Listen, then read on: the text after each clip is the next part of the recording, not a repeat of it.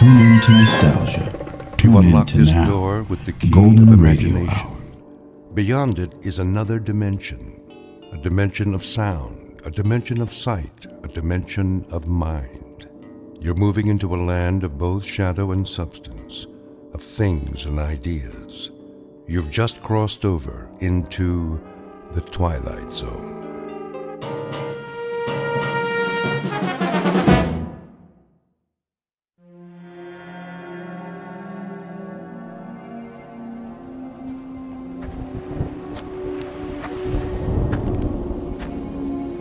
Looks like a storm's coming in. A storm? Did you say a storm? Don't you mean another storm? Like the one we had yesterday, and the day before, and last week, and all month? I'm sorry, Marie. Sorry? Like you were yesterday, and last month, and all year, and the whole 20 years we've lived on this freezing, nothing little island? I can't help it, Marie. I wish I could do my research somewhere else, but this place, this place, it's so special. Special? Yeah, that's a word you could use for it. I mean, there are no trees, no TV, no stores except that little grocery store next to that shack they call a restaurant. Yes, this is really a special place. Well, I'm sorry. I didn't know it'd take so long. I just didn't know. I wouldn't figure it out until now. Wait a minute. Figure it out. Now, you're done? I mean, are we really done here? Well, I think so. What exactly did you figure out? I mean, will it make us any money? Will you be famous? A Nobel Prize, maybe? Or a research grant? No one can know what I've discovered, Marie. It's just too dangerous. Oh, that is just great. I spent 20 years shivering in that stone shack you call our home, waiting for you to make your big discovery, and now you can't tell anyone about it? I think you can tell me. There's a large granite outcrop that underlies this small island. The magnetic field beneath it has created this very unique place where remarkable things happen in this particular spot. It's the only spot on Earth where it occurs.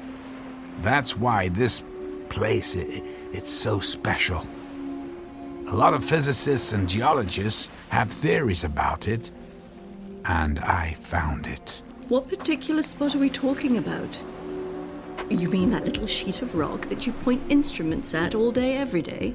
In 1908 in Siberia, there was an explosion. It was equal to a small nuclear bomb. Most people assumed it was an asteroid or a comet, but a few proposed that it was a collision with a rift in the space-time continuum. Another dimension traveling through space that intersected with the Earth and created a terrifying explosion. You want to blow up this island? The rift in this location is shifted somehow so it doesn't explode. I mean, I've been able to observe it occur 6 times over the 20 years we've been here, and I finally figured out how to trigger the shift. That small rocky shelf is a door to the infinite number of parallel universes. I should have listened to my father. He said you were a flake and I would never be happy.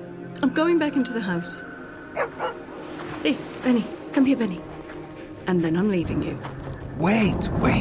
Let me show you, please. At least watch.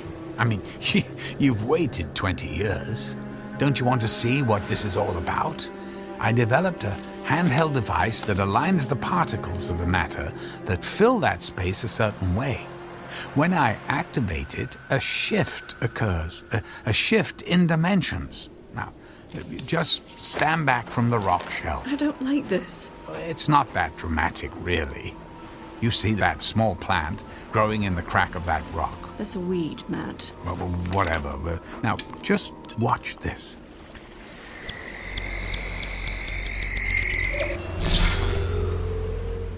Huh? What do you think? The weed's gone. Pretty amazing, isn't it? Yeah, the guys at the hardware store will sell 1 million of them. Well, maybe 47 to the other people on this island who want to zap their weeds with your gizmo. Marie, it's not just the weed that's gone. It's everything that occupied that space. I mean, look again at that area. Notice how the raindrops and the spray from the ocean are just now wetting that circle of rock. That entire area of about 10 meters was exchanged with the matter that occupied that space in a parallel universe. Our weed and all the rock and the rainwater are now occupying that space in another dimension. And now, this matter is here to replace it. Look, I'll show you again. Sometimes the swap is a little more dramatic. It just seems that in many parallel universes, the same sort of things happen.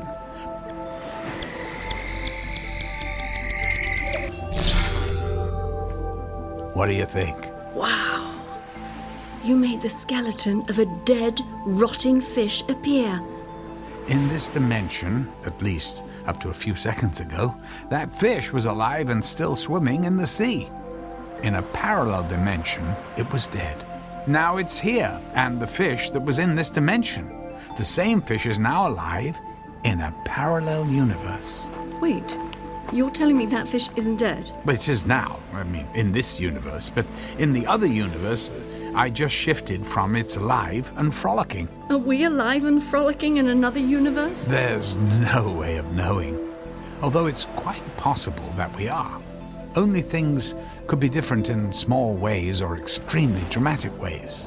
The possibilities are infinite, which would indicate the potential for significant change. So, if I stood on that spot, would I disappear? Marie, yeah, well, that's not a good idea. Or would the Marie from the other universe show up?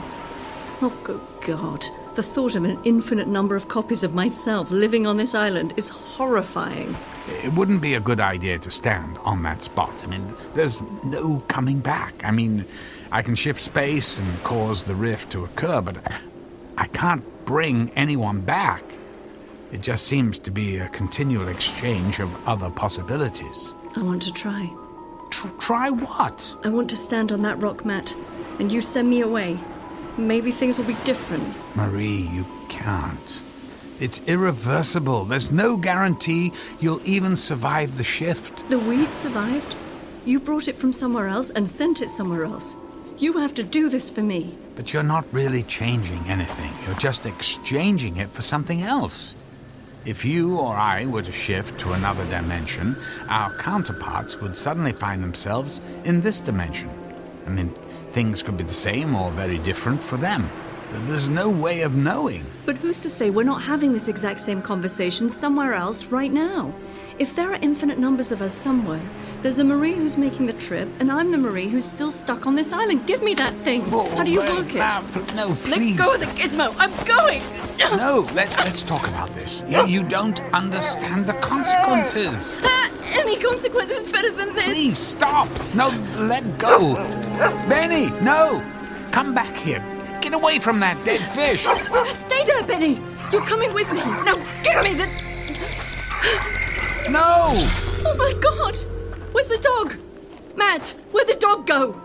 He's gone. Gone where? Benny, come back here. I don't know. I don't know. I told you. I can't control where anything goes. It just changes places.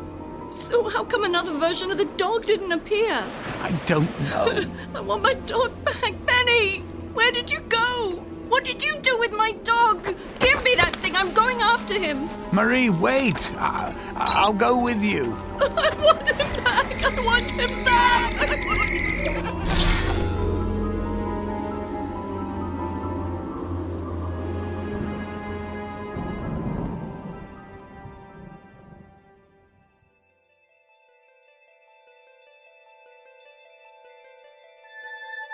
Meet Marie Thompson, the wife of a physicist who spends his time studying infinite worlds, except the one that he shares with a woman. Her patience is worn thin by the constant erosion of wind, water, and the time she has spent on a cold and lonely island.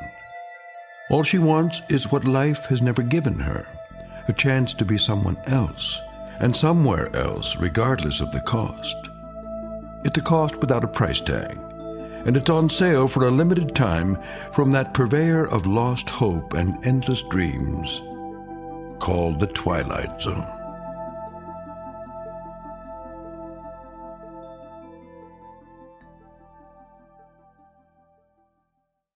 And now, The Twilight Zone and our story, Another Place in Time, starring Malcolm McDowell, with Stacy Keach as your narrator.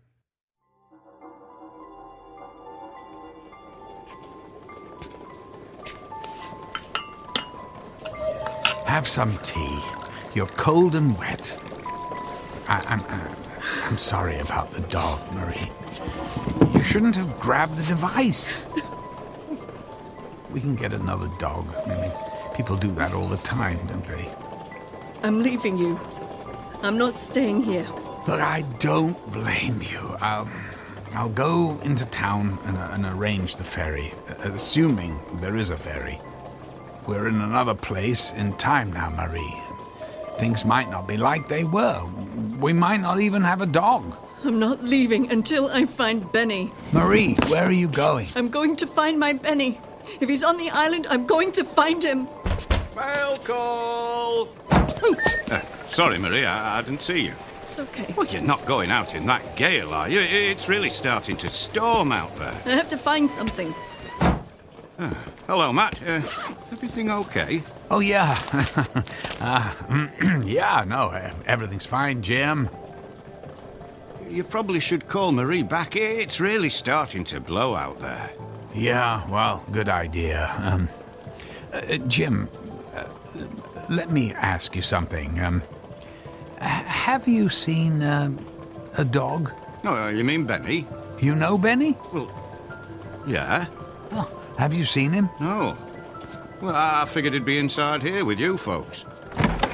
Marie, you found him. Yeah. He was running across the meadow. I called him, and he came running. He knows me. He actually knows me. Oh, that's great, Marie. I can't explain it, but that's great. Oh, Benny. Oh, look, Matt.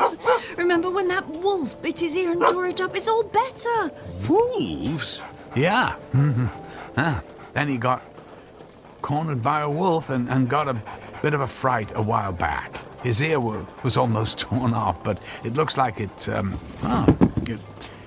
healed real well. Matt, I've lived on this island for 62 years. I've never heard anyone talk about seeing a wolf. Really? Well, that's great. Did you hear that, Benny? No more wolves to worry about. It probably wasn't a wolf. Must have been another dog or something. Yeah, I guess. Although I was always under the impression Benny was the only dog on the island. But look, you folks take care of yourselves. Well, we'll see you later, huh? Yeah, bye. Yeah, bye. Such a good dog. Good dog. You know, we should probably do more listening than talking until we get used to what's going on in this dimension. It worked, didn't it? I mean, it really worked. This is the best news I've had in a long time. You have fun here on your little island. You do whatever you want. I'm leaving. Yeah, I know. I'll get into town when the storm calms down and arrange the ferry to the mainland. Ferry? Hell with the ferry. Benny and I are going to take another little trip with your gizmo. His ear is all better, but look at this stone shack. Look, Matt, nice job on the dog's ear. Now let's keep this thing going. It's progress. You are aware of the word progress, aren't you? I'll set you up on the ferry, and we can pack you up whenever you want. Pack? What would I pack? Look at this collection of junk. I don't want a thing from this rock hut. It's all yours. Now get the gizmo and get me and Benny out of here. Well, I'm going with you. Oh, really? What's the problem? You looking for something better for yourself? Marie, I have to go with you. If you shift into a new dimension and it's a terrible place, you'll be trapped. The interface, the device, the gizmo, it's not easy to operate, but oh God, this is all wrong. Is that so, Mr. Wright?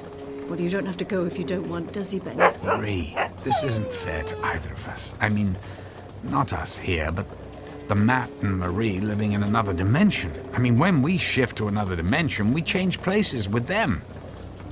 there are versions of ourselves suddenly thrust into a different place and time that we wouldn't necessarily understand. Now let's get going. Now? You want to go now? In this storm? Well, why don't you pick us a day with nice weather? I can't pick anything. It just happens. I've been waiting my entire adult life for this, and I'm not stopping now.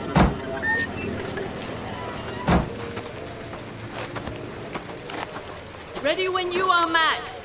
You are going to join us on this little rock stage, aren't you? Matt! What are you waiting for?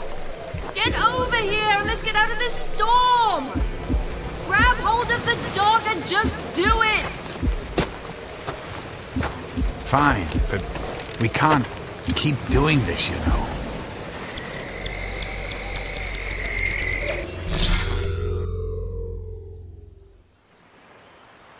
Oh my!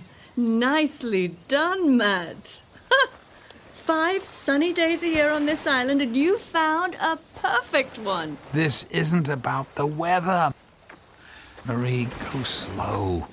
Ask questions, or better yet, just listen a bit. Listen? Okay, I'm listening. Oh no. Oh, don't tell me. Matt. Oh, Matt, not good. Not good at all. Glad you're here. We've got to go. What's the matter? What do you see? Hello? Are we listening? It's a baby crying. You know, maybe you're not so good at this shifting thing after all. I mean, it's coming from our house. Our same crummy little rock house, and now there's a baby inside of it. I told you long ago, no kids. Marie, that baby's parents, they're us. A version of us from this dimension who have suddenly found themselves in the place and time we just came from, only without their baby. I mean, think what we've done. That baby's parents are back in that storm we just left without their child. Do you realize what we're doing to people, ourselves? In an instant, they're in another place and their child is gone forever. Another version of ourselves will show up here. And what are they going to think? Oh, get over it. We're doing it to ourselves. No one's getting hurt except us, so what's the problem? Matt, grab the dog and set that thing, however you do it. This isn't right. Matt, shut up and get us out of here.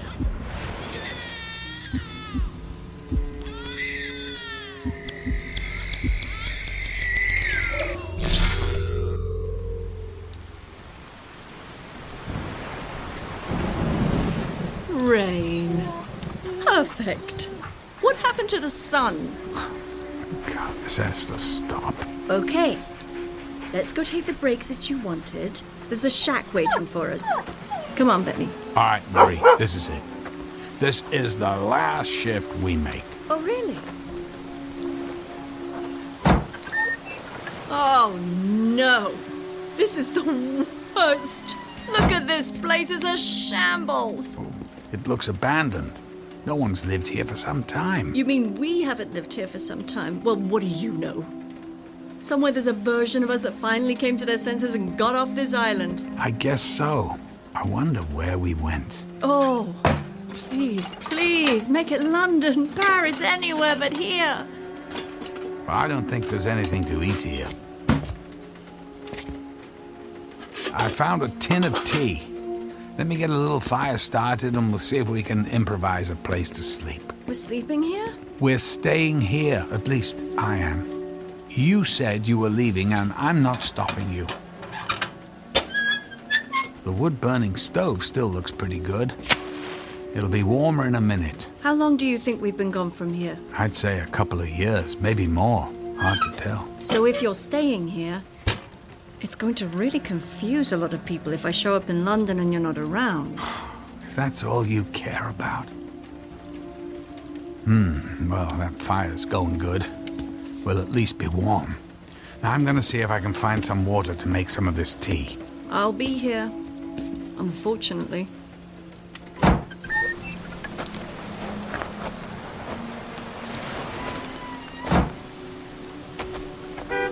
Matt! you? Hello? Yes? Hello there, Jim. You know, I never thought I'd see you here again. Especially after what happened. Yeah, right. Well, we thought we'd come back, for a visit. We? You're not here with Marie, are you? Marie? No. The dog. I came back with the dog. So, do you visit Marie at all? Yeah, I visit her, yeah. I saw her not too long ago. Do they still have her in solitary confinement, or have they let her into the general prison population? Prison? What's that? Yeah, she's still in prison. I'm surprised you visit her at all. I mean, any mother who would kill her own baby. But then, well, she obviously needed psychiatric care. Look, I'm sorry to even bring it up. I just didn't figure you'd ever want to come back to this place after what happened here. I guess I just wanted to get some closure. Looks like you've got a fire going in your old house. I'm kind of cold. I'll come into town and see you tomorrow, okay? Sure. You take care of yourself.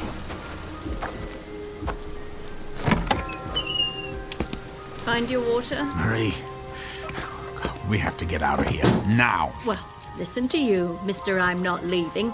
Just when it's starting to get warm in here, you want to go back out in the rain? Marie, you're supposed to be in prison. In this universe, in this place and time, you killed a baby and are in prison. Marie, how could you? You've got to be kidding me. I didn't do it. It was someone else. We're leaving right now. We have to find a different dimension. Grab the dog and let's go. I never should have listened to you. We have to find a dimension when we're not in jail, where an innocent baby won't be in danger. And then, this is it. It's over. Over for you, maybe, but not for me. Don't you get it? This is why no one can know about this. What if everyone decided to do what you're doing? You can't go shopping for the perfect life someone else worked so hard to achieve. Perfect life? Is that what you call the life we were living? Now activate that thing. This has to end! You get it right next time and it'll end!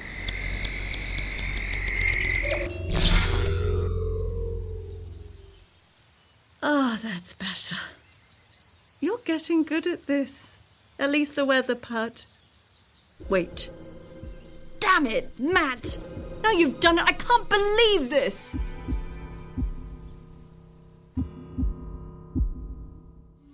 Damn you, Matt! Where's the dog? I thought, I thought you had him. We have to go back and get the dog. We can't go back. I've told you. There are infinite possibilities. We'll never find the same dimension. Only different ones. Then you're just going to have to find us a dimension where I have my dog again. Oh, but look. Look at our house. It's enormous. It almost looks like a small castle. Let's go see it. Maybe the dog's in there.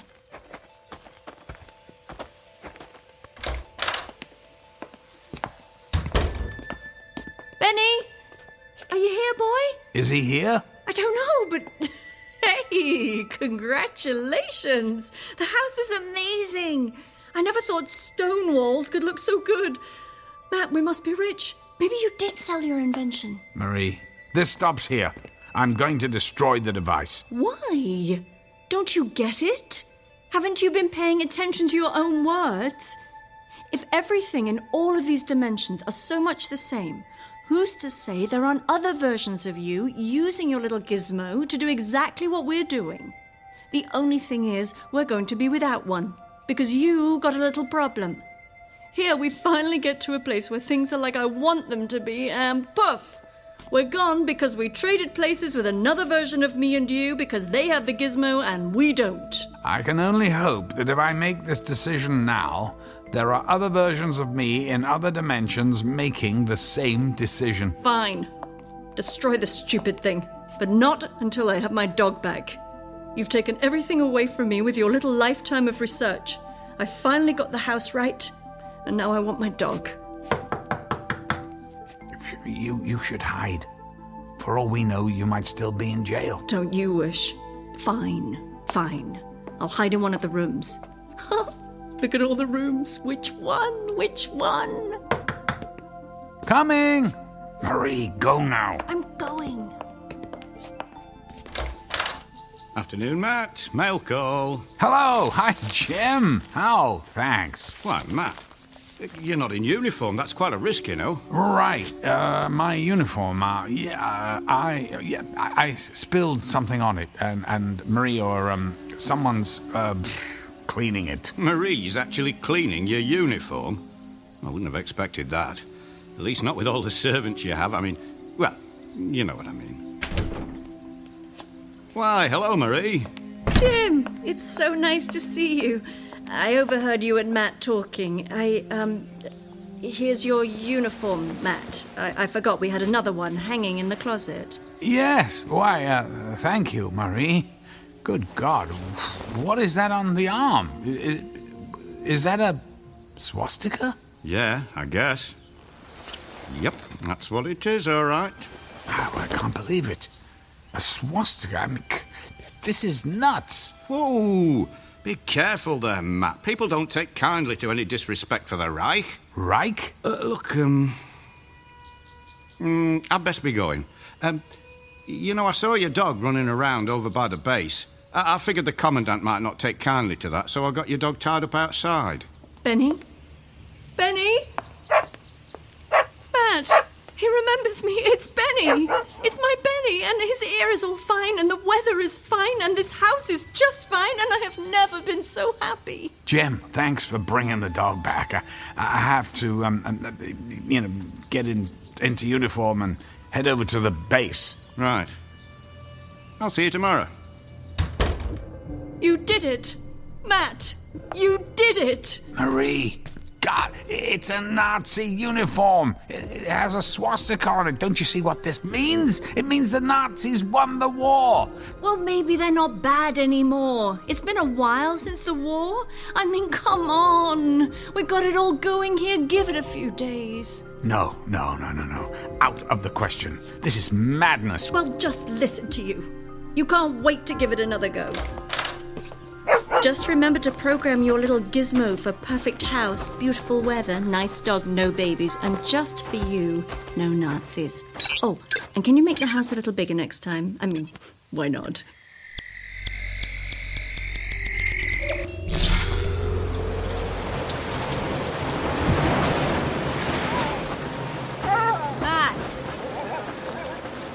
Matt! What? Is this a cruel joke? We're right back where we started! Matt! Where are you going?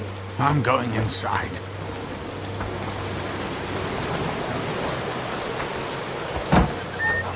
Well, at least someone had a fire going. But as for everything else, still the same. I'm tired. I want to rest.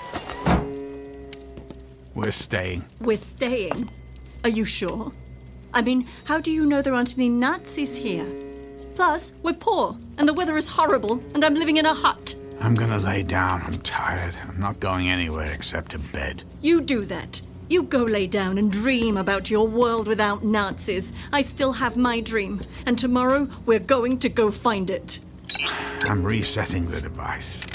Tomorrow I'm pushing the button and throwing the device onto the rock platform and sending it into another dimension. It'll be gone for good, and this game will be done. This is over. Good night. Good night, Matt. Yeah, you have your good night. I'm gonna sit here and try to pretend I'm living in a castle with a man who's amounted to something. That's okay, Benny. That's okay. Mummy will fix it. You'll see. You see that gizmo sitting on the kitchen table there? That crummy old wooden wobbly kitchen table? That gizmo is going to take us somewhere special tonight, Benny. He's already set it up for us. All we have to do is stand on the rock ledge and press the button. And when we get back to the castle, you'll have your own room. And we'll take long walks in the sun. And Mummy will have a new version of her husband. You watch, Benny. Mommy will make it all better. Are you ready?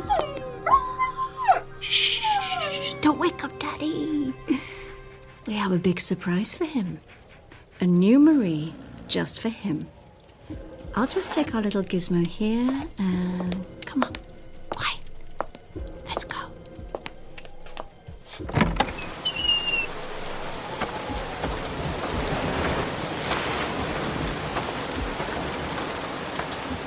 Benny, get over here. Mommy's going to push the button and we're going to the castle. Are you ready? Here we go. Benny! Benny! Come back here!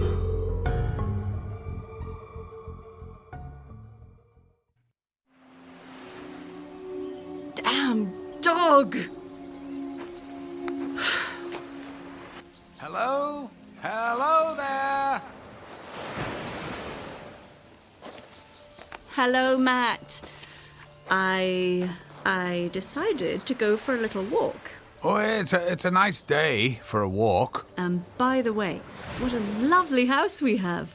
And a garden. Well, thank you. Oh, Benny! Benny! Benny! Benny! Come here, you good dog, you. Now, Benny, is that any way to say hello to Mummy? Here, heel boy. That's a good dog, Scout. Scout? His name is Scout. Oh, that won't do at all. He's going to have to get used to Benny. Oh, I'm sorry, but, do I know you? Look, I know you're Matt. I have been a bit of a chore for the last day or two. Or was it 3? Heck, I don't even know if we're supposed to call them days. I mean, what are they anyway? Excuse me, but, what are you talking about? Well, I guess it's my turn to do all the explaining. Matt? We're over here. I'm talking to someone. Oh, Matt. Who is that in my garden? That's my wife, Angela. Huh? Sorry, I didn't catch your name. It's Marie, Matt. Ring a bell? Marie who? Marie White Thompson? Your wife? We met in high school, went to college together, and got married right before we moved to this, or at least a version of this island. Well, I only knew one Marie in high school, but we didn't go to college together. Yes, we did. Matt, it's me, Marie. Remember? Your high school sweetheart. What are you, an identity thief? So you remember? Well, the last thing I remember about Marie was her wake and her funeral. I just met her in high school. 3 days later, she was hit by a car and killed. What do you mean she was killed? Look, if you stole her identity, I'm calling the police. I'm not dead, you idiot! Hey, I don't know what you're trying to pull here. Matt? Hi, Angela. Look, this woman says she's someone I knew in high school who's dead. Oh. Angela. That's your name? Angela? So she's the best you could do? Hey, nice garden, Angela, but I've got news for you. He's no find. Matt, let's go back to the house, Oh, that's great. Matt, you can't get anything right even when you're not here. Benny, stop it! Whoever you are, I'm calling the police. Go ahead and call the police, you moron. I'm getting out of here. And goodbye, Miss Perfect Little Gardener Wife. Benny, get over here. Oh, forget it, dog. Stay here with these lovebirds. I'll find a new version of you in the next dimension. I think she's crazy. Crazy? Watch this, sweetheart. Matt, get over here. Matt, don't go near her. She's not acting right. Right's not the word for it. Matt! You programmed this thing before you went to bed. What did you do? I can't get it to work. Angela, go back to the house, call the constables. She sounds dangerous. Would you get over here and fix this thing? It's every version of you, an idiot! You can't leave me here! This isn't how it's supposed to be! Things were supposed to be better! I can't get the thing to work!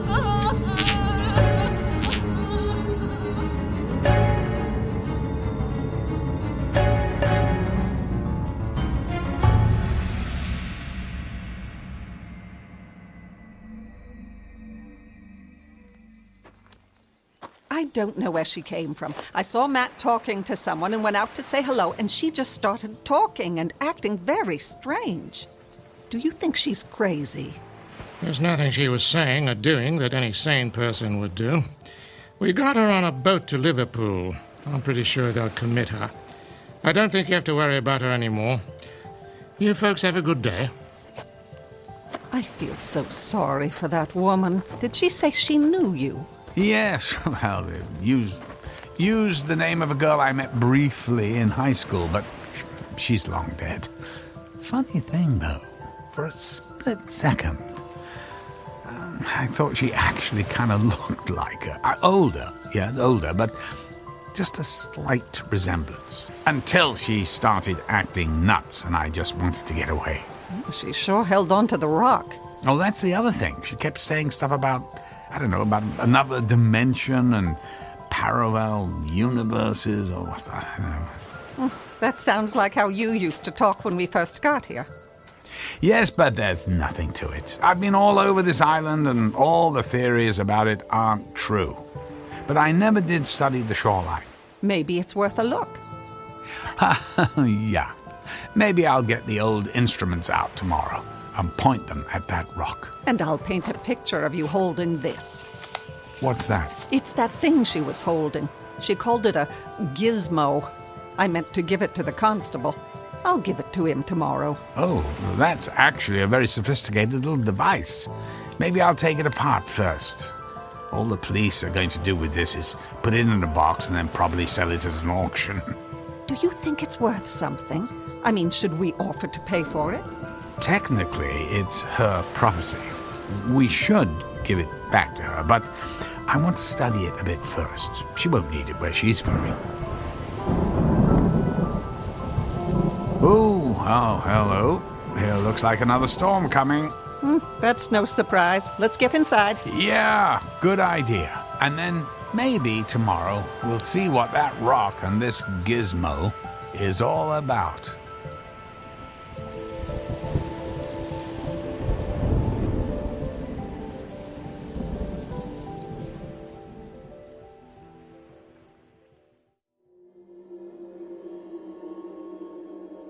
Is it possible we all live in multiple dimensions?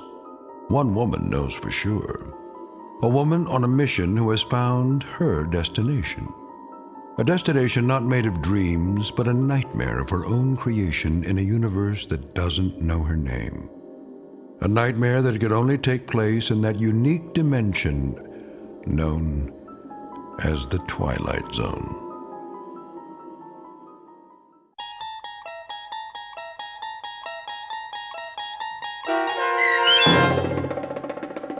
Another Place in Time, starring Malcolm McDowell with Stacy Keach as your narrator, was written for The Twilight Zone by Steve Newby.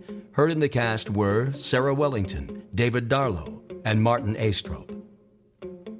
The producers of The Twilight Zone wish to thank CBS Enterprises and the Rod Serling Estate for making this series possible. This copyrighted radio series is produced and directed by Carl Amari for Falcon Picture Group. Sound design, custom Foley effects, recording, and editing are produced in the Cerny American Sound to Picture Theater by sound designers Craig Lee, Bob Benson, and Tim Cerny. Music for The Twilight Zone is provided by CBS and American Music Company Incorporated, New York. To learn more about the Twilight Zone radio dramas and to download episodes, including 6 free episodes on our homepage, visit our official website at twilightzoneradio.com. Doug James speaking.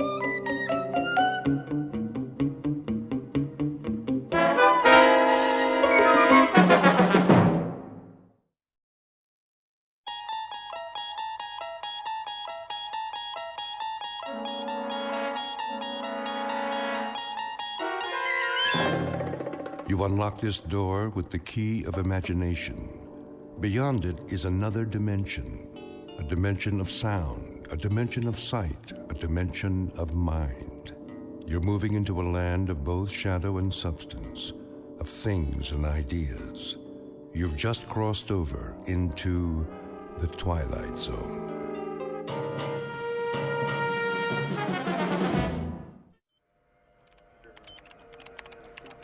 .019er, steady and holding. Fuel consumption, normal. On course X6. Hold coordinates. Oxygen supply? Check. How does she look? Beautiful, General. Just beautiful. Flight path? Right on the button, sir. No corrections? Hardly any. Couple of degrees starboard pitch right after takeoff. And the crew? A-okay, sir. A little cramped on the ship, but that's about it. Good. The White House will be pleased. About a test flight? The president's a big fan of the X6. He pushed it through Congress. Hey, then maybe I'll have a job next year. You will, Billings. You will. Count on it. This is the first step. She makes it back in one piece, and it's all systems go. General, I've got the telemetry report. Send it over to data control. Right away, sir.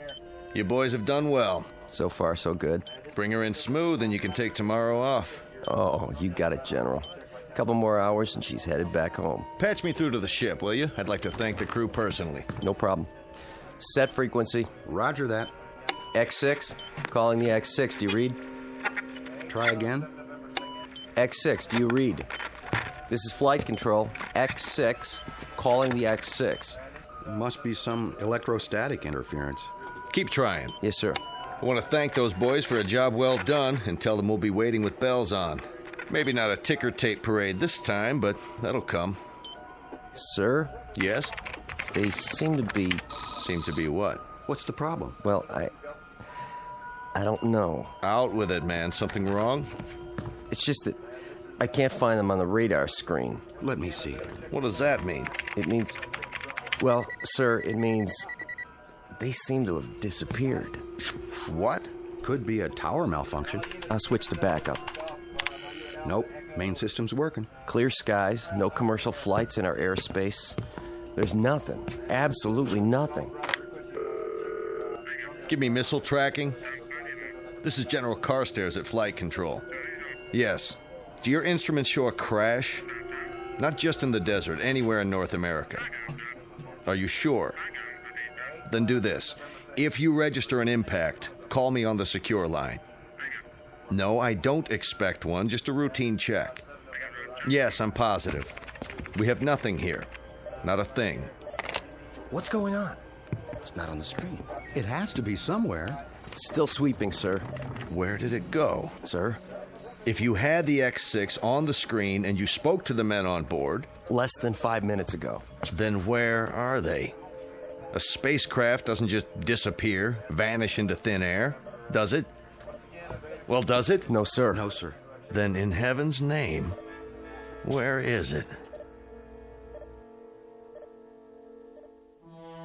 As you may have gathered, the name of the ship in question is the X6. Her type, a new experimental craft on a high-altitude test above the Earth's atmosphere. Purpose? To gather data for the construction of the world's first space station. Recent history? Unknown, at least to those who weren't on board. But in short order, we're going to meet the crew and hear the story from their point of view, and a very unusual story it is, of a flight that departed from its course long enough to pass through the Twilight Zone. And now, the Twilight Zone and our story, And When the Sky Was Opened, starring Barry Bostwick with Stacy Keach as your narrator. Well, Doc? Just a minute, Colonel. What's the verdict? Pulse is fine. On the slow side, in fact. Correct me if I'm wrong. We went through this yesterday, didn't we? You know the Air Force, check and double check. They've got a big investment in the X6. So there's a little glitch. Probably an O-ring. A little glitch? The hydraulics froze and the soft landing chute didn't deploy. You are lucky to be alive. That's what all the flight training was for. Relax your arm. Doctor. Hold still, please. I want to ask you something. Don't move your arm. 115/80. Not bad. Told you, Doc. I could have phoned it in. All right. That's all for now. Get yourself some breakfast downstairs. Hey, go easy on the cholesterol, okay? How's the Colonel? Who? Jack Harrington. You're the only Colonel I've seen this morning. I get it. You call me in, but he gets to stay home and sleep it off. Pretty nice duty. Harrington. Where have I heard that name? You have a heck of a sense of humor. Did you have a question? It can wait. I want to, check with someone first. Well, look, try not to worry about anything. You may be a little disoriented for a day or two. Need any, medication while you're here? Sleeping pill? Muscle relaxant? Me? Never felt better in my life. If you experience any headaches, neck pains, that sort of thing, give me a call. Now forget about me. Gart's the one with the busted leg. He's still on the 3rd floor. Yeah, he'll be in a cast for a while. He's healing fine, though. 3rd floor. Room 14, wasn't it? Well, you should know. Gonna stop by? I was thinking about it. Go ahead. Give him a hard time, just not too hard. Tell him I'll be by on my rounds. Oh, and congratulations, Colonel Forbes, to both of you. What? Haven't you seen the paper? You're heroes. We flew the course, nothing special. Well, the force is proud of you just the same. The nation is. Just doing our job. Here, take this with you if you like. I've already seen it. Then give one to Major Gart. They've got copies all over the base. But they're going fast. Colonel, come here. Can I ask you something? If it's not classified? Yes? What happened up there? How do you mean? When they lost you on radar. If I could tell you, Doc, I would. You and the General and everyone else. All I know is we must have lost pressure because we blacked out. For quite a few hours. The next thing I knew, we were down and the chopper was airlifting us out of there. That's it. End of story. But you made it. That's what counts. Yes. Yes. I guess it is.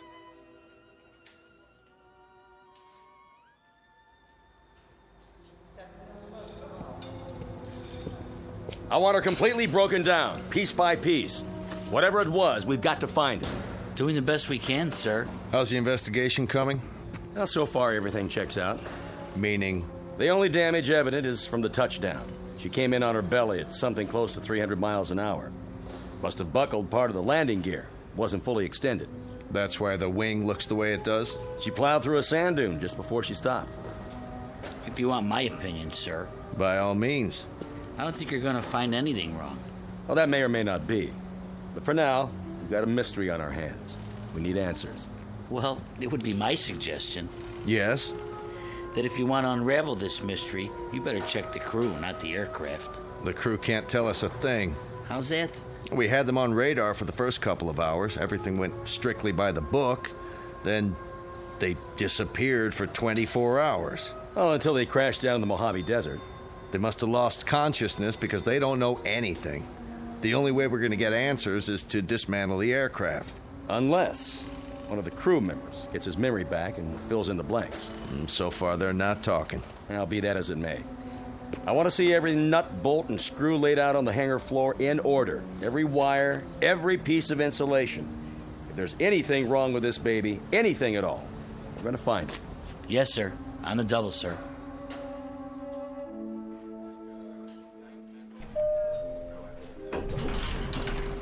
Dr. Bridges to the infirmary. Dr. Bridges. Oh, hello, Colonel. I didn't see you. That's all right, nurse. No harm done. How are you feeling, sir? Fine, thank you. How's Major Gart? Coming along nicely.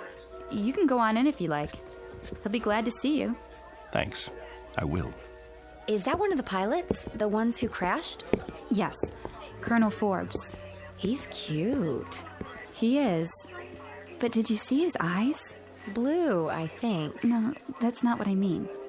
I mean, they've got a kind of far look.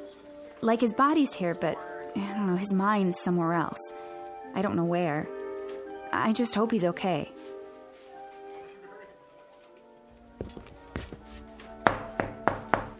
Come in. There he is. And there you are, prodigal colonel. Not disturbing you, am I? Nothing could disturb me in here. More like a prison ward. No playboys, no hot fudge sundaes. I was on my way out. Can't stay away, huh? Doc wanted to see me. Nothing serious, I hope. Me? No, just routine. I'd offer you a drink, a shot of straight orange juice. How's that leg? Can't feel a thing, which is good. One more thermometer, and I'm going to absent myself from this establishment without official leave. Pull a chair over here by the bed. Take a load off, Colonel. Sure. Now, go ahead, tell me. What's it like in the outside world? Great, Bill, just great. I can't wait to get out of here. Talk to any of the guys? Yes. What about the ship? Did you look her over?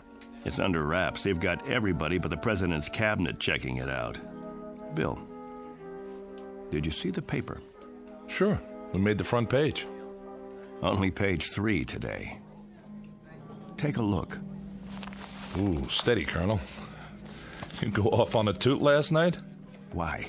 Your hands, they're shaking. You don't look so good. Thanks. Little hungover, huh? No big deal. So what's it say? Bill, I wanted to talk to you about that. They spell our names right? First, I've got to get oriented. If you don't mind, I'd like you to answer some questions. Shoot. When did I leave here? Huh? When did I get discharged from the hospital?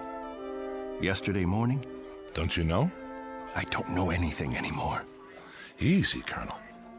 All I know is I need to verify a couple of things. Now, that shouldn't be very complicated. Around 9:30 yesterday morning, I walked out of here, didn't I? About that time, I guess. And who did I walk out with? Are you kidding? How am I supposed to know who you walked out with? Some nurse you picked up in the hall, probably. What's the matter? Can't remember a name? I mean, when I left the room, this room, who was with me? Nobody. That's just it. You say nobody. I'm pretty sure I was awake, yes. If you remember it differently, What's today's paper say? Go ahead, tell me. What's it say? 2 astronauts crash in Mojave Desert. Over a picture of you and me before the flight.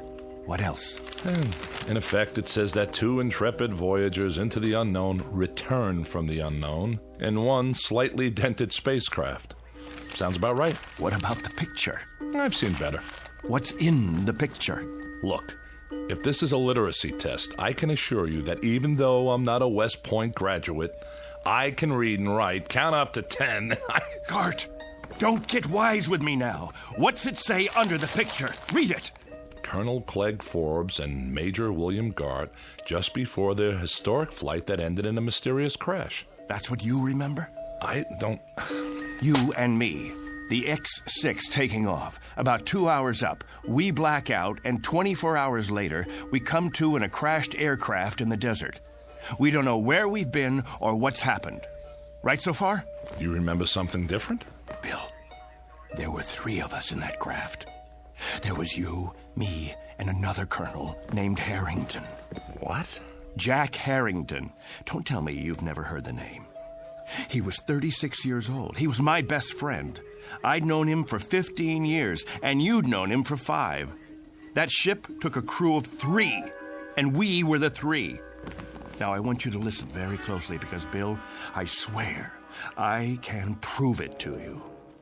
I've got to, or I'll lose my mind.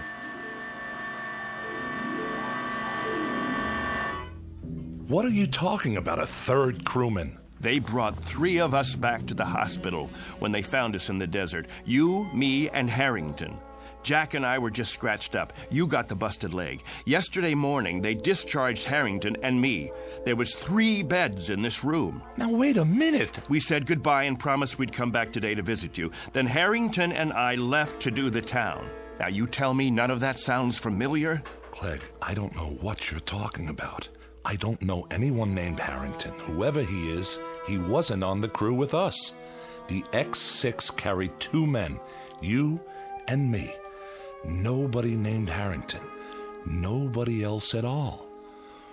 When you walked out of here yesterday morning, you walked out by yourself. There were never 3 beds in this room. Only 2, yours and mine. Something's happened to you. I mean it, Clegg. This is an after effect of the crash. It has to be. I think you'd better tell the doctor to run some tests. Look, Bill, let me describe to you what I remember. Go on. I'm listening. I'll give you a chronological breakdown of everything that happened as of yesterday morning. First of all, I saw the paper. The one you just showed me? No, not that one. Yesterday's edition.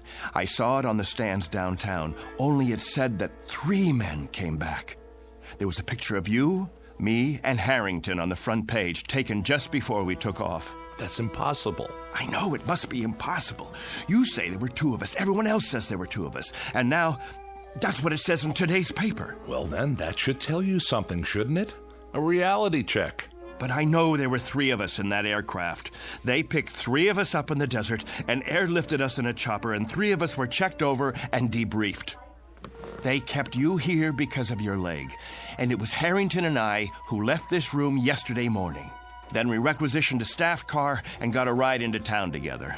Bill, you said goodbye to us from that bed, and then you said, Harrington, keep an eye on Forbes. He can't hold his liquor. Those were your words. I don't know what you expect me to say. Don't say anything. Just listen. I was standing right at that door, and Harrington went back to your bed and made like he was going to sock you. I swear to you, Bill, it happened. I know it happened. And Harrington, keep an eye on Forbes, will you? He can't hold his liquor. Hey. Why, you? I'm gonna let you have it, you fresh kid. I'm gonna fix this punk's wagon. I wish somebody would. I'm gonna tell the medics he's one very sick cookie and they should hold him for observation another 7 years. You think that's long enough? I don't know. And every Saturday night, Major Gart, the Colonel and I will phone you from whatever bar we happen to be in, and if you're nice, we might even let you talk to some women. Let's go already. I hate long goodbyes. Go on, both of you. Leave me here to suffer in my loneliness and despair. Take care, Billy. We'll come in tomorrow to see you. Meanwhile, you can all read about yourself. Better memorize this in case you lose it. See? 3 space travelers returned safely. And nothing about your broken leg. Well, that's the press for you. Get out of here. I'm going to pick one up for my mother so she can frame it. One time, a fortune teller in a carnival in Des Moines said I'd be famous. It doesn't say anything about you, though. Out. And did you pick up a paper on the way out? Why? You said you had proof. I should have kept it, but it wouldn't make any difference now. If you could show me in black and white. Hold on. There's more to the story. When we got to town, Jack and I hit the bars. The first one was the Plush Monkey on 11th. You know the place, don't you? Yeah, a dive. Beer signs and bar girls. And a big mirror behind the bottles. We walked in trying to keep a low profile, but the blondes spotted us. That's them. No, it's not. It is. Don't stare. Give me your hairbrush. Welcome, gents. Take a load off. With pleasure. Say, aren't you the 2 guys who was up in space? Not that far, just the ionosphere. I thought so. That and a couple of bucks should get us a beer apiece, right? You bet your life, but never mind the $2. This is on the house. Why, thank you, my good man. Very kind of you. I don't get many celebrities in here, so go ahead, boys, drink hearty. You earned it. I don't even mind you cracking up the ship, and I'm a taxpayer. I like your attitude. Got a match? Not since Superman. A light from my friend here. Sure, pal, sure. Anything you want. Evening, ladies. Hi there, Captain. Colonel. Oh, sorry. She's new in town. Care to join us? Hold that thought. I'll ask my friend. You do that. We ain't going nowhere. Hey, Jack. Something wrong? No. Look at yourself in the mirror there. Not exactly a happy camper. I was just thinking. About what? I'll tell you after I taste the beer. To happy landings, whenever and wherever possible. I'll drink to them. Sorry. Something is wrong. That's okay. Ain't the last glass of draft in the house, let me tell you. It just slipped out of my fingers. Don't worry, I'll clean it up. Get you another one right away, Colonel. You're sick, Jack? No, I'm not sick. I just got this funny feeling. What kind of feeling? I don't know. Odd. Never felt anything like it before. Maybe we should go. Don't worry, I said. It was just for a couple of seconds there. It was like I didn't belong here. Like if I were to let myself go, You'd what? Like I'd disappear. Here you go. Thanks. Happy landings. You don't like it? I want to call my folks. Good idea. I should call Amy, too. Where's the phone? All the way in the back. You sure you're okay? Yeah. Be right with you.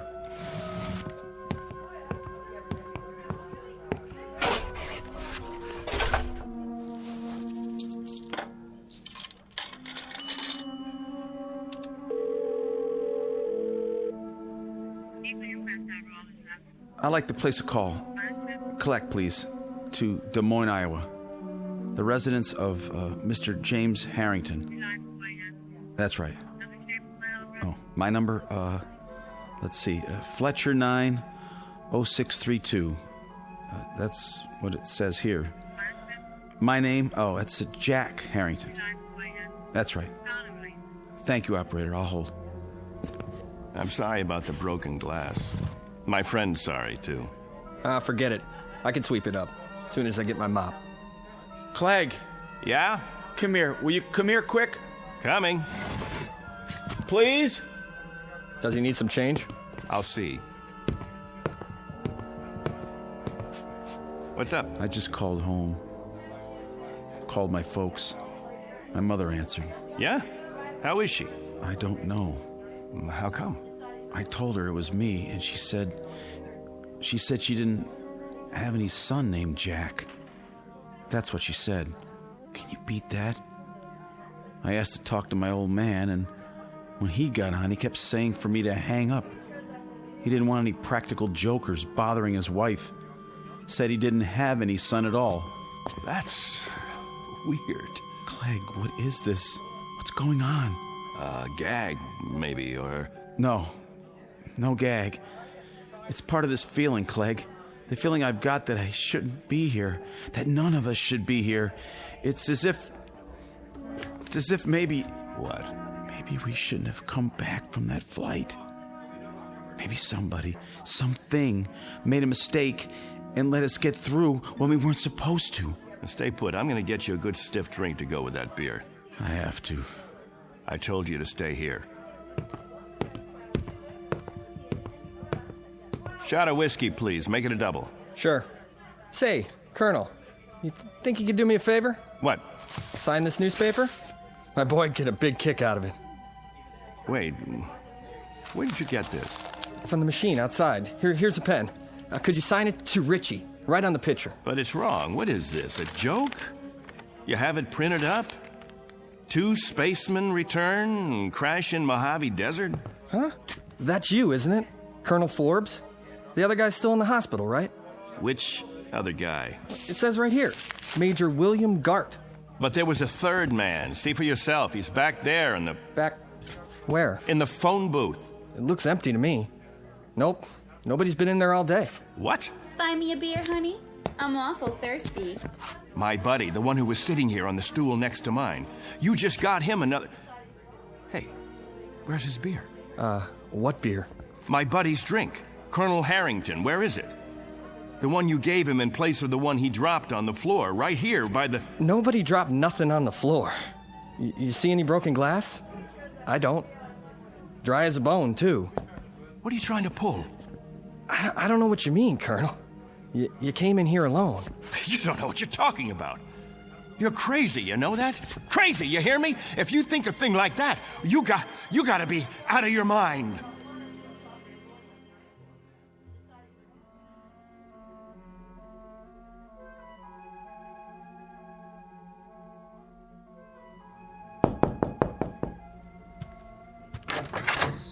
What do you want?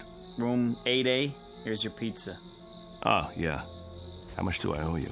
Let's see. Yeah, I got the bill right here. Keep the change. Thanks. Hey, say, aren't you, No.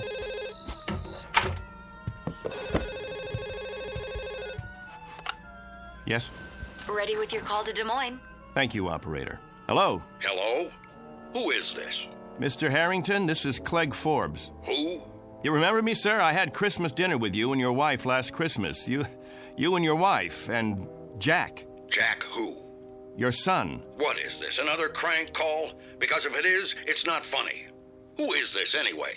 Perhaps I don't have the right house. Is this James Harrington? I'm James Harrington, but I don't have any son, and I've never heard of you. You live at 43 Elm Street? All my life. Got 2 daughters, both married. One lives in Sioux City, the other moved to Binghamton, New York last year. I should know whether I got a son or not. And don't call me again. Now what? Look at that face in the mirror. I don't know myself anymore.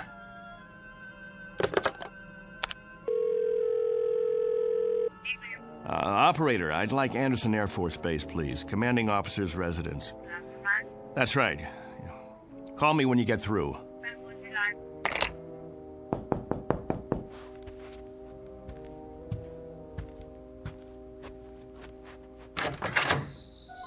You've got some nerve. Amy, honey, am I glad to see you? Keep your hands to yourself. You, Colonel Clegg Forbes, are a devious, miserable, two-faced, two-timing... Amy, you won't understand this, but I need your help. You send me a telegram that you're getting out of the hospital in the morning and that you'll meet me at the station at 2. Well, I was at the station at 2. Amy, listen to me, please. I was also there at 3, and I was still there at 4. I could have had my pick of several Marines and an elderly gentleman who owns 25,000 shares of AT&T, but there was a missing Air Force officer named Forbes who didn't have the simple courtesy to leave a message or even a number where he could be reached. I can explain. Do you have any idea how many bars I've been to? How many hotel lobbies? Did it ever occur to you to... Amy, please! You look terrible, by the way. All right, Clegg. What kind of trouble are you in? And what are you doing in this motel? Are you hiding out? Oh, I don't even know where to begin. I sent you the wire because I did get discharged from the hospital that morning. Jack and I... The wire. It was in the telegram. What was? I told you that Jack and I were getting out. Wait. I wrote down the message when I sent the telegram. That'll prove it. I wrote it on a piece of paper. Now, where? Wrote what? Here it is. I wrote it right down here. See? It says, Dear Amy, I'm getting out at 9. No. I was sure of it. I wrote down that Jack and I were getting released from the hospital. Both of us, understand? Jack and I were... Am I missing something? Who's Jack? Don't you know? I don't know any Jack. Who is he? There were 3 of us in the ship. Gart, me, and Harrington. Jack Harrington. And I was with him, and he just disappeared. But you know him, Amy. You know him. You've met him 100 times. We've eaten dinner together. We've gone to dances together. We've double-dated. Clegg, what is happening to you? I don't know. I swear to God, I don't know, but... Yes. Put him on, please. Hello, General. This is Clegg Forbes. Yes, sir. That's right. General, about Jack Harrington. Harrington, sir. Well, you know Jack. We were in your wing at the field. We were there for your... Harrington, sir. Jack Harrington. We were on the X6 together. Jack Harrington. Stop it. Jack Harrington. Jack Harrington. You need help. If you'll tell me who to call. No, I know. This is a put-on. That's what it is. A big, earth-shaking, highly complicated, practical joke. He's still back at the bar. Of course he is. Amy, that's where he is. He has to be. At the bar. Clegg? Clegg?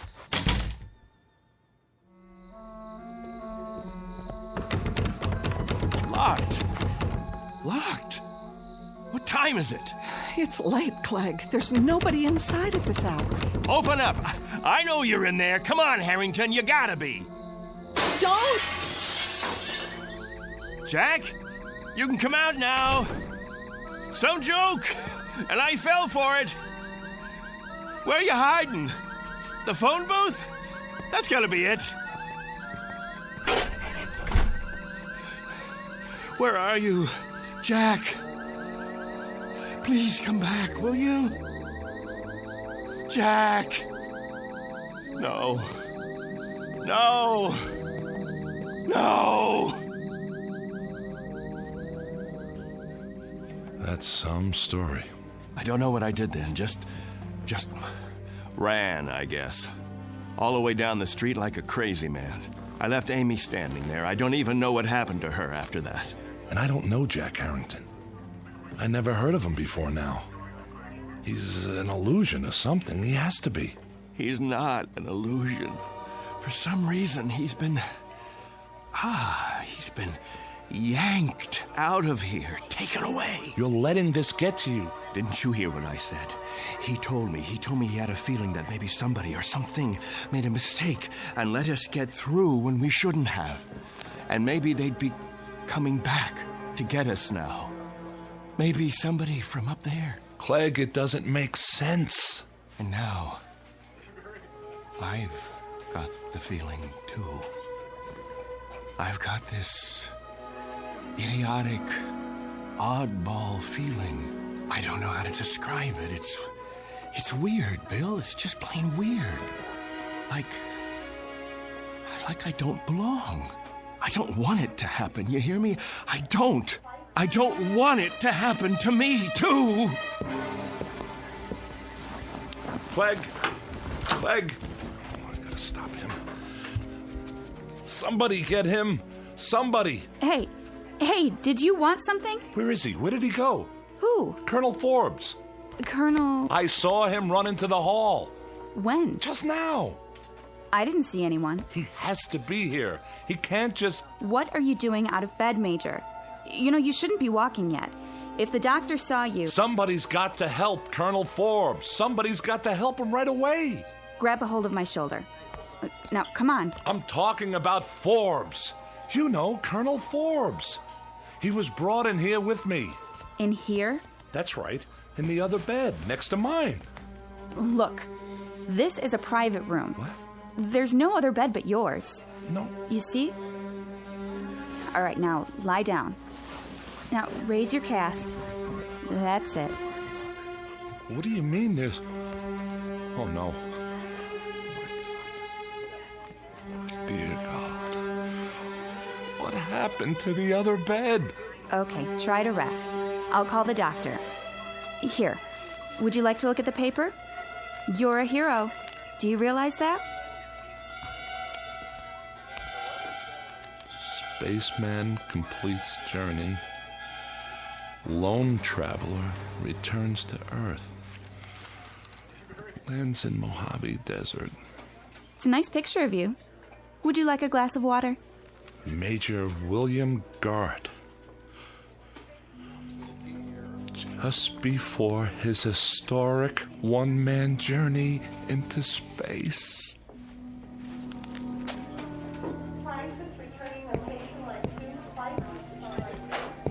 Hey, Doctor. I was sorry to hear about that crash. What did they call it? The X6? Yeah.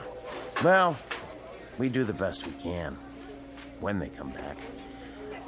Sometimes it's out of our hands. Mm-hmm. At least it was an unmanned flight. Well, that's the one consolation, I suppose. Anyway, I wanted to check the ward. How are we fixed for beds? I've got some men in the infirmary. Let's see. 2 open rooms at the moment, Doctor. Great. Oh, and number 14's empty at the end of the hall. It can take up to 3 if we move some beds in. Well, that should do. Order some beds up from QM, will you, nurse? Yes, sir. Right away. Once upon a time, there was a man named Harrington, a man named Forbes, and a man named Gart. All were officers in the United States Air Force, trained for experimental flights into the upper atmosphere. They used to exist, but don't any longer. Someone or something took them somewhere. At least they're no longer a part of the memory of man. As to the aircraft, the X6, it's still supposed to be housed in a hangar on the base, or it will be one day. For the record, it hasn't been built yet. It's still on the drawing boards. But be careful. Don't let anyone hear you arguing about the reverse, or they might question your sanity. If you have any questions about the aircraft or the men who flew her, be sure to speak softly and only in the Twilight Zone.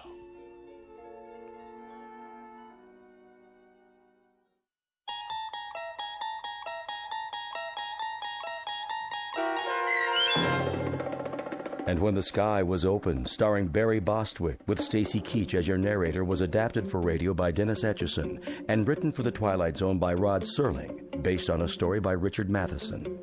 Heard in the cast were Mike Starr, Jeff Lupetin, Meg Thalken, Joby Cerny, Christian Stolte, Kurt Nabig, Richard Hensel, Doug James, Vince Amari, Justin Kaufman, Elizabeth Lido, Carl Amari, Jennifer Joy, and Tracy Hernandez.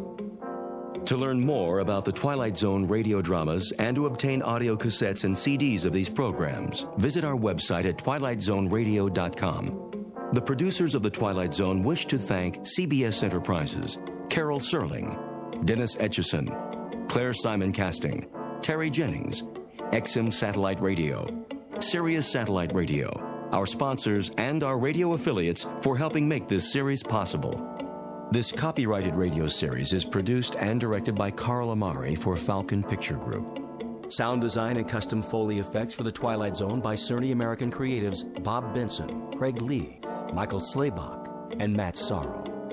To learn more about the Twilight Zone radio dramas and to contact us, visit our official website at twilightzoneradio.com. Doug James speaking.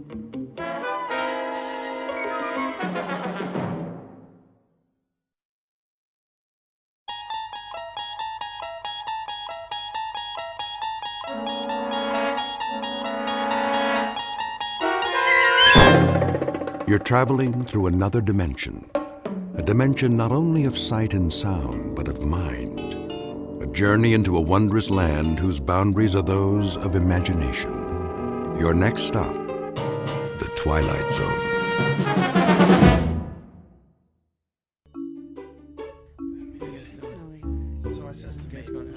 Okay, everybody, listen up. Listen up, all right? I know it's late, and some of you have tests tomorrow, so I won't keep you too much longer, but I'd like to run the beginning of that last scene just one more time. Emily? Right, Mr. Galvin.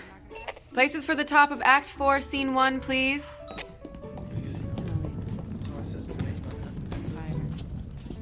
What's going on? Hey, Diane. What? Do you want to get some coffee when this is over? Rick, we're not going to get out of here before midnight. And your point would be? Wait a second.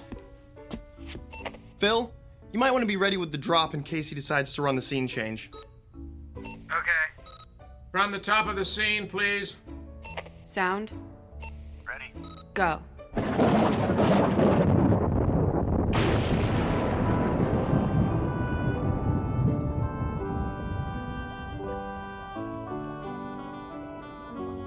Thrice the brinded cat hath mewed. Thrice and once the hedge pig whined. Harp your cries, 'tis time, 'tis time. So, coffee? Oh, why not? I won't be sleepy till... Hey! What's the matter? Ow! Ow! Don't grab that barehanded! Here, let me...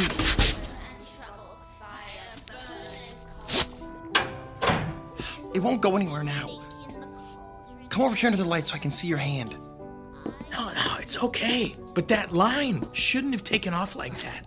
It's tied off. We'll check it later. Diane, could you take him to the office? The first aid kit's... I don't need Oh, you were saying? Okay, maybe a Band-Aid. Come on.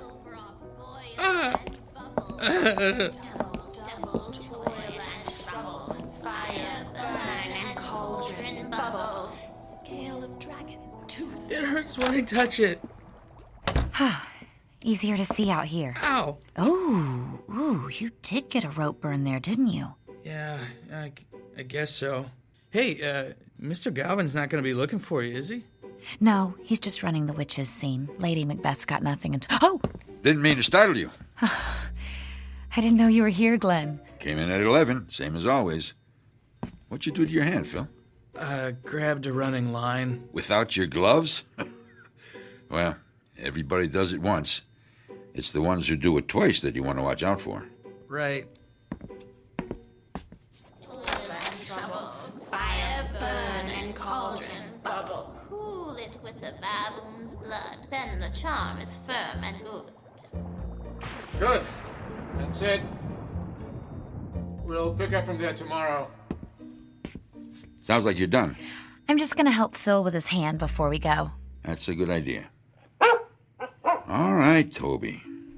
Just a few more minutes. Leave the office open when you're finished, will you? It needs a good vacuuming like nobody's business. I will. Thanks. Come on, Toby.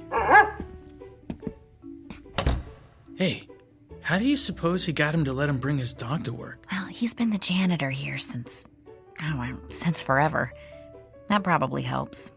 And there's nobody else here most of the time. No need for that. She means well, just doesn't know as much as she thinks she does, that's all. All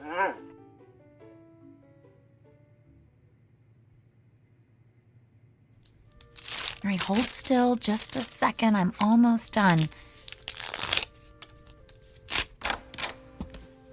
All right, I guess we're finished. 6 o'clock call for tomorrow, and as soon as your hand's wrapped up, you can go home, Phil. Unless you want to grab some coffee with us. Thanks, but I better just go home and get some sleep. Hey, do you want to come in early tomorrow? Oh, sorry. I just wanted to make sure it was clean before I put the gauze on. Wait a second. Early? What for? Won't we have to reweight that line? No. I flew it in a couple of times. It's not off balance at all. That doesn't make any sense. How could it take off like that, then? There, try bending your hand. That's good. Thanks. But the line... It's probably the jinx. Jinx? What jinx? The jinx on Macbeth.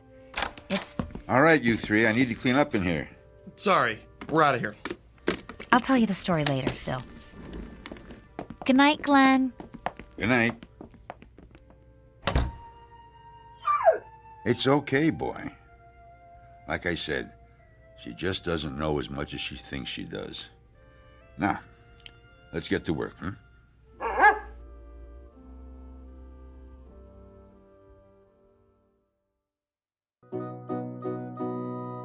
End of rehearsal for a college production of Macbeth.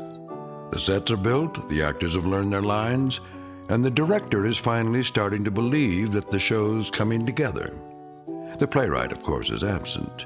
But if he were here, he might be tempted to offer a quote from another one of his plays and remind these students that there are more things in heaven and earth than are dreamt of in their philosophies.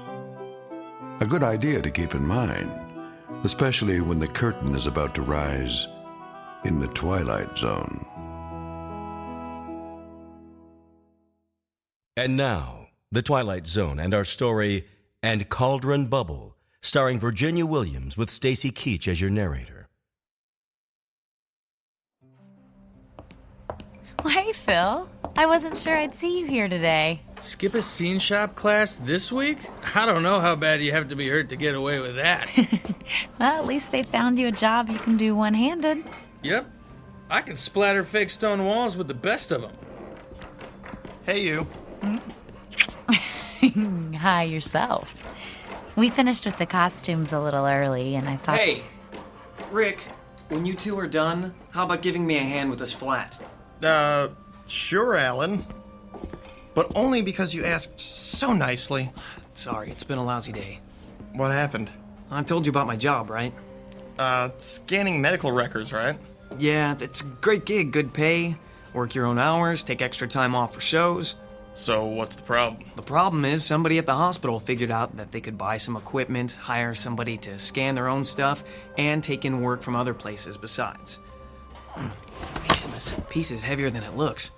Hey, Diane, Lindsay, could you come here a sec? Yeah, sure. All right, 1, 2, 3, and up. There we go. Thanks. Anyway, their scanning is going to be done in-house now, so they don't need me anymore. What are you gonna do? I don't know. I can't even think about looking for another job until after the show opens. And trying to find something that fits in around this schedule, well, you know what it's like. Yeah, I'm not gonna have my job much longer if my car doesn't quit acting up. Twice this week I've been late because it didn't want to start. You can't just throw a few creepy bits into a cauldron and whip up a car repair potion? I wish. Only when I'm on stage, but thanks for the suggestion. Hey, Diane, is that your jinx again? Ha! The one on Macbeth? Oh, I hadn't thought of that. And don't start thinking about it now either, Lindsay. I swear, actors are the most superstitious people I know. Oh, and techies aren't superstitious? Go on stage and whistle, Alan. Yeah, I dare you. Hey, there's a reason for that, you know. Right, Rick? Right. The first people to fly scenery in theaters were actually sailors. They already knew how to work with ropes and pulleys, and they didn't have headsets in those days, so they used a different type of whistle to cue every line. And nobody else whistled backstage. Now, wouldn't you feel unlucky if somebody brought a set piece down on your head because you forgot that? Hey, aren't you supposed to be on my side? Always. I can tell you more about it at dinner. Come on, you guys. We got an hour and a half until call time. Who wants to go for Chinese food? I gotta go home, guys. If I don't have dinner with the parents at least one night a week, I won't need any jinxes to bring me bad luck. Believe me. Chinese sounds good to me. Yeah, me too. Got that last paycheck burning a hole in my pocket. Ah, so you're treating then? Phil, there's a whole lot of you that hasn't been wrapped in gauze yet, but that could change. Ow.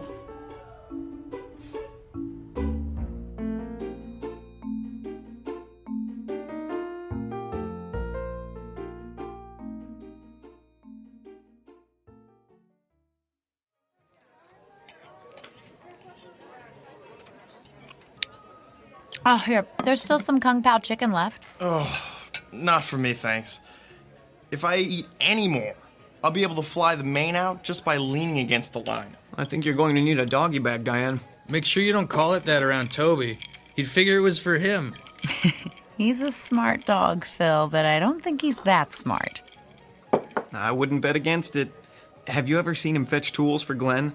He's the only dog I've ever seen who can tell a screwdriver from a crescent wrench. I've got a better one than that, Alan. Glenn had to come in during the day once when somebody else was out, sick, and Toby came over to where he was working and scratched at the door, like he wanted to be let out. So?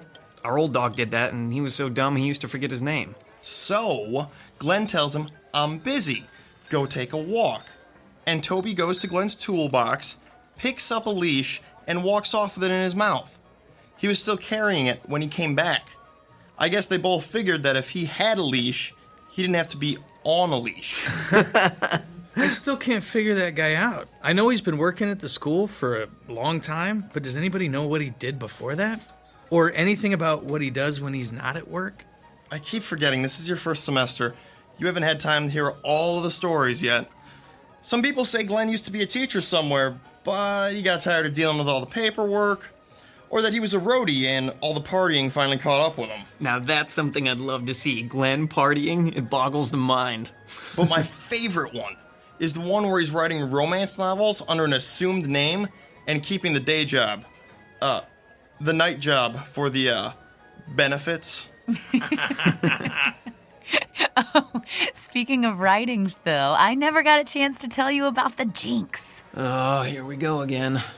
Oh, hush, Alan. Read a fortune cookie or something. Here's the thing, Phil. Shakespeare may have been a genius, but he wasn't above borrowing things here and there. He was a plagiarist? Ordinary writers are plagiarists. Shakespeare was, well, Shakespeare. So when he wanted to borrow something, he did. I am shocked. Alan. She won't stop you now. Beg pardon. Do go on. Thank you.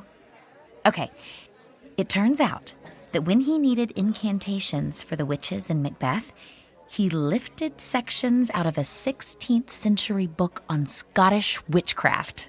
All those speeches are really parts of spells. But what does that have to do with being a jinxed show? Magic is a lot like electricity, Phil. It's power. If a spell's done properly from beginning to end, the power is contained, focused. But if you just throw bits and pieces around with no real point to it and no direction, well, it's unpredictable. It's the difference between a light that comes up on cue and one that shorts out and arcs all over the place. See what I mean? Yeah, I think so. And the arcs are what brings the bad luck? Exactly. Every time Macbeth is performed, or rehearsed, or even read, uncontrolled power gets set loose. That's why some actors won't even say its name. They call it the Scottish play instead. Tell him what you're supposed to do if you do say it. Oh, you're making fun of me now. I just thought he'd want to hear it. Right.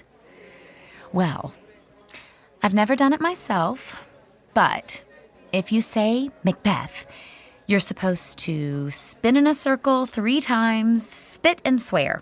That takes the hoodoo off. Oh, that would make for a fun performance, wouldn't it? Tragedy, horror, spinning, spitting, swearing. And you wonder why I didn't mention it. Come on, you gotta admit, babe, it sounds a little odd. Oh, of course it does. And useless, too. If you actually wanted to do some good, casting a protection spell would make a lot more sense. No offense, but how do you know about this stuff, Diane? Well, my last roommate had a ton of books on magic. She left them when she skipped out on the rent. If you'd like to, I Better can... hold that thought. We've got to go soon, Lady Macbeth. Uh-oh. You know what I have to do now, don't you? I know that if you do, I am going to take a picture and use it for my screensaver, especially since you don't believe in any of this anyway. Hey, I'm not saying I couldn't be convinced. I just haven't been, yet. Well, I hope this isn't the show that changes your mind. Me too. That's a cue, Phil. Let's get the check and head out of here before they realize they've stopped arguing.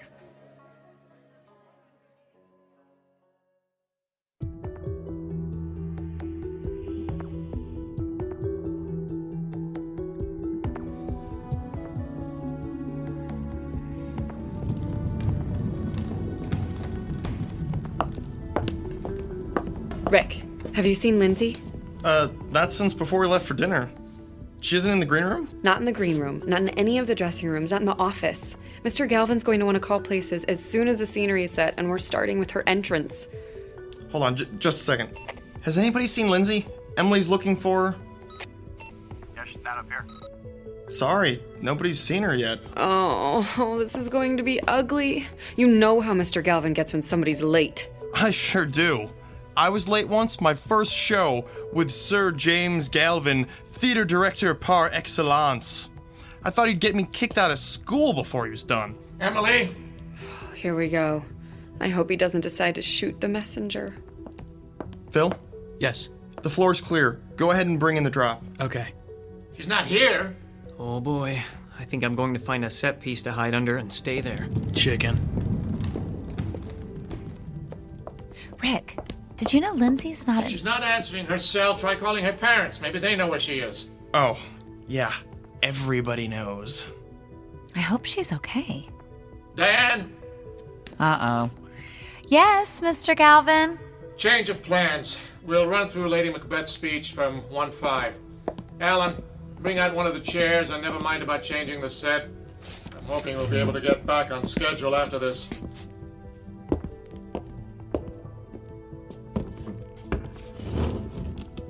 All right, that's fine. All right, Diane, from your entrance. Go. They met me in the day of success, and I have learned by the perfectest report they have more in them than mortal knowledge.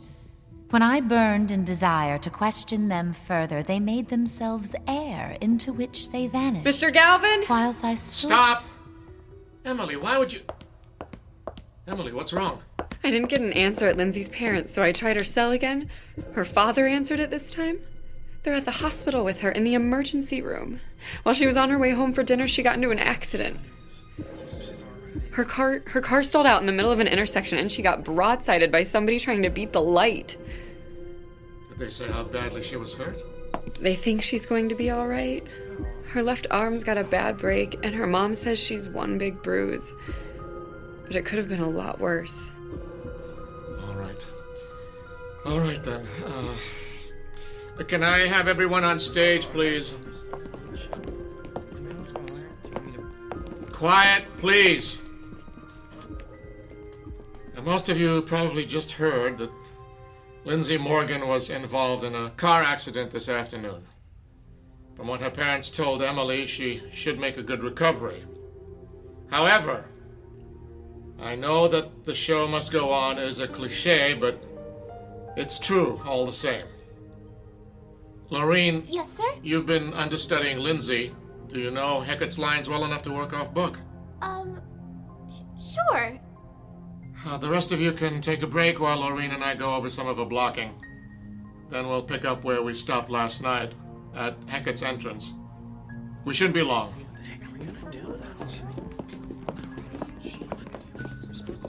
Rick, Alan, hey, can we go to the back office for a minute?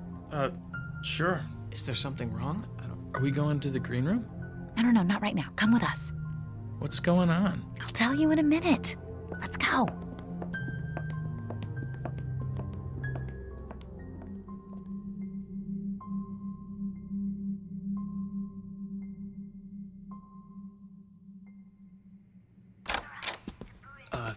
Diane? What?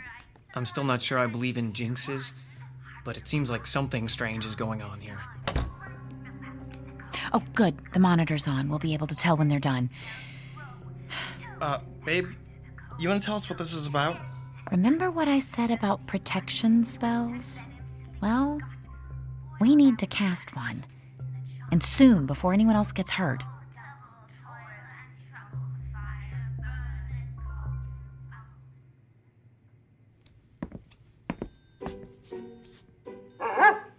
Settle down, Toby. It's still early. Don't you want your dinner? I know. But there's time yet. Don't worry.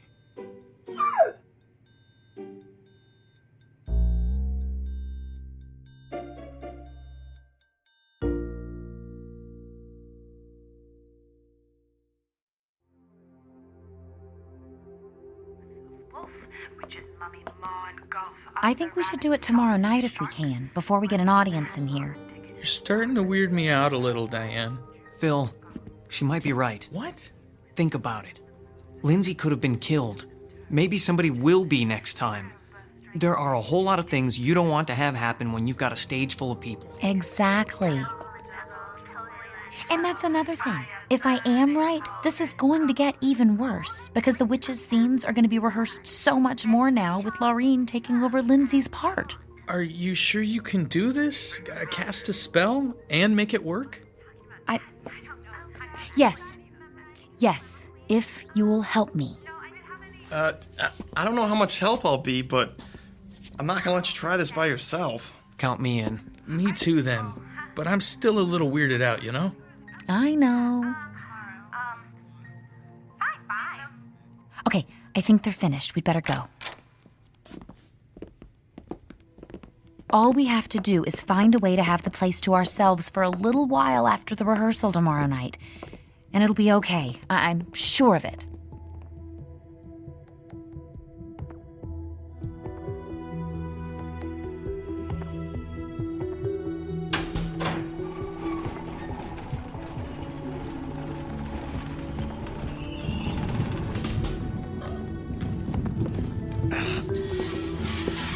Stop! Bring up the lights. What's wrong? Sorry, we were moving the castle stairs out, and I think there's something jammed in the casters. Oh, for the love of... Can you see what it is? It's somebody's sword. Well, it was. I mean... Can you move the unit now? Yes, sir. All right, get it into place. Rick. Yes, Mr. Galvin. Bring the drop in. And then I want everyone to stop whatever they're doing and listen for a minute. Shit, I'm glad I'm not the one who dropped that sword. Well, I don't know how anybody could have dropped it. What do you mean? People, I'm assuming that you're all aware that tomorrow night's our dress rehearsal. That means we have exactly 2 more chances to get through this show, including tonight, before we do it in front of an audience. Is there anybody here who thinks we're ready? Nobody. Well, that makes it unanimous. Look, I went as easy on everyone last night as I could. We were all distressed by what happened to Lindsay. But we're running out of time here. So I'm telling you, start paying attention and get it together. Because if I have to choose between postponing the opening and letting you embarrass this department with a lousy performance, I know what the choice is going to be. And if it comes to that, you're all going to wish you'd gone to a nice trade school instead. Do I make myself clear? Yes, Yeah. sir. Yes, sir. Good. We'll pick up where we stopped. Emily? Places for the top of 5-1. Light 78. Stand by. And go. I have 2 nights watched with you, but can perceive no truth in your That sword shouldn't have been there. I think everybody would agree with you. No, that's not what I mean. They're only brought out for the fight scenes, Mr. Galvin insisted. Rise from her bed, throw her nightgown upon her, unlock her closet. Well, somebody must have been goofing around. It couldn't have gotten there all by itself, right? I don't think I have an answer to that. Well, not one I want to think about right now anyway. And besides, we have to talk about it later. My entrance is coming up. Just go out there and break a leg, then. But not really, okay? Huh? I'll do my best.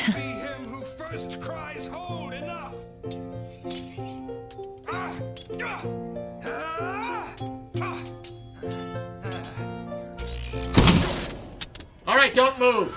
Everyone stay right where you are. We should have backup lights in just a moment. There, can you all see? Yep. Yes. Good. Yes, sir. I'd say what else could go wrong if I weren't so afraid I might find out. So, here's what we're going to do. There's just the rest of the scene left and we're done. We're going to have an early call tomorrow and finish it before we start the dress rehearsal. Be here at 5. Whatever the problem with the power is, it should have been taken care of by then. Let us hope. Do we need to let Glenn know before he comes in? I don't think he'll bother coming in when he sees that the power's off, do you? Well, just put any props you have out away. Leave everything else as it is. That'll save us a little time tomorrow. Be careful on your way out, everyone. And do I really need to say, be on time tomorrow?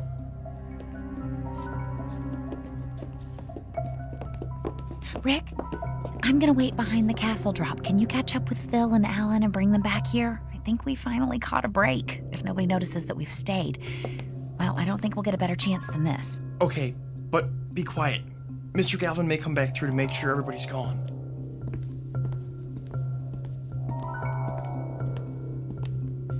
Hey, guys, have you seen Mr. Galvin? Oh, yeah. He said something about making sure we closed the door behind us and took off. I think he had it. Oh, so we're the last ones here. Yeah. We hadn't seen you or Diane, so we figured you must still be back here.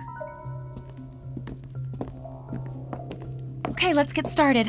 I want the power going out to be the last shot that jinx gets at us. Sounds good to me.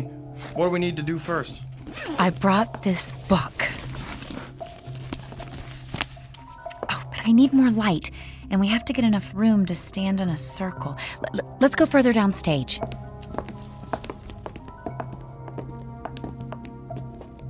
Okay, this is good. In a circle, about an arm's length apart. Just one thing.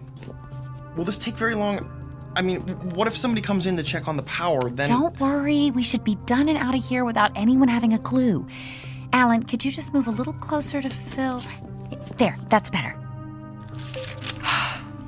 Everyone needs to focus, to think about surrounding the theater and everybody in it with a white light that nothing bad can pass through.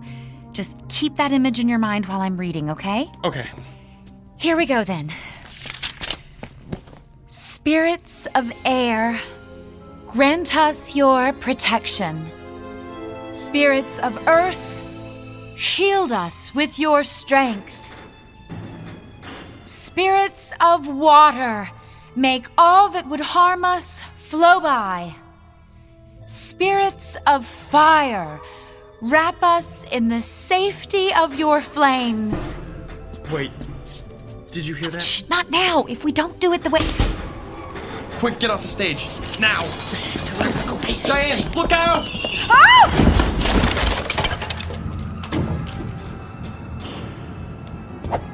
Ow. Come on, babe. You've got to get up. Ow! We need to get out of here. I can't. It's all right, Diane. We'll help you. You can do it. Oh! Diane, something really bad is happening. We can't stay here. My side hurts. I think she's bleeding. Oh! Ow! We'll have to carry her then. Let's just pick her up. Ow! Help! Help! Help! Hey, the lights are...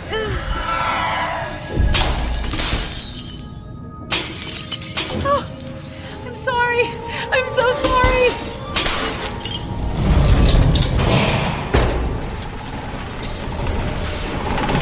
Hold!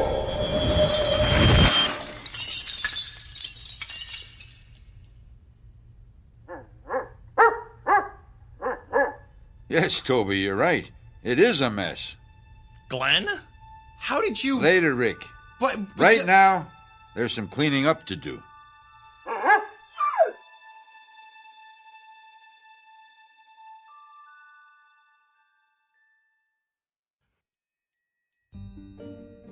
But, Glenn... Have a little patience, Rick. That's half your trouble, all of you. Not an ounce of patience among you.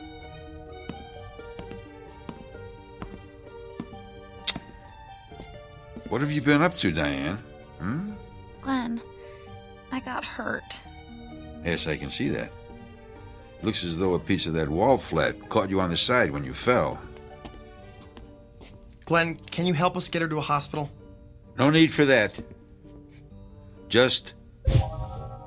there. What do you mean? What was that? Easy, easy. It doesn't hurt now, does it? No, it doesn't. She must be going into shock. We need... Silence! I'm sorry, I just don't have time to argue right now. Come on, Toby. What was that all about? I couldn't talk. Couldn't make a sound. Rick, could you help me up, please? No. Babe, don't try to stand up. But I'm fine. See? A little quiet, please. Thank you. All that is broken, be whole again. Look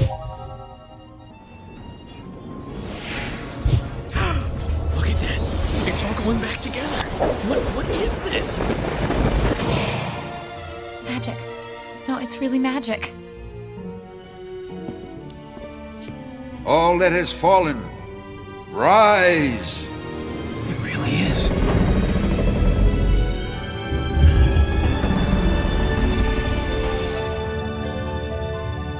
All that has been disturbed, return to your proper place. And all that is unwanted here, be gone. So is my will. So mote it be.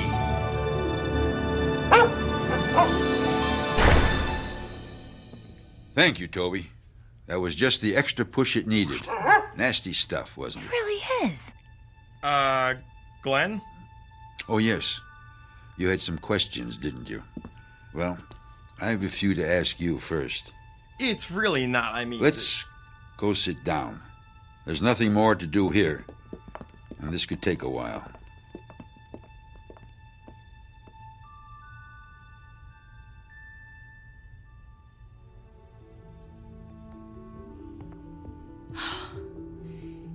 And that's all I was trying to do.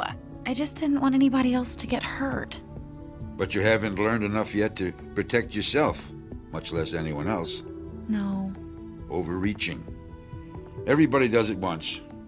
It's the ones who do it twice that you want to watch out for. I'll remember that. No, you won't. But that's all right. Glenn?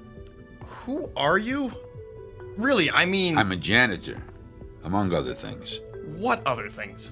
Not a romance writer, I'm guessing? Is that the story they're telling now? I've been accused of worse. Glenn, seriously. Seriously? Oh, why not? It won't matter anyway. I'm a magician, a wizard, a warlock, whatever you want to call it, Diane. That's what I am, and have been for a very long time. I've learned to adapt to my station in life. I'm sorry, but a wizard? It just sounds unbelievable. Does it really? After what you've seen tonight? He has a point, Phil. Okay, but you have these, let's call them powers. We've all seen them. Why would you waste your time working here? I mean, you could do anything. You think so? Sure, why not? Because there's no such thing as magic. What? But you... That's what everyone says now, isn't it? Magic? That's something you go to Vegas to see, or to the movies.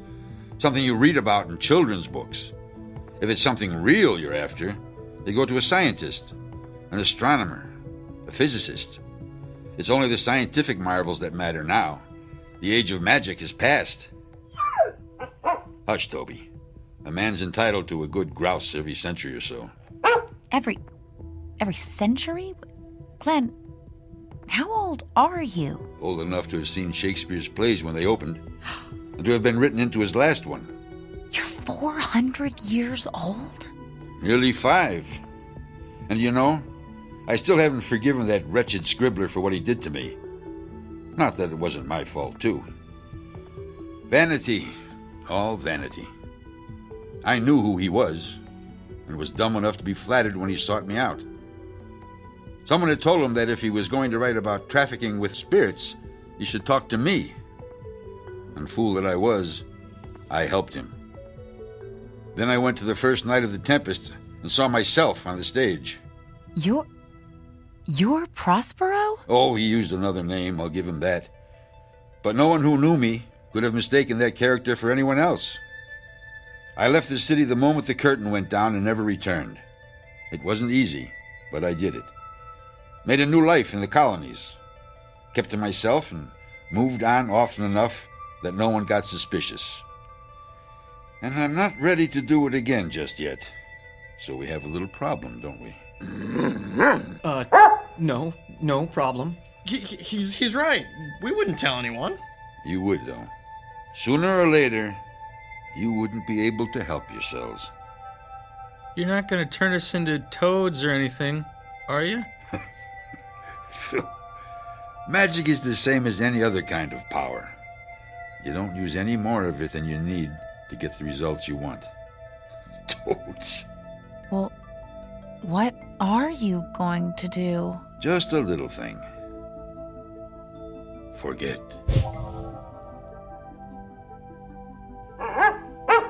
And what are all you doing here? Aren't you done for the night? We are... But what? Well, we had to come back to To what? I don't remember. Yeah, me either. It couldn't have been too important then, could it? No, I guess not.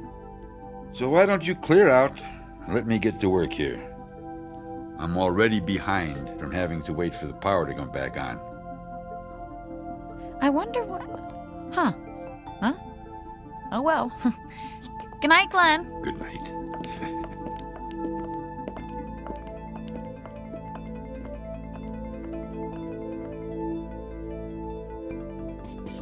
Toby, I think we've done a good night's work already.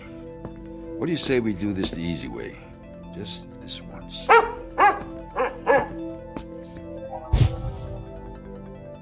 There. Clean as a whistle. Let's go.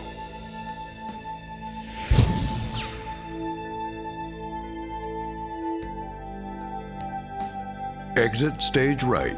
A janitor and his faithful dog. Both good actors who know very well how to play the parts the world around them expects, and how to slip into very different roles when a casting call comes from the Twilight Zone.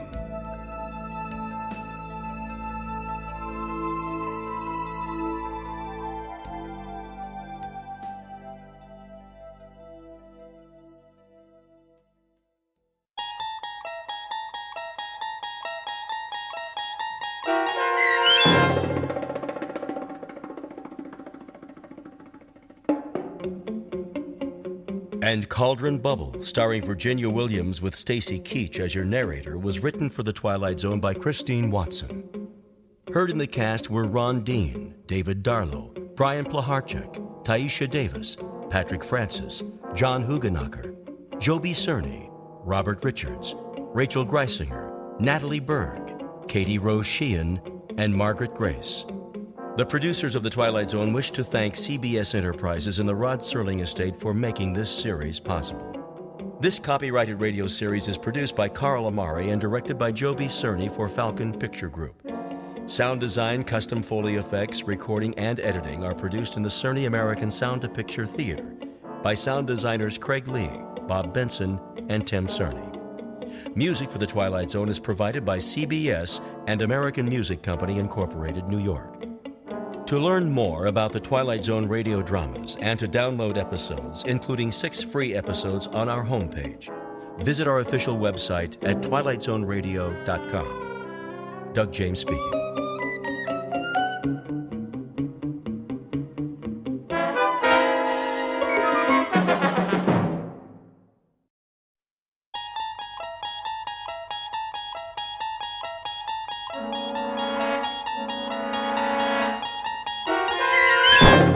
You're traveling through another dimension. A dimension not only of sight and sound, but of mind. A journey into a wondrous land whose boundaries are those of imagination. Your next stop, the Twilight Zone.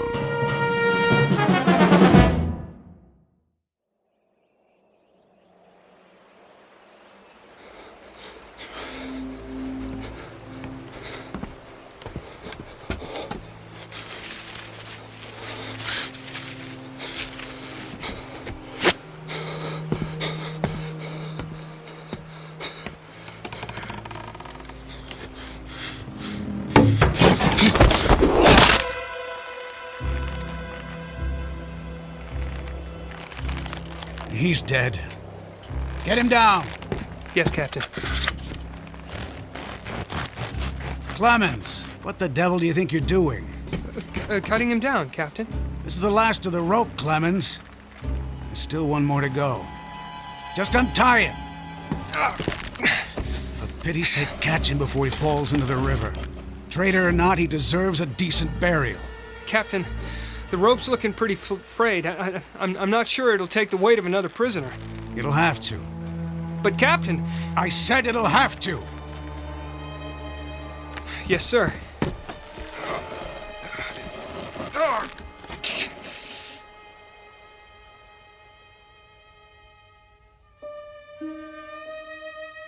You have just witnessed a military execution.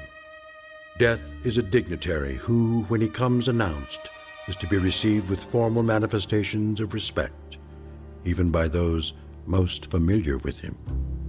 This particular execution occurred on Owl Creek Bridge in northern Alabama during the war between the states. You might find it in the works of that past master of the incredible Ambrose Bierce, but its proper home is in the Twilight Zone.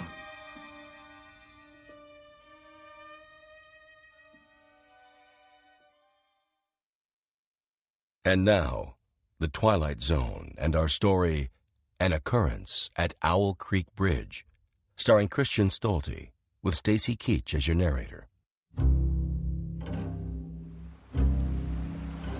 Hurry up, Clemens. I want to get this last one hanged while it's still daylight. Almost got him, Captain.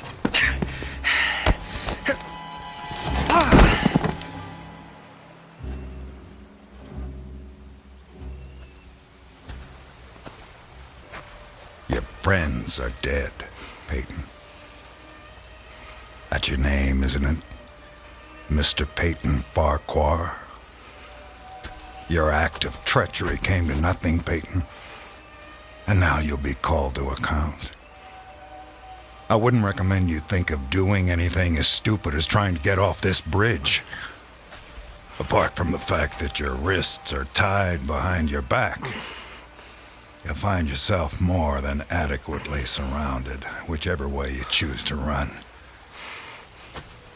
See those sentinels at either end? Please don't get the impression they're just taking a rest. The way they're holding their rifles, they call that the support position. Means they're always at the ready. As a good soldier of the Federal Army should be. Don't say too much, do you? Huh? Peyton? Peyton Farquhar. Hello? Anybody at home? And here I thought you were a true Southern gentleman. I know what you're thinking, Peyton. That maybe you could make that 20-foot drop into the water.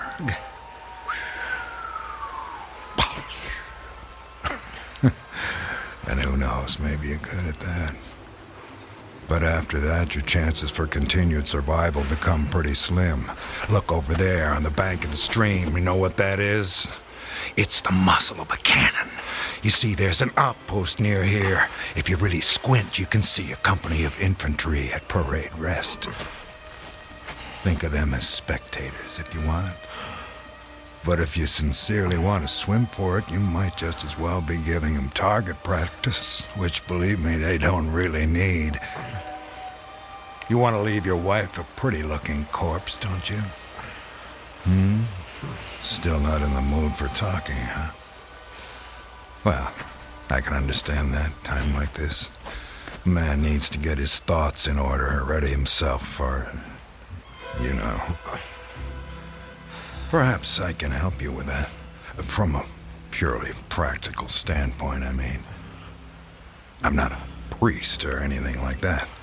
Truth to tell, my knowledge of matters theological doesn't amount to very much at all. But I can tell you a little bit about how it'll happen. Me and Clemens will escort you out to the center of the bridge, then introduce you to Captain Newman. He's a nice man. You'll like him. Me and Clemens salute the captain, then we stand behind him, leaving you face to face with the sergeant. Now, he's not such a nice man, sorry to say, but... Oh, I forgot. You two have already met. Well, when the moment comes, you'll both be standing on opposite ends of the same plank. He stands on the safe end, but you probably already guessed that. And you probably guessed that it's his job to hold the plank in place. Then, when the captain feels the time is right for him, not for you, he gives a signal to the sergeant. The sergeant steps aside, the plank tilts, and down you go. Nah, never having been hanged myself, I can't give you any information on what your final moments on this earth might feel like. But I can tell you, I've seen more than a few of these. And I'm sorry to have to tell you, it doesn't look any too pleasant. Anything to say about that? Well...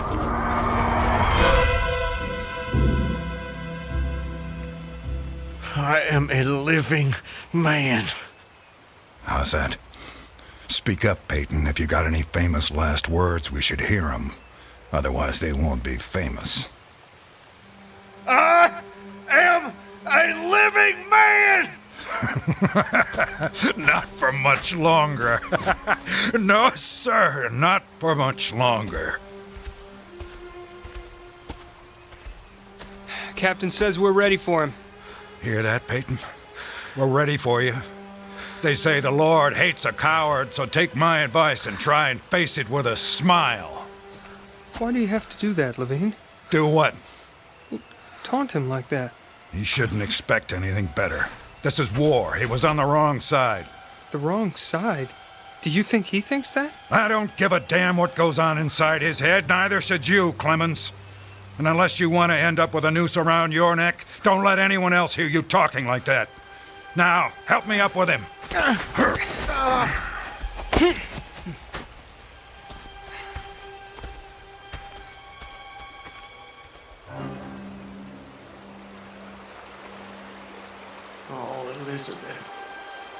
Elizabeth, my darling, what have I done? What have I done to you and the children? I promised you. Promised I'd come back. What is a man if he's not as good as his word? What am I? Secure the noose. The noose. If only I could free my hands. Perhaps I could throw off the noose. Perhaps I really could dive into the stream. I might evade the bullets, and if I swam vigorously enough, reach the bank, then take to the woods and get away. Get back home. Yes, home. And back to you, Elizabeth. Thank God home is outside their lines. My wife and little ones are still beyond the invaders' farthest advance. That pounding. What is causing that pounding? It's like the stroke of a blacksmith's hammer on the anvil. Is it distant, nearby, or both? Perhaps it's my death knell. Feels like a knife being thrust into my ear. Damn them, what's taking them so long? If you're gonna do it, just do it! Sergeant, step away. Too late. My God, it's too late. Oh, Elizabeth.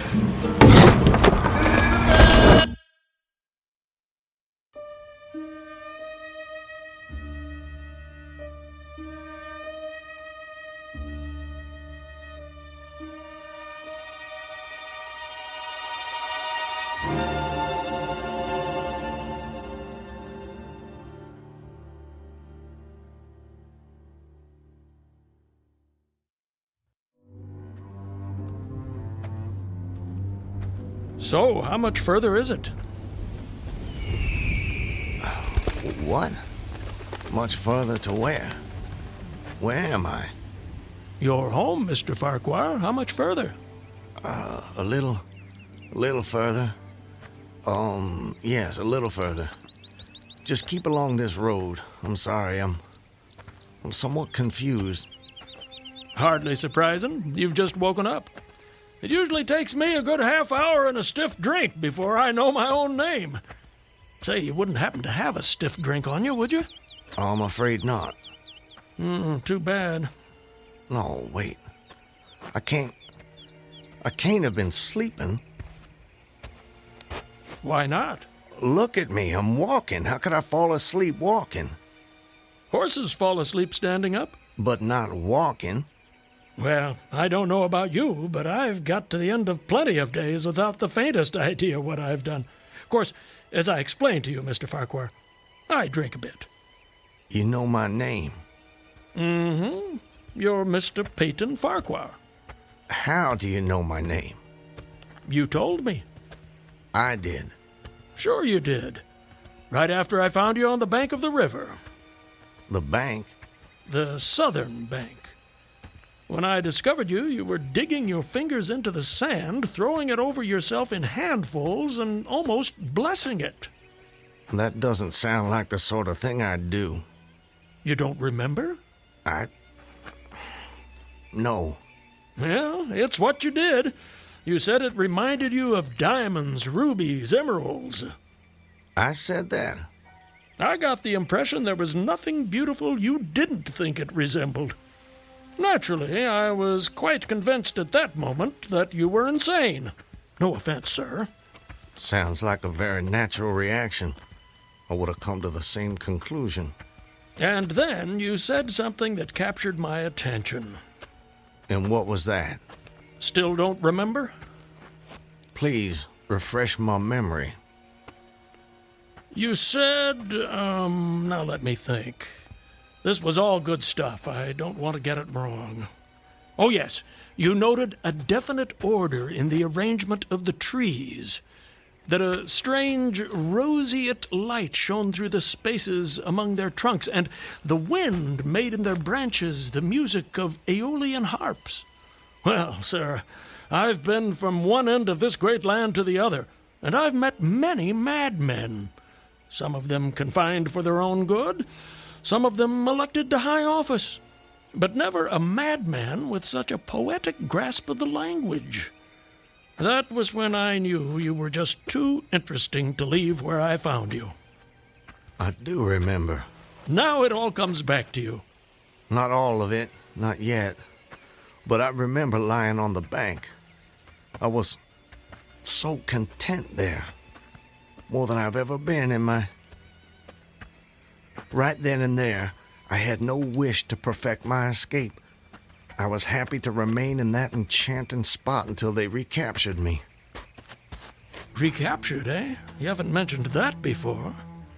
Of course, you haven't said much of anything since I found you. You're a man on the run, then. Forgive me, Mr. I'm sorry, I don't seem to be able to recall your name. It'll come to you. Well, no offense, sir, but I'm not sure it would be wise to tell you the details. You're not a trusting man. Of late, I've become somewhat disappointed in human nature. I'm not sure why. This is a new world, Mr. Farquhar. It's understandable that you'd be cautious. But rest assured, I'm not what you might call political. But I do love a good story if you have one to tell. My story? I have no story. I have a life. A life that's become considerably more interesting of late, I'd venture to say. But beyond your name, I know nothing about you. What manner of man is Peyton Farquhar? Why do you want to know? The road I travel is long and lonely. I'm starved of intelligent conversation, and the only voice I ever hear is my own. Talking to oneself leads inevitably to madness. With you here as my temporary companion, I can stave off that unfortunate condition for at least another day. I see. And tell me, sir, where are you headed? Anywhere I'm welcome and nowhere I'm not. In short, nowhere in particular. So, you were telling me about yourself. Very well. My name is Peyton Farquhar. Peyton Farquhar. I'm a planter in these parts. A planter, eh? Good to have land. It is. So, I guess you have slaves. Naturally. No need to adopt that tone, Mr. Farquhar. I told you I'm not a political, just asking. Well, as it happens, I am what you would call a political. The Farquhars are an old and highly respected Alabama family. I'm naturally an original secessionist and ardently devoted to the Southern cause. Oh, your memory is reliable when it comes to the matter of who you are, if not where. I suppose so. And yet, if you'll forgive my temerity, for all your patriotic fervor, you clearly didn't take service with the gallant army of the South. May I ask why that was? Circumstances of an imperious nature prevented me from doing so, but I assure you I chafed under the inglorious restraint, longing for the release of my energies, the larger life of the soldier, the opportunity for distinction. And in good faith and without too much qualification, you assent to at least part of the dictum that all's fair in love and war. Are you mocking me by any chance? I would never, ever risk a fellow traveler's friendship for such a trivial gain. Please, continue, I beg of you. I imagine that the opportunity to serve your birthplace came at last, as it comes to all men in wartime. It did. It was one evening, as I was sitting under the magnolia trees near the entrance to my grounds. I was with my wife, Elizabeth. The children were playing nearby.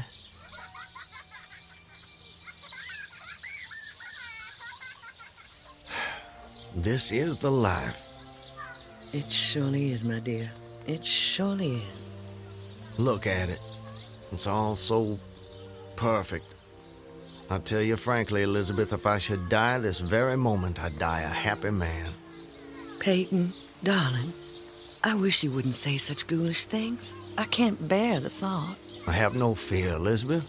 I have no intention of passing away from sheer bliss. I just wanted to make the point that, well, that on such a beautiful evening as this, it's almost impossible to believe there is a war. I wish there weren't. But there must be. Why, Peyton? for them, for the sake of the children. They deserve the best future we can give them. Isn't that worth dying for? I understand that, Peyton. I do. It's just that... I sometimes wonder if we couldn't... Peyton, look! That soldier. He's one of ours.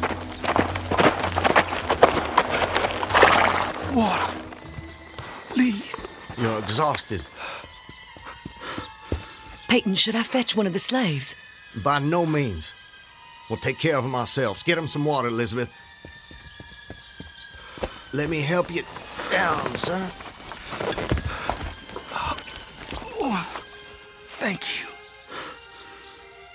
You must be starved. Come inside, my man.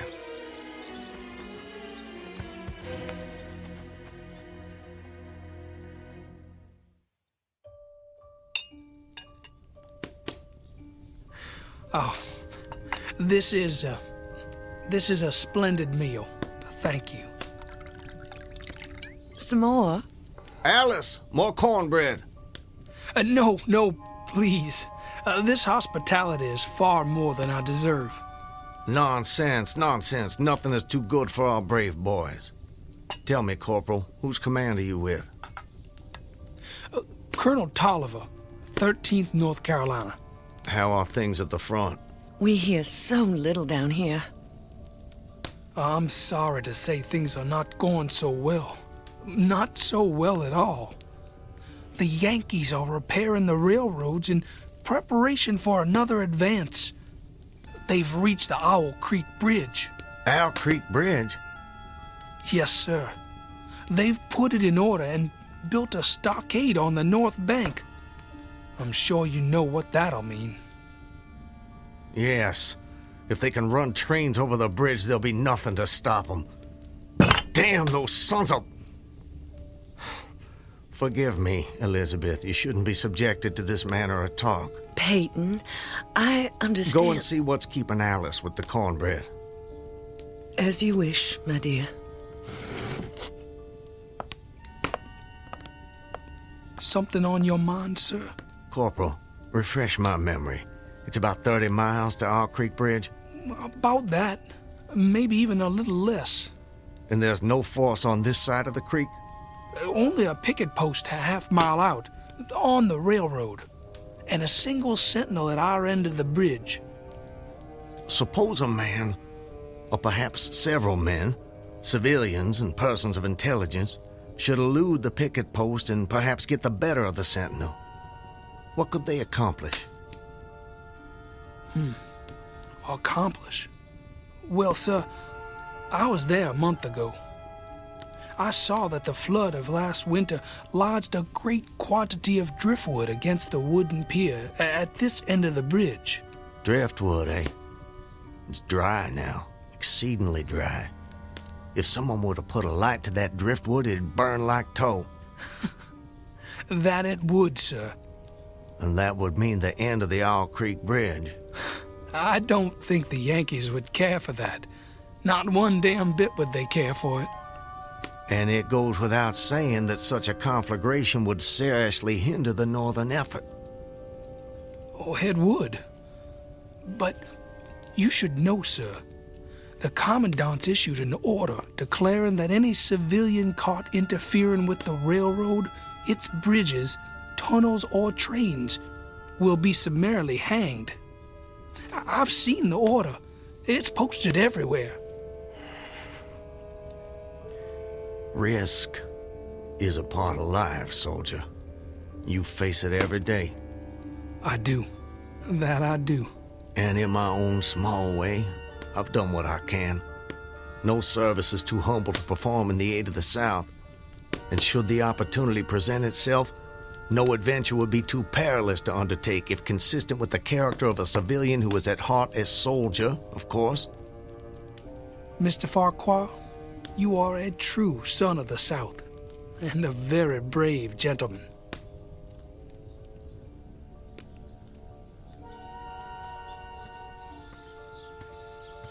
Elizabeth, I have to go away. Away? For how long, Peyton? Probably just a couple of days. Why? Business. Larson will be going with me, maybe Zeller too. I don't know. I'll have to ask him. Peyton, don't go. I don't want you to. The children need you. It's for the sake of the children that I'm doing this, Elizabeth. Why can't you understand that? I do understand. I really do, but I'm afraid... terrified of losing you. If a man doesn't stand up for what he believes in, then we lose everything. Just promise me one thing. Promise you'll come back to me. I promise. And I'm a man who keeps his promises, my love. Setting fire to the Owl Creek Bridge. Sounds like a most audacious plan. It was. I must confess, Mr. Farquhar, I'm a little confused. How so? You strike me as a competent and determined gentleman. I imagine whatever you want out of life, you get it. That's fair to say. What of it? Simply that I'm surprised your endeavor came to nothing. And what makes you imagine that? Your present predicament. The absence of your co-conspirators, those marks upon your neck. And if someone had set the Owl Creek Bridge alight, I'm sure I would have noticed it in some way. Let me check. Where there's smoke, there's fire, and... Nope, no smoke. You're a very thorough fellow. For a moment I thought you might know more of my situation than you let on. From the way you talk, do I take it someone in your party betrayed you? Not in my party. But you recall the corporal who appeared at my plantation? Of course. He was a federal scout. Then you were deliberately entrapped. It seems they wanted to weed out the civilians who might cause them some trouble. If I'd only stayed out a little longer that night, I'd probably have seen that same rider repass my plantation, going northward in the direction from which he'd come. From the Owl Creek Bridge. Precisely. And when you and your co-conspirators... Patriots. ...made your assault on the bridge, the military were waiting for you. They made me watch as they hanged my friends for an act of treachery. The sergeant who put them to death was the same man who lured us there. Is there no honor in conflict? I've never been accused of having much imagination, but I might have guessed it would be something like that. I would say, sir, that you have too kindly an expression for one whose neck is in the hemp. It isn't. Isn't what? In the hemp. Of course, of course. What I mean, Mr. Farquhar, is that you are clearly no vulgar assassin. Fortunately, the liberal military code makes provision for hanging many kinds of persons. And gentlemen are not excluded. As they fastened the noose around my neck, I tried to fix my thoughts on my family. But there were so many trivial distractions. The water, touched to gold by the early sun. A piece of dancing driftwood caught in the sluggish current. The brooding mists under the banks some distance down the stream. Then there was a sharp pressure around my throat, followed by a sense of suffocation. Agony shot from my neck downward through every fiber of my body and limbs like streams of pulsating fire, heating me to an intolerable temperature. There was no more thought. Only sensations.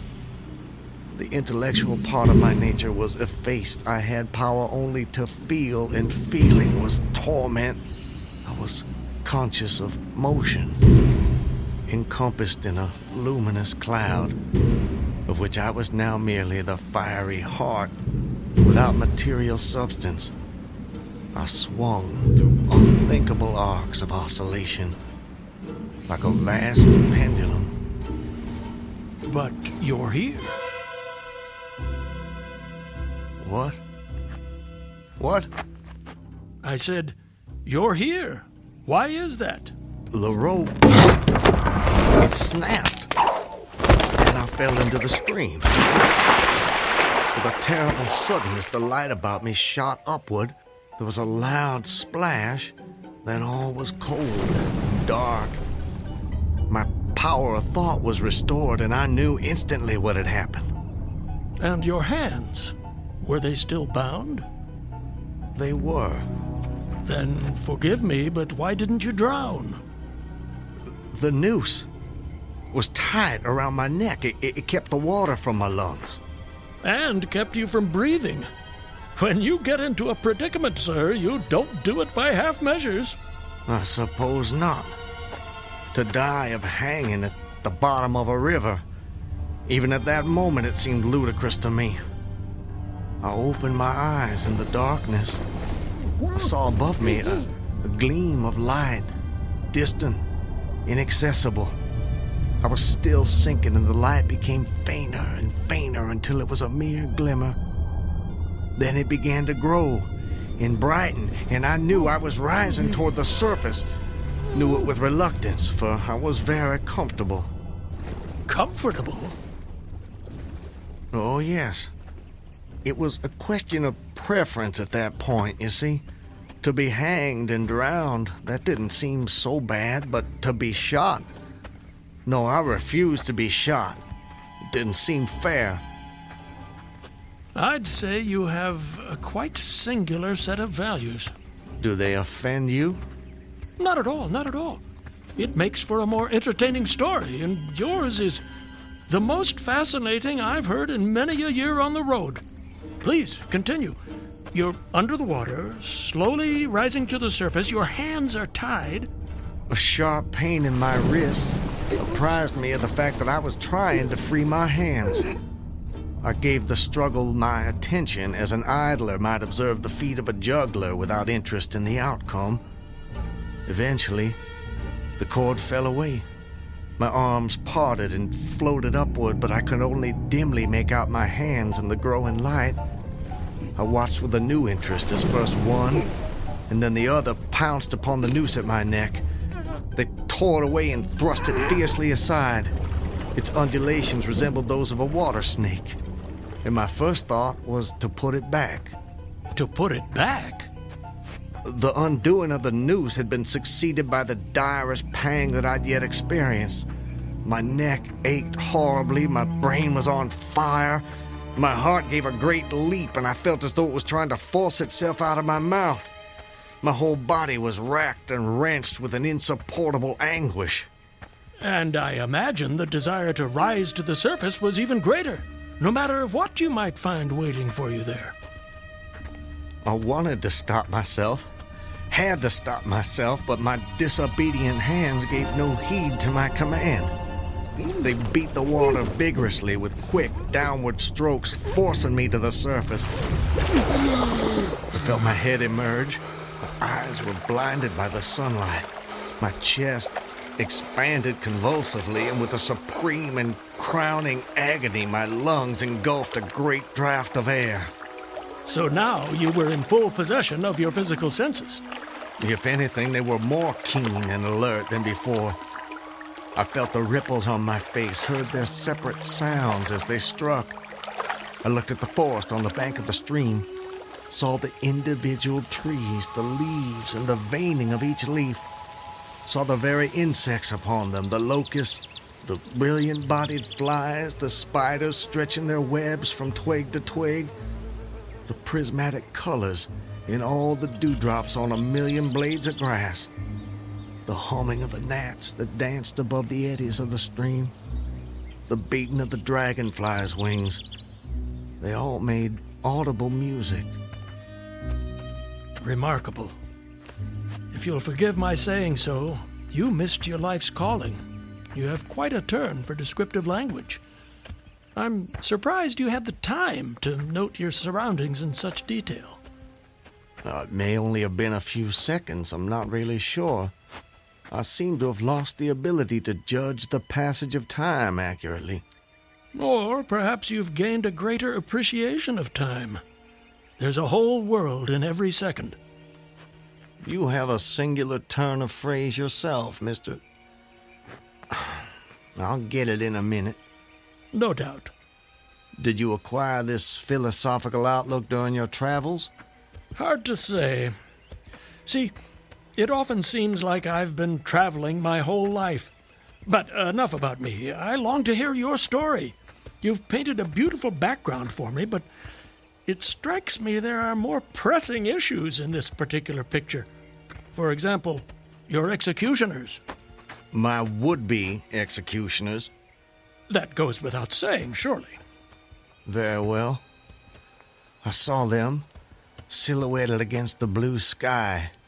They shouted, they gesticulated. Their movements were grotesque and horrible, their forms gigantic.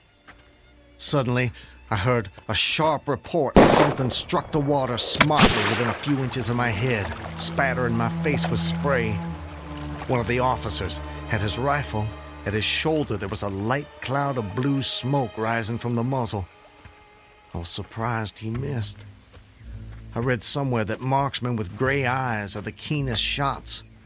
This fellow was the exception to the rule, it seems. The marksman had gray eyes? Mm-hmm. How could you see that?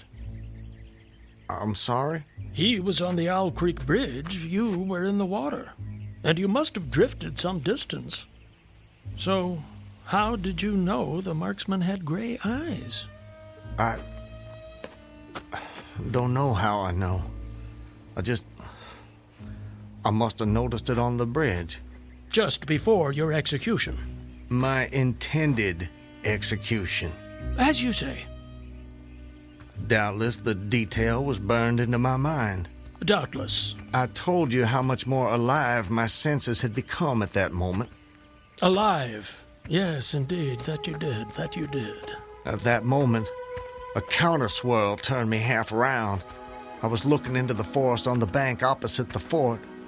A clear, high voice rang out and came across the water with a distinctness that pierced and subdued all other sounds, even the beating of the ripples.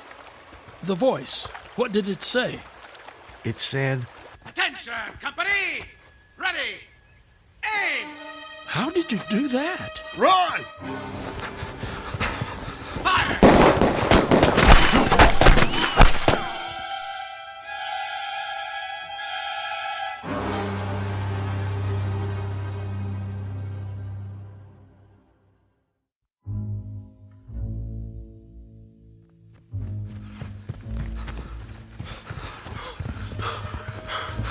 Are they still behind us? No, I don't think so. All right, that's enough for now. No more running for my life. Your what? Wait, I need to get my bearings. I have to know how close I am to my destination. Closer than you think, I'm sure. Eh? Does anything look familiar, Mr. Farquhar? Yes. This way. I think. Yes, this way. Can you see your home? Not yet. But it's not far now.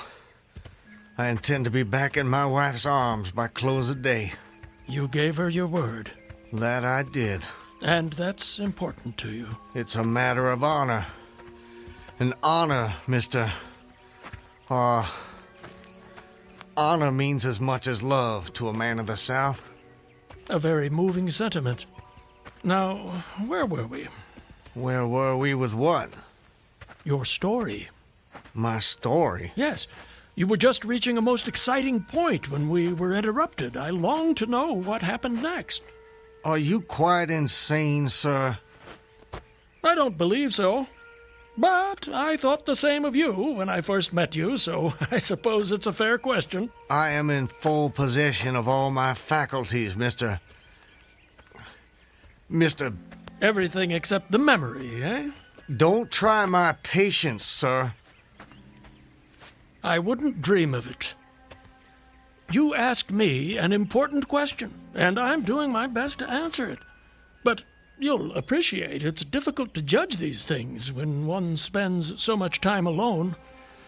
If I had a constant companion, someone to tell me if and when I appeared to be losing my senses, that might be helpful, but that's not what fate has in store for me. And as I say, I try to avoid talking to myself because that seems to me the fastest route to madness. But, mad or sane, I know a good tale when I hear it, and yours is the most entertaining I have heard in all my years. Yes, sir, I shall cherish the memory of your experiences when I have long since ceased my wanderings. Please, go on.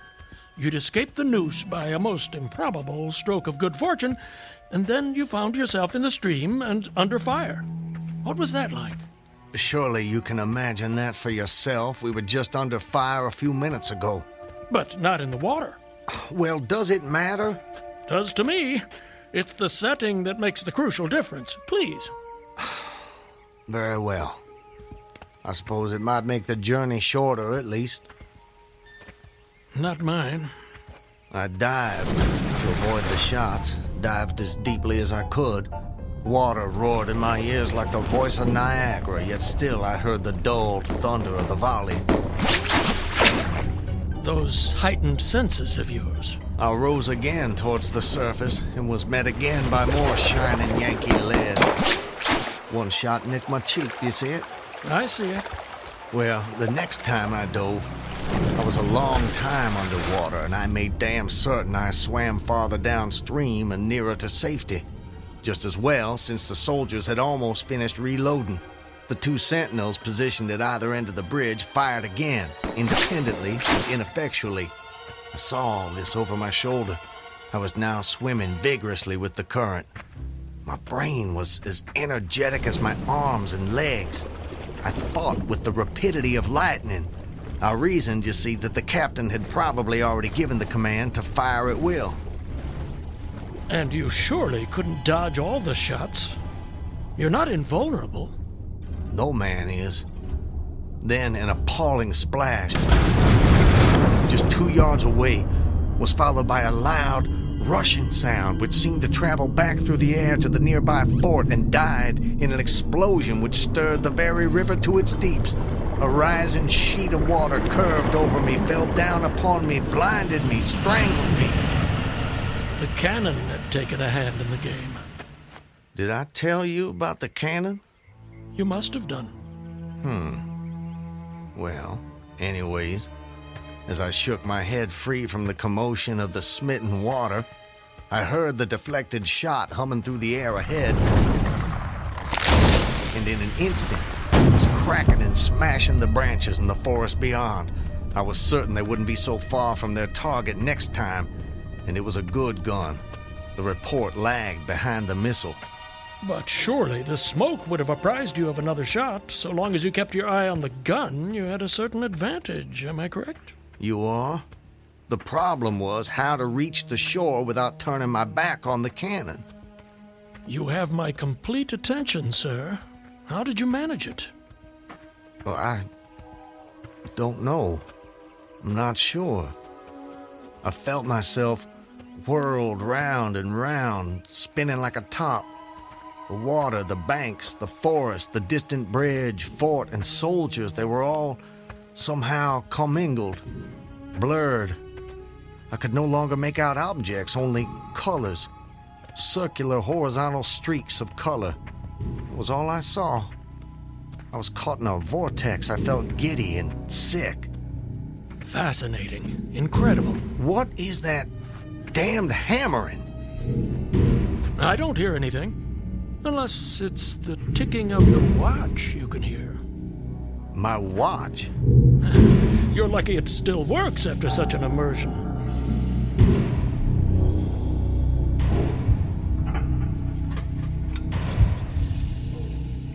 It is my watch.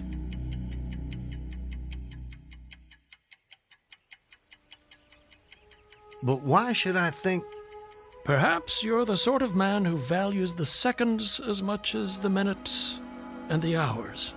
And there's a whole world in a second, so I've been told.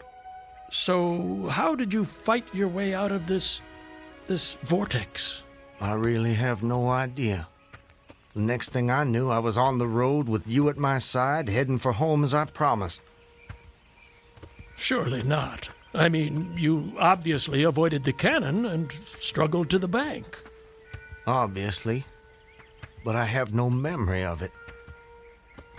And of our meeting? I recall only what you told me about it.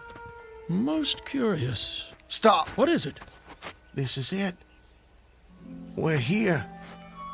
This is the path to my home. Excellent. Well, I suppose this is where we part company, Mr. Farquhar.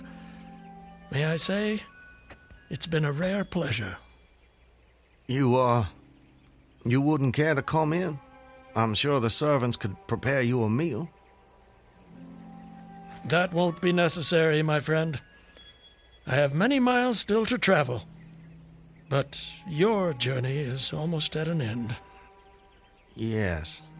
Well, goodbye, Mr. I'm sorry, I thought I could recall your name, but it just escapes me. Call me Ambrose. I wish you well, Ambrose. And you, Mr. Peyton Farquhar. And you.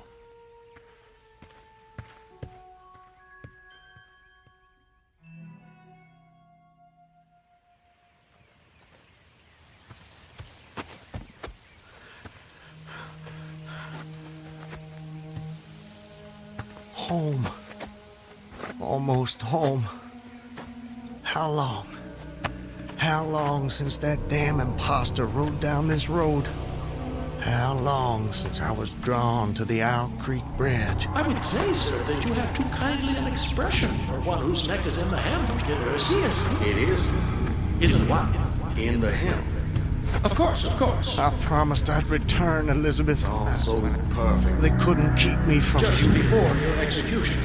My intended execution. As you say. Not even a noose around my neck could stop me from coming back to you, to the family. Yes, indeed. I told you how much more alive my senses had become at that moment. Alive. Yes, indeed. Saw them. John, don't tease your sister. I want you Elizabeth! both on your best behavior when your father returns. Elizabeth! Elizabeth!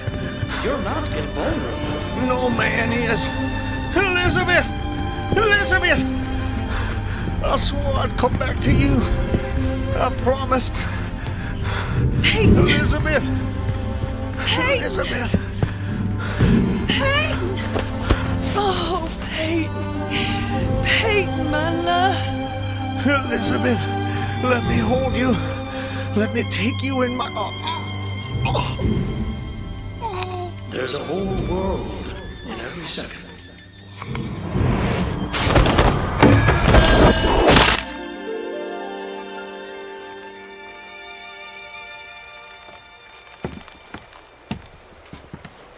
He's dead, Captain.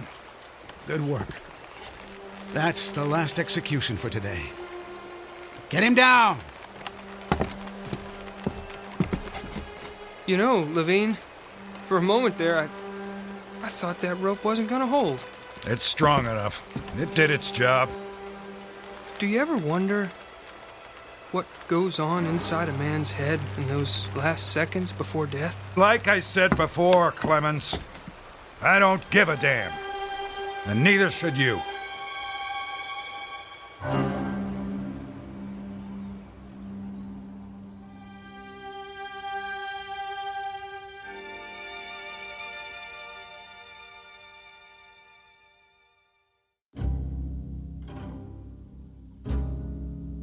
An occurrence at Owl Creek Bridge in two forms, as it was dreamed and as it was lived and died.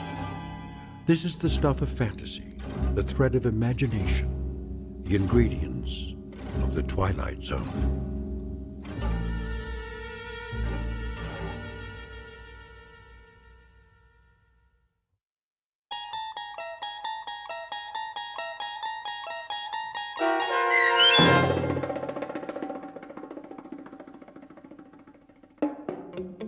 An Occurrence at Owl Creek Bridge, starring Christian Stolte with Stacy Keach as your narrator, was adapted for radio by M.J. Elliott and based on the short story by Ambrose Bierce. Heard in the cast were Rob Riley, Danny Goldring, William Dick, Susan Hart, Gonzo Schexnader, and John Hogenacker. The producers of The Twilight Zone wish to thank CBS Enterprises and the Rod Serling Estate for making this series possible. This copyrighted radio series is produced by Carl Amari and directed by Joe B. Cerny for Falcon Picture Group. Sound design, custom Foley effects, recording, and editing are done in the Cerny American Sound to Picture Theater by sound designers Craig Lee, Todd Beyer, and Tim Cerny. To learn more about the Twilight Zone radio dramas and to contact us, visit our official website at twilightzoneradio.com. Doug James speaking.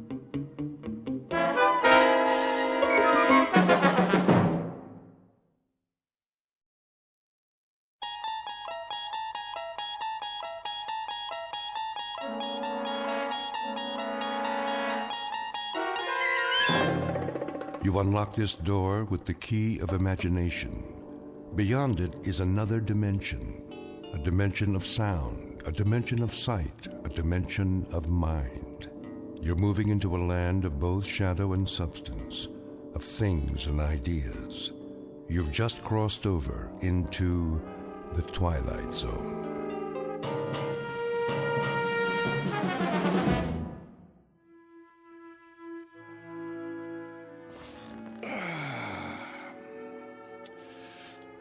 Now then, to begin. Recording. Act 2, Scene 1.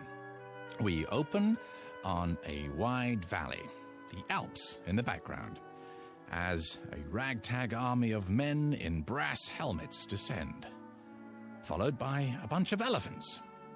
In the foreground is their leader, Hannibal. Make that a herd of elephants. No, strike that. A thundering herd of elephants. Next shot. I need a drink. I say, I need... Oh. Yes? Greg? You have reached the home of Gregory West. At the tone, Cut it please out, leave... West. I know you're there. For one thing, you don't have an answering machine. For another, I can hear you sweating. Hello, Sammy. You know what day it is? It's Monday. You were supposed to have the script on my desk this afternoon. Oh, that, yes. My typist is running a little behind schedule. Your typist? Well, you know I don't use a typewriter. So get a word processor or a laptop. Never. Dictation is the only way. Helps me get the dialogue right. What's her number? Who? Your typist. I'll send a messenger. Not until I have a chance to look it over. Make any last-minute corrections. The network wants pages, Greg. They don't have to be perfect. Just give me a couple of more days. I can't stall them much longer. They want to shoot Hannibal's animals in the spring. They doubt me? They doubt their own grandmother if they had her under contract. They've got a lot riding on this. Well, you tell them I'm not some Hollywood hack. I'm a legitimate writer. They're lucky to have my services. And you're lucky to have a six-figure deal. This isn't Broadway, it's TV. And you've got a mortgage to pay off. I'm aware of that, Sammy. Oh, I shouldn't have answered the phone. The one time I do. Is it Harold Prince? Is it the Theatre Guild? No, it's my agent with dialogue out of a Bud Schulberg novel. Bud who? Look, the script will be ready when it's ready. Do they want it fast or do they want it good? Ask them that, would you please? They want it tomorrow. That's what they want. I'm telling you. Bye, Sammy. We'll talk in the morning. Oh, my. Now I do need that drink. Mary? Did you hear what I said? Yes, darling? Ah, there you are. I was wondering Scotch and water? How did you guess? I think I know you by now. Relax, Gregory. You deserve a break. How right you are. Sit on the couch. I'll massage your temples before you go back to work. Ah, what a fine idea. Is the drink all right?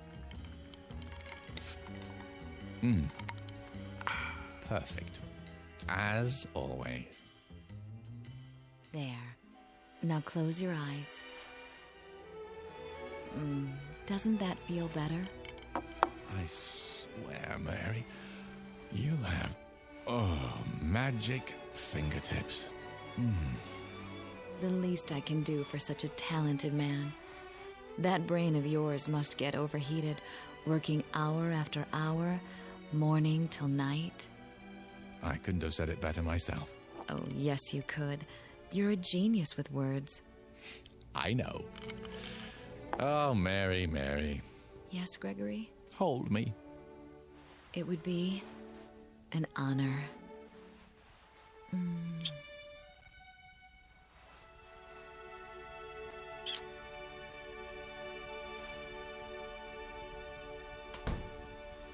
Who's that? Outside the window, I thought I saw... No. Gregory! Not Victoria. Gregory? She can't be home yet. Gregory! How dare you!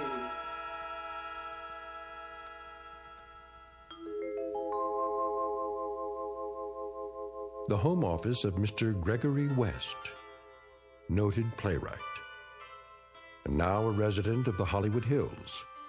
A quiet, thoughtful man, even a bit shy, and at the moment, very happy, despite the fact that he is over deadline. His latest project? A script assignment taken to ensure that his household remains secure, despite the occasional fickleness of drama critics. The other ingredients of that household? There's Mary, warm, affectionate, devoted, the ideal companion for someone who values peace of mind. And the final ingredient, Mrs. Gregory West. In a moment, she's going to learn the secret of her husband's success, a method of creative writing taught only in the Twilight Zone. And now, The Twilight Zone, and our story, A World of His Own, starring Charles Shaughnessy, with Stacy Keach as your narrator. Gregory! Oh!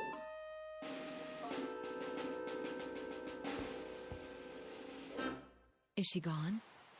Yeah, for the moment. Are you cold? What? The air, it's chilly this evening. It was. Shall I light the fire? Not if you're with me. You're so lovely. Oh, Gregory.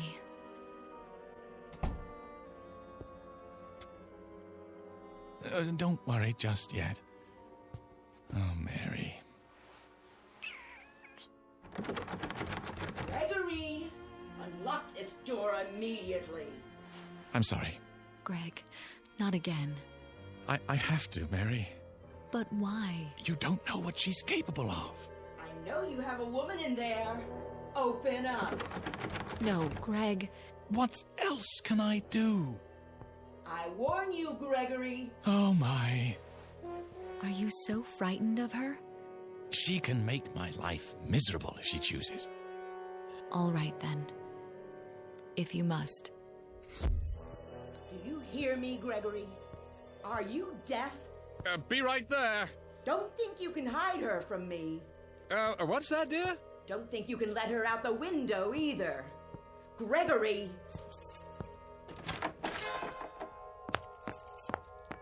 Ah, I thought that was you. Where is she? Who, my dear? Not behind the drapes. I'm sorry, I don't understand. Under the desk? What are you going on about, Victoria? You know perfectly well. I suppose you let her out the window. But the window doesn't open, remember? Then where? Who?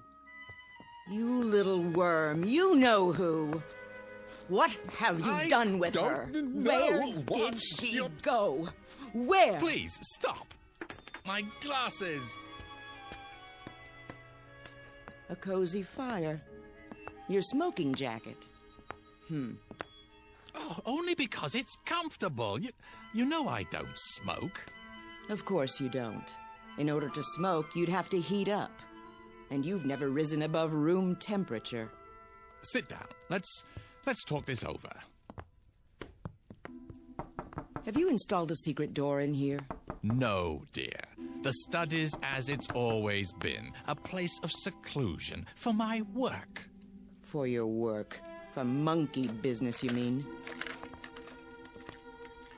What are you doing? I'm arranging my notes. Notes? Those are tapes. Well, you know I prefer to dictate, dear. I'm not your dear anymore, you libertine. Who's a libertine? You intend to stand there and deny it. Deny what? That you had a woman in here. Victoria, I never meant Liar. Cheat. Fraud. Victoria! If you force me to do it, Gregory, I'll have this room torn down. Panel by panel, board by board. Why? Don't toy with me. Who's toying? Then you must think I'm handicapped. What? Lacking in all my faculties. The vital functions, like sight. You think I'm blind? Of course I don't. Then how can you refuse to admit it? I stood outside that window and saw the two of you on that sofa there. Don't. Zip it. Shall I describe her to you, Gregory?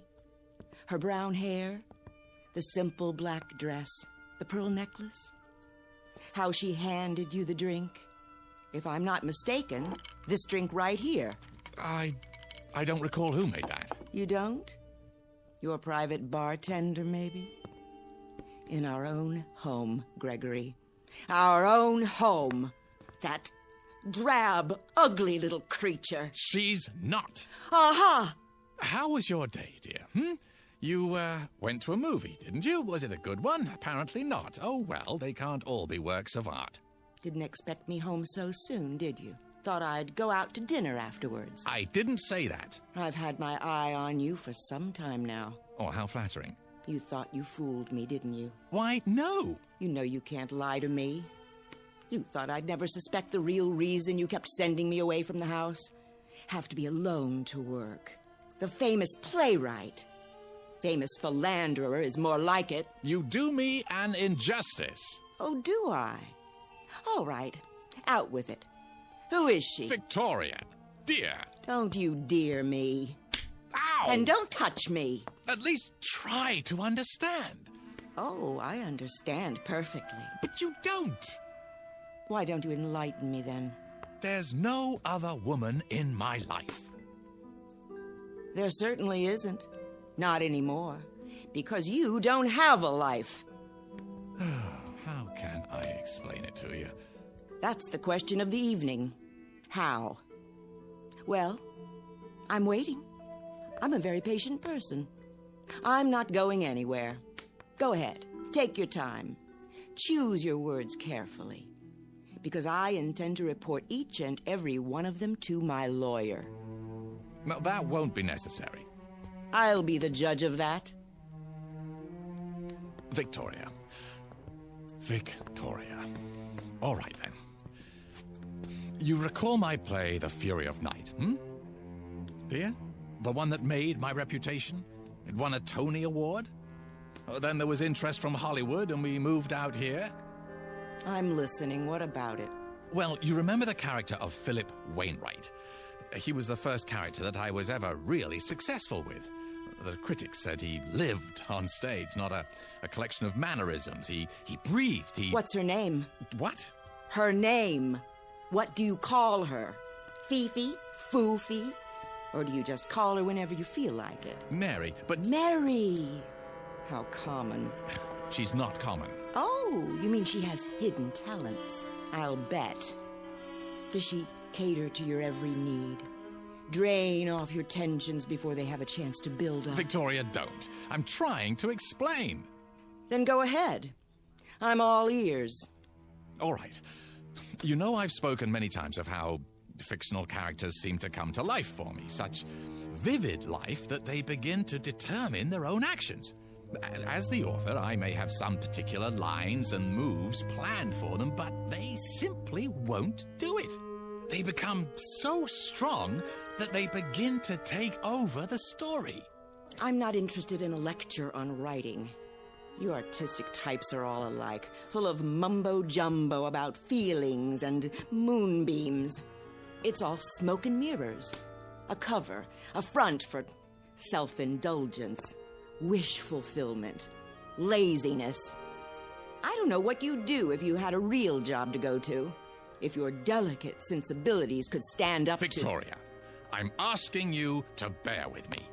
Bear, I've borne you too long. And now it's over. Finny, kaput. 10-4, over and out. Wave bye-bye, mark it and strike it. But this is important. Philip Wainwright. He was the first one of my characters ever to behave like this. Like what? Like you? With a complete lack of morals? With duplicitousness? Duplicity? What? The word is duplicity. Is it? Well, I've got a word for you. Look, I must finish this, so please don't interrupt. Now, no matter what I tried to make him do in the service of the story, he balked. Flatly refused to take direction. Wouldn't accept my choices any longer. This is ridiculous. He was real. Alive, do you hear? Alive. With a will all his own. We're off the subject. No, we're not. This is the subject. Philip Wainwright was alive. So much so that one night while I was working right here in my office, he came walking in through the door. My God. You're delusional. Victoria, believe me, he did. He walked right in and took a chair in front of the fireplace. A real flesh and blood man. Not just words anymore. And I had created him. What are you doing? I think psychiatry is next on the agenda. Put the phone down. I'm telling you the truth, Victoria. Characters from my plays began to come to life. I saw them. I talked with them. I shook their hands. And made love to them? Yes! I mean no! You want me to put the phone down? How's this? Right on your fingers. Ow! Get out of my way. Look, hear me out. You know how I work, how I dictate my dialogue and descriptions into the tape recorder. The lazy man's way to riches. I can describe any character at all into it, and now, if I do it well enough, truly enough, the character will come to life. Real life, Victoria.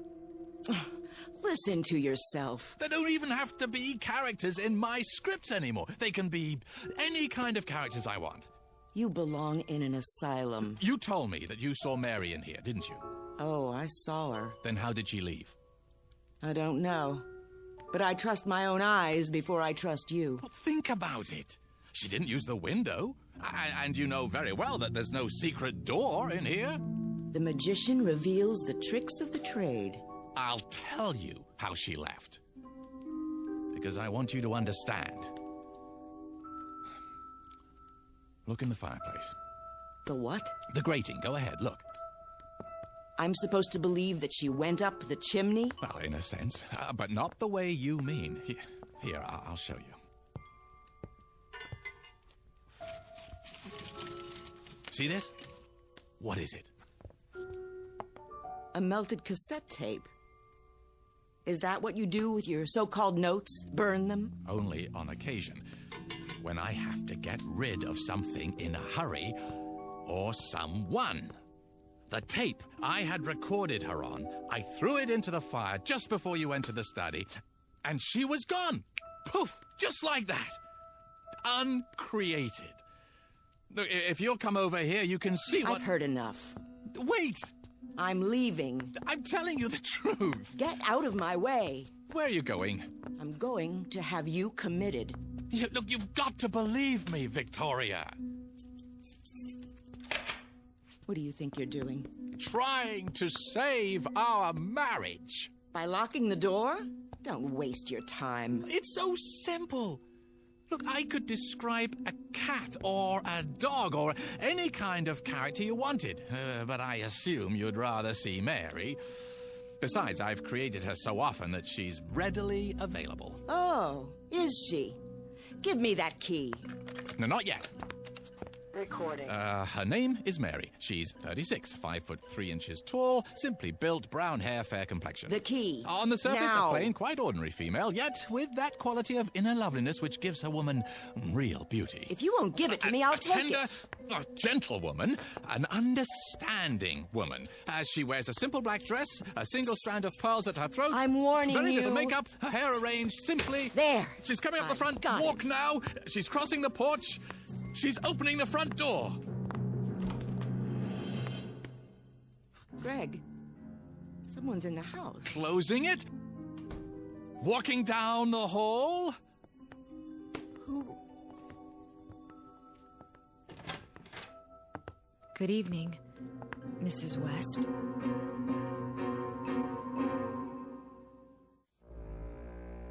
Well? She's real. How did you do that? Do what? Bring her here. On cue. Don't you understand? I described her on the tape. You heard me. But why, Greg? Why do you bring me here now? Because... it's a bit tricky to explain. Try. Come in, Mary.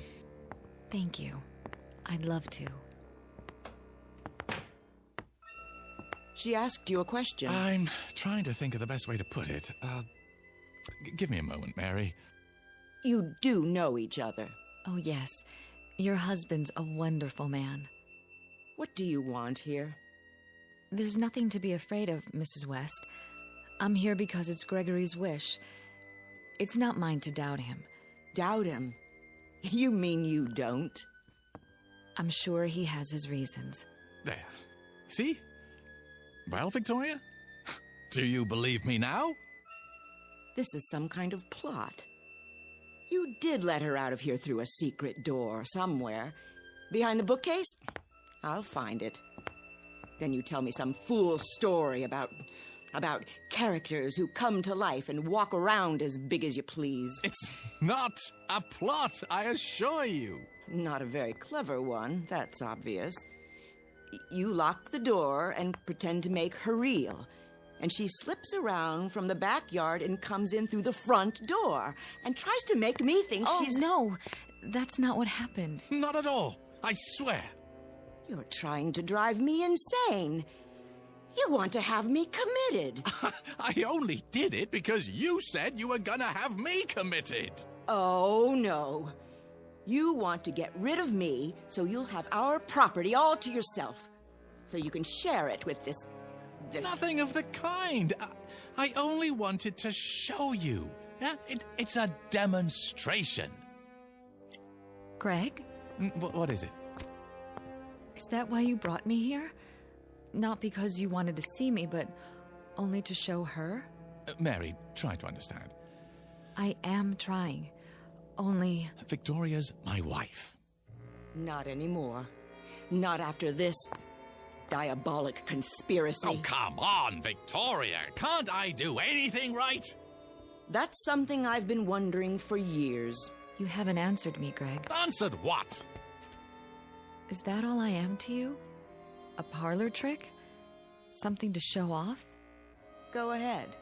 Lie some more. Victoria, do you honestly believe that? Yes. And that's the only thing I believe. I hope you two are very happy together. Here we go again. Don't leave because of me. I wouldn't think of it. I'm leaving because of me. Victoria, please. Let go of me, monster. Very well. I'll claim false imprisonment. In your own house? What are you going to do now? Oh, you'll see. I'll scream. I will. What for? No need. Is that my tape? It is.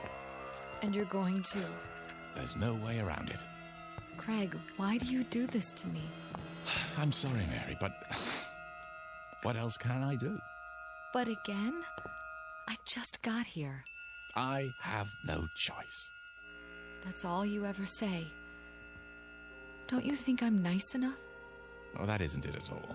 Not loyal? Not interested in your work? Not sensitive to your needs? Not giving enough? No, quite the contrary. If you're going to be cruel to her, don't do it because of me. No, of course not. Wouldn't believe me. Oh, no. Had to make me prove it. Make me force poor Mary to... Oh, Victoria. Sometimes I wonder. A man has feelings. Feelings that get turned into thoughts, and then into words. And those words go onto paper, and eventually they live, and breathe, and walk, and talk, and strut upon the stage in their petty pace for a paying audience. But you wouldn't know anything about that, would you? Not even after living with me for so many years. I really don't want to do this. If you do, don't bring me back again, Greg. Mary. Just don't. I can't stand it any longer. You're a part of me. You know that, don't you? I'm not speaking figuratively. I give you my word when I say, this hurts me more than it hurts you.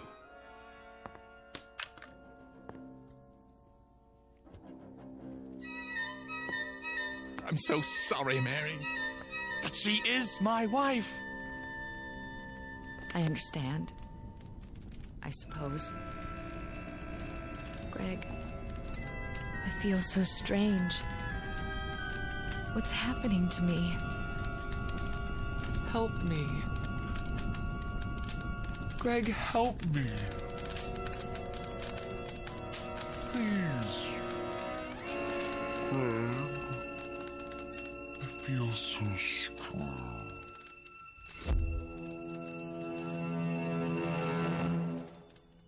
What happened to her? She's burning brightly. Where is she? I've told you. But where? Oh, don't you believe me yet, Victoria? Where did she go? I uncreated her. No. That poor woman. Come here. It's all right, dear. But Shush. Hold on to me if you like. what have you done? It won't happen anymore, I promise you. I'll never do it again. I never would have done it in the first place if I hadn't been so lonely. It's just that you're so perfect, Victoria, in so many ways. So impeccable, so flawless. You make me feel inferior.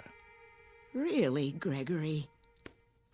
I can't help what I am. Well, maybe not, but that's why I created Mary. I didn't do it to insult you. I just wanted a little company, that's all. Someone who wouldn't judge me and find me wanting. Someone I could talk to, someone I could feel comfortable with, instead of like a worm. You do understand, don't you?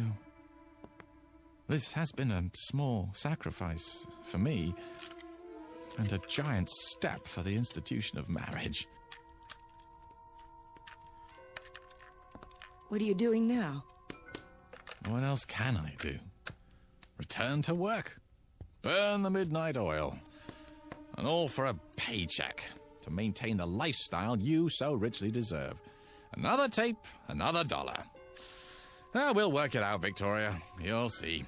Somehow we'll work it out. Realize that I'm inadequate compared to you. At least in some ways, it's my fault. I should have been a pair of claws scuttling across a... Victoria? What do you have there? Got your keys out of your pocket. Well, but I thought... Don't try to stop me.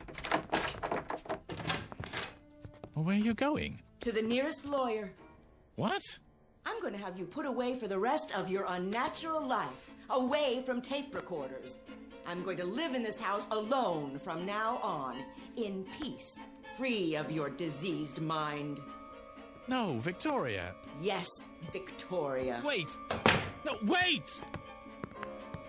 I can't let her go. I can't. I have to stop her. But how?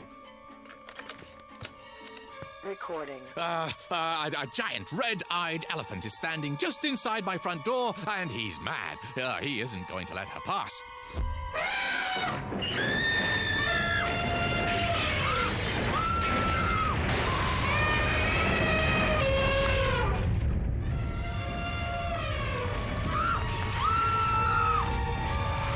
Something the matter, dear? Get that elephant out of my home!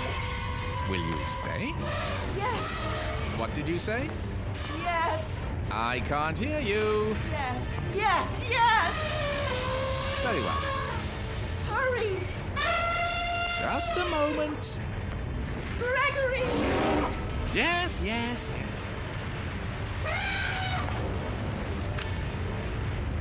I can't hold the door! His trunk! He's grabbing my hair! Another second or two.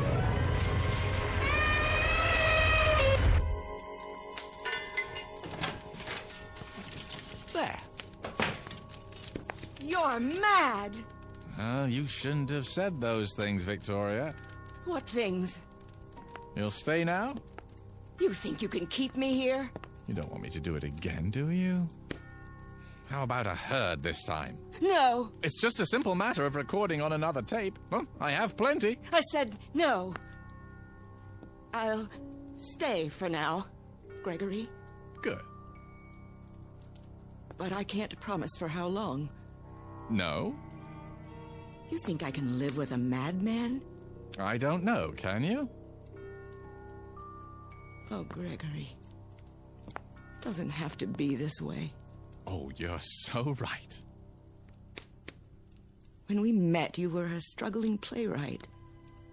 Then you had a play off Broadway. I was so proud. It moved to off-Broadway, then to the Great White Way, and the reviews. I was so proud. We were happy then, weren't we? Ecstatic. We were a team. Onward and upward. There was no stopping you. No stopping us. I remember. And then the next play, and the next. It was like a dream. Yes. I could sit up all night, listening to you talk about your writing, reading me scenes out loud, and it was wonderful. I wouldn't have had it any other way. Neither would I. But then, something happened. I'm not sure how or when. You began withdrawing from me, living in your head. You shut me out, Gregory. I thought when we moved here we'd be close again. But the deadlines, the pages, you didn't have time for me anymore. You didn't have time for a wife. Well, I'm truly sorry for that, Victoria. But I think we can salvage it, don't you? Start fresh, as soon as I finish the script. And will we move back to New York? Well, I don't see how we can afford to. Broadway isn't what it used to be. Nothing but revivals and musicals now. This is where the money is. Our future is here. What future? Well, if Hannibal's Animals gets good numbers, I'll be flooded with offers. But what I really want to do is produce. Sammy says that's where the real money is. We'll form a production company, get some pilots going, and, well, by this time next year, we should be sitting pretty. We'll move to a bigger house with a pool, and I'll have every room wired for sound with hidden recorders. That way I can dictate no matter where I am. And after a while, I won't have to write at all. My characters will do the work for me. I'll straighten their collars, wash behind their ears, and send them out into the world to make me famous. Can you see the future, Victoria? Can you? Thank you, Gregory. For what? I can see the future. What it would be like with you. And now I know I was right. You are insane. Oh, come now. The first chance I get, I'll have you in a padded cell. Believe it, Gregory. I do. Well, I guess that's it.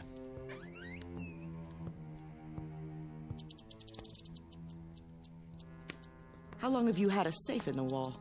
This one? Well, only since we moved here. Before that, I had a safe deposit box. From the time we were married. What's in the envelope? Oh, see for yourself. It has my name written on it. Victoria West. That's right. What's this supposed to mean? I'll show you. A cassette tape. Your tape. What do you mean, my tape? Shall I put it back for safekeeping, Victoria? Or shall I burn it? Which will it be? You wouldn't. The choice is yours. You want me to believe... Oh, I'm telling you, Victoria. As if I had to. Well, look at yourself, Regal, beautiful. You could have had any man you wanted. Haven't you ever wondered how you got stuck with me? That's absurd.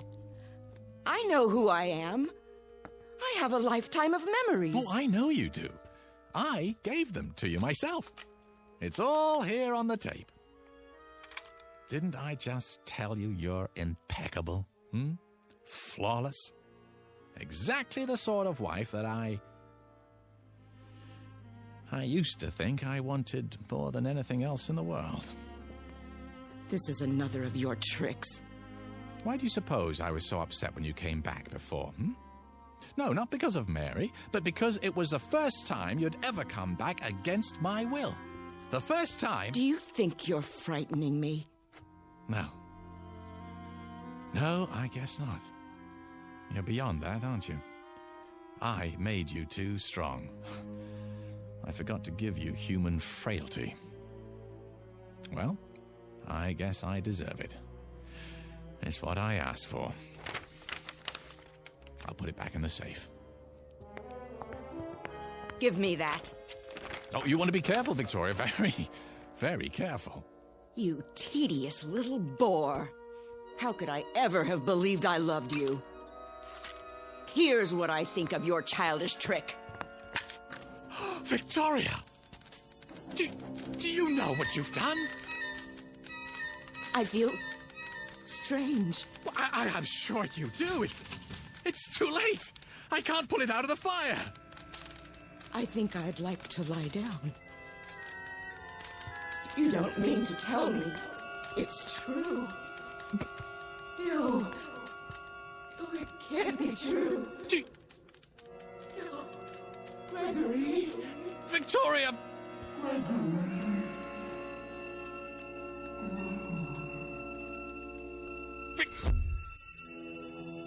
Oh. I told her. I told her. Oh, why wouldn't she listen to me?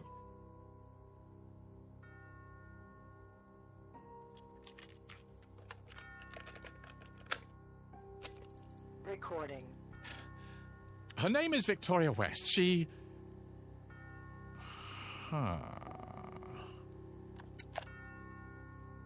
Better to leave well enough alone. Recording. Her name is Mary. Mrs. Mary West. She's 36, 5'3" tall, slimly built, brown hair, fair complexion. On the surface, a plain, quite ordinary female, yet with that quality of inner loveliness which gives a woman real beauty. A tender, gentle woman. Just now she's coming into her husband's study. Hello, Gregory. There you are. What do you have, darling?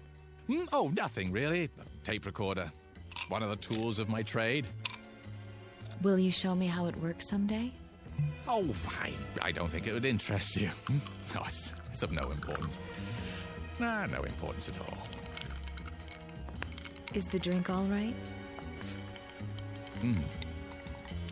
Perfect. As always. Oh, Gregory. Mr. Gregory West, still shy, quiet, very happy, and apparently in complete control of the Twilight Zone.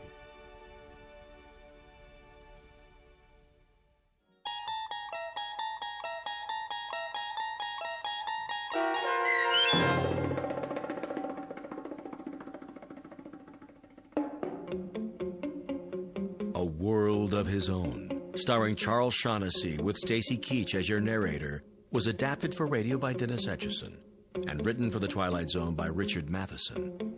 Heard in the cast were Linda Ryder, Alyssa Fraden, and Doug James. The producers of The Twilight Zone wish to thank CBS Enterprises and the Rod Serling Estate for making this series possible. This copyrighted radio series is produced and directed by Carl Amari for Falcon Picture Group. Sound design and custom Foley effects for The Twilight Zone by Cerny American creatives Bob Benson, Craig Lee, Michael Slaybach, and Matt Sorrow. To learn more about The Twilight Zone radio dramas and to contact us, visit our official website at twilightzoneradio.com. Doug James speaking.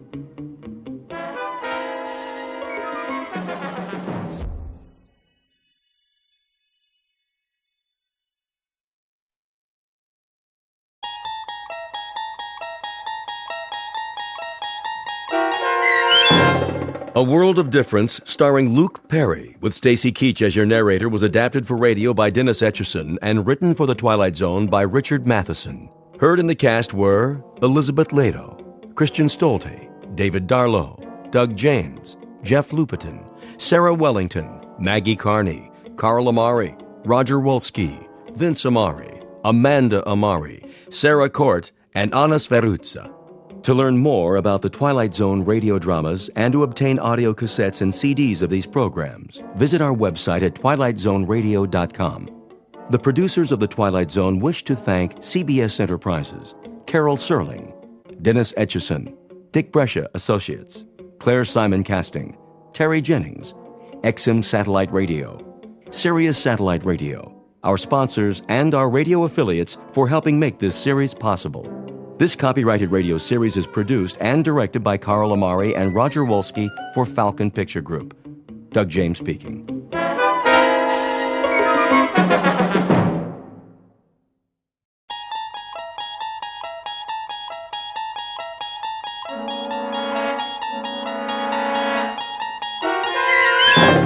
There is a fifth dimension beyond that which is known to man. It is a dimension as vast as space and as timeless as infinity. It is the middle ground between light and shadow, and it lies between the pit of man's fears and the summit of his knowledge. This is the dimension of imagination. It is an area which we call the Twilight Zone.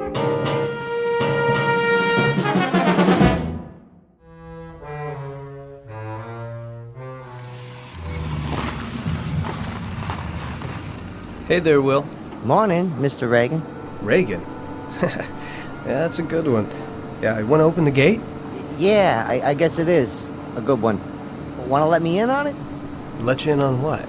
You called me Will. Yeah, so? So, my name's Harold, you know that. Since when? How long you been working here?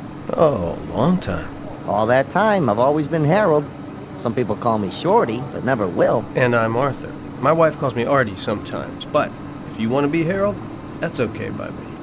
Oh, I get it. You want I should call you Arthur from now on instead of Mr. Reagan? You got it.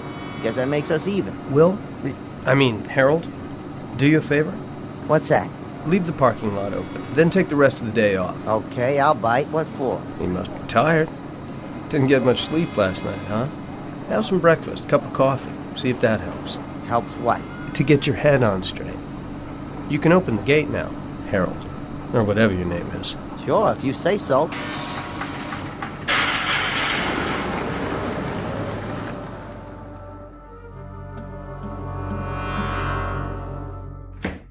Morning, Sally. Oh, good morning, Mr. Curtis. I just got here myself. I hope I'm not late. No, I thought I'd better get an early start. I have to leave about 3. You do? My wife and I haven't gotten a thing for Tina's birthday yet. That's right. The party's Saturday afternoon, isn't it? If my daughter can last that long. Excited? She sure is. It's all she can think about. Are the Matson contracts ready? Right here. I finished them before I left last night. Good. I'll look them over in my office. Well, back to the grindstone. Yes, sir. Oh, I almost forgot. Would you call the airline for me? See if you can get those reservations changed from Monday to Saturday. Will do. Straining at the leash to get out of town? You bet. It's the first real vacation Marion and I have had in years. So I figure, why lose a whole weekend before starting out? I don't blame you. Saturday night, it's San Francisco. Here we come. Hold all calls for a few minutes, will you? I want to tell my wife. Certainly, sir. Hope her mother can take Tina after the party.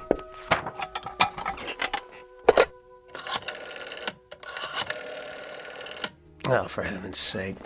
Sally! Sally! I can't get a dial tone.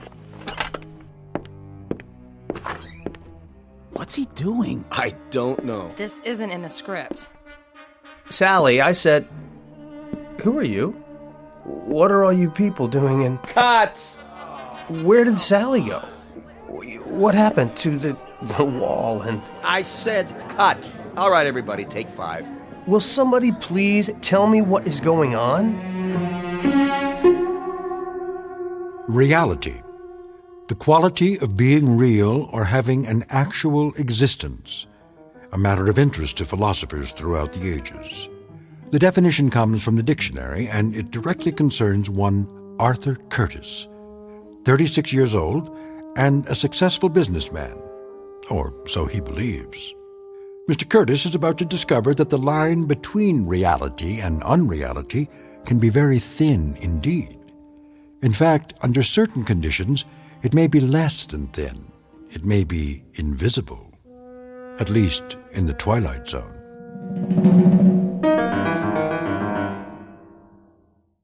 And now, The Twilight Zone and our story, A World of Difference, starring Luke Perry with Stacy Keach as your narrator. I asked you a question. All of you. What are you doing here?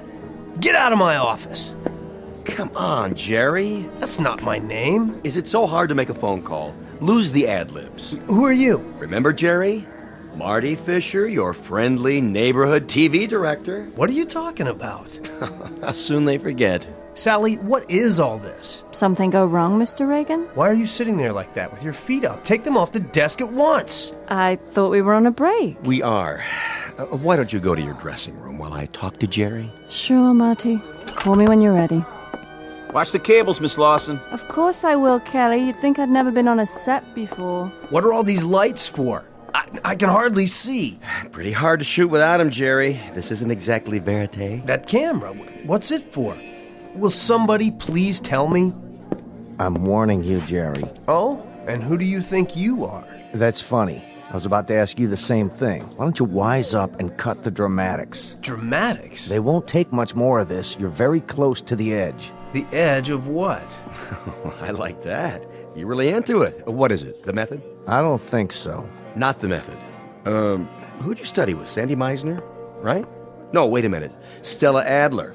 Well, I used to be at the Institute, too, and the first rule is don't break character. So, what do you say? Shall we take it again? I don't understand what you're saying. It's a gag, just a little gag. You know these New York actors. All right, get him some coffee. Kelly? Yeah?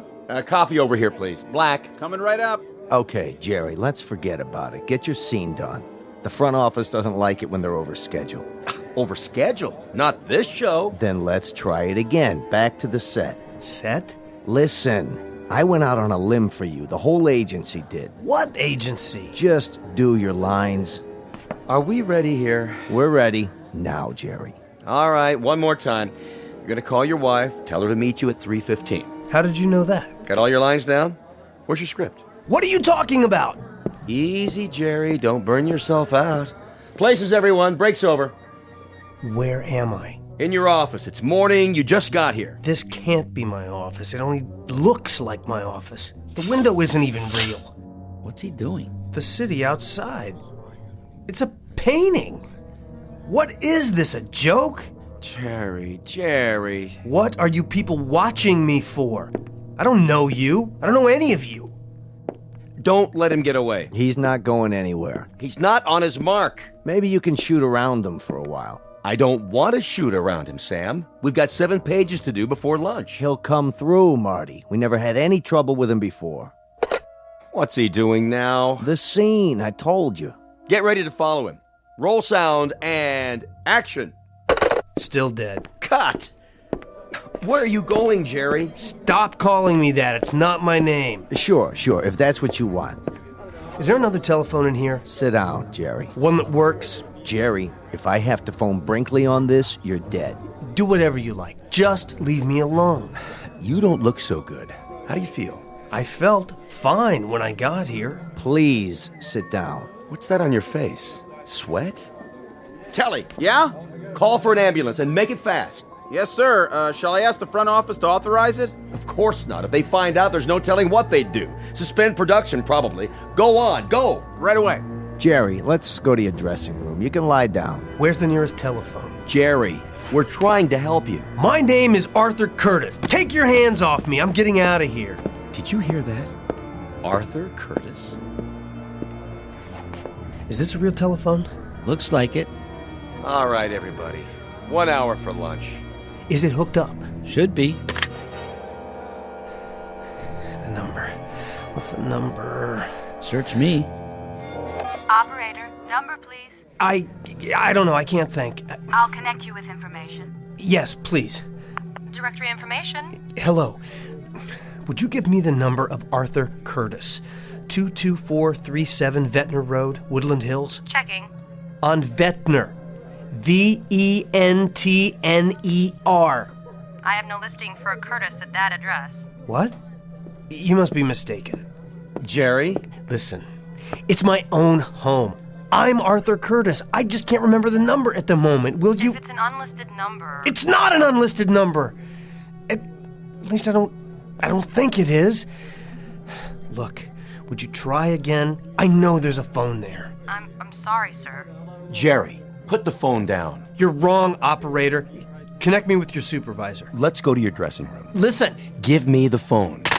What are you doing? You're not yourself. You're sick. Get your hands off me. I'm trying to help. Well, I don't need it. I'm getting out of here. Where are you going? Home. Jerry, somebody stop him.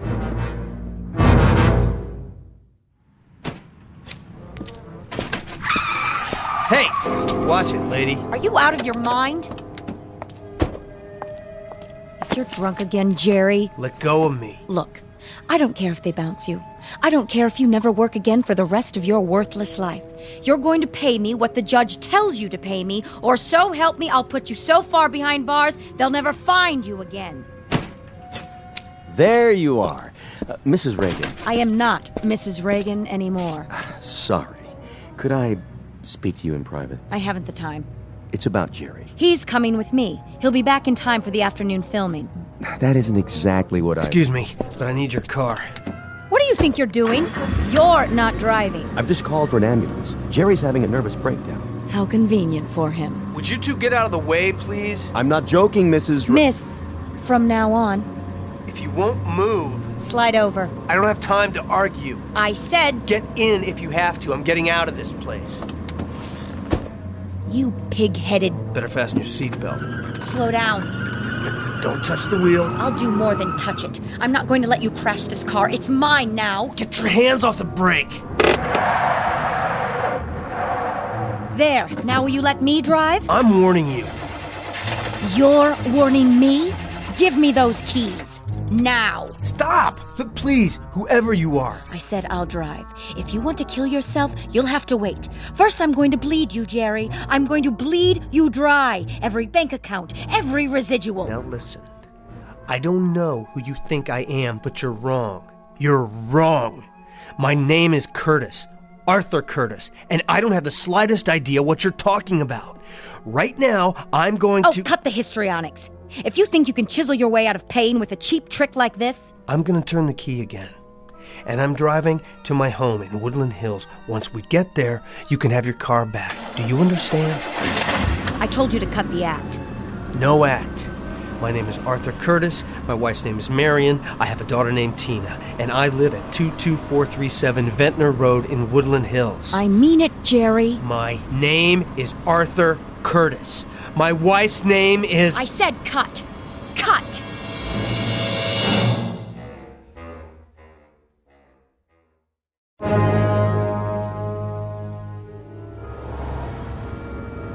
I don't understand.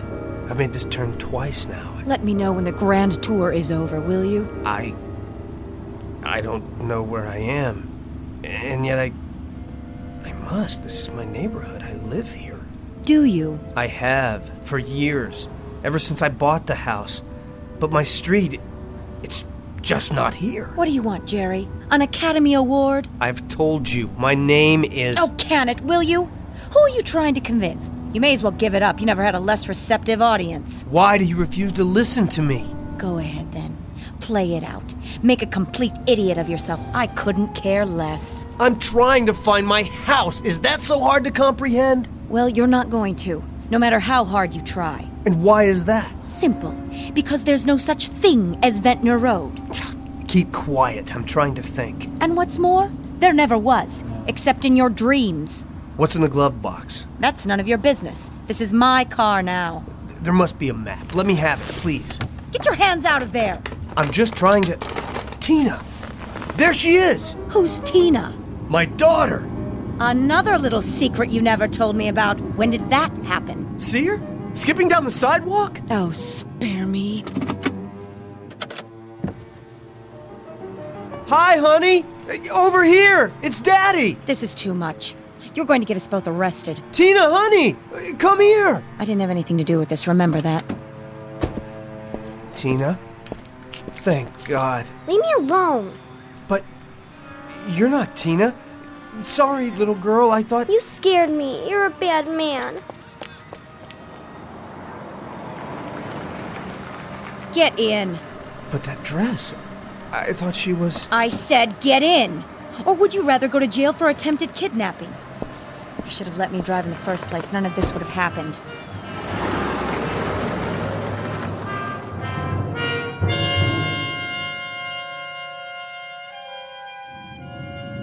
Why are you stopping? Because this is the end of the line.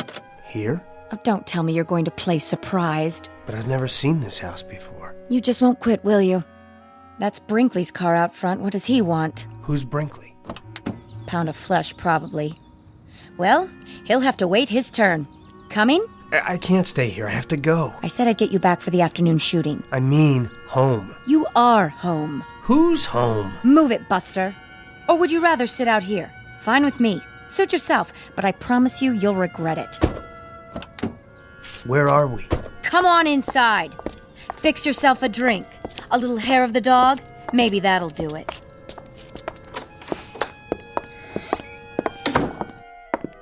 Jerry. Who are you? Better be nice to Sam. He's still the vice president of your agency. Where have you been? I'm not sure. Did Sam call you? More than an hour ago. Said he'd left the studio, walked out. Stumbled is more like it. What's all this about? The studio? First things first, Jerry. Come into the study. Why? Nora, we need to do some damage control. We sure do. Can't this wait? I've waited long enough. I want my money now before he goes off on his next binge. Now look, I've explained to this woman that I'm not who you all seem to think I am. Frankly, I don't know what to think. But if we don't smooth this over right now, today, the network won't renew your contract. And that will cost us all money. My name is Curtis. I live... Jerry, stop it! Stop what? Would you rather I lie to you? You don't seem to realize the position you're in. Where do you hide the checkbook these days? I beg your pardon? I'll find it if I have to tear the house down. Excuse me. I have to get out of here. Jerry! I'm going to lay it on the line. If you lose this part, we'll have to drop you as a client. We can't cover for you anymore. It's beyond that. Way beyond. I'm sorry, but you're mistaken. All right. Look, they can shoot around you today. I'll tell them you came down with something. They won't buy it, but we'll do our best to make it stick. But come tomorrow, you've got to be there, Jerry, bright and early, with bells on. I don't know what's going on. God. help me. I don't know what's going on. You said that. Jerry, enough is enough. I tell you, I found it. Get over here. Now. Leave me alone, please. Nora, he doesn't look so good. Maybe we should take him to Cedars. You're going to sign this check, Jerry, right now, before you can pull anything else. Go on. Pick up the pen. That's it. Then we'll see about the state of your precious health. Please, I'm asking you. And I'm telling you. Sign it, Jerry. I want what you owe me. His hands are shaking. Oh, no. He's not going to get out of it that easily. I'll fill in my name in the amount. Just sign Gerald Reagan. Gerald. That's not my name. Raigan.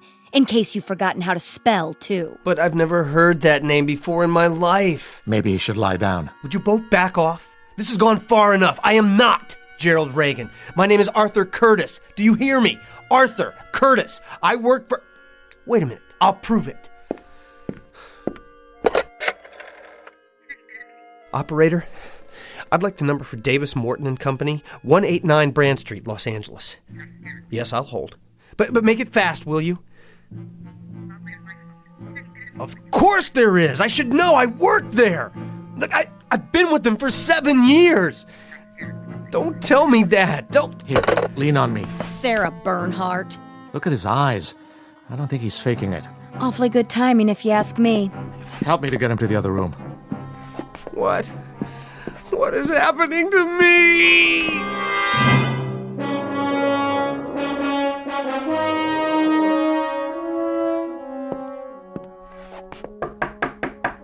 Jer?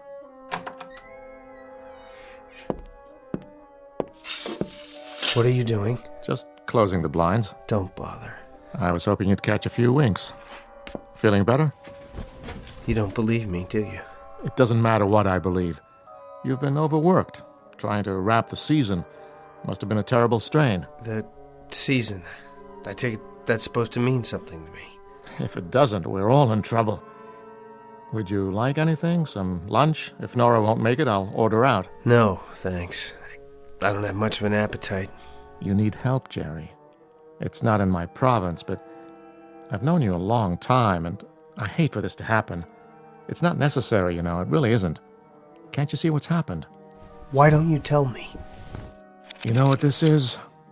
A script. For what? It's all right here. Take a look.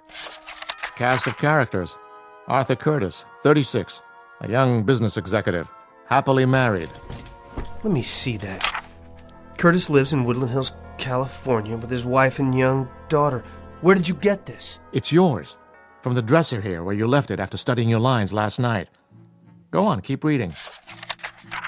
He is married to Marion Curtis, 33. A charming young woman, typical of that efficient breed which can manage a house and family and still have ample time for... Ring a bell?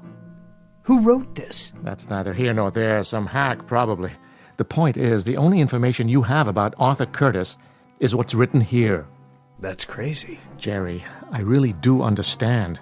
Sometimes I'd like to escape myself, get away from this turmoil. The long hours, the early calls, to a simpler, sweeter existence. It's only natural. You're telling me it was all a delusion?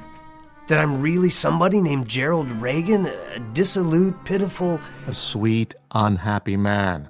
A square peg in a round hole who never should have moved to Hollywood. Burdened with that harpy in there. Jerry Reagan, who wanted to be a serious actor once. Trying to make a living and find a little happiness. That's all. No. I won't accept that. The life I remember, it was real. I wish it were. For your sake. I wish it were. I have to go, Jerry, and report into the agency. Try to rest and forget about the series. You won't have to go back. I just spoke to the studio a few minutes ago. They're canceling production. Production on what?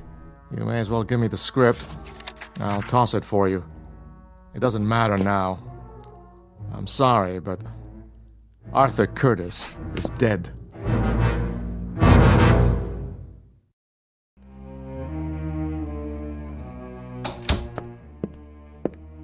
Well, what's his story? I don't think it's a story. Not this time. All better? Or should I fix him some milk and cookies? He's had it. Withdrawn from the playing field. And I can't say I blame him. Go on then. Get out of here. I'll whip him into shape. If he thinks a little breakdown is going to let him off the hook. Wait! Jerry! Well, what do you know? It walks. Out of my way. Yes, sir. What is it, Jerry? I've got to go back. I told you it's too late for that. It's finished. No, I've got to get back to my office. If you mean the set, they're probably tearing it down already. And as far as I'm concerned... But they mustn't. Don't you see? I'll never get back if they tear down the only connection I have to... Jerry, knock it off! I can't do that. Jerry!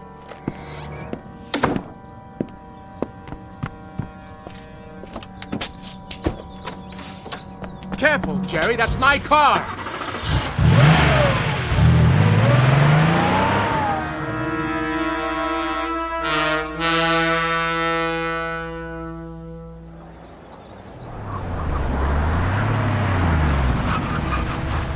Name? Open the gate. Oh, that's you, Mr. Reagan? I'm in a hurry. Oh, sure. Nice car. What happened to your... Now, Harold. Well, see, your name's not on the list anymore. I mean, Reagan's not. That other one you gave me. What did you say it was? Curtis something? I don't have time for this. Hey, did you get fired? Real sorry to hear it. Or maybe you quit. Either way, I'm not supposed to... Stand back. Huh? No, I was just saying...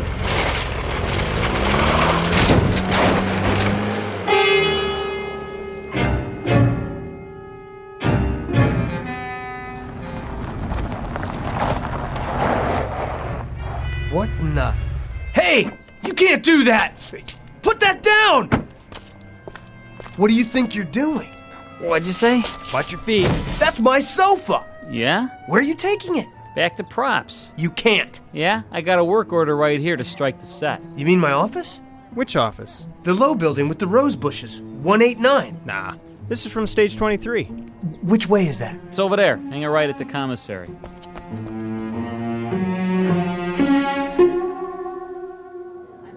Take the wall down? Not yet. Get the desk and chairs. Where do you want them? Hold on! Pardon me, Mr. Reagan? Don't touch the desk yet. Or the chair. No? How come? I have to get something. Oh, sure, go ahead. It'll take us a while. Too bad, huh? Nice set. Real nice. Kind of sorry to see it go.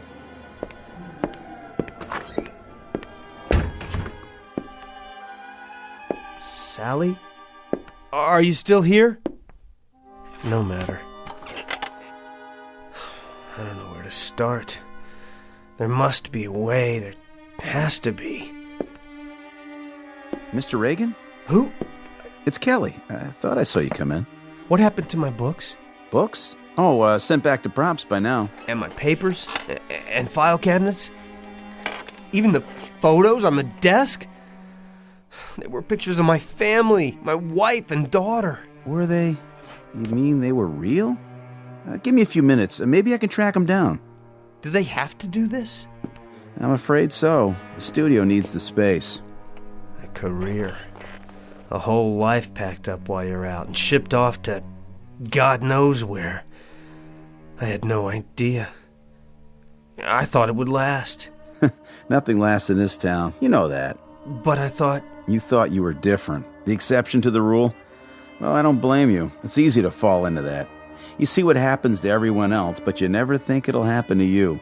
Human nature, I guess. But, you know, the next thing will come along. And what will that be? Beats me, but it always does. You have to have a little faith.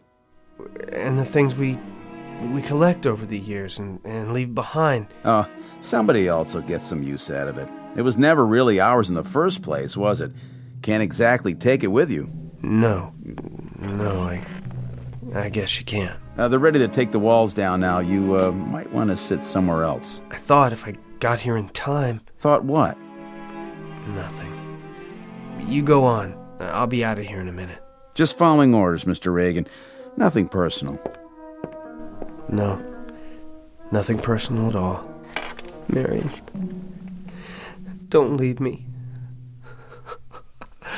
Don't leave me here. Mr. Curtis? Sally?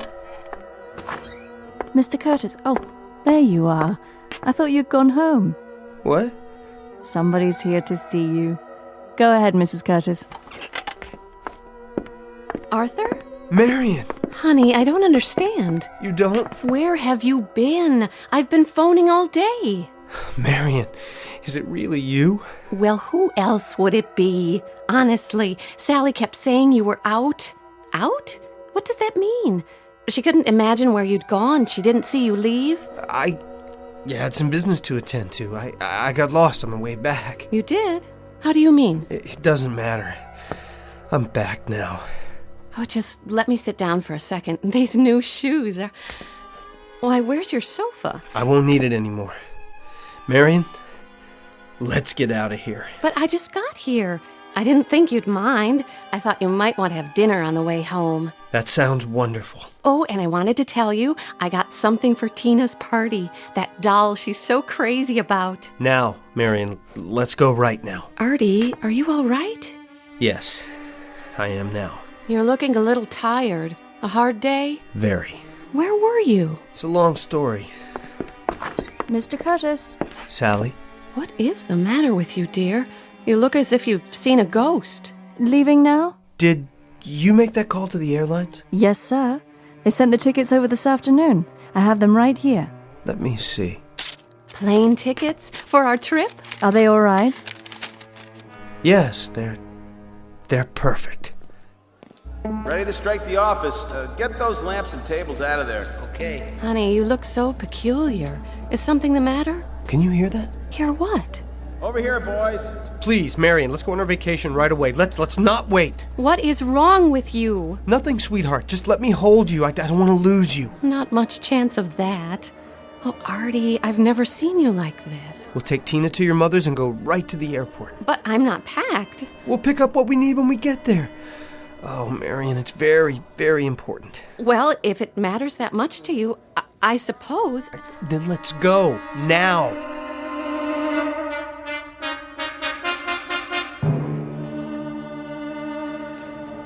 Hi there, Mr. Brinkley. Have you broken it down yet? Not just about to. Has Reagan been here? He was a minute ago. Where? The office set. And he's not there now? Nope. You didn't see him leave? I didn't. Any of you guys see where Reagan went? Nope. Sure didn't. Would you look in his dressing room? Sure thing. Well? Not in his dressing room. Then, I wonder where he's gone. Wherever it is, I hope he finds what he's looking for.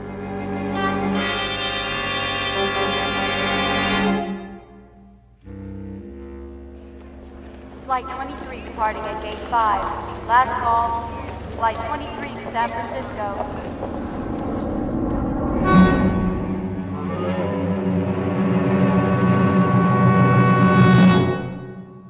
Reality. The quality of being real or having an actual experience. Words of definition from a book we call the dictionary. Words that fail to recognize man's gift for creating realities of his own. Realities perhaps beyond the measurement of science, and yet actual in their own right.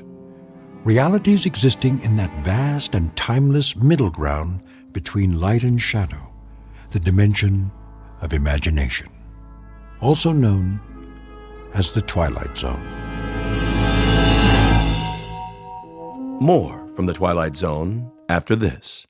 You are about to enter another dimension, a dimension not only of sight and sound, but of mind, a journey into a wondrous land of imagination.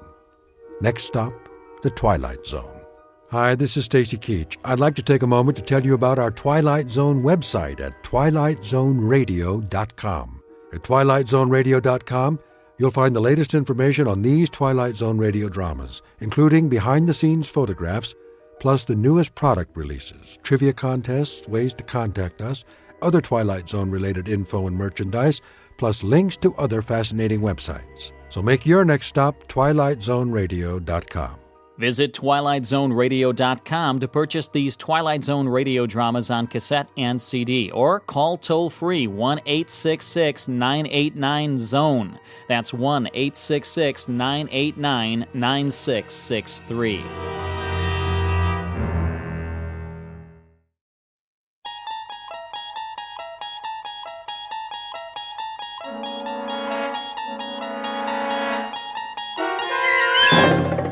You're traveling through another dimension, A dimension not only of sight and sound, but of mind. A journey into a wondrous land whose boundaries are that of imagination. Your next stop? The Twilight Zone.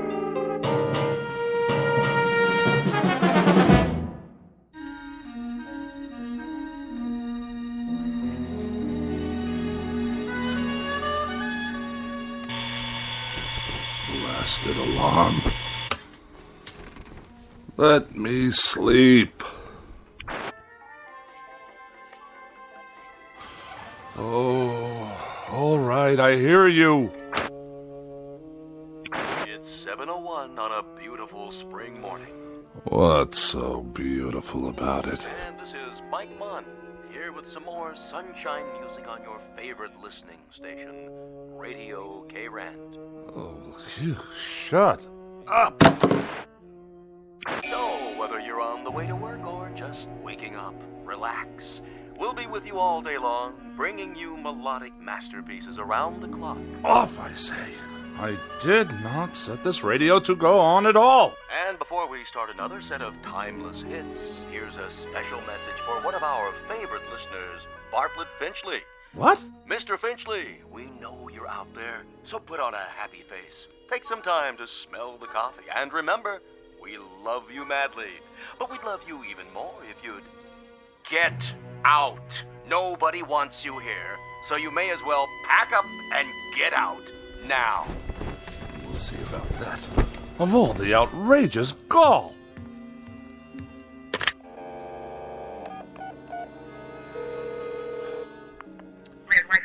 Operator, get me K-Rant. Yes, the radio station. No, I don't know the number. Kindly dial it for me. If you can spare a moment from your crossword puzzle. K-Rand, how may I direct your call? Connect me with Mike Munn. I beg your pardon? Munn, your asinine disc jockey. I'm sorry, sir, but there's no one here by that name. Of course there is. I just heard him on the radio. He took it upon himself to broadcast a personal insult directly and specifically aimed at me. We play all music all the time, sir.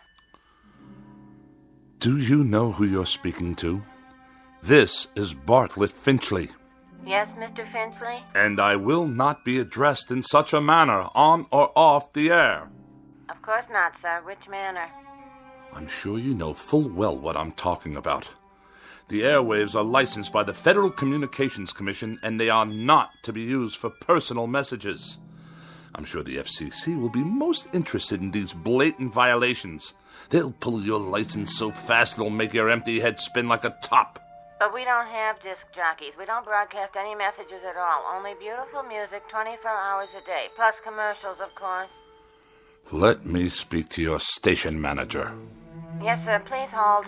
And don't you dare place me on hold, you high school dropout. Oh, for the love of... I don't have time for this nonsense. I will not have it. I'll write a blistering letter to the FCC that will knock this rinky-dink station off the air. Hello?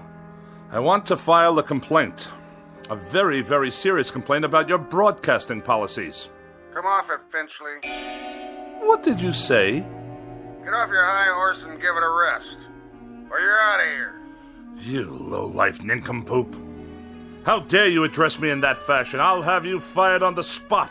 What is your name, you cretinous subhuman? Don't you hang up on me! Hello? Hello? Hello?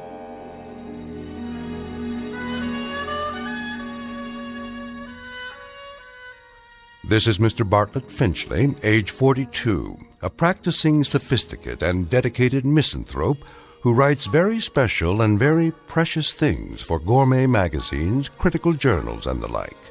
He's a bachelor and a recluse with few friends, only devotees and adherents to the cause of tart sophistry. He has no interest save whatever current annoyances he can find to occupy his mind.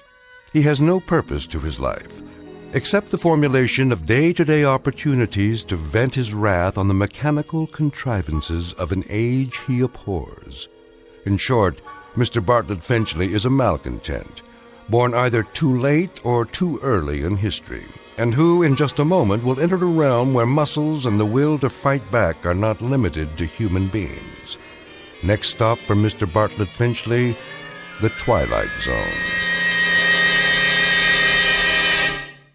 And now, The Twilight Zone, and our story, A Thing About Machines, starring Mike Starr, with Stacy Keach as your narrator.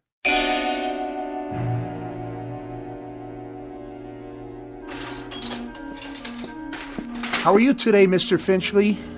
I'll answer that burning question after you tell me what's wrong with this electronic abomination in my living room. You mean your TV set? And also acquaint me with how much your current larceny is going to cost me. Well, let's see here. 2 hours labor, new circuit board, new oscillator, new comb filter. How very technical and how very nice. Speak English, man. Well, you asked me what was wrong. Never mind the subterfuge. I presume I'm to be dunned once again for 3 times the worth of the bloody thing. Well, I didn't charge you for my travel time. The total. What is the total? Here you go, Finchley. Oh, surely you jest. All right. I'll give you a break on the sales tax, seeing as how you're a regular. But this is the price of a meal in a 4-star restaurant. With wine! Labor don't come cheap nowadays. And neither, apparently, does my peace of mind.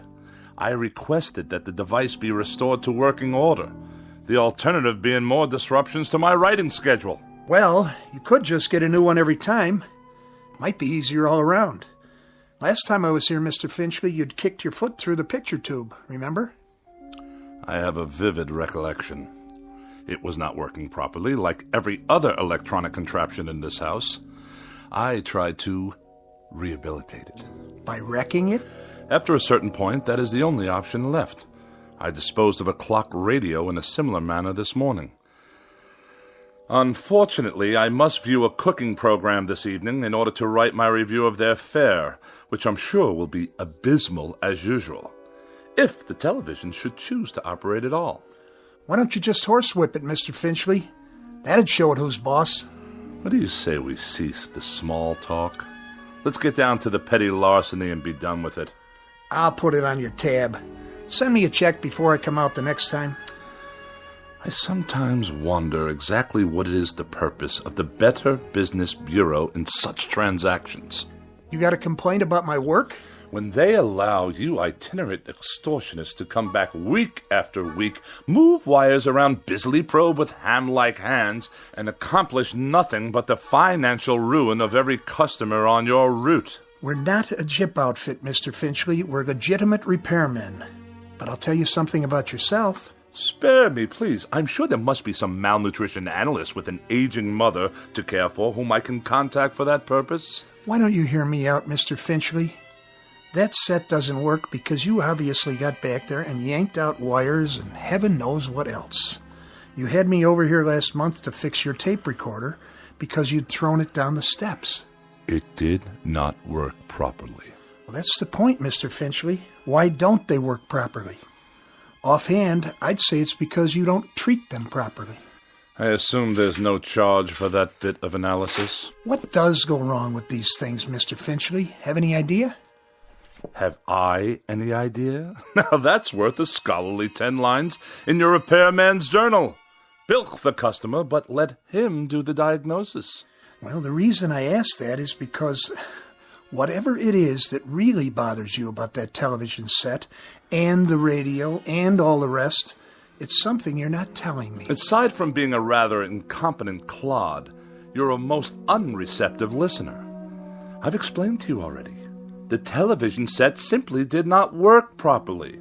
And as for that original Marconi operating under the guise of a radio, it gave me nothing but static. You sure that was all that was wrong with them? I choose my words very precisely, thank you.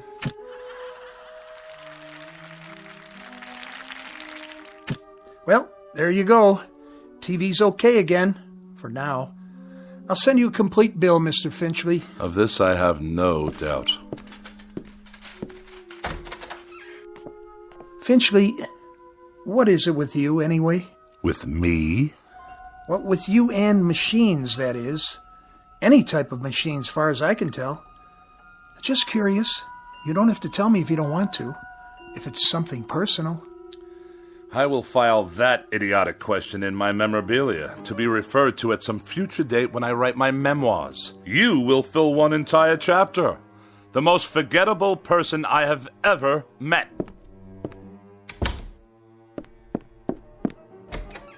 It just so happens, you boob. It just so happens that every machine in this house refuses to cooperate on any level. They behave as if... There! You see what I mean?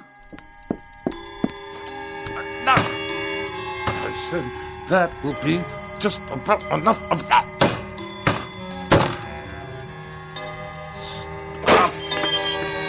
Stop! Stop! Please!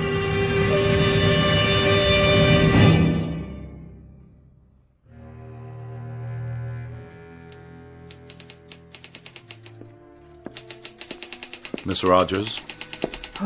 Yes, Mr. Finchley? Let me see the pages. Yes, sir. Is that all you've done? That's all I've done. 2 articles and 1 column, almost completely retyped, 40 pages in 3.5 hours. That's the best I can do, Mr. Finchley. It's that idiotic gadget of yours, humming and clicking away.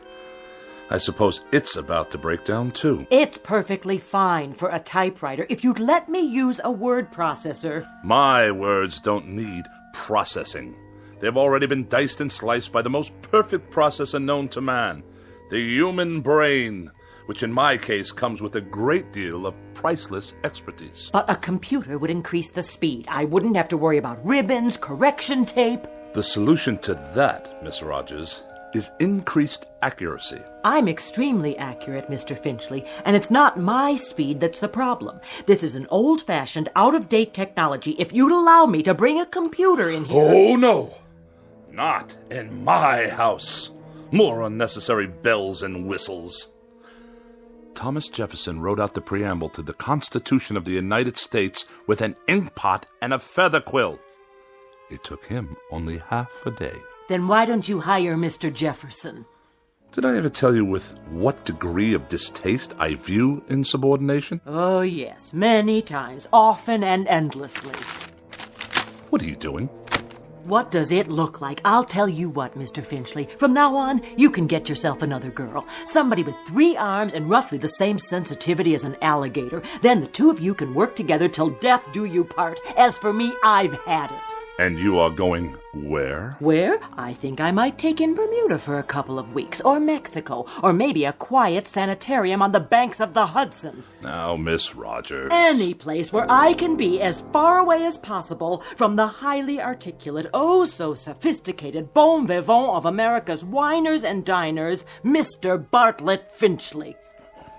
Miss Rogers, you don't mean that. And surely you're not serious. You've even got me talking like you. But I'll tell you what you won't get me to do. You won't turn me into a female Finchley with a pinched, scornful little heart and a mean, petty, yellow, jaundiced view of everybody else in the world. Miss Rogers, please. Please don't leave. I beg your pardon? I wish you'd reconsider. Speak up. I can't hear you. I wish you'd stay for a little bit longer. You what?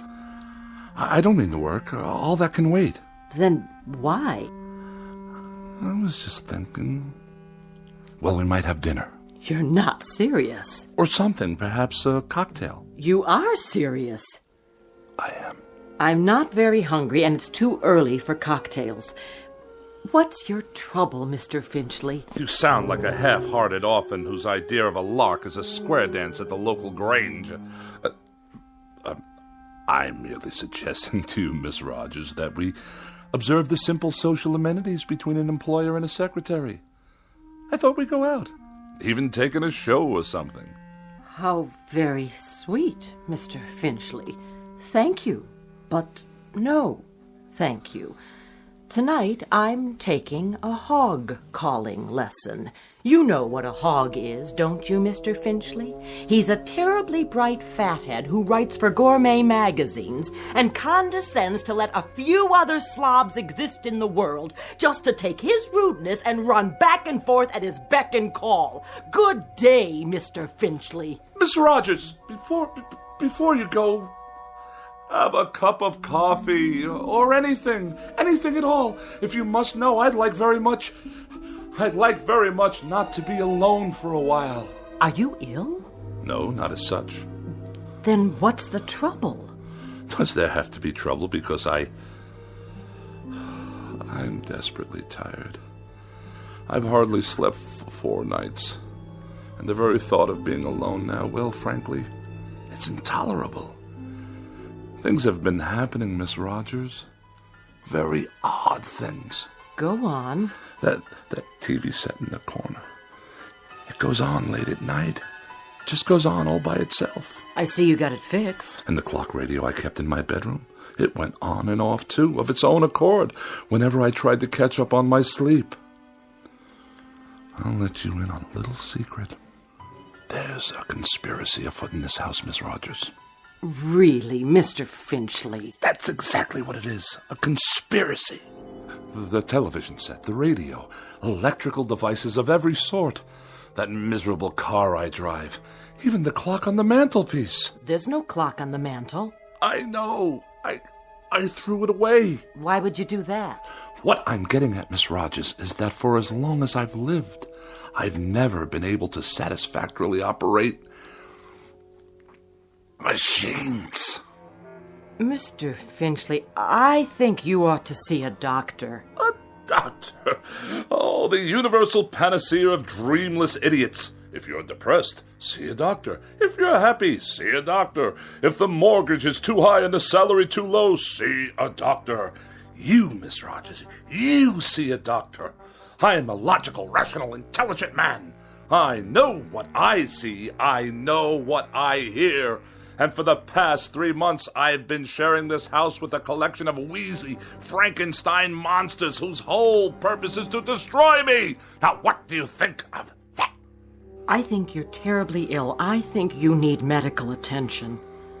You obviously haven't heard a word I've said. I think you've got a very bad case of nerves from lack of sleep. By no choice of my own, I assure you. And I think that way down deep, you yourself realize that these things are nothing more than delusions. Now I know what you really think of me. That I'm to be pitied. That I'm a poor wretch, not in my right mind. That... Think what you like. Now where are you going? You don't need company, Mr. Finchley. You need analysis. You're no better than a cogwheel robotic machine yourself. You haven't an iota of compassion or sympathy. Mr. Finchley, please, let go of my arm. I'll let you go when I get good and ready to let you go. Mr. Finchley, let's not make an ugly scene here. Now, come on, let me go. Mr. Finchley, let go of me! Get out of here and don't come back! With distinct pleasure and manifest relief. Don't ever come back. I'll send you your check. I will not be intimidated by machines, so it follows that no empty-headed little secretary with a mechanical expression is going to get away with anything either. Mr. Finchley, in this conspiracy you're suffering, this mortal combat between you and the appliances, I hope you get licked. Good riddance! What? More typewriting? Oh, you think you'll turn yourself on any time you feel like it, do you? Let's see what you've written. Get out of here, Finchley. Get out of here, Finchley? Who are you to tell me to get out of my own house? You're a machine, a silly machine, an inanimate object. All right, that's it. This is war. You're not going to intimidate me. Did you hear what I said? You're not going to get away with it, you machines.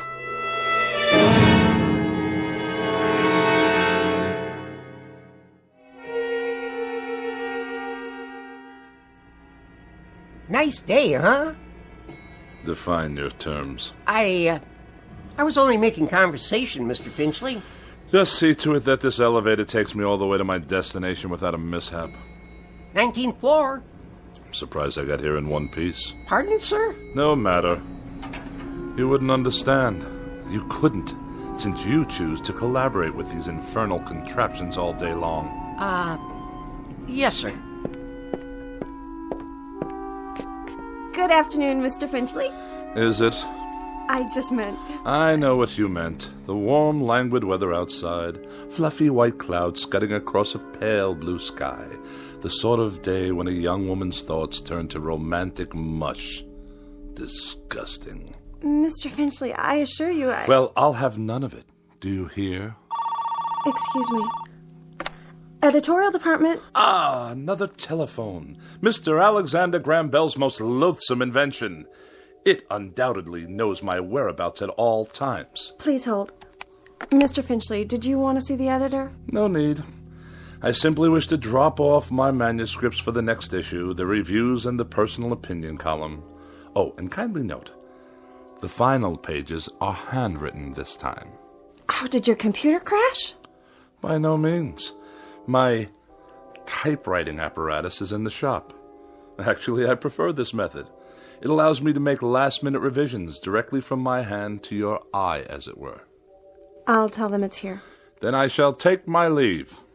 Out into the blinding white heat of the cruelest month. Reflux Publications? Iron Gourmet Magazine? Just a moment, please.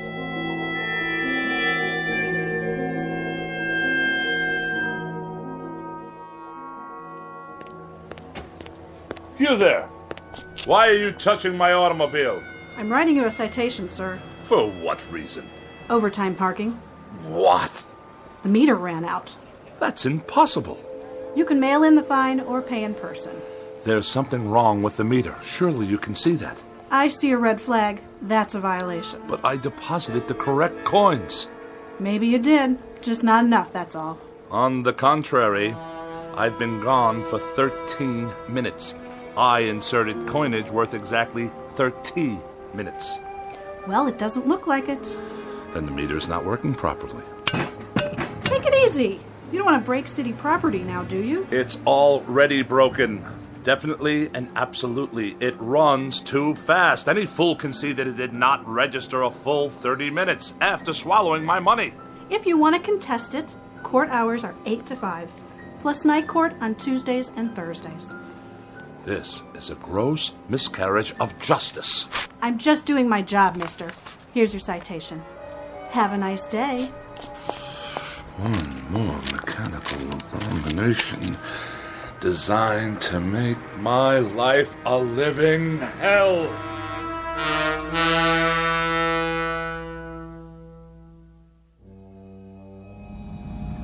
One side, madam. You, sir. Move your vehicle out of my way. Watch it, Mac. Watch what exactly, you imbecile? This is my lane. Park it, Pops. Of all the insolent. Get that rattle trap off the road. Stand aside. Bartlett Finchley is at the wheel. I earned my first driving license while that bully was still in kindergarten. The barbarians are at the gates.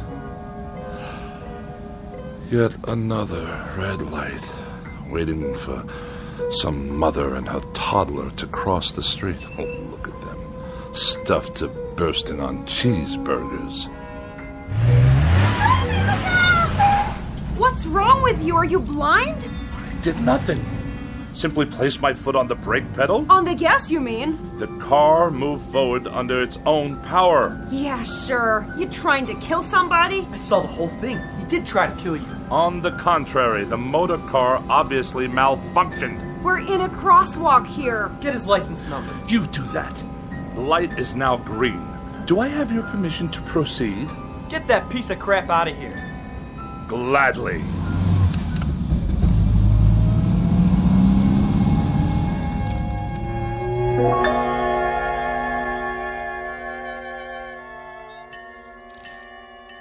Pardon me, attendant. If I may be so bold. Yeah. When will you be finished with the repairs? On the old four-door? Soon, I trust, you've had more than enough time. Right. It's parked over there. Ah, my congratulations. And now for the bad news. What is this going to cost me? Nothing. For a brake overhaul? You mean no charge for the labor? I'll consider that a professional courtesy. I mean no charge, period. So you haven't completed the work. My good man, I can't wait around this gas station all day. There's nothing wrong with it. I checked the brakes, transmission, the works. It's an oldie, but there ain't nothing wrong with that car. Nothing? She's a classic. You know, you could sell that baby for good money if you want. But I distinctly felt the machine roll forward under its own volition. All the same, it's working perfect. Real cherry set of wheels you got there. I know a collector looking for something like that. I'll give you, say, $900. $900? The hubcaps cost more than that. Okay, $1,000. Give me the keys. If you say so. Here you go, Mr. Finchley. But she's not gonna last forever, you know. You ought to get back what you put into it. Buy yourself a nice new car. If you can hang on a minute, I'll call the guy. And waste even more of my precious time? Good day.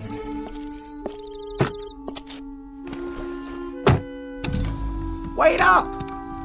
Ah, now you deduce what's wrong, as I'm about to drive away. $1,100. Cash on the barrelhead. Oh, go tighten your fan belts or whatever it is you do in this incompetent establishment. Knuckle-dragging dolt. At least I can hear some decent music. Get out of here, Finchley. More abuse. Just go, Finchley. We don't want you here. Pack up and get out. Before it's too late.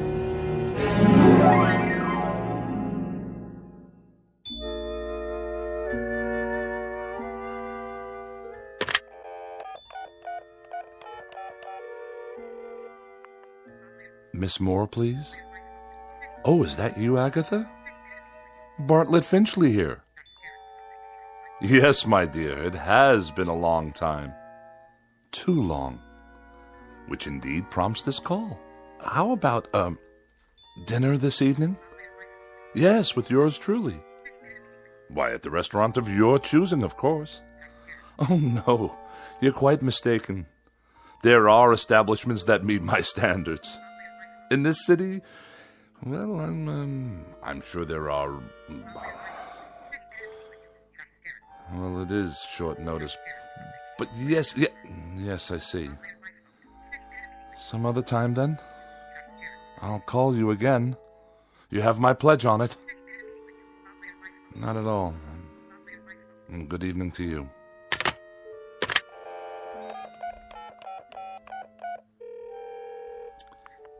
Mrs. Donnelly, please. Pauline, is that you? Oh, and how's my favorite young widow this evening? Bartlett. Bartlett Finchley. You remember? Yes. I'm tip-top. And you? Splendid. Say, listen, Pauline, I was wondering, sort of spur of the moment and all that, but oh... I see. I see. Yes, perfectly. That's quite all right. No, I hadn't heard the good news. Well, I'm delighted for you. Truly delighted. In June. I'll send you a wedding gift. Of course. Good night. It's the telephone. I'm sure of it. Distorting my voice, twisting my words. What other explanation is there? An army of forces dedicated to embarrassing me, inconveniencing me, and generally making my life as miserable as possible.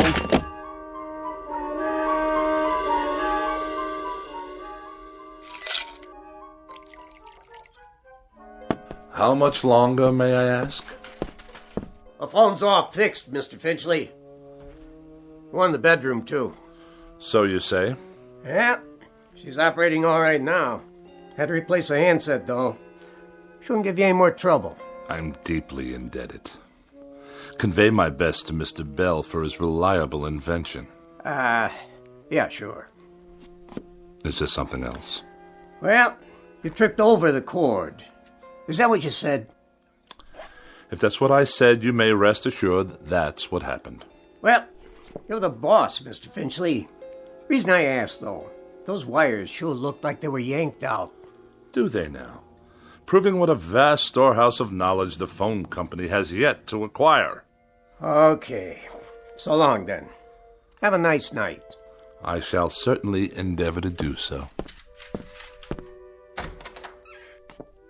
One thing. Yes? The thing about phones, though. What? Well, you see, they're just like any other piece of electronics. You have to be careful. Treat them right. Because if you don't, they won't do what you want.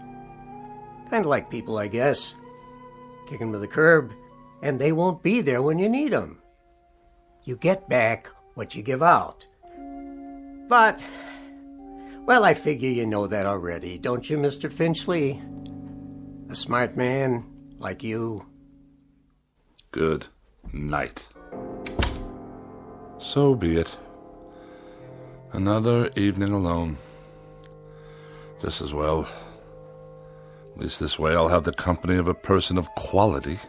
And welcome once again to Dinner for One on the Eating Channel. Tonight we prepare a bright and breezy repast guaranteed to liven up any kitchen. Oh, spare me. 3 new and exotic courses imported from jolly old England. For appetizers, a wonderful discovery called the Scotch egg, followed by an exquisite cold watercress sandwich. And the traditional pièce de résistance, bangers and mash. Sound excited? Well, it is. So sit back and enjoy and keep a pencil and paper handy. Now for something completely different. Balderdash, not worthy of a review. Cretins and half-wits at every turn. Well, who needs you? Who needs any of you? Mr. Bartlett Finchley is going out on the town. He's going to have a wonderful evening with some good wine, and who knows what lovely lady I may meet during my nocturnal meanderings. Who knows indeed?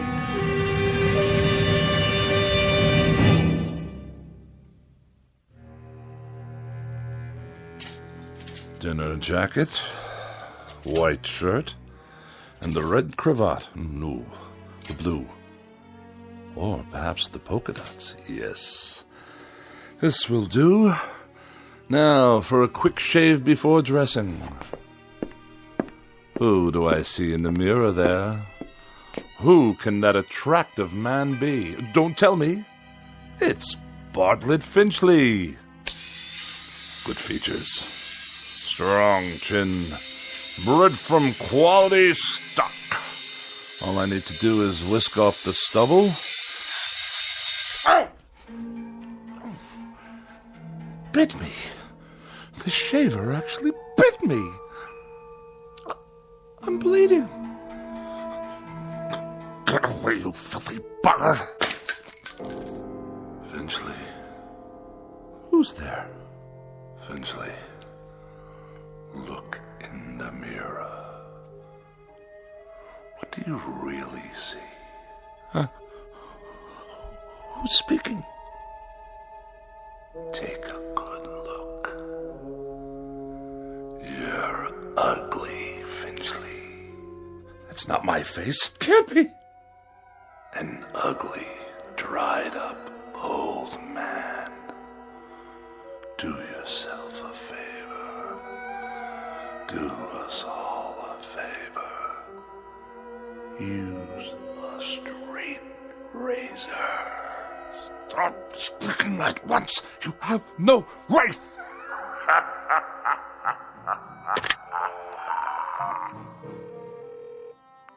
Hello, operator. Get me the police. Someone's in my house. Hello? Hello? Finchley, get out of here. Stop this! You Finchley? Oh, thank God you're here, officer. Your car? What? The car in the street. Yes, it is. What about it?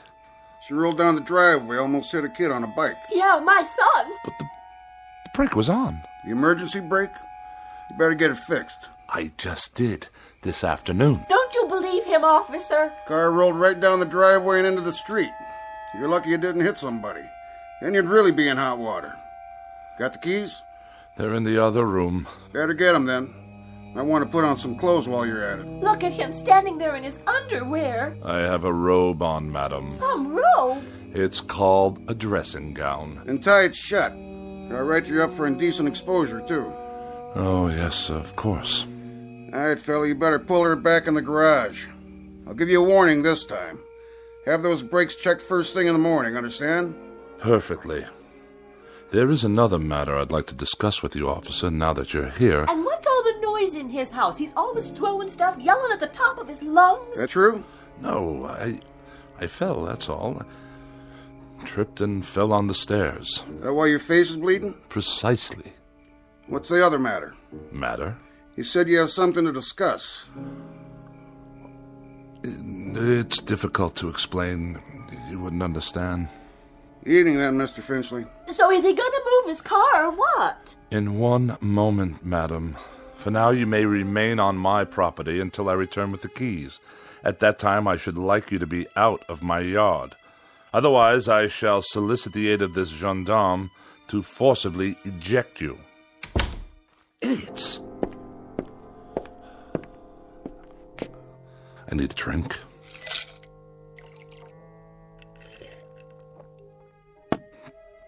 Perhaps one more.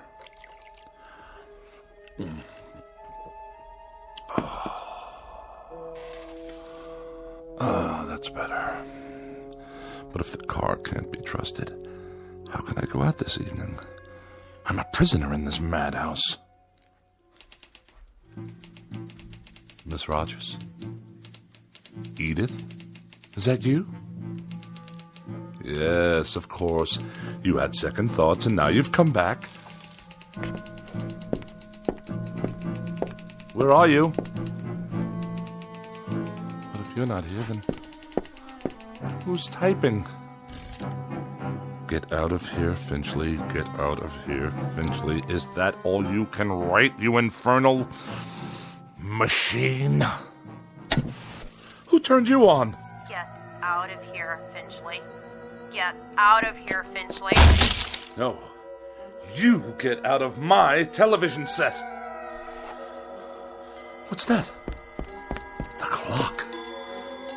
I smashed it this afternoon. Smashed it to smithereens. And you. I destroyed you too. Well, you won't get me. You won't get me. I won't let you.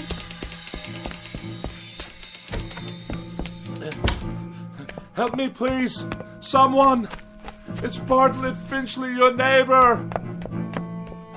Let me in. It's that crazy man again. Don't let him in, Mom. He tried to kill me. I didn't. The car did. Don't you understand? Open your door. You get away from here.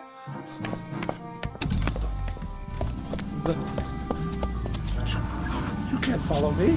You're only a car. My car. Stop.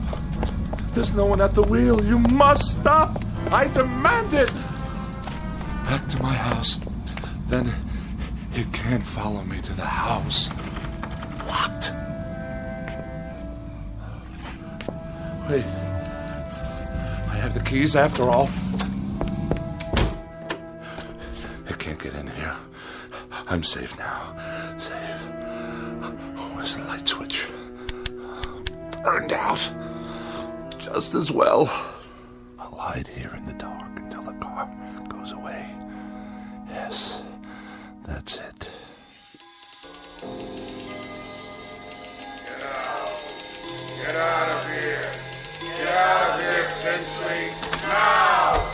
Away! I'll sneak away. Go somewhere, anywhere out of this town, far, far away. What? Those lights. Blinding.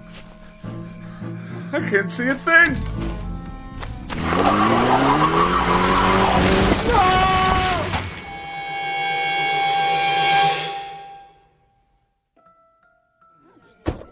I have your 1019 on Woodlawn Drive. What is the status? Cancel that call for backup. Paramedics have arrived, waiting their decision. Do you have a positive ID? Finchley, first name B for Bartlett. Stand by, 10-4. That man. He was running in his bathroom. Never saw anything like it. What's his condition? Flatline. He's gone. I'll put him down as DOA your arrival. Heart attack? That's what it looks like. What happened here, you know? Neighbors said they heard him shouting about something last night. He sounded scared. What about? Well, whatever it was, he took it with him. Was he out here? Right here on the porch, slumped down against the door, eyes wide open like he saw a ghost. I figured he was on his way to his car. Which one? At the curb. Never got to move it like I told him. He must have been drunk. You can smell it on him. Good thing he forgot his car keys or he might have done some real damage. Yeah, not now, though. Poor old guy. He was a royal pain, let me tell you. That's all over now. Maybe he did see something. Who knows? Maybe so.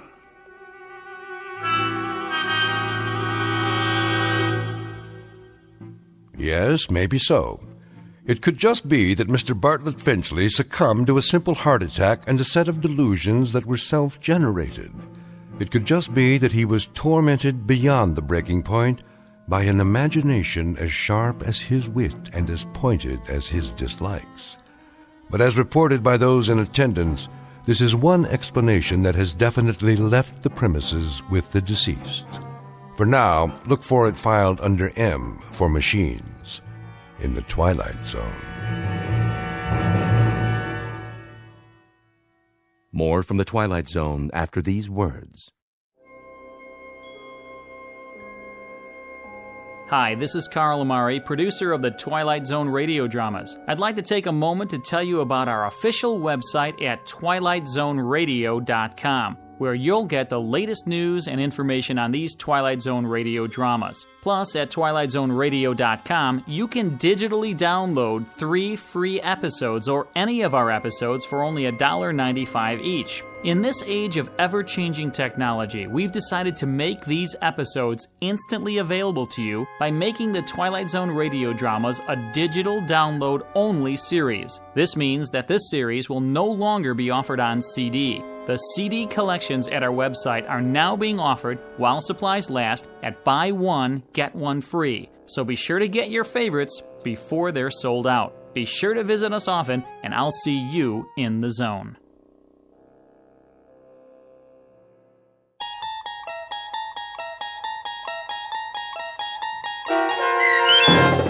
A Thing About Machines, starring Mike Starr, with Stacy Keach as your narrator, was written for The Twilight Zone by Rod Serling and adapted for radio by Dennis Etchison. Heard in the cast were Doug James, Peggy Roeder, Rich Kominick, Turk Muller, Guy Burrill, Larissa Borkowski, Irene Olson, Heath Corson, Lynn Foley, Natalia Reed, and Peter DeVito. To learn more about the Twilight Zone radio dramas and to obtain audio cassettes and CDs of these programs, visit our website at twilightzoneradio.com. The producers of The Twilight Zone wish to thank CBS Enterprises, Carol Serling, Dennis Etchison, Dick Brescia Associates, Claire Simon Casting, Don Longo, Terry Jennings, the American Forces Radio and Television Service, our sponsors, and our radio affiliates for helping make this series possible. This copyrighted radio series is produced and directed by Carl Amari and Roger Wolski for Falcon Picture Group. Doug James speaking.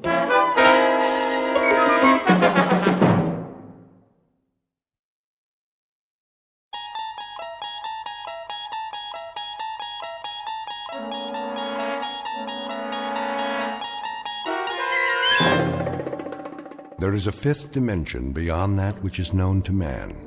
It is a dimension as vast as space and as timeless as infinity. It is the middle ground between light and shadow, between science and superstition. It lies between the pit of man's fears and the summit of his knowledge. This is the dimension of imagination. It is an area we call the Twilight Zone.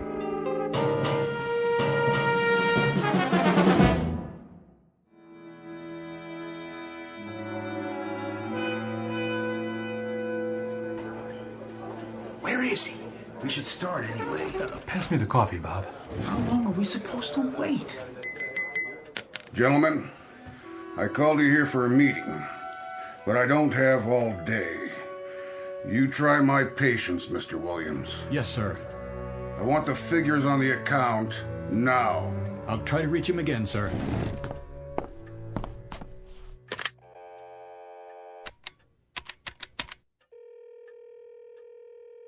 Put me through to Jake Ross's secretary. Yes, I'll hold. Williams, we're still waiting for your Mr. Ross. I'm trying to get him now, sir. Is this Jake's office, Joni? Yeah, I'm fine. Mr. Williams! I know he's out to lunch, but there was a conference called for 2 o'clock, and it's 2:30. Yes, Mr. Mizrell's office. Where is he? All right, then check. Tell him to get his keister back here fast. Well, where is your protege with the multi-million-dollar automobile account? She's calling around the usual places, Sardi's East to Colony. Don't be an idiot. He's due any moment, sir. Probably stuck at a big client lunch or something. More likely a big martini, or 3, or 4 of them. Mr. Mizrell, I assure you he was too young to put on this account. I told you that, Williams. Much too young for so large and important an account. See? I knew it. Here's Jake now. Message for Gert Williams? Give me that. We have been here now for 34 minutes, Mr. Williams. This is a note from Jake Ross. Would you be so kind as to share its contents with us? I can tell you the sense of it very quickly, Mr. Mizrell. It's Jake's resignation. He's moving to another agency. And he's taking the automobile account with him. That account represented a gross billing of millions of dollars a year. And how many times have you promised it to me? This is as much a shock to me as it is to you, Mr. Mizrell. Don't con me. It was your pet project, yours. And it was your idea to give it to that little college greenie. Get with the program, Williams. Get with it, boy. I'm sorry. So what's left? Not only has your pet project backfired, but it sprouted wings and left the premises. I'll tell you what's left for us in my view. A deep and abiding concern about your judgment. Please. This is a push business, Williams. A push business. Push and drive, but personally hands-on. You don't delegate responsibilities to little boys. I don't feel well. You should know that better than anyone else. I have to leave now. It's a push all the way, all the time, right down the line. Hey, you don't look so hot. What's the matter with him? Why don't you just shut your mouth, fat boy? And who precisely are you addressing? Who do you think, you ugly, bloated, self-important old...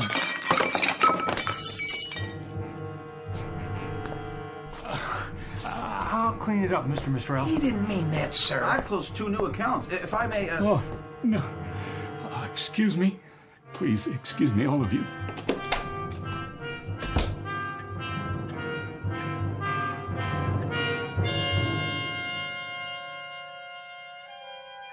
This is Gart Williams, age 38, a man protected by a suit of armor all held together by one bolt. Just a moment ago, someone removed the bolt, and Mr. Williams' protection fell away and left him a naked target. He's been cannonaded this afternoon by all the enemies of his life. His insecurity has shelled him. His sensitivity has straddled him with humiliation. His deep-rooted disquiet about his own worth has zeroed in on him, landed on target, and blown him apart. Mr. Gart Williams, ad agency exec, who in just a moment will undertake a desperate search for survival in the Twilight Zone.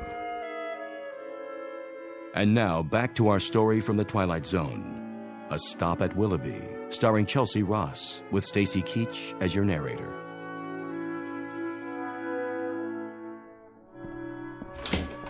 Oh, hi, Mr. Williams. You have some messages. I put them on your desk. Thank you, Helen. Are you okay, boss? Just, let me sit down for a minute. You don't look so good. The ulcer's acting up again. Oh, no. Don't worry about it. I'll be fine. You should take it easy. I can get you some lunch. No, thanks. Sure? Something plain? I think I'll go home early today. Oh, good idea. Well, can I get you anything first? Yeah. Anything at all? A sharp razor. What? And a chart of the human anatomy showing where all the arteries are.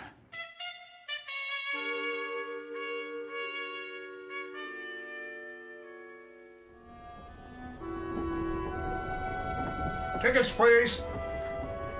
Ticket? Oh, right here. How are you tonight, Mr. Williams? In the absolute pink. Cold winter this year. Seems to get darker earlier than it ever has. That's the way of the world. The rich get richer and the days get shorter. Isn't that the truth? Here's your ticket. Enjoy the ride. Tickets, please. It's a push business, Williams. A push business. You gotta get with it, boy. A push business. Push. Got to get with it, boy. You got to get with it. Got to get with it. That's enough! Is anything wrong? What? Oh, no. I was just thinking out loud, I guess. Oh, I was afraid you were speaking to me. Not at all. Sorry. It is a boring commute, isn't it?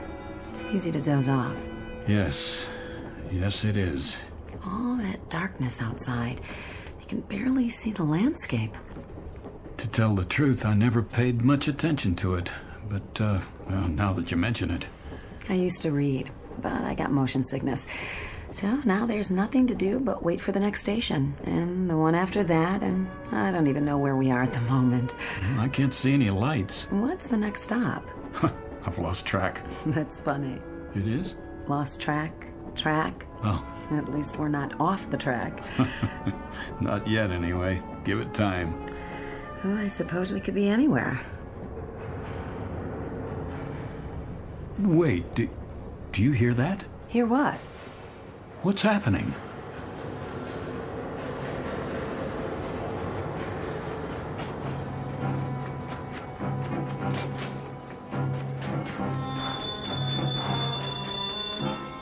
Miss?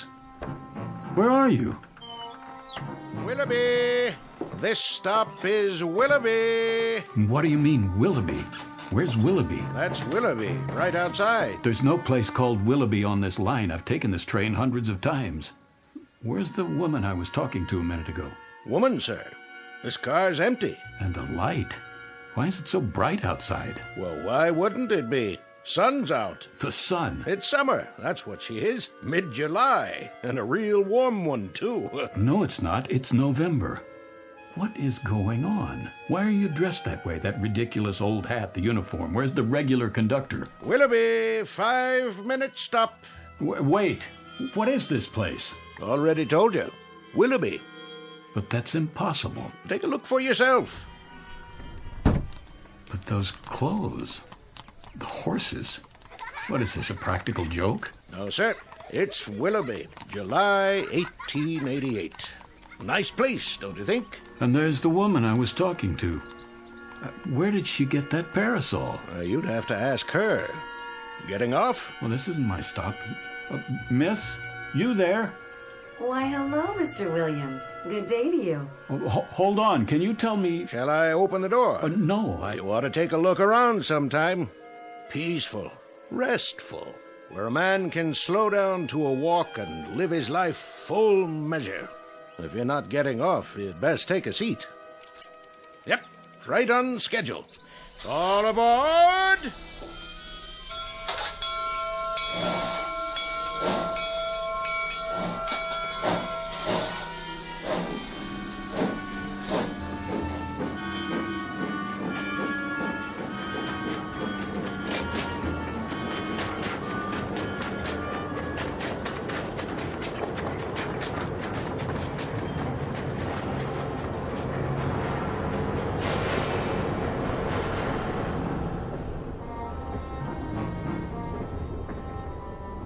Miss Port Saugatuck. Pardon me, sir? What? Oh, what did you say? I didn't mean to bother you, but I didn't want you to miss your stop. Is this it? No, that's all right. You got back on. I did? Oh. I must have dozed off again. I don't blame you. At least you got a little rest. I guess I did. A little rest and an idiotic dream. Why do you say that? Ever hear of a town named Willoughby? I don't think so. Willoughby where? Willoughby, Connecticut, I guess, or Willoughby, New York. Not on this run. Are you sure? There's no Willoughby on this line. Westport, Saugatuck, next stop.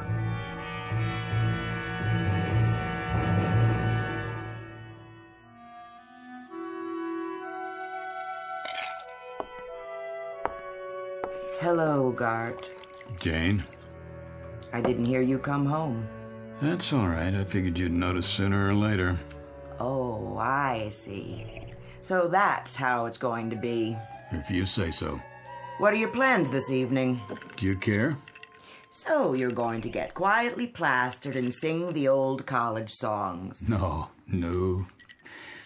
songs. I'm all sung out. Then you're just going to get drunk while I sit here and watch. You can join in if you like. No thanks. I don't have anything to celebrate. Neither do I. It was just one of those days. I guess it was. How would you know? Bob Blair's wife phoned. She said he'd been in a meeting with you. You got hysterical or something. She called to find out how you were. They were all very solicitous, all the boys at the meeting. The kind of free-flowing compassion that spells relief for everybody because it means I'm the victim, not them. That's a big word with you, isn't it? Victim. Pour me another drink, will you, Jane? Would you spare me your little homilies for once and just give me a simple, honest answer? Did you throw away your job this afternoon? Did you wreck your entire career? It appears not. Mr. Mizrell phoned before I left the office. And? He has found it in that giant, oversized heart of his to forgive me. Forgive you for what? What's the difference? That gracious, somewhat obese gentleman will allow me to continue in his employ simply because he's such a human-type fella. Real people person. And one small additional reason. If I were to go to a competitive agency, I might take a lot of business with me. Go on. That's it. That's all of it. I'm tired, Janie. I'm tired and I'm sick. Then you're in the right ward. We specialize in people who are sick and tired. Gart, I'm sick and tired of a husband who lives in a permanent state of self-pity. A husband with a bleeding heart sensitivity. He unfurls like a flag whenever he decides the competition is too rough for him. Some people aren't built for competition, Janie, or big, pretentious houses they can't afford like this one, or rich communities they don't feel comfortable in. Comfortable? Let me get this straight. You're not comfortable here? That's the one thing. Country club memberships that they wear like a badge of status. And you would prefer... I would prefer, if anyone cares, a job, any job at all, where I could be myself. And who's that? You know, where I wouldn't have to climb on a stage and go through a masquerade every morning at 9 and mouth all the dialogue and play the executive and make believe I'm the bright young man on his way up, because I'm not that person, Janie. You've tried to make me that person, but it isn't me. You're right. It isn't. It isn't me at all. And I'm not very young. I'm a soon-to-be old, very uncompetitive, rather dull, quite uninspired, average type of guy with a wife who has an appetite that won't quit. And where would you be if it weren't for my appetite? I know where I'd like to be. And where is that? A place called Willoughby. A little town I chartered inside my head. A place I manufactured in a dream. An odd dream, a very odd dream. Willoughby. It was summer, very warm. The kids were barefoot. One of them carried a fishing pole. Oh, please. And the main street looked like a Currier and Ives painting. Bandstand, old-fashioned stores, bicycles. I've never seen such serenity. It was the way people must have lived 100 years ago. Crazy dream. Gart. You should have seen it, Janie, this Willoughby. It wasn't just a place or a time. It was like a doorway that leads to sanity. Nothing serious, Gart. It's just that you were born too late, and your taste is a little cheap. You're the kind of man who could be satisfied with a summer afternoon and an ice wagon pulled by a horse. My mistake. My error. My miserable, tragic error. To marry a man whose big dream in life is to be Huckleberry Finn. That's what you want, isn't it? Something like that. A place, a time, where a man can live his full measure. And what does that mean? I don't know, but I'd like to find out. It's what that conductor said. A place where a man can live his full measure. That's where I'd like to be.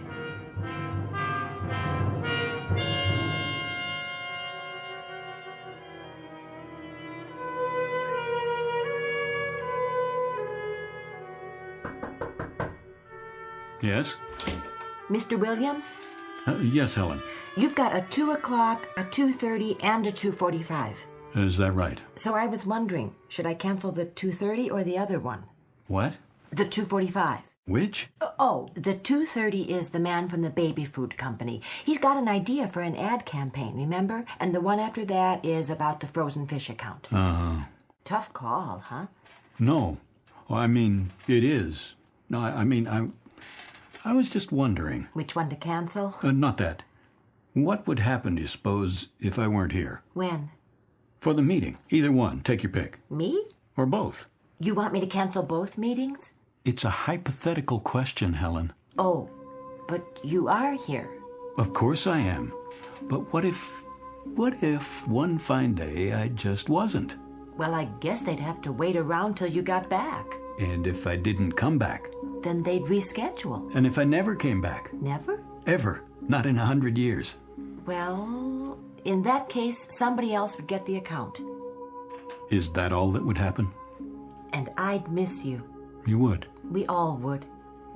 It's almost 2, so should I tell them you're not back from lunch yet? Who? The 2 o'clock and the 2:30. No, I'm here. You have their files? Somewhere. I brought them in. I'm sure you did. But if you haven't had time to look at them yet, maybe I should tell them to reschedule. That would be a lie. Not exactly. I can say you were at a long lunch. No more lies, Helen. Not in this office. I don't have the stomach for it.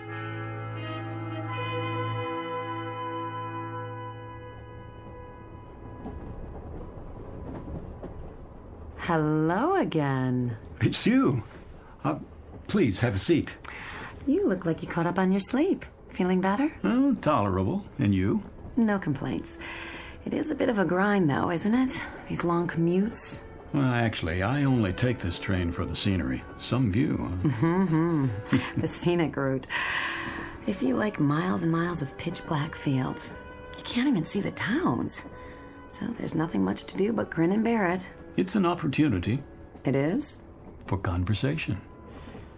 Do you know I've never spoken to another soul on this train? They're all so wrapped up in their own melodramas. Misery loves company. So, we might as well be miserable together while we're sitting here. Has to be more interesting that way. Did you ever... What? It's silly. But did you ever want to get off at a stop where you've never been before, just to see what it would be like? Which stop are you thinking of? Oh, I don't know. It doesn't matter. Pick one and see what happens. Well, you'd be on your own. Nobody waiting. No car. I wouldn't mind. There's nobody waiting for me anyway. Would you? Not anymore. Forgive me. Did I say something wrong? Oh, it's just This is going to sound strange. I didn't mean to get personal. I think we're having the same dream. What? Sharing the same fantasy in a way. Remember the last trip when I dozed off? We spoke and I asked you about the next stop. I was afraid you'd miss your station. You see, I dreamed we came to a station I'd never seen before. You got off as if you lived there. I saw you outside walking around. In the dark? It was a bright summer day. I'm beginning to like this dream. And did you get off the train so we could have an adventure? That's the problem. I wanted to, but I didn't. Why not? I wish I knew. Willoughby. What did you say? Well, last week you asked me about a town called Willoughby, Mr. Williams. Oh, yes. I looked it up. No such place as far as I could see. You're sure? Every old timetable I could find. Nothing with that name. Not even close. Thanks anyway. Where did you hear about it? Oh, I must have dreamed it. Probably did. Old-fashioned name. Sounds nice, though. It does, doesn't it? Nice place to visit, maybe. Don't know if I'd like to live there. You never know. No, you don't. Take it easy now, Mr. Williams. Next stop, Stamford. Stamford, next stop. Is that the name of it? Willoughby? It was. You know, it seems familiar. They used to have different names, these towns, a long time ago. It could be you read about it in a book. It could be we both did. I don't have much time to read. It's almost as if I'm remembering something. Don't tell me you believe in past lives. That's nonsense. No, it's not that. But the name does sound familiar, and I do like the sound of it. I do too. Willoughby. Willoughby.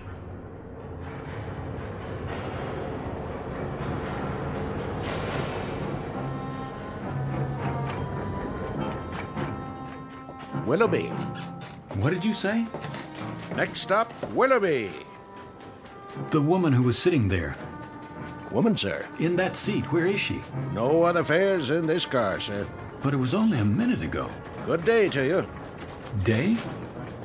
All out for Willoughby!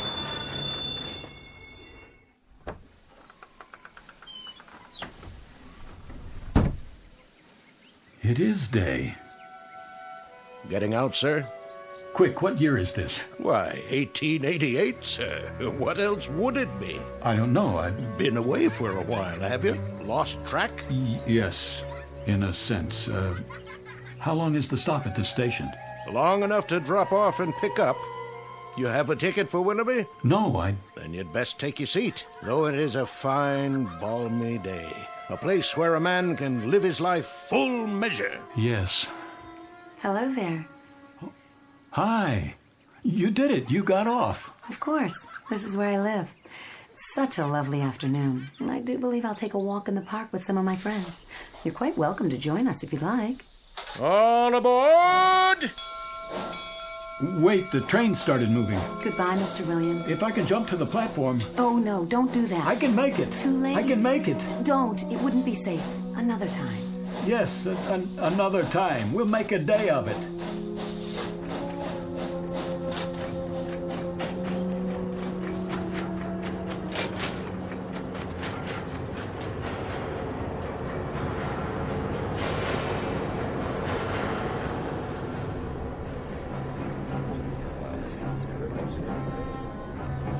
All these people. A full car, Mr. Williams. Always is this time of day. There's your seat right over there. The woman I was talking to. I'm not sure that... She's not here now. Oh? Maybe she went to the club car. Or got off. Where? No stops so far. She got off at Willoughby. You on that kick again? I told you there's no such town. I know. That's what you said. Sounds like a nice place, though. A real nice place. Tickets! Next time. Next time, I swear I'm going to do it no matter what. I'm going to get off at Willoughby.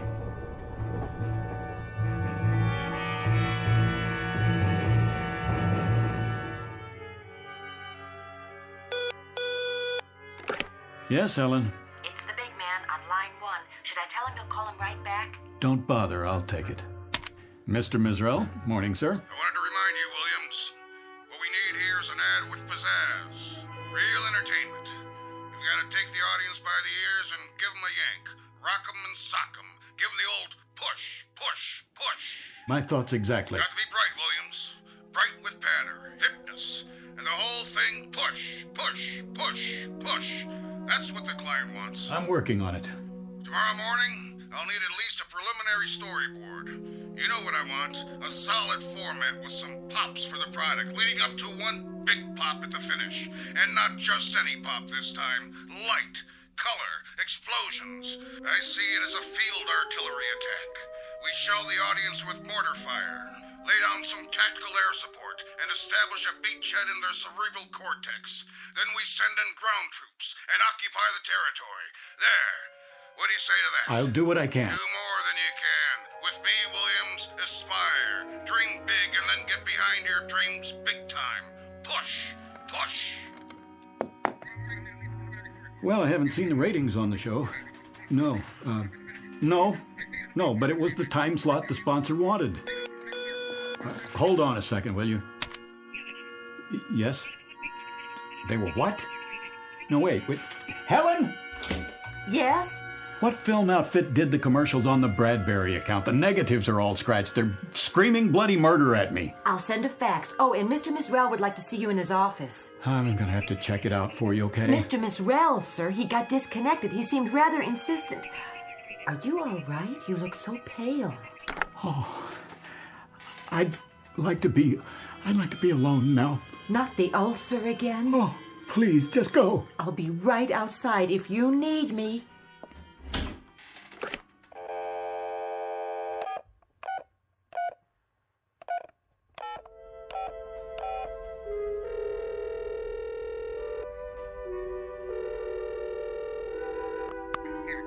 Janie, this is Gart, honey.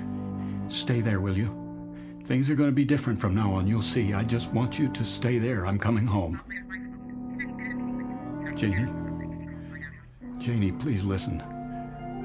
I've had it, understand?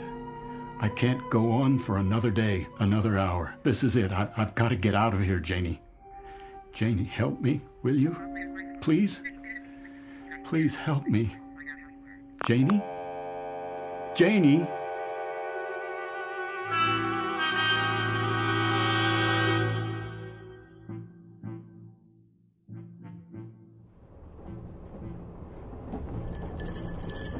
Another scotch, Mr. Williams?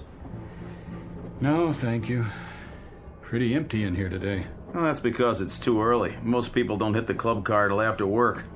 Wait till the commuter run. They'll line up like kids in a candy store. I bet they do.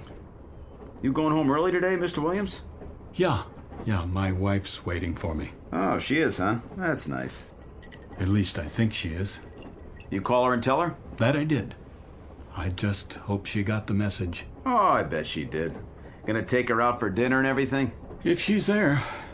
Well, if she's not, you can just kick back and watch the game. Have the place to yourself. You win either way. That's right. I'm the winner, not the loser. That's the way to look at it. Let me ask you something. You know that woman? Which one? She rides the train the same time I do.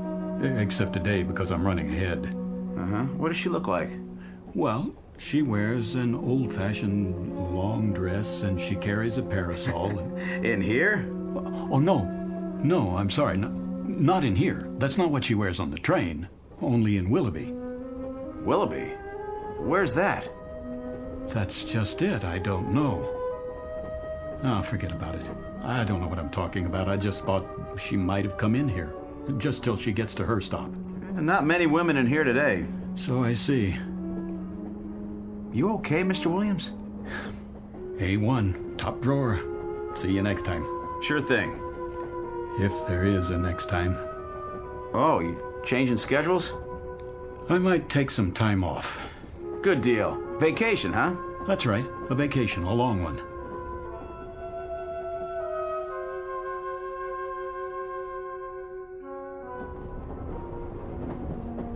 Ticket? Hey, you're early, Mr. Williams. What? Decided to call it a day, huh? Yes, yes, you could say that. Well, enjoy the trip. Oh, conductor. Something else? You wouldn't happen to have a light, would you? You want a cigarette? They have matches in the club car. No worse than a drink, I guess, if that's your poison. But you can't light up here. You have to wait till we stop at a platform. Of course. I was just wondering if you could bend the rules this time. It's been quite a day. I need to unwind before I get home. I used to smoke 2 packs a day. Had to give it up, though. Doctor's orders. Right. Said it was cutting years off my life. So I decided to stick around. You want to do that, don't you? Yes, as a matter of fact, I do. That's why I'm going home. There you are, then. I have another question for you. Yeah? That woman, the one I talked to. Which woman is that now? Have you seen her in the other cars? Can't say as I have. Would you take a look? If I see her, I'll let you know. Thanks, I appreciate it. Some people didn't go to work, though. Cold day. Yeah, maybe that's it. Be colder tonight. That's what they say. Looks like snow. You keep warm now. I'll try. Next stop, Stanford. Stanford.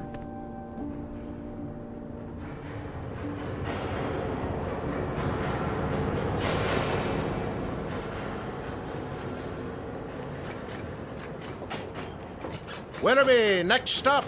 Next stop, Willoughby. This is where I get off. Stop the train. Yes, sir. That's your station, Willoughby.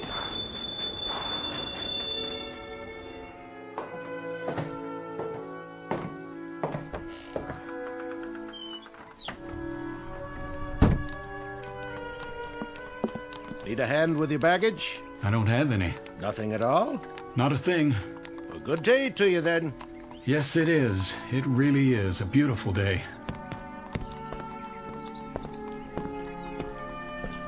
All aboard!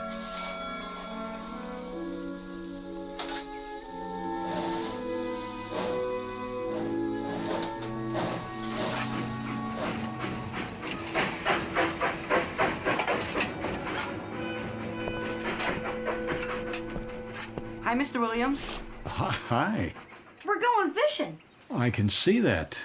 Catch some big ones today, huh? The biggest you ever saw. Want to come? Maybe some other time. It's pretty hot today. Yeah, we're gonna get a sunburn, then go swimming. That'll be fun. Come on, we got an extra pole, and there's plenty of fish. I'll bet there are. Bye, boys. Catch one for me, okay? Sure.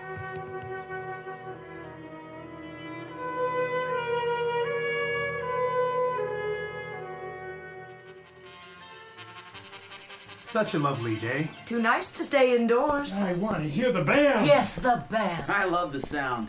So do I. Beautiful. Did you say something? Not really. It's you. Hello. Oh, it is you. I'm glad you decided to join us.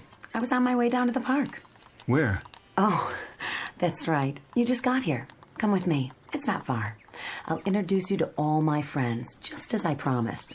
Then they'll be your friends, too. I'd like that. I feel as if they already are.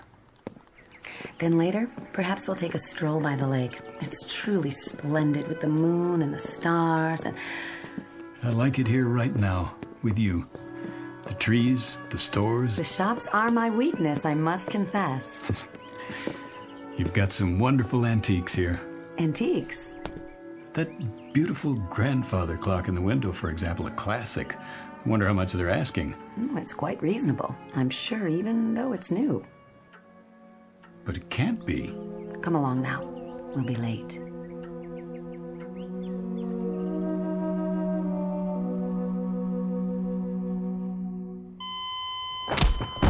Again.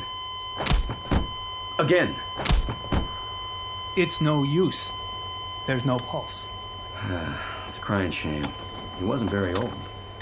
You say he just jumped off the train? Right here, in the snow, in the middle of nowhere. Never saw anything like it. Poor Mr. Williams. He shouted something, ran out, opened the door, and that's the last I saw of him. Thought he went to have a smoke or something. Well, a heart attack probably. Yeah, if the fall didn't get him. Well, he must have died instantly then. At least he didn't suffer. Look at his face. Like he's at peace. Yeah, that's the way to look at it. All clear. Let's move it out. Where should we take the body? The local mortuary for now. Willoughby's funeral parlor? That's the one. They'll hold him till somebody contacts the family. All right, let's put him on the stretcher. Okay, you ready? 1, 2, 3, lift!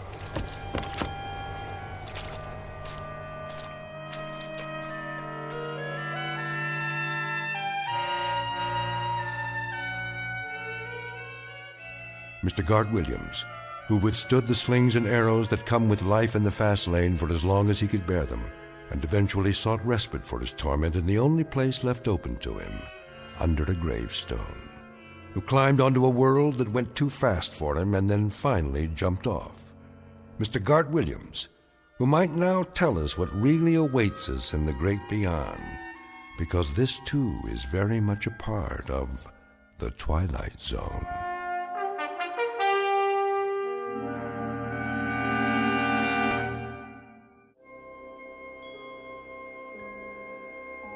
Hi, this is Carl Amari, producer of the Twilight Zone radio dramas. I'd like to take a moment to tell you about our official website at twilightzoneradio.com, where you'll get the latest news and information on these Twilight Zone radio dramas. Plus, at twilightzoneradio.com, you can digitally download 3 free episodes or any of our episodes for only $1.95 each. In this age of ever-changing technology, we've decided to make these episodes instantly available to you by making the Twilight Zone radio dramas a digital download-only series. This means that this series will no longer be offered on CD. The CD collections at our website are now being offered while supplies last at buy one, get one free. So be sure to get your favorites before they're sold out. Be sure to visit us often, and I'll see you in the zone.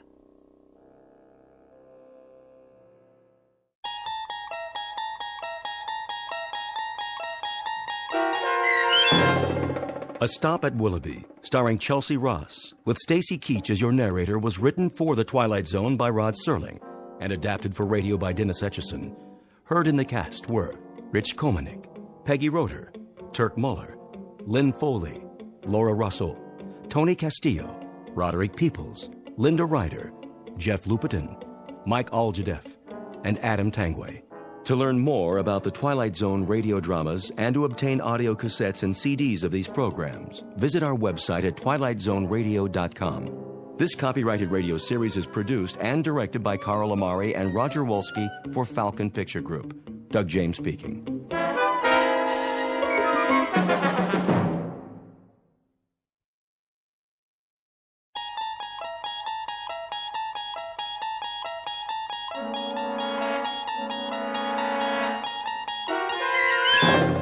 You unlock this door with the key of imagination.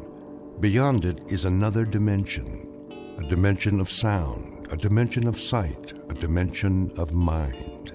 You're moving into a land of both shadow and substance, of things and ideas.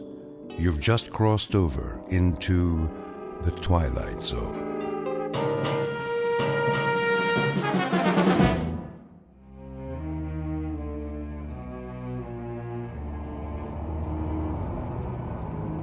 Why are you driving so slowly, Miller? Sorry, sir. The traffic is unusually heavy today. I can see that, but can't you speed it up a bit? I wish I could, Mr. Gordon. Ever since we crossed the bridge, it's been bumper to bumper. Well, then, try an alternate route. This is the alternate route, sir, but it doesn't look very promising. Oh, I'm going to be late. She doesn't like it when I'm late. No, sir. I better call home. A capital idea.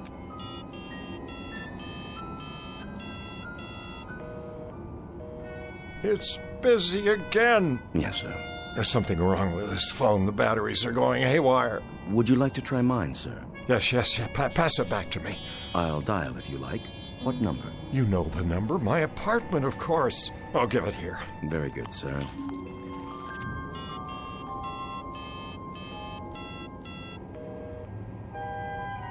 Who is she talking to? Perhaps she's calling your office. Well, this phone isn't working either.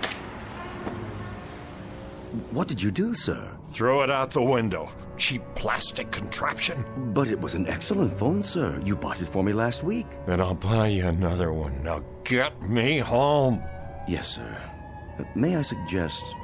The ice bucket is full. There's a bottle of your favorite scotch. Not at this hour. It'd only slow me down. Have enough trouble keeping up with her as it is. Quite. Oh, Flora, please don't be cross with me tonight. I'll be home, dearest, I swear to you, just as soon as I can. Of course you will, sir. Such a lovely girl. I'm very fortunate, you know. Most certainly. A man of my years. If I may say so, Mrs. Gordon is very lucky, too. I'm sure she appreciates how lucky. Yes, I'm sure she must, but sometimes I wonder what it's like for her alone all day at her age. Poor thing.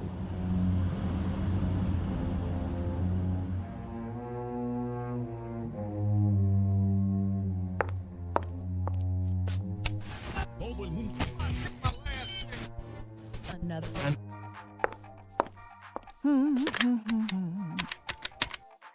Hello, concierge? Yeah, this is Mrs. Gordon. Could you send up some chili cheese fries and a Coke? I'm starving. Just put it on the tab. Don't worry, Harmon will pay you. See, we were going out to dinner, but now I don't know if he's ever going to get here.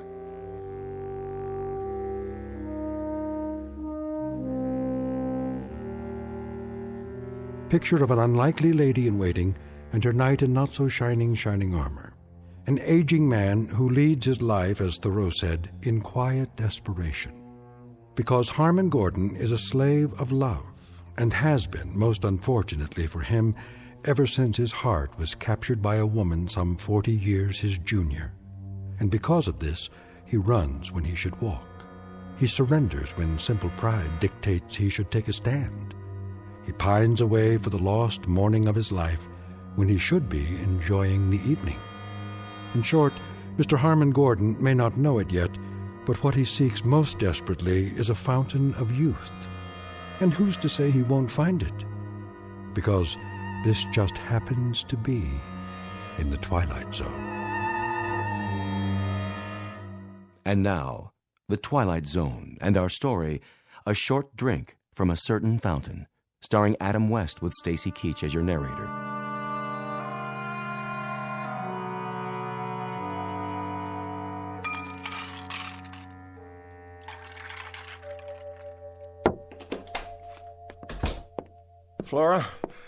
Flora, dear. Over here, Romeo. Oh, there you are, darling. What happened to you? Please accept my apologies. The traffic was backed up all the way from the office. How come I'm not surprised? You'd be late for your own funeral. And what did you do today? Go shopping again? Oh, I had a ball, an absolute swinging time. I only ask in passing, my dear, because I'm concerned. Oh, let's see. I had breakfast, and then I had lunch, and then I fired that stupid maid, and then I waited for you. Whether you realize it or not, big boy, that routine gets old fast. Very old. I'm truly sorry. Well, all in all, Harmon, it was one of those days that makes you want to jump off a bridge. Earth to Harmon, do you read me? There's still time if you care to go out. Yeah, and do what? Dinner at the tavern? Whoop-de-doo. I thought you liked the food there. How about the Rainbow Room? Well, I suppose, if you prefer, it is awfully noisy there. At least we could hear some music. You want music? But I've bought you all the latest recordings. I want live music, any kind. I don't care, as long as I can dance. Dance? Matter of fact, I feel like dancing right now. You do? Will you dance with me, Harmon? Well, I suppose. Come on, baby. Let's see what you've got. Let me take off my hat and coat. Oh, come on. Loosen up. Let it move you. Feel that beat? I'm trying, dear. Move it, Harmon. I'm doing my best. What's wrong with you? I can't keep up. Shake your booty. Now move your arms like this. Flora, please be more careful. It was just a piece of glass. It was a very old piece of glass. Worth what, 89 cents? Hardly. This was a Wedgwood. Big deal. I'll buy you 6 more just like it. I'll even have the concierge gift wrap them for our anniversary. Then we can sit around and play old records. Sounds like a hot night to me. What's that tune you like? Come to the church in the Wildwood? Oh, a real toe tapper. You keep forgetting that I'm no longer a varsity end. Were you ever? Furthermore, if my doctor had witnessed that little burst of activity just now... Oh, that's always your excuse. It's not an excuse. My heart... If you keep telling me about your heart and all your aches and pains, Harmon, I'm gonna run out and get sick. Would you mind putting that cigarette out, dear? I've asked you not to smoke. Why not? Bad for your heart? You might start a serious fire. Honey, baby, one of these fine late evenings, that's exactly what I'm going to do. Torch this whole mausoleum. There are things here that mean a great deal to me. Like what? That eyesore I knocked over? It was my mother's. Oh, spare me. It was worth very little except for the sentimental value. That's a word you may not understand, Flora. Sentiment. It means the capacity to love. Listen, big boy, if I don't fill the bill anymore, just say it loud and clear. In case you forgot, there are 14 flights a day to Reno, and I'd love to be on any one of them. But if I am, you're gonna pay. Big time. Flora, darling, I am not angry. I simply wish that, well, that you'd be a little more careful and considerate. Somebody should have wished that 5 years ago when you and I signed the papers. I knew you were old, Harmon, but I didn't know how old. You better watch yourself, honey. If you ever take me to a swinging weekend in Egypt, I might just run away with a mummy. Know what I mean? I'll just wash up a bit and we can go out to dinner. Oh, you do that. We'll make it your night, baby. We'll go someplace wild, like the Elks Lodge.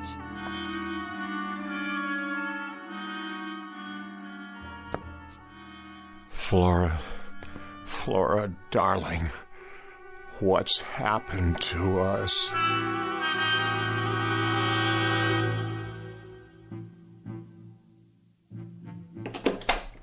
That's it. Flora. I told you I don't want to talk about it anymore. But Flora, dear, I told you I was tired before we left. Flora, dear, I told you I was tired. You're always tired. It's not something I can control. These pills I take. I didn't ask you to run the mile. I just asked you to go dancing or to the movies or someplace. Any place but here. We went dancing on Monday evening. We've been to the movies twice this week. I only thought... Thought what? That you could take my mind off what a miserable bore you are? Well, let me tell you something, honey. I only thought that, well, just one evening, only one, we could quietly watch television or read or have a conversation. It's a fine art, you know. The two of us with no one else around. Something to bring us closer together. And you think that's all it takes? This is so like you. The Late Late Show after we have a game of chess. That's not what I mean. Sounds really great for senior citizens at the old folks' home. But for your information, sweetie pie, I don't have my reservation there yet. They won't let me in. I still have my own teeth. Flora, try to be reasonable. And don't tell me how you picked me out of a chorus line and introduced me to the finer things in life. Your idea of the finer things is to hold hands in church and listen to the organ music. Flora, you know that isn't true. Take my advice. Get yourself a nice glass of warm milk and curl up with an almanac. Whatever it takes to get you through the night. Because this time, it ain't me, babe.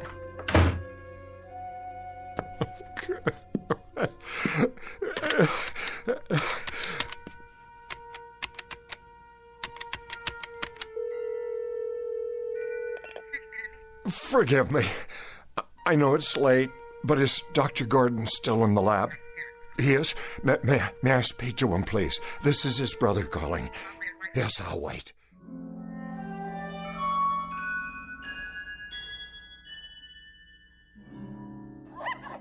Now then, Leonard. Yes? Which monkey would you say is dominant in this group? I guess the largest. Look again. The largest monkey is seated in the corner of the cage doing absolutely nothing. Doesn't seem very dominant now, does he? You're right. Now, notice the small one in the center of the group. The young one? He has the food and water to himself. No one's challenging his position. But doesn't that go against the normal rules? Of social organization? Not where the young are concerned. And the cause of this new hierarchy, Leonard, is the Gordon vaccine. He's been injected for 3 weeks running now. His appearance has changed, and the others can see it. They may not understand, but they respect it. They have to. They share a responsibility for his well-being. I see. Dr. Gordon. The implications... I mean, if this process could be extended to other species, other social structures, the results would be... Just a moment. Yes, Julie. I thought I told you no more calls. I'm sorry, sir, but it's your brother. He asked me to ring through. Harmon? Well, what do you know? Put him on. Yes, sir. Go ahead, Mr. Gordon. Raymond? Harmon, is that you? I hope I'm not interrupting. Are you all right? You sound a bit under the weather.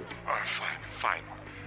Look, Raymond, I was just wondering if you could come over this evening. Tonight? Well, I don't know. I was just training a new assistant. How about lunch tomorrow? I'm afraid that won't do. I know it's late, but I'd like to see you. Why so mysterious? If it's something to do with your health... No, everything's all right. Everything's fine. It's just that, well, I'd like to talk to you. I see. Raymond, please come over. I'm at my wit's end. I must talk to you. Very well, then. Thank you, Raymond. You don't know how much this means to me. Relax, old boy. I'll be there as soon as I lock up. What is it, Doctor? Nothing serious, I hope. No, nothing serious. But if I'm not mistaken, there may be a slight problem of social organization in my own family.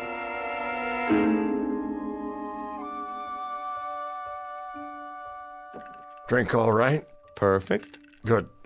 That's good. You look tired, Harmon. Do I? Yes, Harmon, tired and depressed. Now, do you want to tell me about it, or shall we sit here and play 20 questions for the rest of the evening? Been pretty rushed the last week or so. Flora asleep? Yes, she went to bed about an hour ago. She asked to be remembered. Oh, she'll be remembered. I'm not sure I like the sound of that. Merely an observation. You know, you really ought to get to know her better, Raymond. She's really a fine girl. Did I say otherwise, Harmon? No, but I know you two haven't been exactly close, as a brother and sister-in-law should be. Harmon, would you do me a favor? Anything. 2 favors, actually. First of all, don't sell me on Flora. Don't even try. You know what I think of her. And this isn't backbiting now. This is what I've told her to her face, so I have no compunctions about saying it aloud. Saying what? Let me finish. I could forgive her appetites, Harmon. I could forgive the fact that she's made out of asbestos and doesn't have a heart in her body. You're being unfair. But I cannot forgive her for what she's done to you. She's turned you into a frightened, quaking, damned fool who dotes on her, gives into her whims, and runs after her like a poodle. That's item 1. Raymond, please. My second favor is simply that from now on, after you've had your battles, you not call me at odd hours of the night. I don't do this often. Once is often. Twice is endless. Harmon, we're very close as brothers go, don't you think so? Yes, despite the difference in our ages. Maybe that's why. You've always been my big brother, and you know there isn't anything in this world that I wouldn't do for you if it's in my power. But you can't expect me to run over here like a St. Bernard every time you get frozen halfway up the mountain. You make me ashamed. Don't be. She's a predatory little alley cat, and she's always been that way. I knew it the first time I saw her, but I can give you only so much solace, so much sympathy, and then it begins to stick in my craw. Now, what is it you want tonight? Just someone to while away the hours with you? Or is there something more specific? The things you've been working on at the Institute. Go on. The cellular injections. You've been successful with them, haven't you? Oh, no. You're out of your mind. Desperate I am. Out of my mind, I'm assuredly not. But you must be if you're thinking... You've made animals younger. I've read your paper. You've injected them with your fluid, and they've become young again. Isn't that true? Animals, indeed. Guinea pigs, white mice, hamsters. You've been able to rejuvenate glands, organs, sometimes the entire cellular structure. But we haven't even scratched the surface yet, Harmon. We're stumbling along in the dark. I want you to inject me. And I repeat, you must be out of your mind. We don't have a remote idea of what's involved here. The research is very impressive. All right, we've managed to rejuvenate a handful of small animals and rodents, but we're 20 years away from trying this on human beings. Why? Are you serious? We're dealing in the basic building blocks of life, Harmon. We don't have the remotest idea of how much damage might result in the long term. We don't know what we're doing to the basic metabolism of the body or the mind. God only knows what effect this has on the brain. Harmon, we're winging this, and we've killed as many as we've saved. You said you'd do anything for me. Anything within reason. This is within reason. I'm close to the end of my rope, Raymond. I've reached a point where it really matters very little to me if I live or die. Surely not. I want you to test this serum on me. Short of that, I can't bear getting any older. Aside from this pronounced death wish of yours, how would you like to spend the rest of your life? As a mutated freak? Or a blithering idiot? Or a mindless shell? This is not only possible, Harmon, it's highly probable. We couldn't control an experiment with a human being. It'd be catch as catch can. I not only would take the risk, I'd welcome it. The answer is no. You don't know what you're saying? Nor do you. Then it's the same as a death sentence. Exactly right. I wouldn't try experimenting on a strange bum picked up off the street, let alone my own brother. Please. The answer is a firm, irrevocable no. In that case, I bid you good night, Raymond, and I thank you for coming. I trust you can let yourself out. Where are you going? Out onto the balcony. I'd like to be alone. Harmon? I said I'd like to be alone, to collect my thoughts. Bear this in mind. As a physician, I can attest to the effects on the human body of landing on a concrete sidewalk after a 500-foot fall. It isn't pretty. And as a man, can you attest to the effects on the human heart when a man is deeply, dedicatedly, totally in love with a woman who can't stand the sight of him, the sound of him, the look of him? Have you any idea what kind of life this is for me? I know what kind of life it could be, and should be. You're a bright, charming, wealthy, discerning guy, and you've been warped and hammered out of shape by a flashy little piece of baggage who isn't fit to wait on your table. Whatever she is, and whatever she isn't, she's the only thing on God's earth that I care about. Do you know what it's like to believe your life is over and then suddenly, one day, to walk into a room and feel it begin all over again, to see the sun in the sky, even though it's the dead of winter, to lie awake at night flushed with anticipation for a brand new day, because she will be there. Don't do this to yourself. Listen to me. This is important. It matters. Ever since I was a young man, I wished for someone who'd let me show her the world, discover it with me. Because without anyone to share it with, the world might as well be buried under 6 feet of snow. Someone who'd be there, Ray, that's all. I wouldn't ask much in return, a kind word once in a while. She still has a love of life, believe me. Only I can no longer share it with her because I'm old now, and getting older, the days run away and leave me further and further behind. And now it's too late. I beg of you, Ray, if you've ever cared for me, your brother, give me this one last chance. Give me a chance to save myself. And if I don't? Then you can conduct one final experiment. We'll find out who can reach the sidewalk first, a man in an elevator or a free-falling body. Oh, my dear God. You're serious. Good night, Raymond. I'm getting tired now. Let me think about this. Give me an hour or two. Will you be up?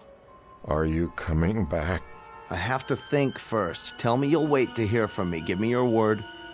All right, but don't be long. Soon now I'll need to rest.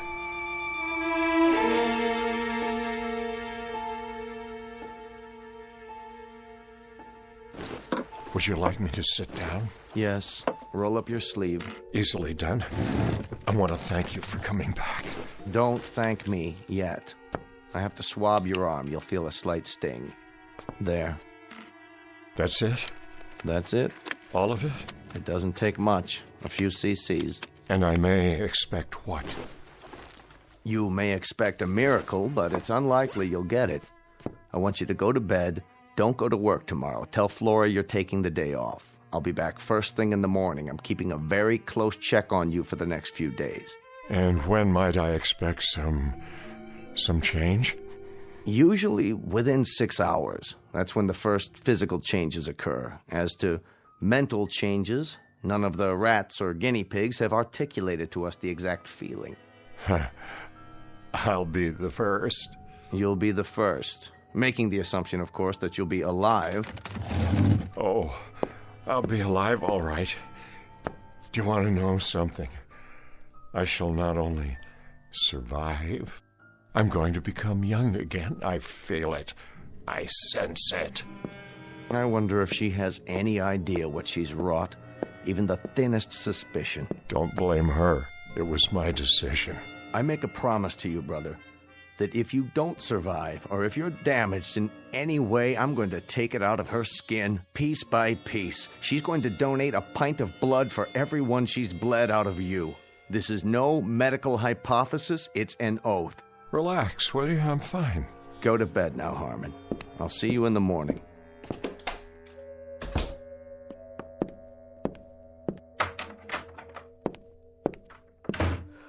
Oh, that you, Harmon? Yes, Flora. Go back to sleep. What are you doing in front of the mirror? Just looking at myself, dear. Well, don't do that. You'll have a nightmare. Time to call it a day, lover boy. Or are you going to stay up all night? I like the sound of that. Up all night. You know, I just might... Don't take all the covers when you get in bed. I'm trying to sleep. Of course you are, Flora.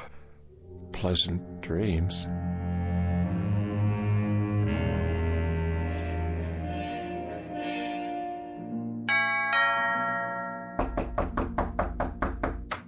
I'm coming.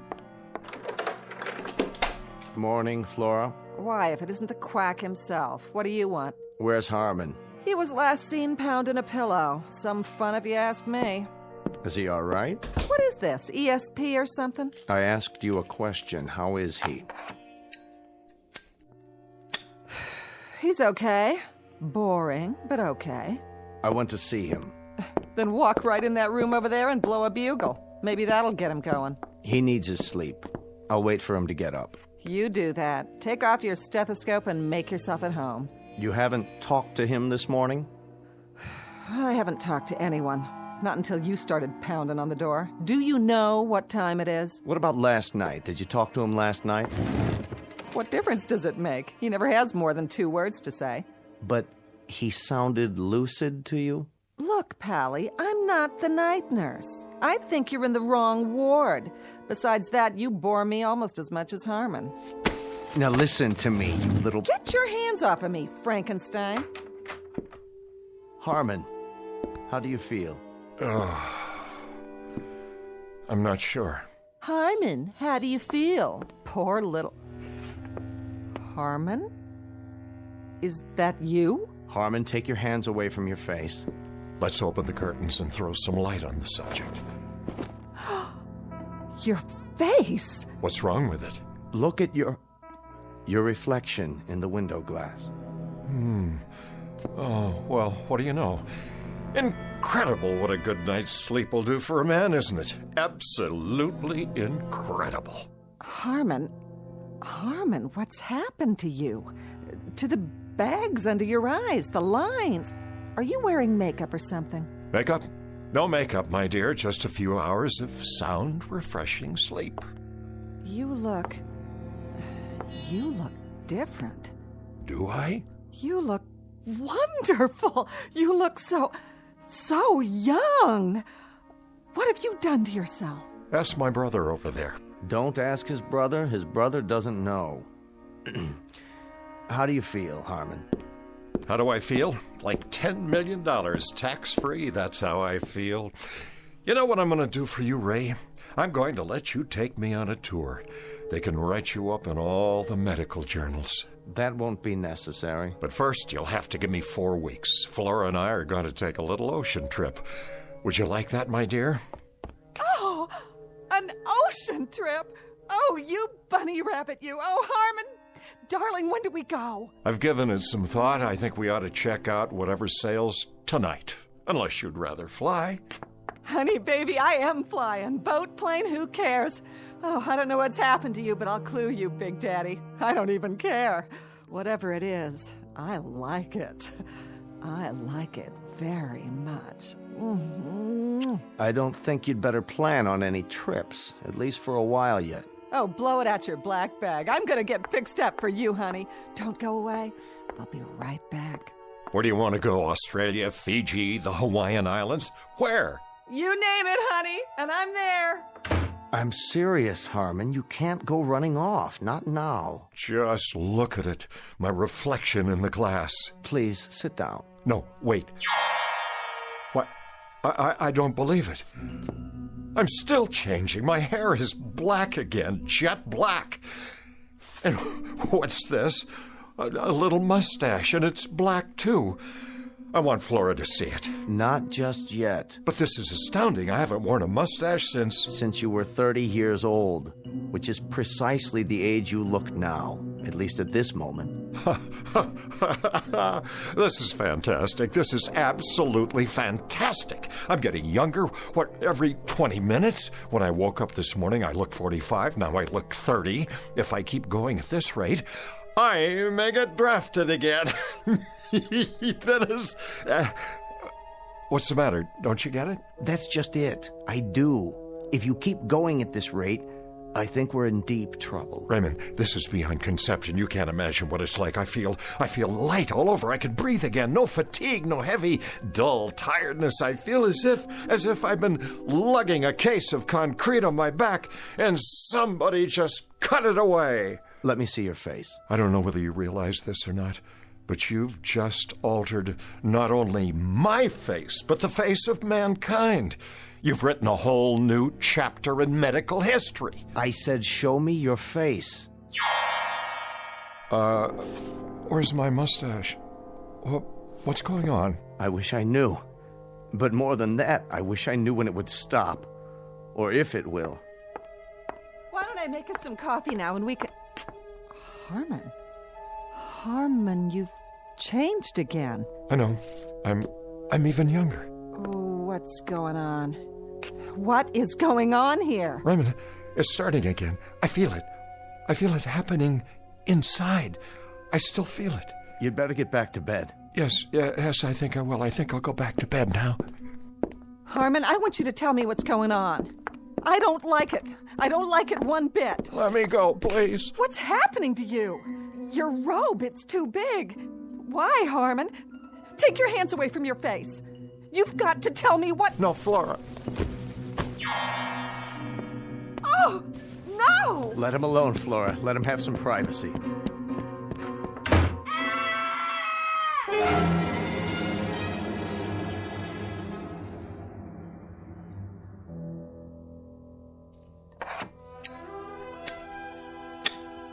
Well, are you going to tell me now? Sit down, Flora. What is it? What's happened? I've been working on a research project. What kind of project? A cellular serum. Up until last night, I had only tested it on animals. Harmon insisted I try it on him. What does it do? As far as I can tell, it stops the body's aging process. Beyond that, it will, in some cases, rejuvenate cells and tissues. In layman's terms, it might make a person younger. Younger? Let me have one of those cigarettes, will you? How much younger? We were never able to ascertain how much, once the serum took effect, or how long the process would take. But now, I believe we know. I don't understand. I suppose there are variables to consider, but in the case of Harmon, the process took approximately 10 hours. You mean it's over? That's right. The changes have finally stopped. I want to see him. You shall, but you're not to wake him. He's in shock, and this sleep is precisely what he needs. I want to see him right now. Do you? Suddenly so solicitous. Very touching. Don't you try to stop me. Flora, as of right now, as of this very moment, you'll have some adjustments to make. What are you talking about?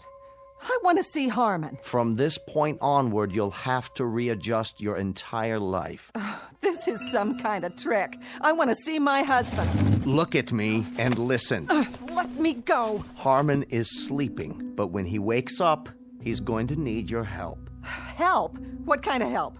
Let me see him. I'll let you see him, but I think you'd best get oriented first. I don't need anything from you.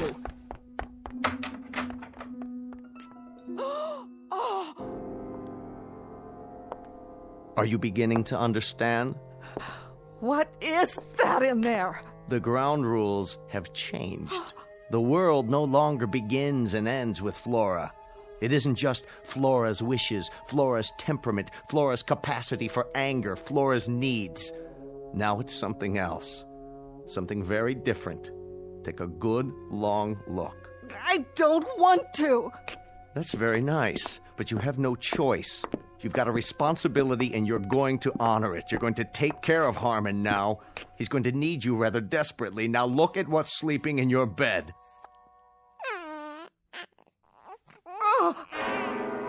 There, little fellow. Go back to sleep.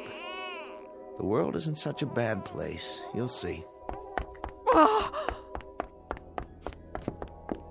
Oh, Flora. If you're leaving, my dear, make note of the fact that the clothes you have on are all that you take with you. You're out of your mind. If you think I'm going to spend the rest of my life taking care of that grubby, thumb-sucking little baby in there... That's precisely what you're going to do. Short of that, Flora, my dear, you leave the premises as you came, unadorned. The furs, the jewelry, and everything else my brother gave you, that remains here. You can't make me stay here, and neither can he. There's other fish in this ocean, mister. Indeed there are, but you're not married to them. You happen to be married to my brother. That's crazy. Not crazy, Flora. Bizarre, perhaps, but very much a fact. And if I find out that he's left alone with maids, governesses, nurses, you're going to find yourself back on the chorus line. What? Do you understand, Flora?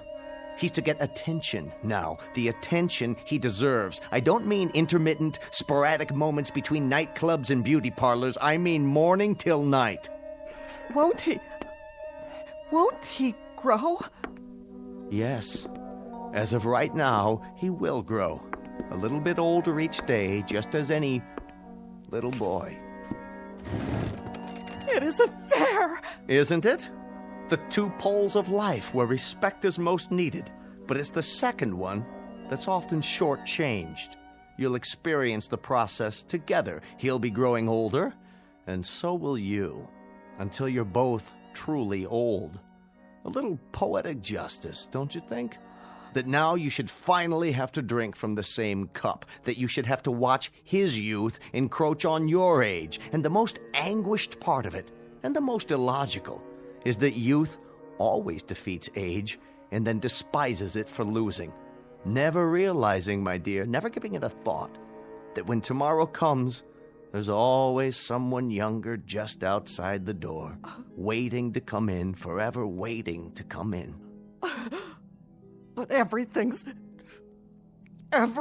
on his side now. You see, my dear, as one gets older, see how wise they get.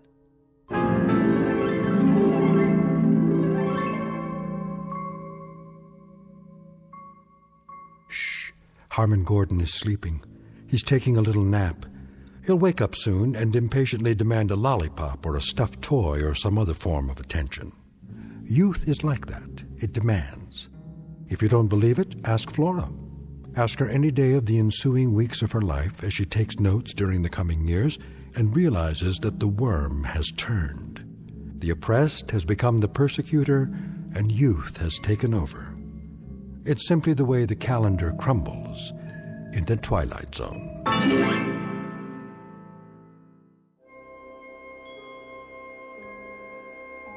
Hi, this is Carl Amari, producer of the Twilight Zone radio dramas. I'd like to take a moment to tell you about our official website at twilightzoneradio.com. where you'll get the latest news and information on these Twilight Zone radio dramas. Plus, at twilightzoneradio.com, you can digitally download 3 free episodes or any of our episodes for only $1.95 each. In this age of ever-changing technology, we've decided to make these episodes instantly available to you by making the Twilight Zone radio dramas a digital download-only series. This means that this series will no longer be offered on CD. The CD collections at our website are now being offered while supplies last at buy one, get one free. So be sure to get your favorites before they're sold out. Be sure to visit us often, and I'll see you in the zone.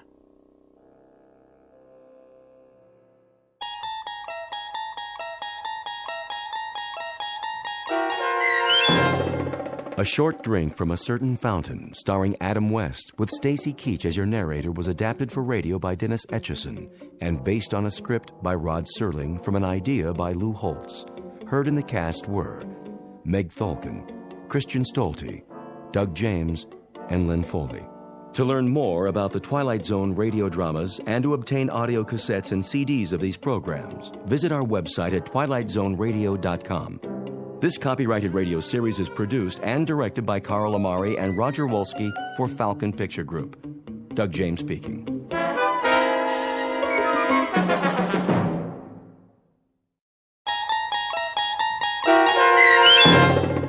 A Quality of Mercy, starring Robert Knepper, with Stacy Keach as your narrator, was adapted for radio by Dennis Etchison and written for The Twilight Zone by Rod Serling from a story by Sam Rolfe.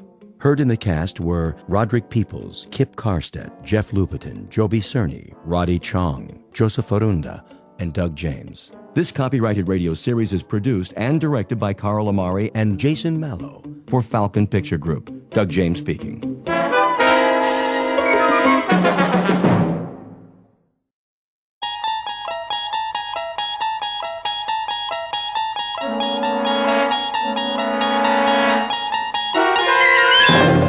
You're traveling through another dimension. A dimension not only of sight and sound, but of mind. A journey into a wondrous land whose boundaries are those of imagination. Your next stop, the Twilight Zone.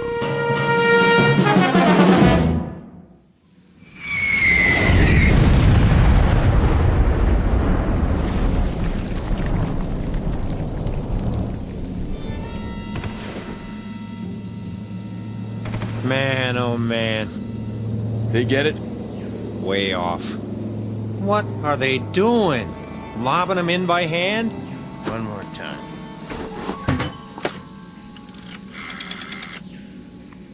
Baker Company. Baker Company. You missed the target. That's what I'm telling you. Well, try it again. Short. 500 yards. Sergeant Caserano says it was 500 yards short. That's right. Still. Tell him to raise it up. Sergeant says to elevate it. They say they can't elevate it anymore. What are they using? A slingshot? Listen, if you can't aim higher, Give me that. how do you expect it? This is Baker Company, F.O.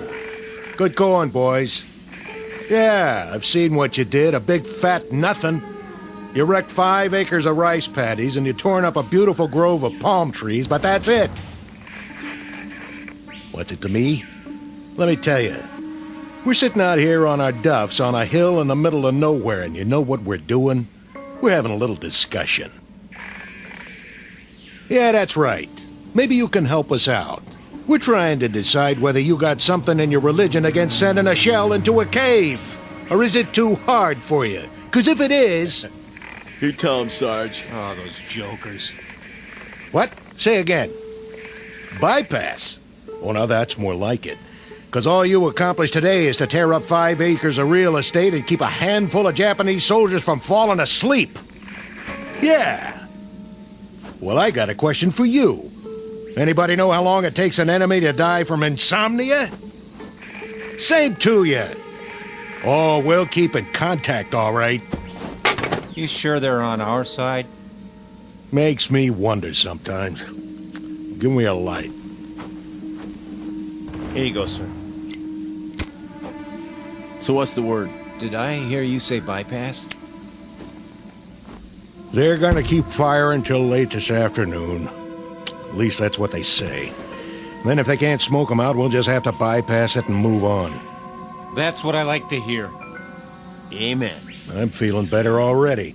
Me too. I'm getting cross-eyed looking through these binoculars. When they say flanks, I say thanks. I don't know about the rest of you, but I got no big urge to run headfirst into anything anymore. Not at this stage of the game. That's for sure.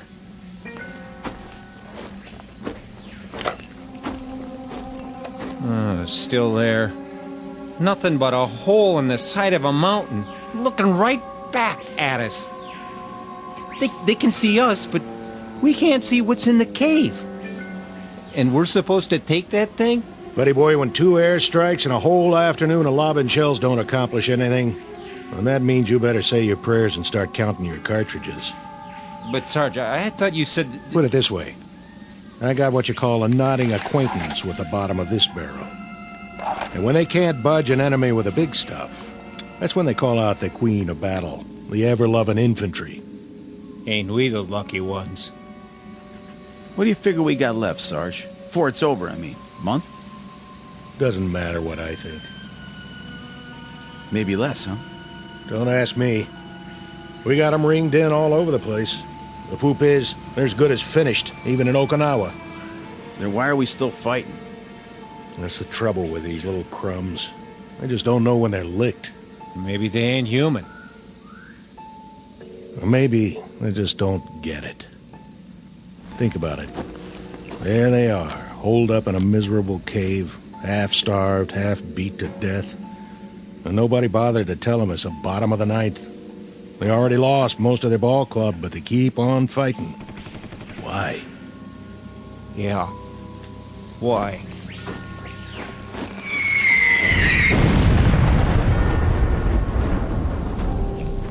It's August 1945, the last grimy pages of a dirty, torn book of war.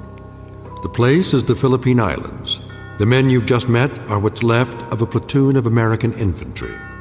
Their dulled and tired eyes, set deep in dulled and tired faces, can now look forward to a miracle, the moment when the nightmare comes to an end. Or so it appears. For they've got one more battle to fight, a crazy, illogical standoff in the final days of a particular hell known as World War II.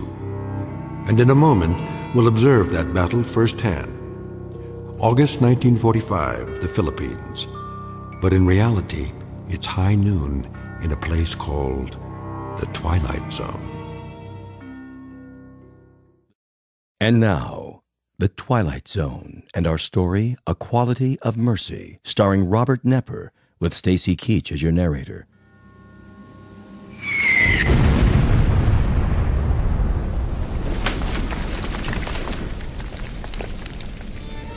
There we go again. Hit anything this time, Sarge? I tell you what, I'm not even gonna bother to look. You check it out for me, all right, Hannachek? Pete's sitting here. Where's the field glasses? Be my guest.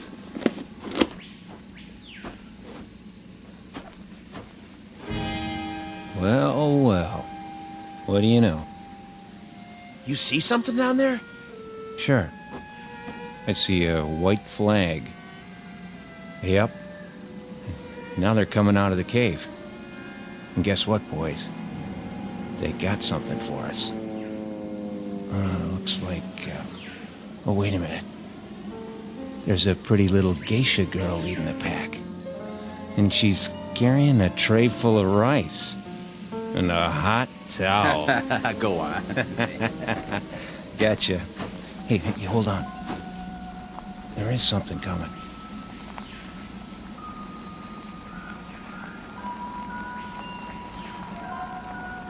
Who is it? Don't know. Uh-oh. Think I see a gold bar on his helmet. Give me those glasses. Oh, man. Just what we need. A brand new Louis. All spit and polish. Ain't he handsome, though? All right, men. Try at least to look like Army. What for? He won't last long.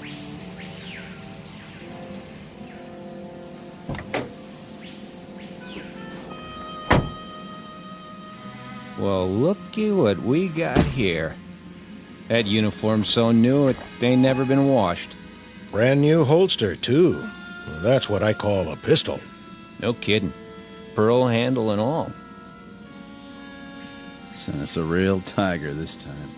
$5 says it's never been fired.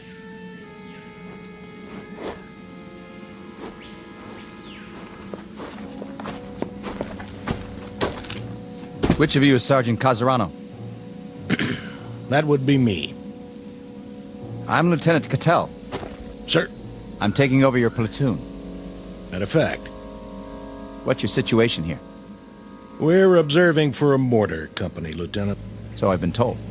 That cave down there, bunch of the enemies holed up. Been trying to get them out for 2 days. No luck? Nothing doing. Your binoculars, please, Sergeant. Here you go. Tough situation. I guess you know what that means. Sir? We have some mopping up to do. We? Yeah, you heard me.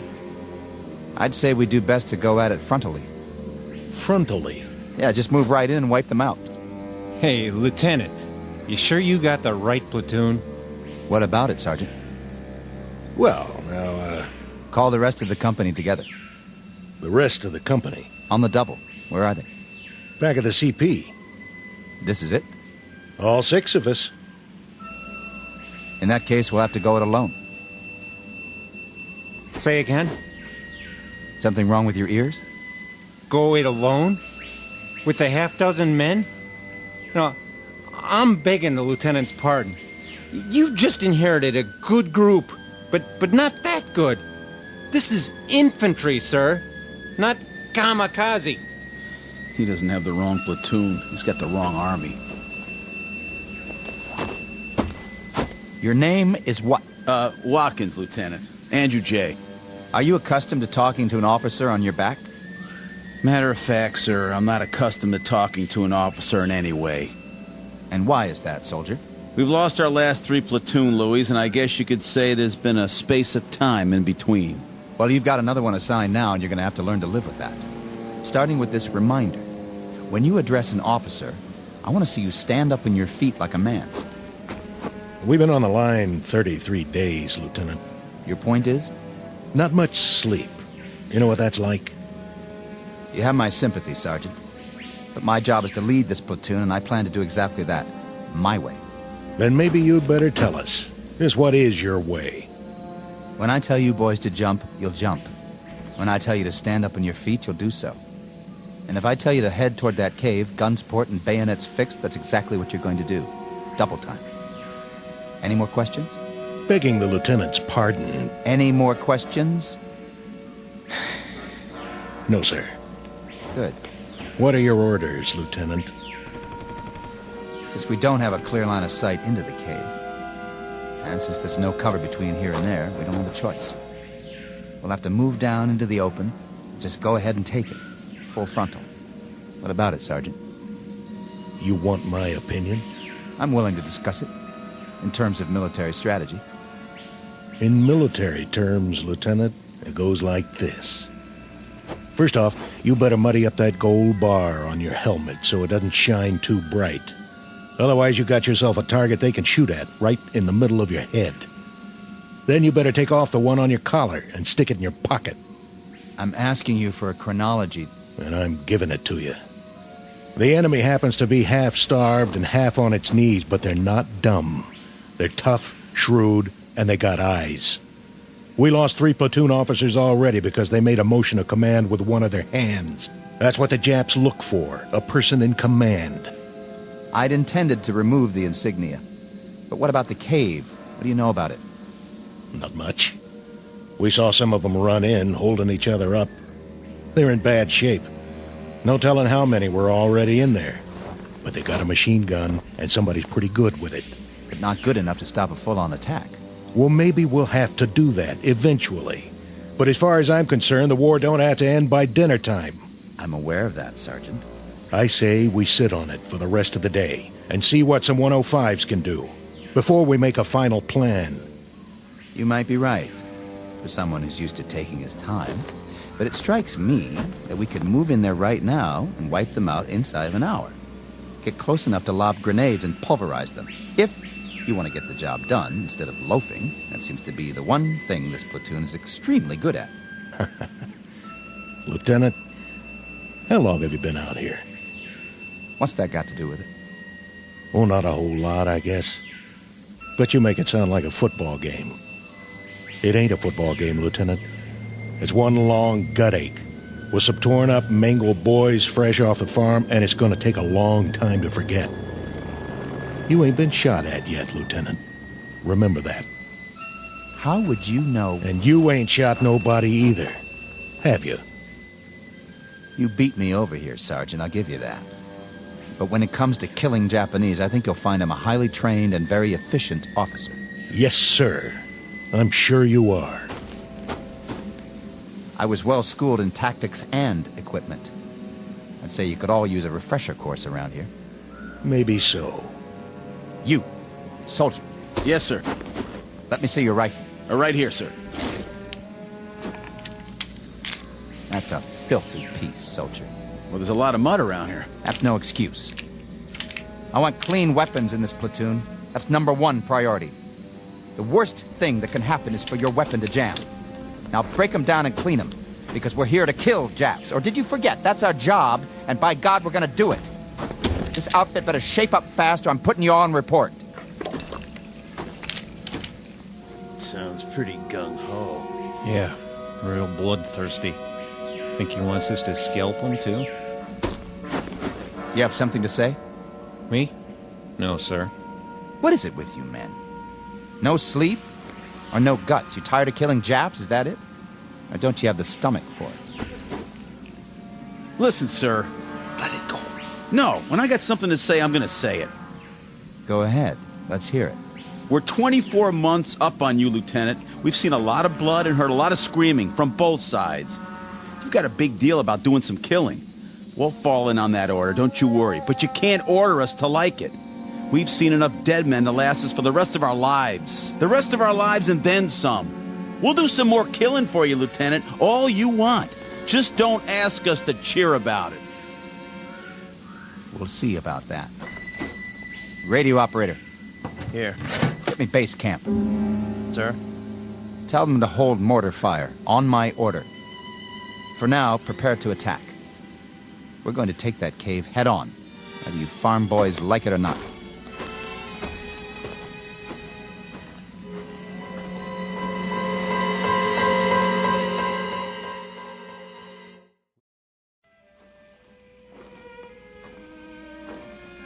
Give me your binoculars, Sergeant. You can't see anything down there. It's too dark. It won't be dark when the shells hit. I want to see how close they come.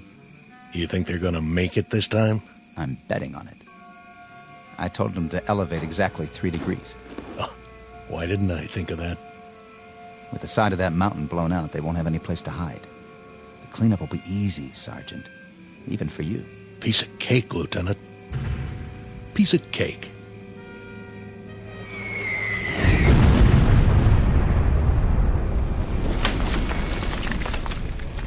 Still short. Yep, that's what it looks like. Casarano, those flamethrowers arrive? Yes, sir. Good. I figure we can move in behind the next barrage and get within 50 yards of the opening. Just like that. Flamethrowers can do a lot of damage, can't they? They can. What about phosphorus grenades? Oh, them too. If you put them in the right place. But what? I wouldn't want to get hit by one. We're not talking about you. We're talking about the enemy. Right. Well, wait till dawn, then move in. Check with company for the mortar barrage so we'll be ready to go. Okay, sir. I'll tell the men we're going in. You'll have to double time this one, Sergeant. That is, if you want to keep up with me. Oh, we'll keep up. But... Something you want to say to me, Sergeant? No. Are you sure? Yeah, I'm sure. I'm not your cup of tea, am I, Sergeant? I guess you got a little too much vinegar for me, Lieutenant. That's what it takes in wartime. You know, sir... What? We could bypass it. Bypass? Where did you get an idea like that? There aren't 20 men in that cave. Most of them are sick, or injured, or half-starved. They're probably out of their minds by now. But they're Japs, aren't they? They're men. They're dirty little cowards. Are they? You've got a funny group here, Sergeant. And you're the oddball of the bunch. If I may make an observation, the way I size you up is this. You've either got battle fatigue, the whole lot of you, or you're chicken. Maybe a little of both. Maybe neither. I don't rightly know. But the way I size you up, Lieutenant, is... Go ahead, say it. I'd like to hear this. Pea-green shave-tail right out of the panhandle. Scared to death he won't bag his limit. Or worse, all shook up because he's afraid somebody will peg him as a Johnny-come-lately instead of a rough, tough killer. I think that should do. You ask, you get told. You can't have it both ways. I said that should... You want to prove your manhood, Lieutenant? Okay. But it's too late to get your choice about how to do it. It's down to one lousy cave full of sick, pitiful, half-dead losers. And a handful of dirty, bone-tired men who've had their craw full of this war. You're a lousy soldier, Casarano, and that goes for the rest of these poor, sensitive, sad, sick boys you want to bottle feed. Did someone forget to tell you that when you fight a war, you fight a war? And that you kill until you're ordered to stop killing? I got the message, Lieutenant. Roger Wilco. I hope so. The message that there's always somebody like you who squeaks in just before they close the door. Somebody who has to grind his axe before he can give that final order, no matter what. You listen up, Sergeant. What's your pleasure, Lieutenant? How many more have to die before you get satisfaction? Offhand, I'd say all of them. I don't care where they are or who they are. If they're the enemy, that's it. First day of the war or last day of the war. They get it. Keep the binoculars. You're gonna need them. You've broken your field glasses, sir. What? I said, it appears that your binoculars are broken, Lieutenant. Give me those. Wait. Who are... Sir? I said, who are... What are you? Sergeant Yamazaki. But these men, they're all... Soldiers, sir. Your soldiers. What? We await your command, Lieutenant Yamori. Sir! Where are you going? Not that way, sir! Not that way, toward the mountain! Look! He runs down the hill! To the cave! No! It's too dangerous! He must not! Watch out! Lieutenant! Stay down! Did you get him, sir? I don't know, dirty little... Casarano! Hold your fire! It's me! There he is! Get him! Lousy Jap! Take a bite off this! Lieutenant! Stay where you are! We will return fire! You got us trapped in here. We'll never get out of this cave. Oh, yeah? Watch this. Eat lead, creeps!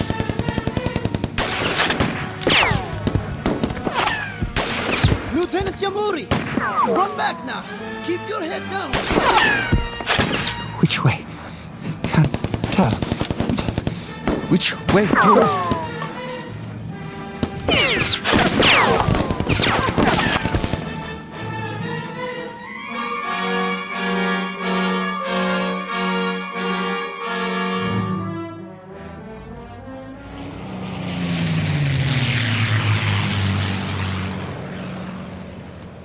Here!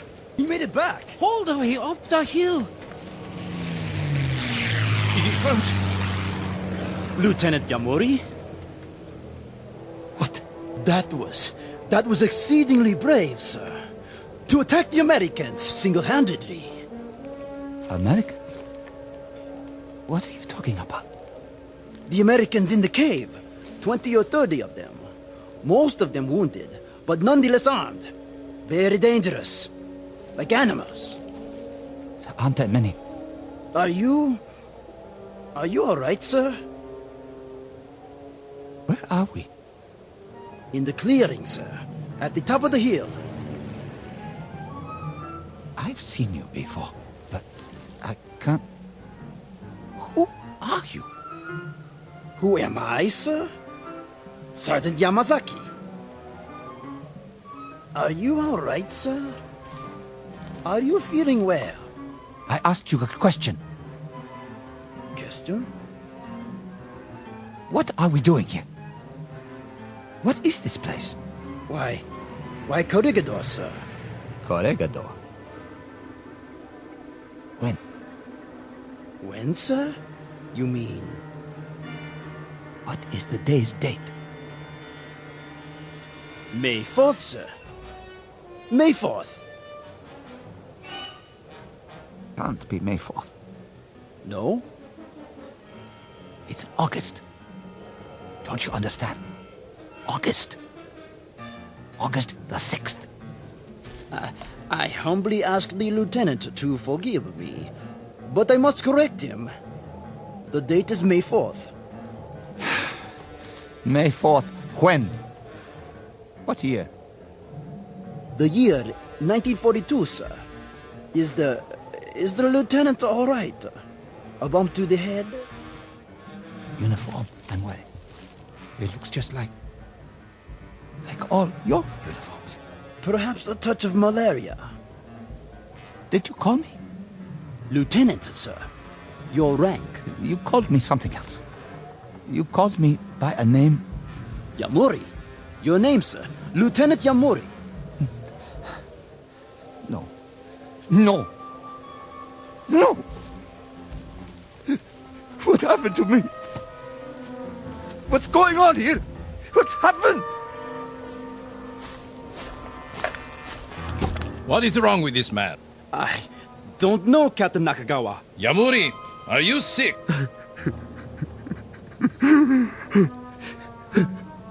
No. No. I require an answer, Lieutenant. I asked if you were sick. Is this it? I'm sick. We will be moving out soon. If you are too ill to move, you leave me no choice. We shall leave you here. Leave me?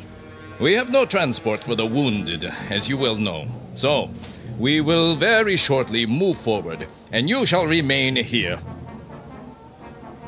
My name isn't... On your feet when an officer speaks to you. But my name isn't Yamuri. I swear to you. Something's happened. My name isn't Yamuri. My name is... Silence. Place this man under arrest. Yes, sir. Lieutenant, please, get up. I gave you an order, Sergeant Yamazaki. Men!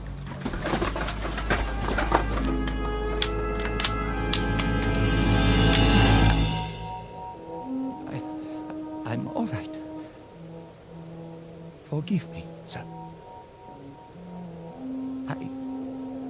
You what? I was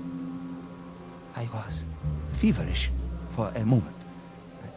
I forgot where I was. Huh? I'm all right now. You're sure of that? Yes, sir. I'm sure. I'm very sure. Very well. Sergeant, we move out in 15 minutes. 15 minutes, sir.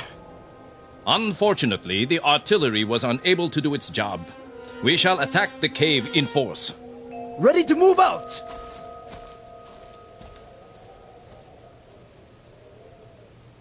Sergeant. Yes? The cave he mentioned. Are you feeling better now? Yes, but the cave.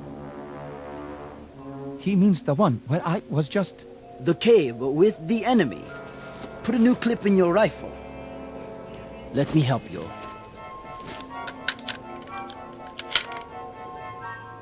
Which enemy? The American enemy, sir. The stupid fools who don't know when to give up. Here, fix your bayonet.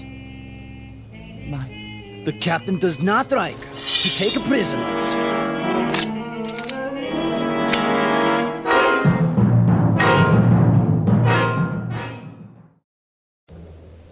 Captain? Yes, Sergeant. Prisoners, sir. What?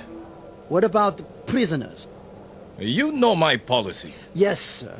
But what if they surrender? What about the wounded? I doubt that there will be any left to surrender when we are finished. Yamori! Sir? You will take the first section. Move forward as quickly as you can. Then drop down 50 yards in front of the opening. But, sir? Watch for my signal.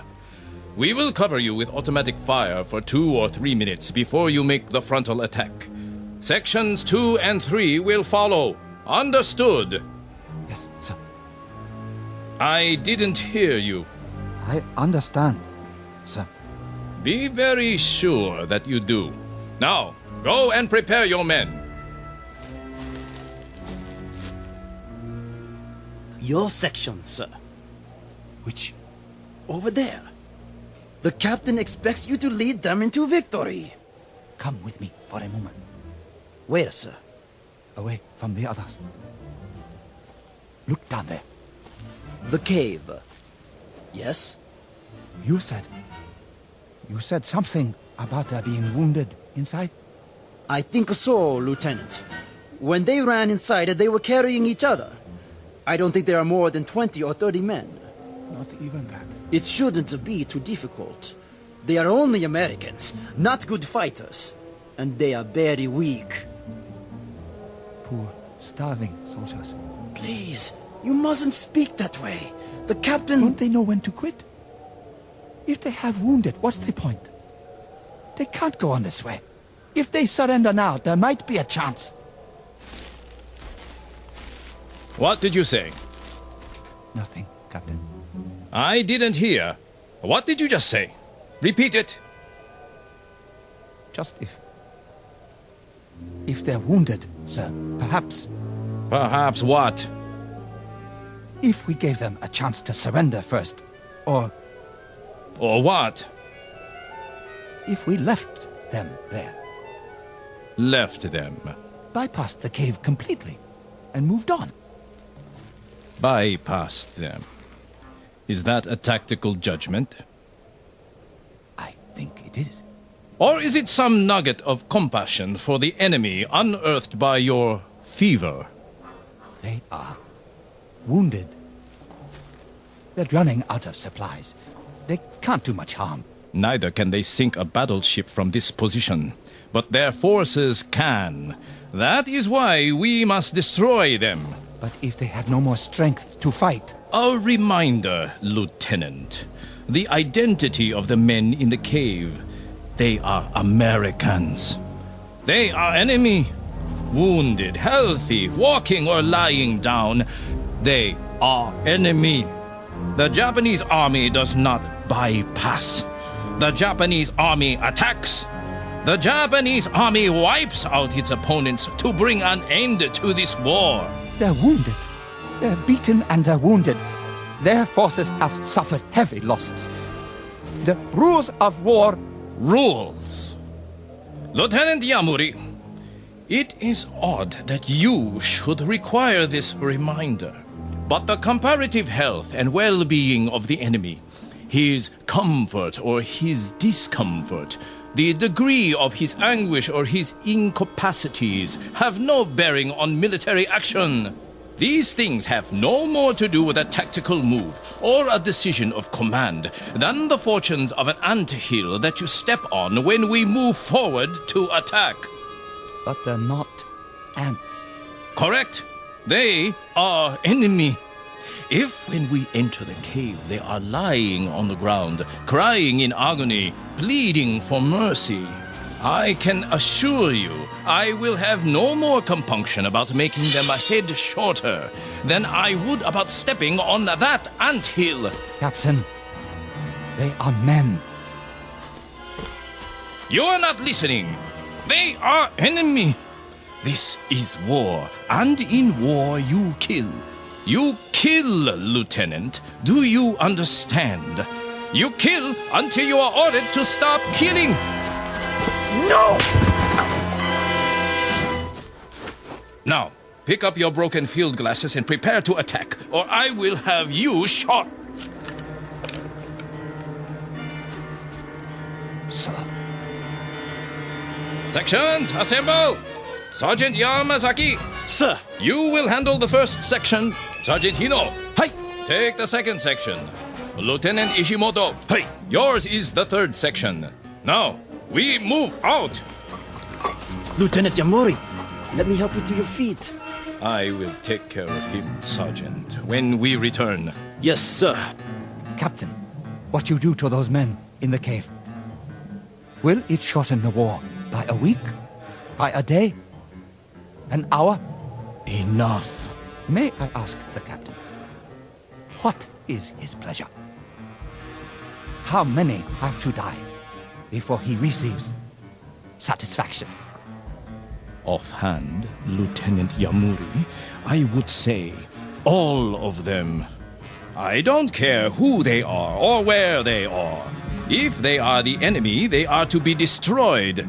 First day of the war or last day of the war, we destroy them. Rest now, Lieutenant. I will be back. Your field glasses are broken. I will take new ones from the Americans. My glasses. My binoculars. Yes, I broke them when I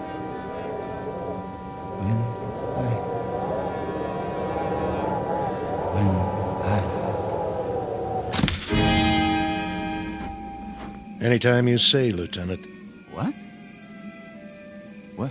What did you? Looks like you can't use those binoculars now, though. Binoculars? To help you with a duck shoot. No, we'll just have to follow your orders blind. Blind as a bat. Sergeant. Casarano? Of course, when we start firing, there'll be flashes. Wait a minute. Maybe that'll be enough for you to lead the charge, just like San Juan Hill, huh? Of course, we'll be going down, not up. Wait. Hold on. Maybe he wants to put it off. You want to hold the attack till later? No. Yes. I mean...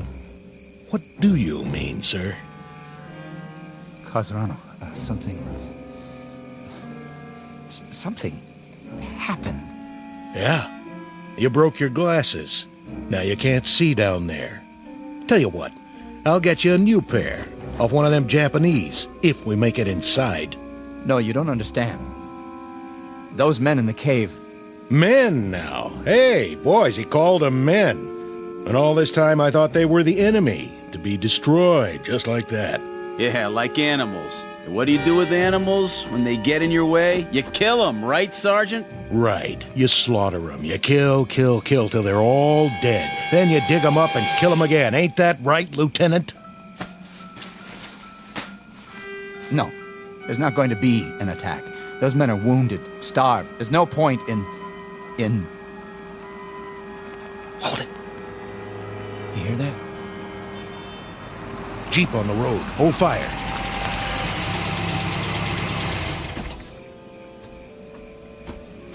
Lieutenant Cattell here? He's right here. I have your orders, Lieutenant. Orders? You're to pull off the hill, sir. Who says? Colonel Hagen, that's who. Well, why would he say that? Considering he just sent a new lieutenant to lead the charge. Don't you guys know? No what? Guess you haven't heard. Air Force dropped a bomb on Japan this morning. So? A big one. I mean, the granddaddy of every bomb ever made. I think they call it an atomic bomb.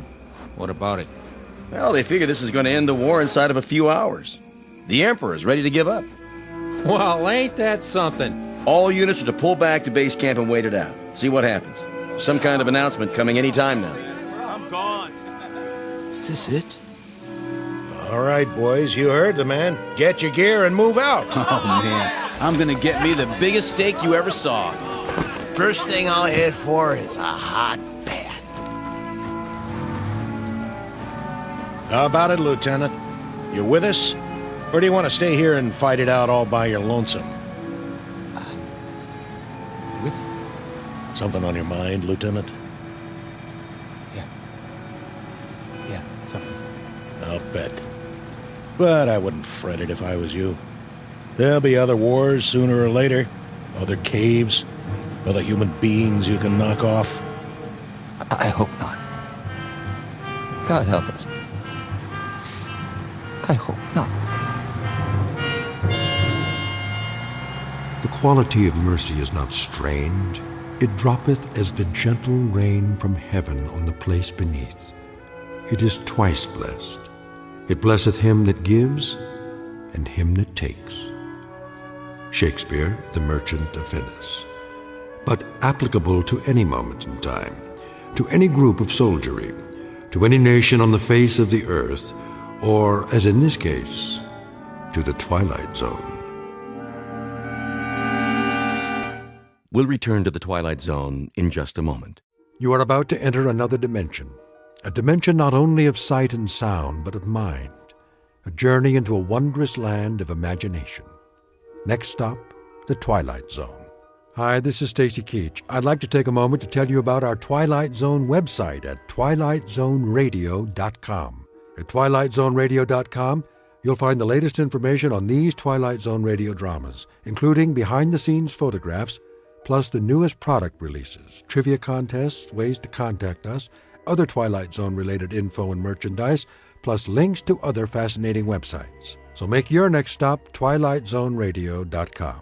Visit twilightzoneradio.com to purchase these Twilight Zone radio dramas on cassette and CD, or call toll-free 1-866-989-ZONE. That's 1-866-989-9663.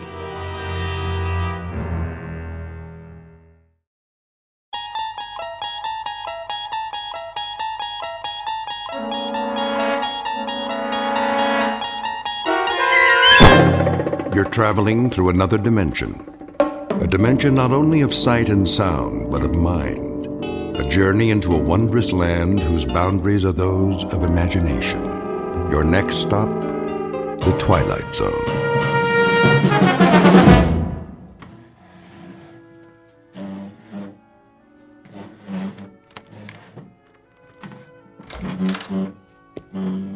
Marvin? Yes, sir. What do you think you're doing? Moving the table, sir. Why, whatever for? The party, Mr. Fitzgerald. Party? What party? Mrs. Fitzgerald, sir, for her birthday. Oh, good Lord, is that tonight? I understand that it is. You instructed me to see to the arrangement, sir. Oh, so I did. I suppose you'll transform this apartment into a veritable wonderland. Paper streamers and the like. No, sir. Just a buffet for the guests, as soon as the delivery boy arrives downstairs. The guests? Those on the list, sir. Small gathering of your closest friends. Then it'll be a very small gathering indeed. Sit down, Marvin, before you fall down. Very well, sir. On second thought, fix me a drink. As you wish. Now, I suppose I must go out and purchase a gift for the poor girl. Unless you've taken care of that for me. You left no instructions in that regard. Well, you might have simply asked her what she desires for the momentous occasion. But I couldn't. Then she'd know. Oh, all right. Let me see. What does she need? Books? No, too many of those. All they do is gather dust. A trinket? A bauble? Diamonds are quite dear these days. If I might offer a suggestion. Why not? Well, Mrs. Fitzgerald has expressed an interest in music. Oh, she has she? What does she know about music? I will not have popular ditties polluting my environment. Not recording, sir. I believe she'd like to play. What? A glockenspiel? A kettle drum? You'd have to ask Mrs. Fitzgerald, but she did say it has powers to soothe the savage beast. That's breast, man, the savage breast. Do you see any beasts around here? If you don't mind, sir, I'll repair to my quarters for a while until the provisions arrive. Did you put soda in this drink? Oh, I've told you, Marvin, no soda. Make me another one at once, and this time do it properly. Yes, sir.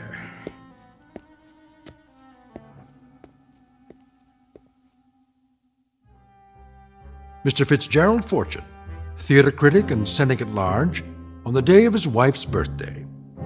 If he knew what's in store for him, however, he would make it a point not to attend. Because before the party is over, an extraordinary instrument will play what might be called those old piano roll blues, an opening night that could only happen in the Twilight Zone. And now, The Twilight Zone, and our story, A Piano in the House, starring Michael York, with Stacy Keach as your narrator.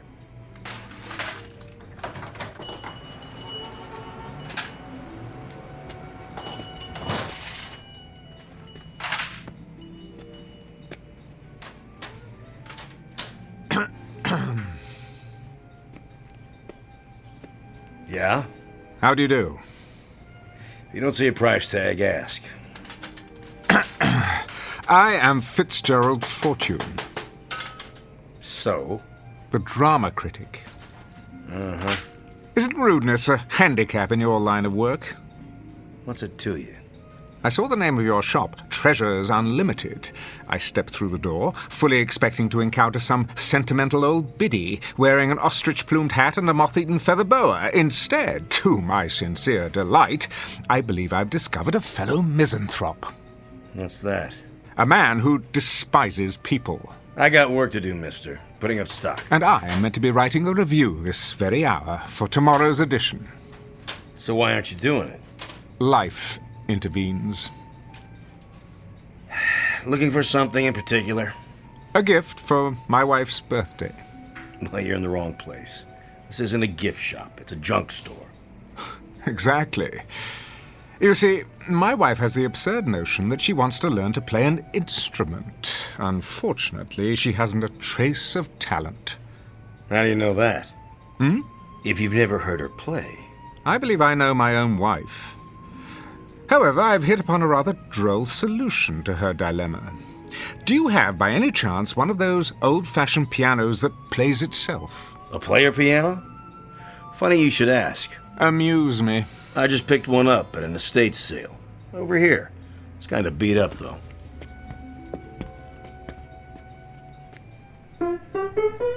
Splendid. Needs a good tuning.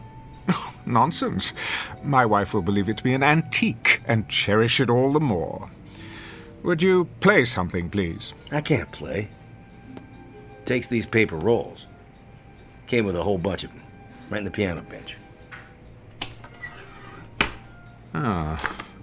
Rachmaninoff's Prelude in C-sharp minor. Stephen Foster.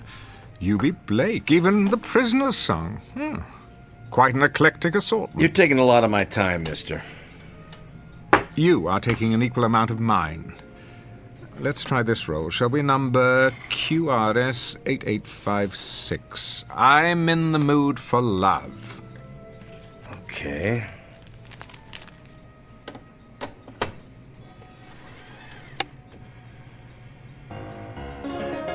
There we go.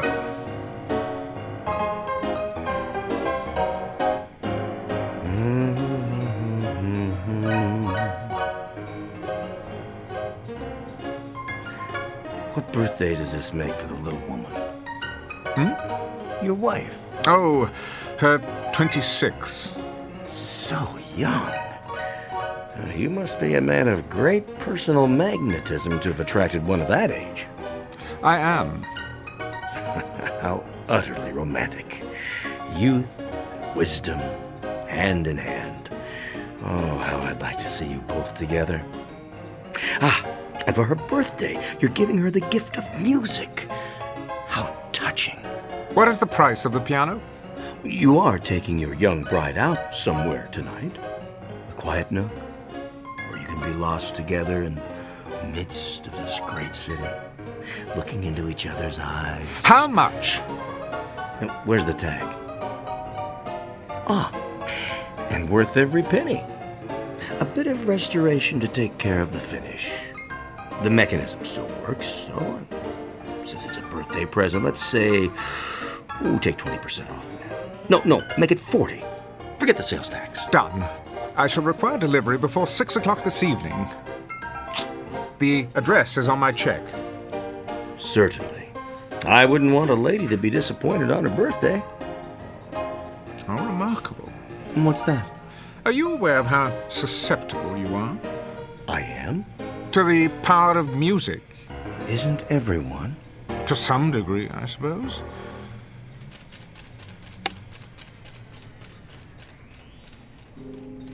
Okay. You got a sale. Now, you gonna stand around all day taking my time? No, I was just leaving. Well, nobody's stopping you. There's the door.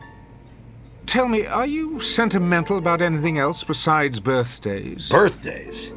They're a lousy waste of time and money.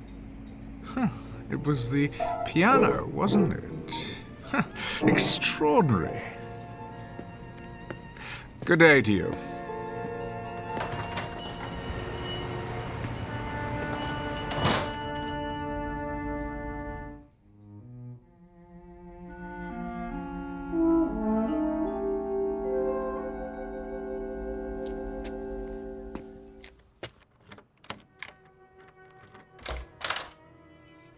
Marvin?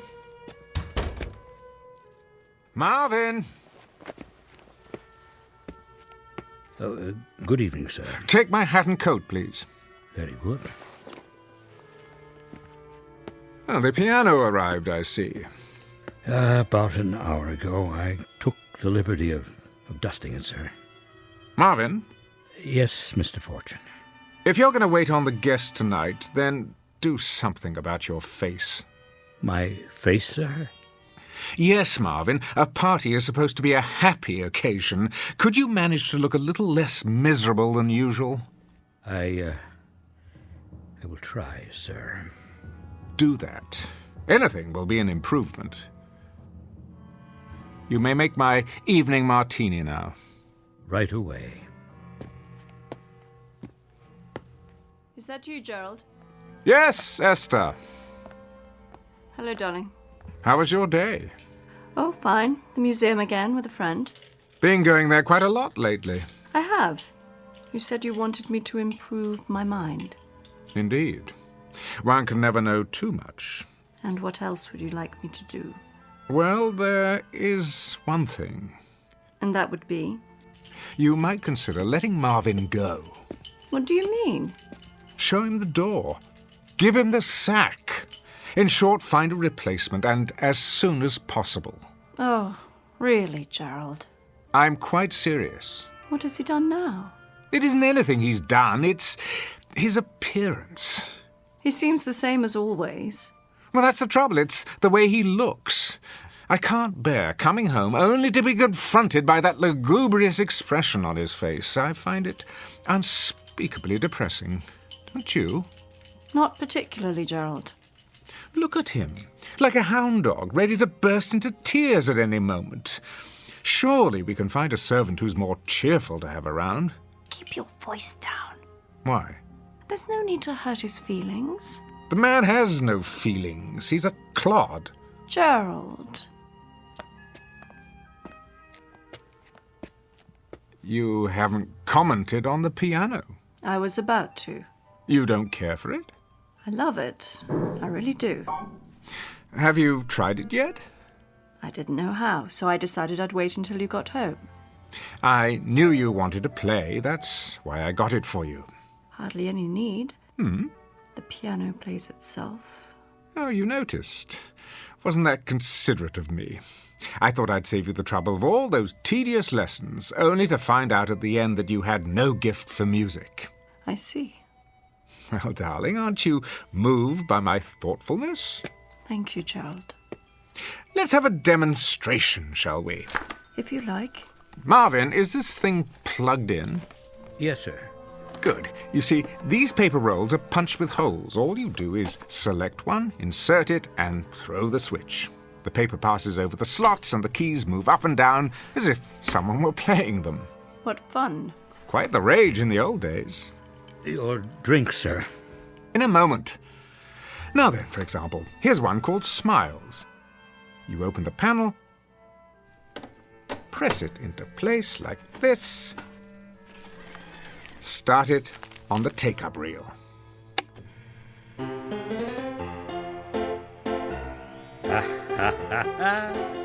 Yeah, they don't write them like that anymore.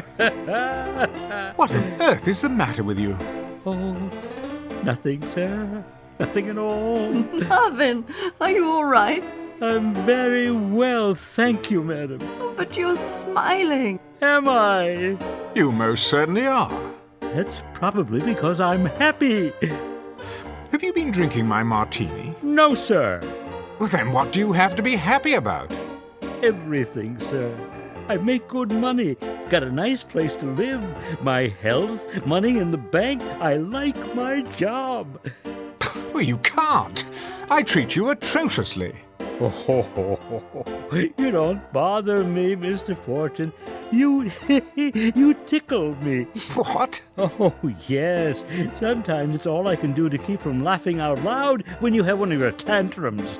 I get a kick out of it when you go around, flicking the table to be sure I've dusted, or checking the silver to see if it's polished. You are funny, Mr. Fortune. Am I? Yes, quite. Downright hilarious, if the truth be told. Why, Marvin, I've never heard you speak like this. Nor have I. Well, there's plenty more where that came from. I've got 1 million of them, sir. 1 million of them. Well, out with it, man. You're quite the comedian today.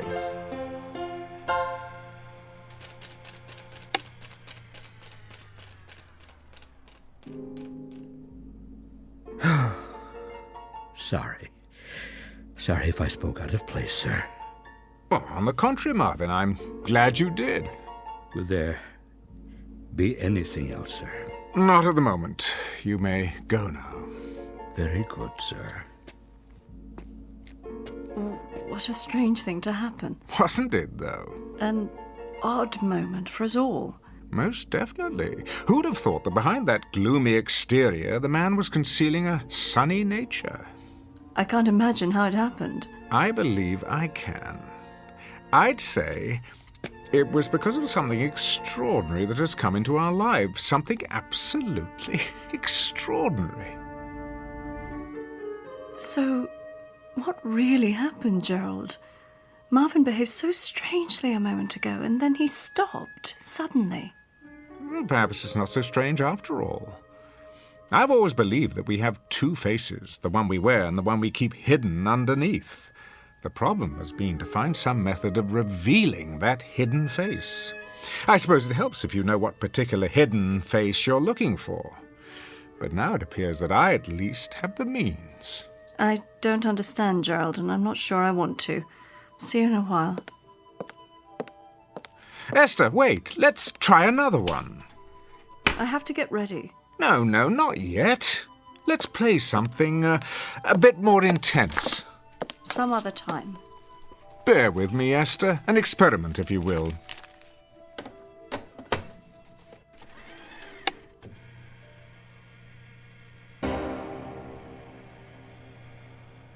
Well, what do you think of this one?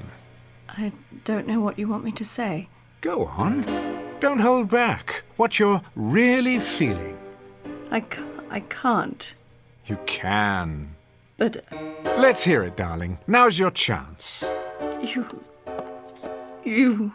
Spit it out. You... beast! That's the girl. For 6 years I have controlled myself, but I can't keep it in any longer. I was a stupid, naive child when I married you back in London. I thought you were a great man, but you aren't anything of the sort. You're a sadistic fiend.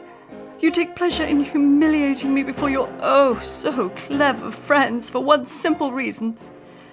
Because you enjoy hurting me. I've stood your cruelty all these years, but I won't stand for it anymore. Are you sure you're feeling well, my dear? I'm feeling very, very well. Better than I've felt in years. It's a great relief to tell you what I really think of you. It's been bottled up for so long. Go on, please. I'm listening. I thought you needed me. I thought you needed my love, but you don't. All you need is to have someone around to bully and torture whenever you feel like it. I've tried to love you, heaven knows I have tried, but I hate you. I honestly hate you. Bravo!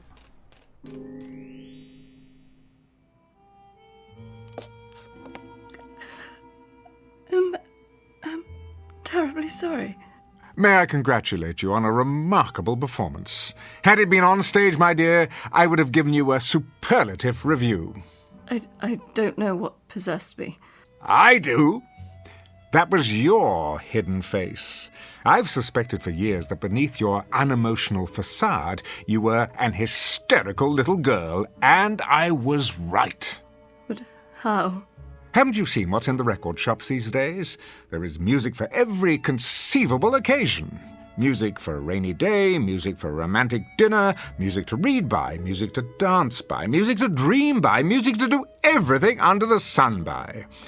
Could it be that this anachronistic old piano, the product of a more sensible time, has provided music to help us expose our hidden selves by?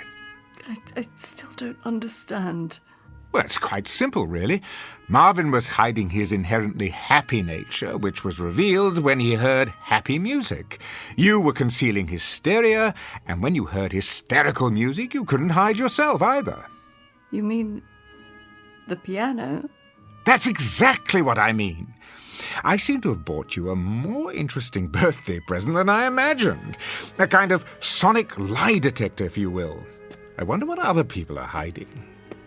Our friends, for example. Gerald, please, promise me not to play the piano at my party tonight. I mean, to let it play itself. I promise no such thing. I wasn't looking forward to the festivities, but now I believe we may be in for a most amusing evening.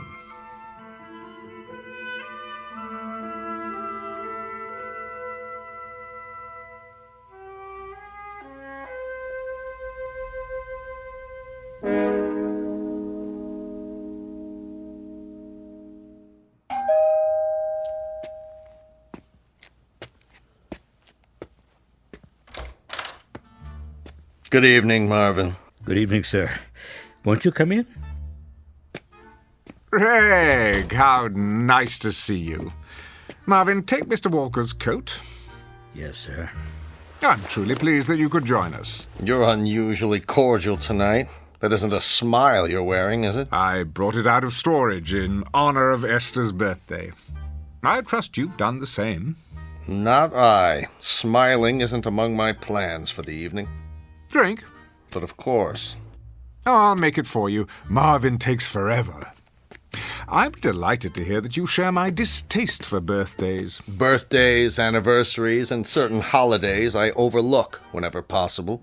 They imply some degree of human involvement, the sort of thing I'd rather avoid. Is that true? I've been given to understand that you're something of a ladies' man, quite thickly involved, in fact. You've been misinformed. Have I? I'm much too selfish to fall in love. And you're miserable. Admit it. Not in the least. I value the peace and quiet of my bachelor's existence. It lets me write my plays without interference from anyone. How is the new play, by the way? Brilliant. Unfortunately, you'll never have the opportunity of panning it, as you have my other plays. No? Why not? It won't likely be performed anytime soon. I thought you said it was brilliant. Oh, it is. But I'm locking it away with orders that it not be produced until after my death. You see, it concerns a romantic triangle, and the three principals are rather well known. That shouldn't matter. Not if it's a good play. I'd rather not hurt anyone. I'm old-fashioned that way. Ridiculous. A great play is worth any amount of pain to any number of people, least of all three. Not these three. Sorry, old man, my mind's made up. Well, I'm sure you'll do as you see fit, as usual, regardless of anyone's opinion. For better or worse, I'm afraid. Where's your better half, by the way? Still at the make-up table, trying to obliterate the last few years of her life with powder and paint. Come, I'll show you a toy I found for her.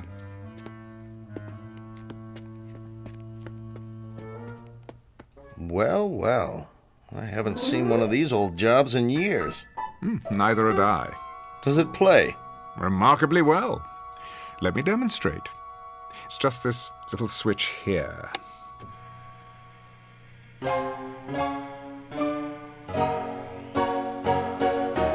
Isn't that something? Romantic, wouldn't you say? Is Esther pleased with it? She hasn't expressed any great enthusiasm. That doesn't sound like Esther. Has she heard this particular song? Not yet. Be sure to play it for her. She'll understand. Understand what?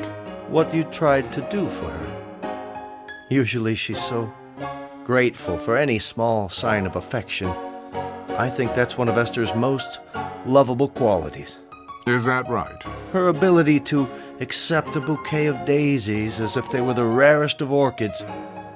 I remember once I gave her a small turquoise ring. It didn't cost much. You gave her a ring? Yes.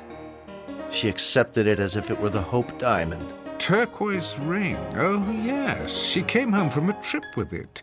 She'd been to Mexico City. But I seem to remember that she went alone. What? Oh, she did. Strange how we ran into each other down there. Stranger still that Esther never mentioned it. Would you call that rather an odd coincidence? Not really.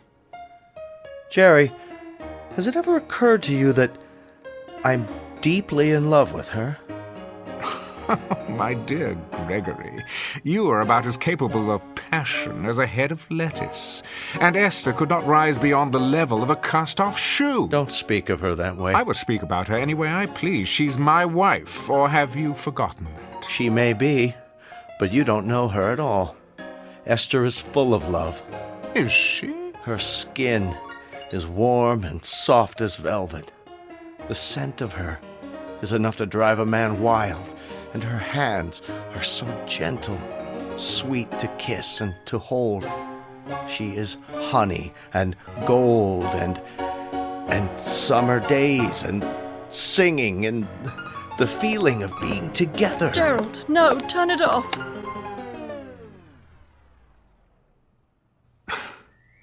I'm sorry you did that, Esther. I don't know when I've been so entertained. And you, Greg, why would you say such things? Sorry, Esther, I don't know what came over me. It's just as well.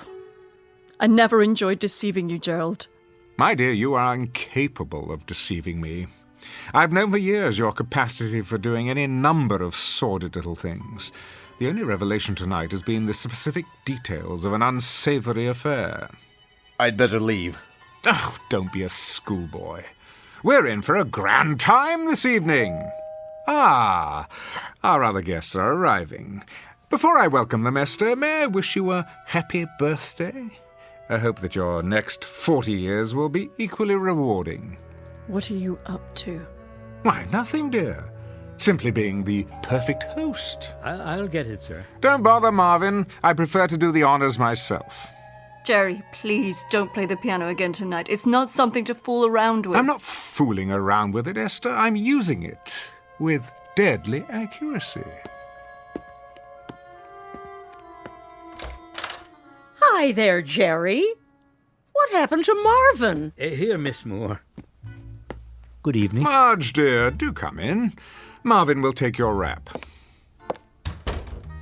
Well, don't just stand there, Gerald, devouring me with your eyes. I know what's on your mind. Oh, kiss me, you fool. Like this? Oh, that's better. Marge, I'm quite vexed with you. You are? You promised the next time we saw you, you'd be svelte as an antelope. And what am I now? Oh, don't answer that. I've been on more diets than a jockey has horses. Somehow they always throw me before we reach the finish line. Esther, happy birthday. Hello, Marge. I have a present for you. Margie. And you. I'm not even speaking to you, handsome. You haven't called me in months. Somebody else been taking my place? As a matter of fact, yes. We've just had a most illuminating discussion about Greg's new romance. Gerald, don't tell me who she is. I may go after her with my claws. Worse yet, you could sit on her and mash her to death. Same old Jerry. Now, who's going to make me a drink? Marvin will take care of you. I believe another stagecoach has arrived. Jerry, are we early? Oh, not at all. You're just in time. Darling, you look positively radiant. How do you do, Mr. Fortune? Pleased, I'm sure. And you are... Oh, this is Roberto, my escort. Ah, I would never have guessed. And how is everyone at the Last Chance Ranch these days? Oh, Jerry, behave. Come in, come in. You might want to fasten your seatbelts, though. Something tells me this may be an evening to remember. Ooh, how exciting. What do you have in mind? Charades or strip poker? Something even more revealing than that. How about a game of ultimate truth or dare?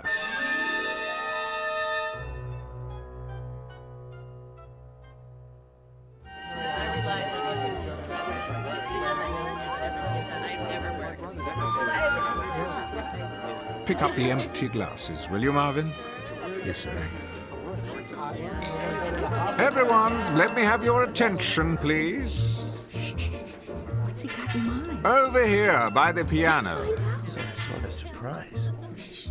That's it. Take whatever chair you like. If there aren't enough seats, the floor will do. This should be fun. Don't worry, it's quite clean. Oh, not for me, thanks. I'd never be able to get up. Now then, the hour has arrived for fun and games. Well, about time. Being friends of Esther's and mine, you are perhaps inclined towards such intellectual pastimes as pin the tail on the donkey and spin the bottle. Now you're talking. I want to be it. Not this time. I've decided that tonight, rather than cater to your juvenile side, we might try a more adult game. I'm hungry. When do we cut the cake? Compulsive eaters will find hors d'oeuvre within arm's reach. Now, for our game, I shall need a volunteer. For what? You can't trust Fitzgerald. No telling what he's got up his sleeve. Must we, Gerald? Indeed we must. Hold up your hands. No one? Very well, then. In the absence of a volunteer, I shall have to conscript someone. How about Marge Moore? Okay, Svengali, I'll play along. What's the caper? Nothing physically demanding, my dear. I merely want you to listen to some music on the piano. What kind of music? Let me see. How about Clair de Lune?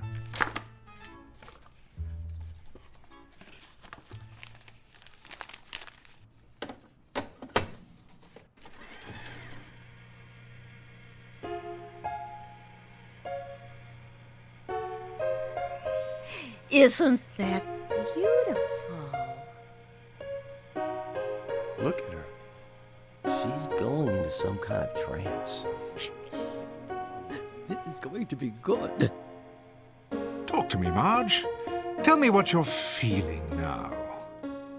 My name is not Marge. It's not? What is your name? Tina. That's a pretty name. Tell me about yourself. What do you want to know? Who are you, Tina? A little girl. And what do you like to do, Tina? I like to dance. Good girl. Would you like to dance for us, Tina? All right.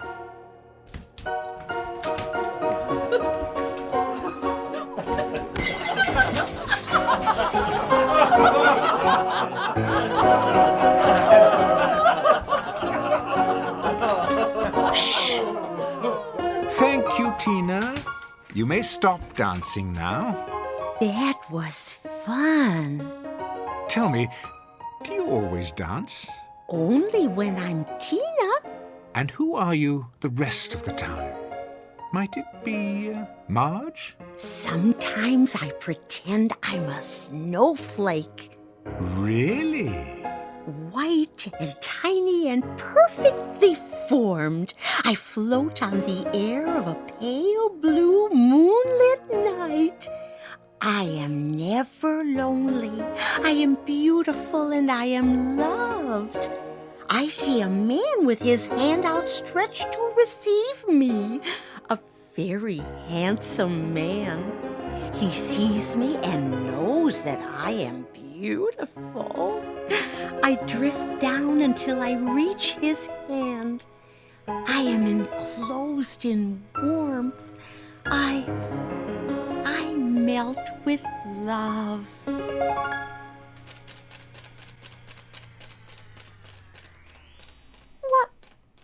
What? Where am I? Never fear. It's all in fun, my dear. What have I done? Nothing. Only an amusement for our guests. Why? Because I asked you. You were very compliant. But why me? Now, I chose you because I thought you could take a joke. Jokes are supposed to be funny.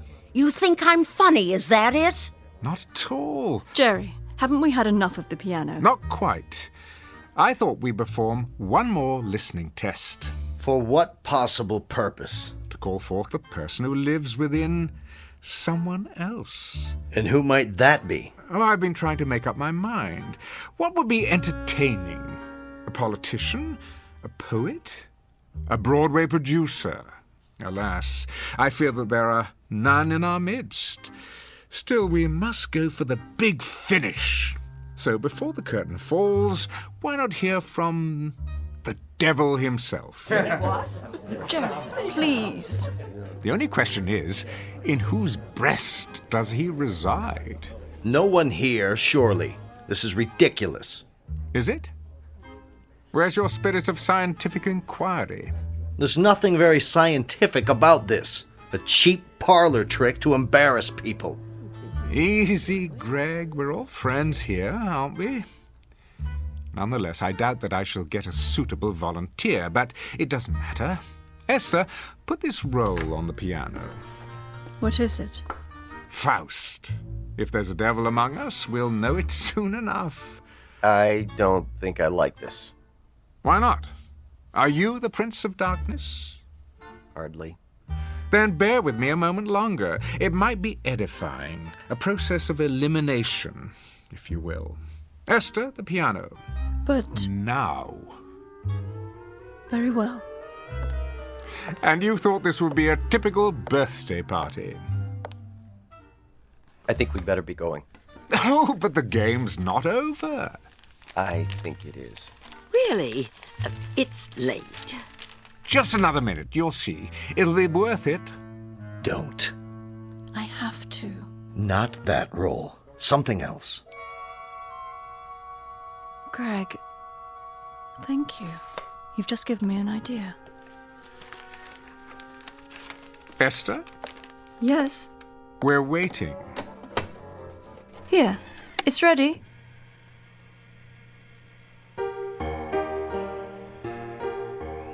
That's not Faust. What is it? Brahms, I think. Yes, his lullaby. That's not what he asked for. Gerald, I seem to have made a mistake. Will this one do? Gerald? Gerald, can you hear me? What's good for the goose, I always say. Speak to us, devil. Go on, out with it. I am afraid. Do tell. And what are you afraid of, devil? I'm afraid of the dark. You're no devil. Listen to your voice. You're a frightened little kid. That's supposed to be a secret. It is, huh? Do you have another secret? Go on, tell us all your secrets, Jerry. This moment will never come again. For once, you're center stage. You have an audience in the palm of your hand. Yes, Jerry. Tell us. I'm afraid of you all. Afraid of people. But why? Who are you? Really? A small boy. I've stayed hidden away inside, but now I can't hide anymore. And what do you like to do, little boy? Hurt people. I can't stop from doing it. It's all I like to do. Why am I not surprised? Did you know I envy you, Marge? I'm too afraid to embrace the world as you do. And in my envy, the boy tries to hurt you. Who else do you envy?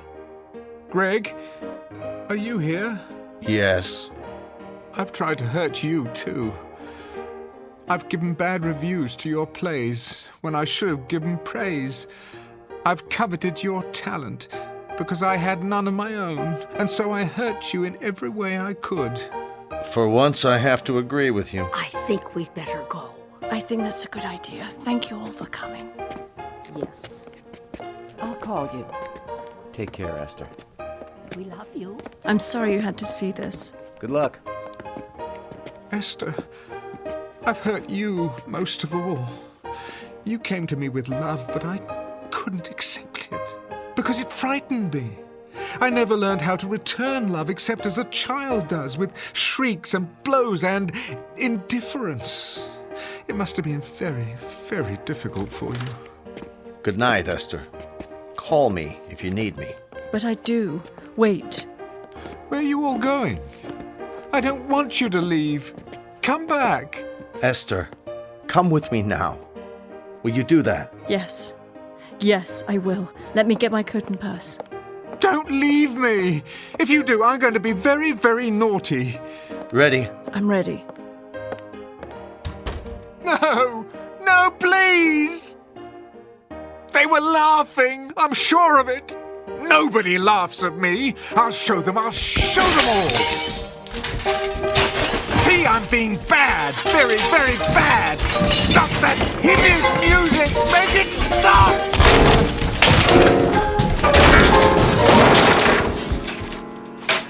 There. What do you think of that? Mr. Fortune.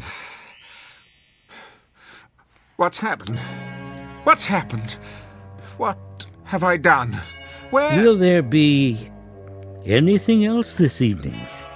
Are you laughing at me? Are you? Oh, no, sir. I'm most definitely not laughing. Because you're not funny anymore. Marvin! Marvin! Wait! Not you too! Don't leave me! Don't! Don't!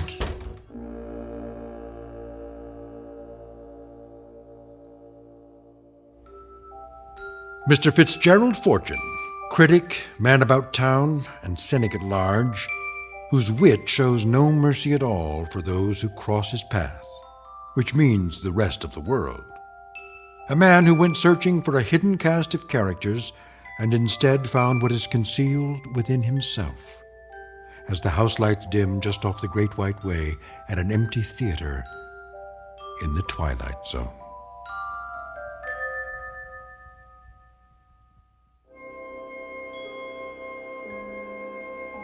Hi, this is Carl Amari, producer of the Twilight Zone radio dramas. I'd like to take a moment to tell you about our official website at twilightzoneradio.com. where you'll get the latest news and information on these Twilight Zone radio dramas. Plus, at twilightzoneradio.com, you can digitally download 3 free episodes or any of our episodes for only $1.95 each. In this age of ever-changing technology, we've decided to make these episodes instantly available to you by making the Twilight Zone radio dramas a digital download-only series. This means that this series will no longer be offered on CD. The CD collections at our website are now being offered while supplies last at buy one, get one free. So be sure to get your favorites before they're sold out. Be sure to visit us often, and I'll see you in the zone.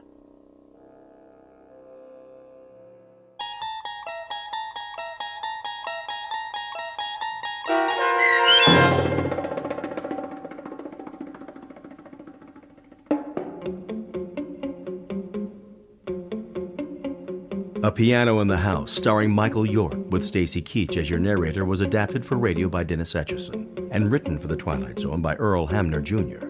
Heard in the cast were Sarah Wellington, Christian Stolte, Renee Matthews, Doug James, Herb Graham, Meg Thalken, Rosalind Alexander, Rick Vargas, and Kurt Nabig. The producers of The Twilight Zone wish to thank CBS Enterprises and the Rod Serling Estate for making this series possible.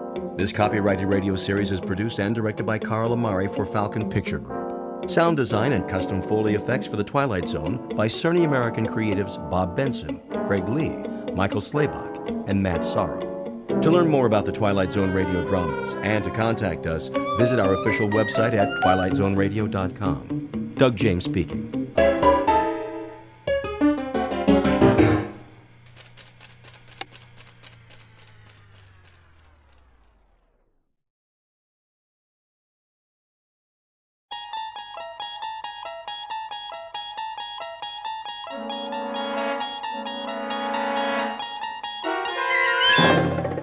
You unlock this door with the key of imagination. Beyond it is another dimension, a dimension of sound, a dimension of sight, a dimension of mind. You're moving into a land of both shadow and substance, of things and ideas. You've just crossed over into the Twilight Zone.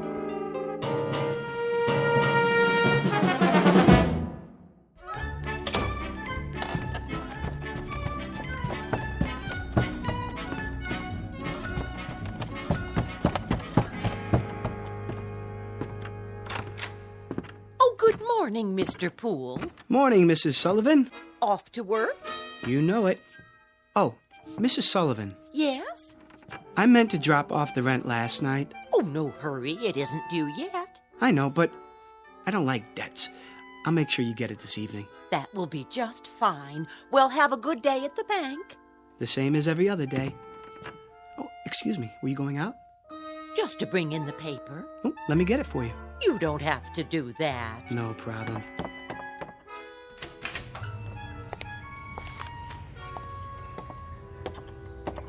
Here you are. Why, thank you, Mr. Poole. You're the perfect tenant. Absolutely perfect.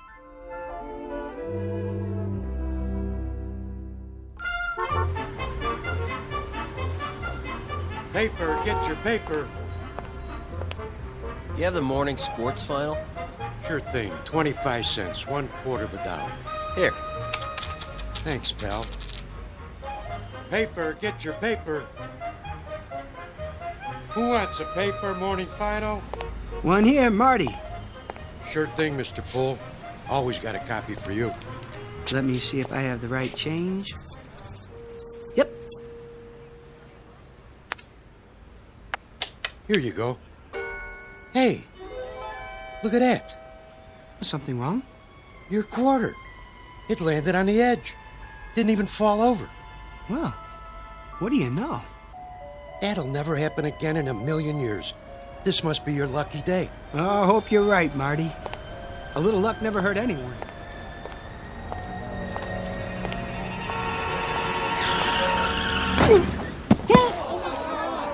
Oh, that poor man. What happened? That car, it hit him. Did you see it? Somebody call an ambulance.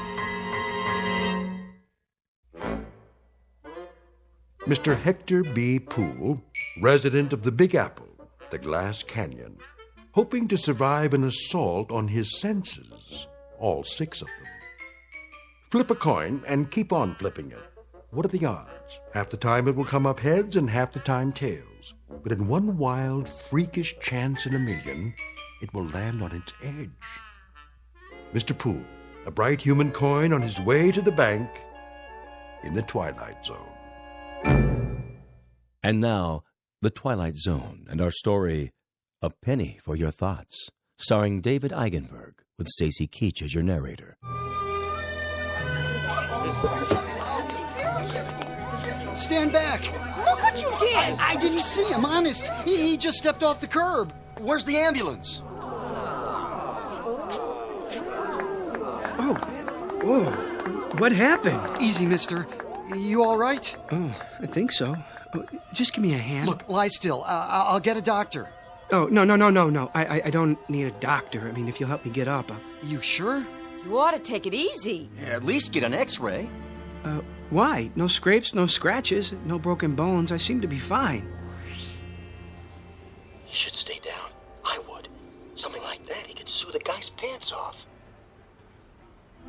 Pardon? Oh, I just said, wait till you get to the hospital. You never know. No need for that, really. Oh, you don't know how sorry I am, sir. Oh, no harm done. I swear, I didn't see you step off the curb. If you were hurt, God, I could never forgive myself. You clumsy idiot. I wish you'd broken your fool neck. What did you say? I said, if you were hurt, I could never forgive myself. No, not that. The other part. I see no reason for you to be abusive. Abusive? I should have been more careful, but it was equally your fault. Are you certain you're all right, sir? I think so. Thank heaven for that. I'm simply trying to say how grateful I am that you weren't injured. Lame-brained jaywalker. That asinine stunt took 10 years off my life. Now, see here, I'm not Let me brush you off. Where were you headed? I was on my way to work. Well, I'll be happy to give you a lift if you like. No thanks. It's not far. I think I'd rather walk.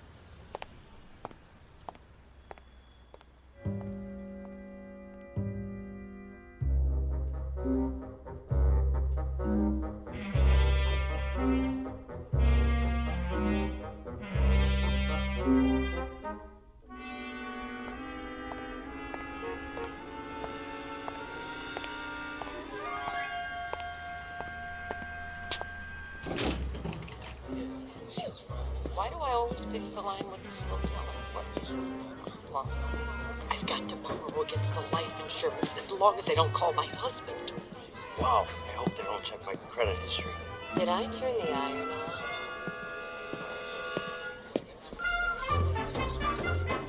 on? Well, Poole.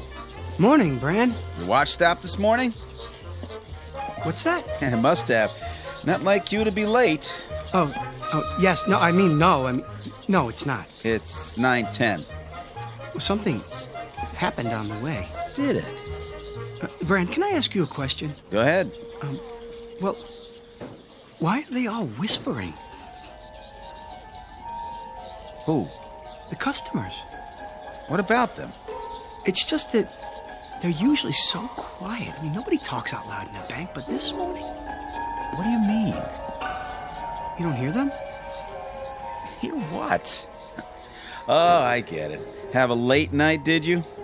No, but on the way here, I better grab some coffee. Miss Turner just put some on.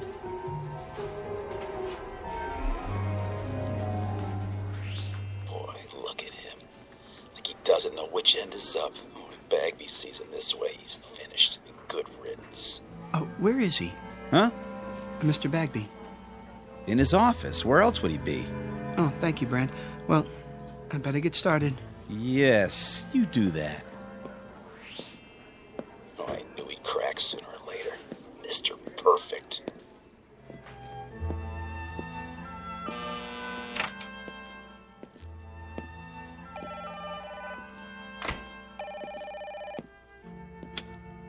Hello?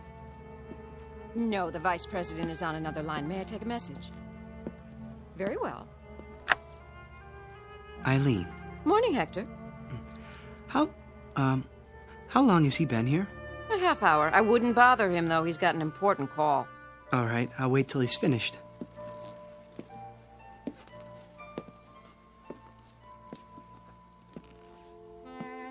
Oh, Felicia, baby! You know I care. But how would it look? And besides, Gladys has a nose for these things. Of course she would. I can see the headlines. Prominent banker divorces wife to marry chorus girl.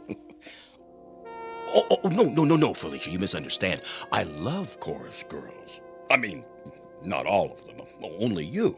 Yes, that's right. Look, how about this weekend? Just you and me. Yes? Mr. Bagby? Come in. Hold on. Someone's at the door. Yes, what is it, Poole? Mr. Bagby, sorry to interrupt you, but I'd like to explain. Explain what? Why I was late, sir. Were you? 10 minutes to be exact. I didn't notice. Well, as you know, sir, my record for being prompt is spotless. I pride myself on attention to duty. Yes, Poole, everyone is aware of your devotion to the bank. Well, you see, a strange thing happened, a very strange thing. Yes, uh-huh. Get on with it, you simpering idiot. You think she's going to stay on the line forever? If you ruin my weekend with Felicia, I'll string you up by the thumbs. Your weekend, sir. What? Spoil your weekend. Oh, I wouldn't want to do that. What are you mumbling about? Look, I've got an important call here. Very pressing matter. Get on with it, man. No, of course, I understand. He said weekend. Good Lord. You don't suppose he knows about Felicia? It's impossible. I've been so careful, so discreet.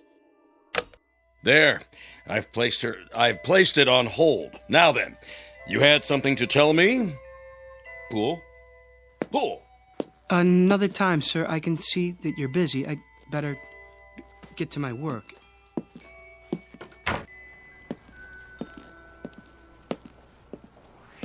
Poor Mr. Poole. He looks so tired and pale. I'm all right. Oh, good morning, Mr. Poole. Good morning, Miss Turner. Did you say something? I didn't know I looked that bad. Oh, you don't. You look very well today. As do you. Oh, why, thank you. Would you like some coffee? Not just yet, but thanks for asking.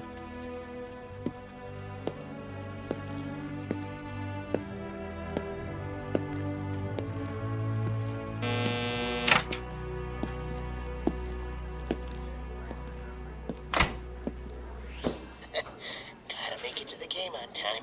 Kirsty won't steal a bag of popcorn with that southpaw pitching. Who is pitching today? You say something? No, nothing at all. Good day to you, sir. Everything in apple pie order, I trust? Yes, thank you. Thank you very much. I'll bet you're the one who sent me that overdraft notice. No, sir. No, what? I don't have anything to do with overdrafts. I work over there in the loan department. You do? Just see one of the tellers. I'm sure that they can straighten it out for you. Sure. Sure. I'll do that.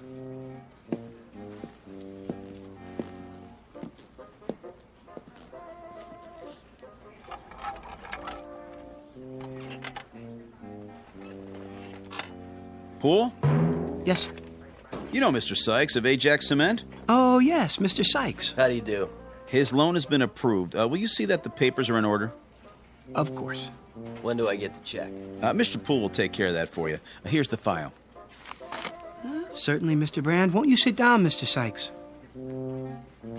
Everything's there. Oh, I'm sure it is. The check's for $200,000. I see. A loan for $200,000. That's quite a sum. Expanding the business, Mr. Sykes? That's right. Wrong. Well, which is it? Huh? You are aware that this loan must be repaid within 90 days. Sure I am. In full. Yeah. If I put the money right, it'll come out to over $1 million. $1 million? No, 200,000. That's all I need.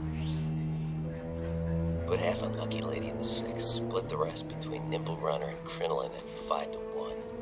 Nobody will ever know I can pay back the loan with enough left over to save the company. It's gotta work. There's no other way. Or what? Bankruptcy? What did you say? Nimble Runner and Lucky Lady. Now look here, young man. And Crinoline at 5-1. What? That's a funny name. I don't have time for this. Am I gonna get the check or not? Everything all right here? It better be. I'm not sure. What's going on, Poole? Something wrong, Mr. Sykes. I don't know, Mr. Bagby. I signed everything. Well, then what's the problem? He just told me he's borrowing the money to bet on the horses. What? That is what you said, isn't it, sir? I said nothing of the kind. Well, and then he said that Ajax Cement was bankrupt. Ah, he's mad. Poole! Doubtless there's been a mistake. There certainly has. If you'll come with me, I'll correct it at once. I'll talk to you later, Poole. But Mr. Bag... In my office. Yes, sir.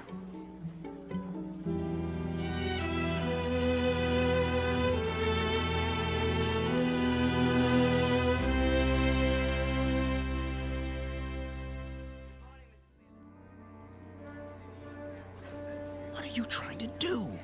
My job. He said. I heard the whole thing. I'm the one who took his application. What's going on, Poole? Will you tell me that? What? If I could tell you, I would. But I honestly don't know.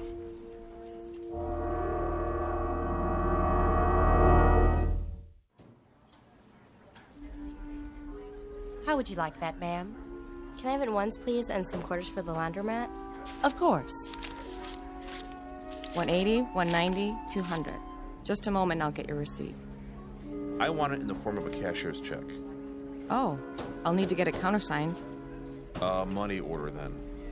Yes, sir. That can't be all I have. Check the balance again. I've already checked it twice. If you'd like a printout of your transactions... I would, yes, so I can compare it to my records. There must be some mistake. 401, 402, 403. 20 years, the same window. Not one promotion. Nope, not me. Hello, Smithers. Oh, hello, Mr. Poole. Don't worry, you'll get that promotion. Do you really think so? I mean, what promotion? Stick with it. You'll see. Yes, of course, but how? Have a little faith.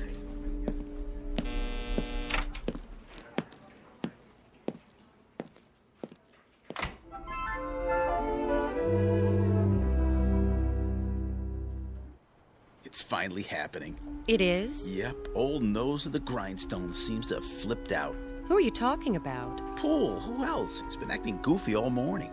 Well, why shouldn't he? He's entitled to once in a while. He does all the work around here. Guys like that are all alike, gutless wonders. Put the pressure on and they go to pieces. Know what I mean? I'm not sure that I do. You phony. Don't you know a real gentleman when you see one? Got any of that coffee left? Oh, hi, Poole. Certainly. Here you are. Smells good. It's fresh. Nice and hot, too. You do all of the work and get none of the credit. You should speak up more and assert yourself. But I guess that's not in your nature. Miss Turner? Yes? There's something I've been meaning to say to you. There is? And I hope you won't be offended. Oh, I'm sure I won't. But, well... Yes, Mr. Poole? I want to thank you. Thank me? For your kind thoughts. I don't think I quite understand, Mr. Poole. Romancing the help, eh, Poole? Brand, please. Well, who can blame you? Miss Turner's the prettiest girl in the new accounts department. Just saying absolutely nothing. I haven't seen such an aggregation of beasts since the last time I went to the circus. Oh, I'm sure that's not true. Yeah, a lot of action around the old coffee station lately. That's no surprise. Not much chance for socializing on the job, is there? Brand, if I could get a word in... Yeah, go ahead. You were saying, Mr. Poole? She's probably a tiger. Let the sweet prim ones out of their cages and they revert to the jungle. That's enough, Brand. Hey, watch it! Oh, sorry. You spilled coffee all over my shirt. I'll get a napkin. It was an accident. No, it wasn't. You did that deliberately. He said it was an accident. I'll see you later about this, Poole. Good for you. I really didn't intend to do that. I'm sure you didn't. He was only joking. Maybe he was and maybe he wasn't, but he sure had it coming.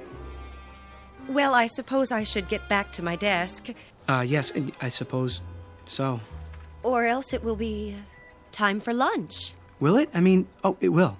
And then we'll all be having our lunches, won't we? I guess you're right. Those who brought them. And those who didn't will go out somewhere. For lunch, I mean. Alone or together. Yes, they certainly will. Well, back to the old grindstone. It's been nice talking with you. Nice talking with you, too. Bye now. Bye. Oh, Miss Turner. Mr. Poole? One more thing. I hope... Yes? I hope you have a nice day. I feel the same way. Exactly. Such a gentleman.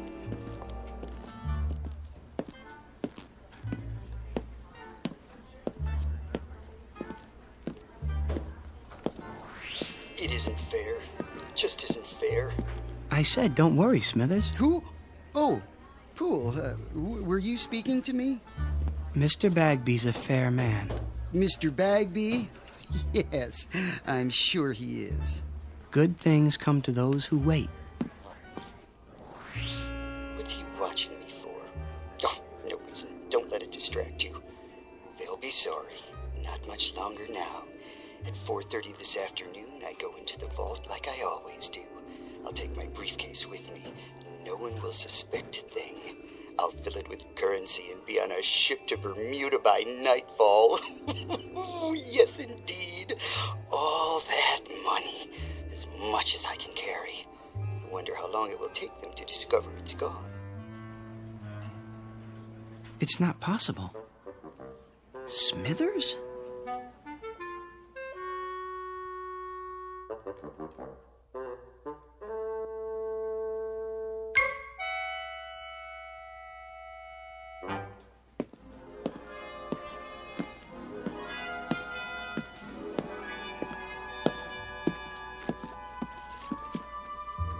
Oh, Miller. Hi there, Mr. Poole. Got a minute? Sure do. Pretty quiet morning. Is that what you call it? Well, as opposed to payday, then everybody and his brother shows up. Get a little rowdy sometimes, trying to cut in line and everything. But I keep 'em in order. Teach 'em respect for the uniform. You can count on me. I know I can. That's why I wanted a word in your ear.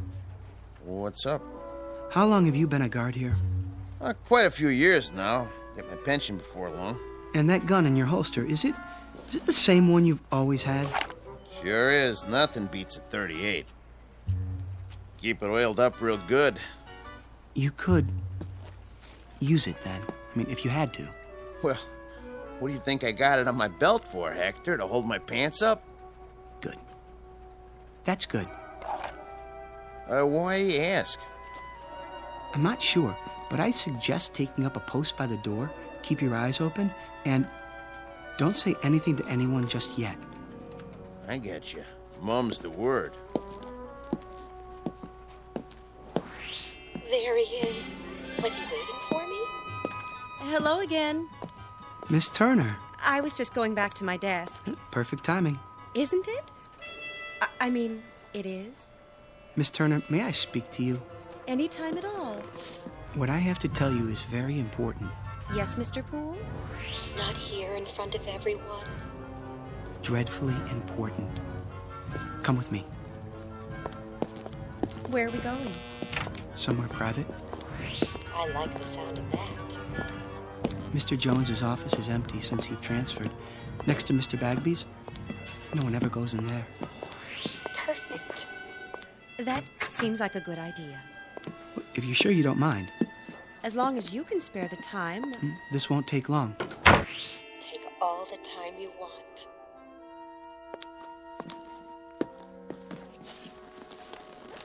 Well, what is it? You'll think I'm crazy. Is something wrong? Terribly, and I don't know who else to talk to. I'm here. Miss Turner, I keep hearing voices. People talking, their lips don't move. But I can hear their voices clearly. I've got this ringing in my head. Oh, no. Well, it's not what you think, Miss Turner. I mean, I can read people's minds. I don't know if I can help you with a thing like that. I'll prove it to you. Think something, anything at all. Well, I have to hand it to him. This is an original approach. Why did it take him so long to gather up his courage? Because it only happened this morning? What did? At least that was the first time I noticed it. He didn't notice me until this morning? No, not you. The voices. Mr. Poole, They won't stop.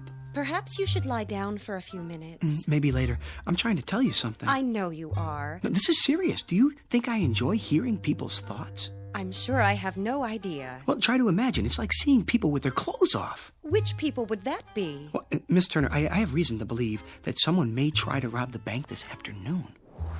Mr. Brand was right. He's coming unglued. I am not unglued. It's true. I mean, at least I think it is. You heard them say that. Well, in a manner of speaking. Well, then, in that case, you should do something about it. But what if I'm wrong? You have a responsibility to the bank, to the stockholders and depositors. I suppose I do. We could talk about it over lunch.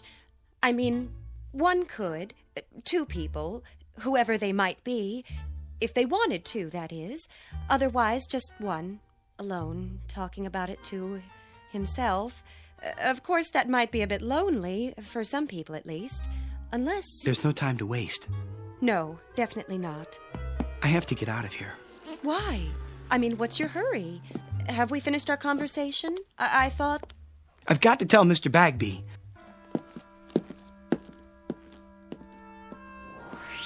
From now on, Mr. Poole, you may call me Helen.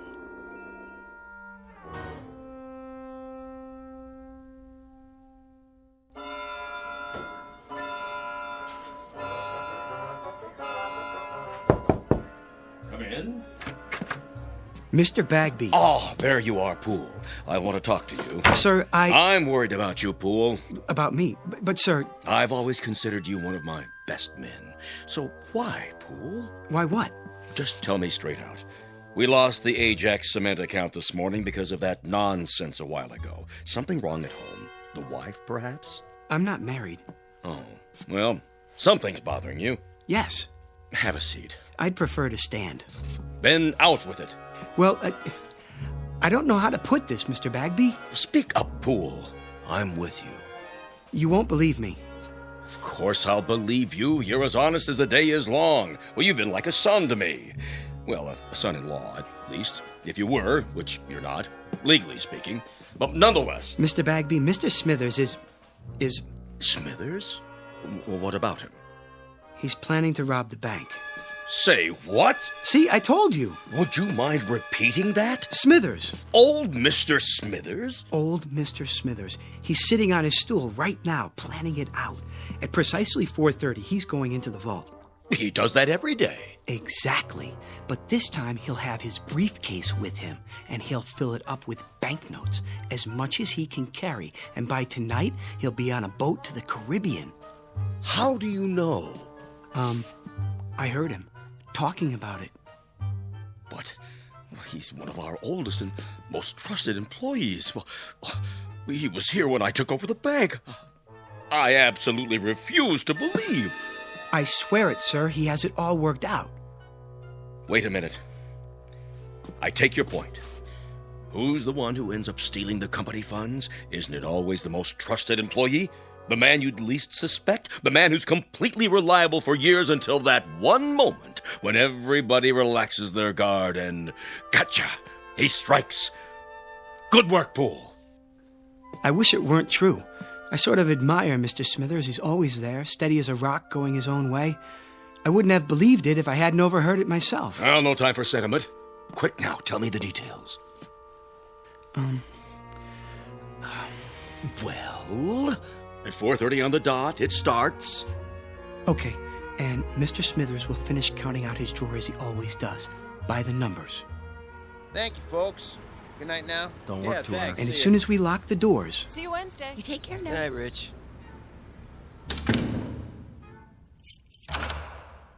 He'll close up his cage, count down the drawer. 73, 74, $175 plus the bills.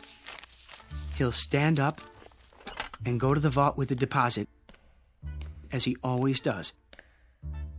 The last teller with his briefcase. He'll be back there alone to lock up the vault. Only this time, things will be different. When he comes out, his briefcase will be heavy. Very heavy. Miller, may I see you a moment? Yes, sir. Rich, let me out, please. Okay, be right there. I'm waiting. Gotcha! What? I'll take that briefcase. Here. What? Shall I cuff him? Not till we see the evidence. Looks pretty heavy to me. Dump it on the desk. I'm your witness. Sure thing. What do you think you're doing? What does it look like? Your mistake, Mr. Smithers, was in assuming that we were all asleep. A great mistake. But nothing gets by this institution. As a matter of fact, I've had my eye on you for a long time. You sure this is his briefcase? Of course it is. Duly noted. He admits it. 1/2 sandwich. Clip-on necktie. Change of socks. Comb. 1 book. How to Profit from Armageddon. And, 7 ballpoint pens. Where's the money? Has everyone gone insane? What money? Pool! Where's that idiot Pool? Here, sir. So he was going to steal the money. He was going to take a trip to Bermuda. That was his story, huh? Mr. Bagby, I heard him. And who was he talking to, Mr. Poole? Well, he wasn't talking to anyone, not exactly. Oh? What was he doing? Sending smoke signals? He was thinking. He was what? He was thinking. Well, that explains everything. Mr. Smithers, please forgive us all for this unfortunate intrusion. Well, I guess we all make mistakes. I should have known that what I was told was impossible on the face of it. Poole, do you know what I'm thinking? I'm fired. Kindly clear out your desk at once. Mr. Smithers, I don't know what to say. I'm very sorry. Return Mr. Smithers' possessions and let him pass. Right away.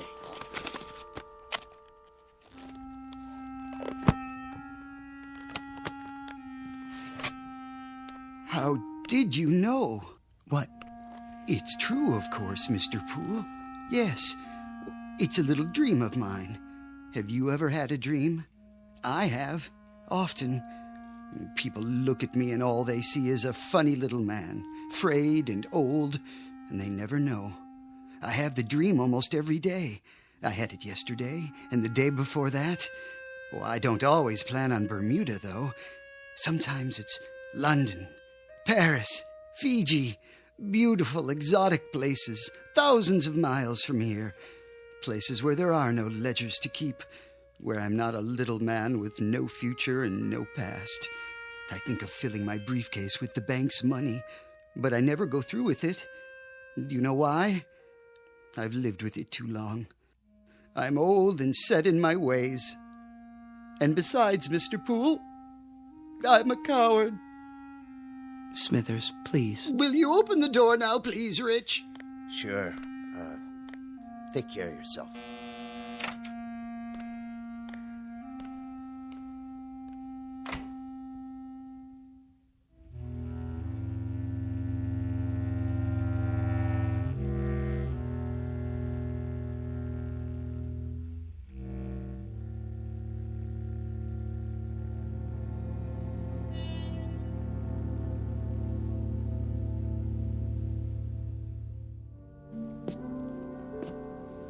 Can I help you with anything?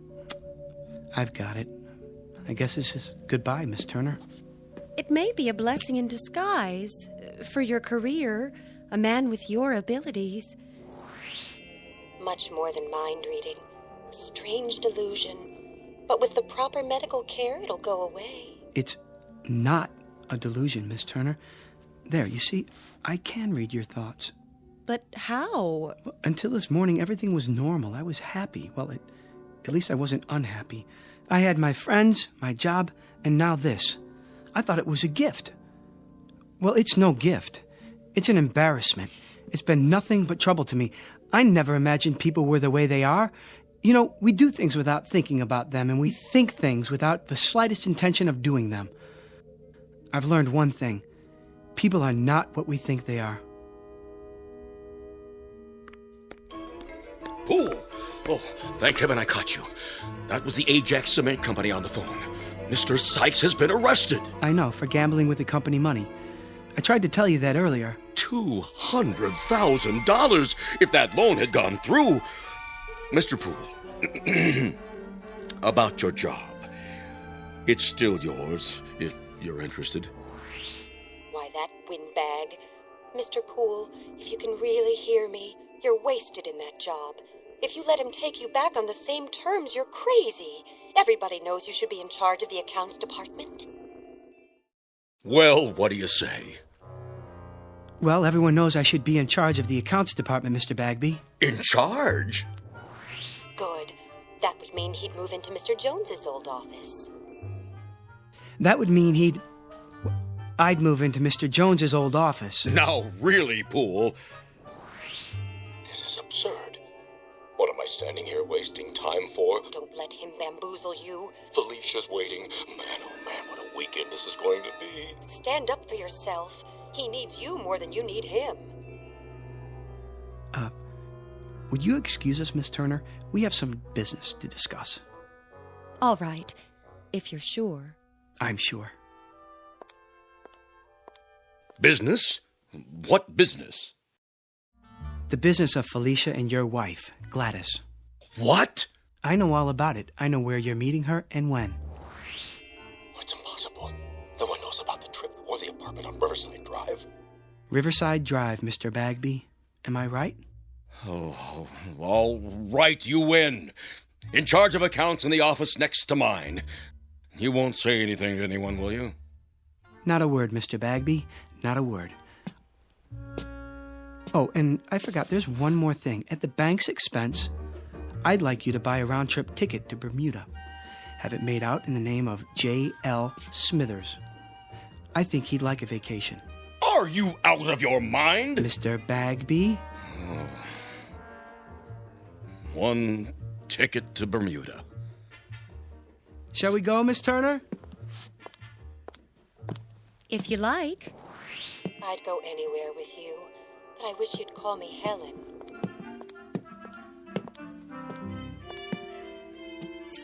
Have a good night, folks. We'll try.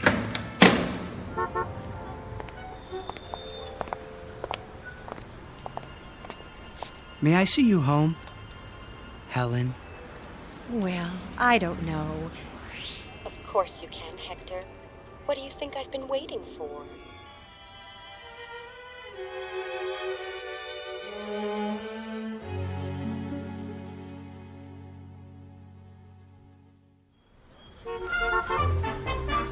Paper, get your afternoon paper. Latest stocks. Oh, just a second, do you mind? Not at all. Oh, hi, Mr. Poole. Well, was I right or was I right? Was it your lucky day? I'd say so. Give me a paper, will you? Sure, this one's on the house. Oh, no. I don't like to owe anybody. Heads. You win. Hey, why'd you do that? I had that other quarter standing up all day, and nobody knocked it over till now. Well, I guess if you're the guy who stood it up, you're the guy who can knock it down. There goes your luck. Could be it's just beginning. Paper, get your late edition paper. What was that all about? Oh, nothing. Wait. What is it? Think something, Helen. Think anything. Oh, I am, believe me.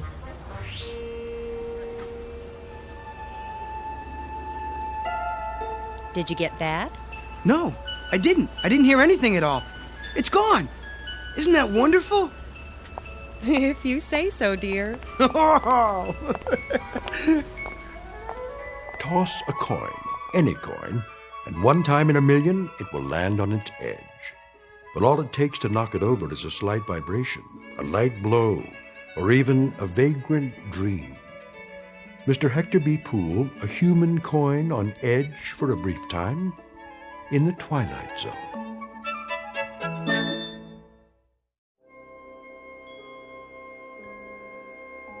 Hi, this is Carl Amari, producer of the Twilight Zone radio dramas. I'd like to take a moment to tell you about our official website at twilightzoneradio.com, where you'll get the latest news and information on these Twilight Zone radio dramas. Plus, at twilightzoneradio.com, you can digitally download 3 free episodes or any of our episodes for only $1.95 each. In this age of ever-changing technology, we've decided to make these episodes instantly available to you by making the Twilight Zone radio dramas a digital download-only series. This means that this series will no longer be offered on CD. The CD collections at our website are now being offered while supplies last at buy one, get one free. So be sure to get your favorites before they're sold out. Be sure to visit us often, and I'll see you in the zone.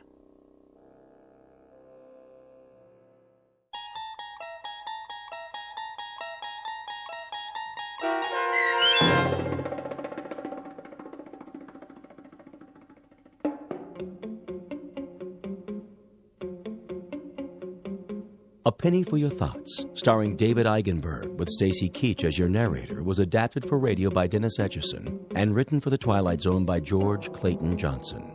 Heard in the cast were Michelle Graff, Doug James, Jamie Barron, Jeff Lupetin, Kurt Nabig, Joby Cerny, Frenette Lebo, Peggy Roeder, Alex Sopner, Carl Amari, Karen Olson, Tracy Hernandez, Christina Verba, and Vince Amari. This copyrighted radio series is produced and directed by Carl Amari for Falcon Picture Group. Sound design and custom Foley effects for The Twilight Zone by Cerny American creatives Bob Benson, Craig Lee, Michael Slaybach, and Matt Sorrow. To learn more about the Twilight Zone radio dramas and to contact us, visit our official website at twilightzoneradio.com. Doug James speaking.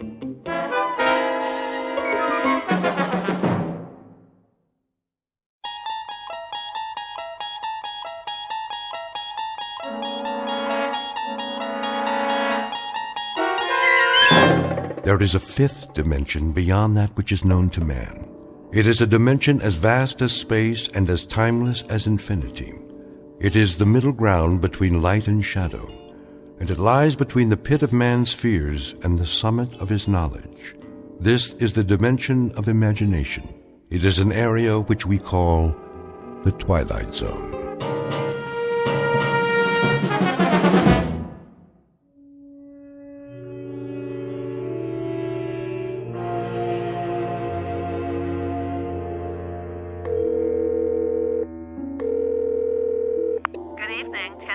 Hi, this is Joey Crown. Who? Joey Crown. I called before. Can you speak up, sir? I called a couple of times and I left a message. Do you have a reservation? Me? No, not exactly. I mean, this is Joey Crown, the trumpet player. I'm having trouble hearing you. Did Baron get my message? I don't know about any message. The band's on now. I can hear that. Boy, can I... And the second set is at 10:30. Do you want a table? I don't need a table. Tell Baron I'll fall by if I can. You know how it is. I got a gig all the way across town. How do you spell your name? Just tell Baron that Joey Crown's coming, okay, sweets? Man, oh man. Just wait till he sees me.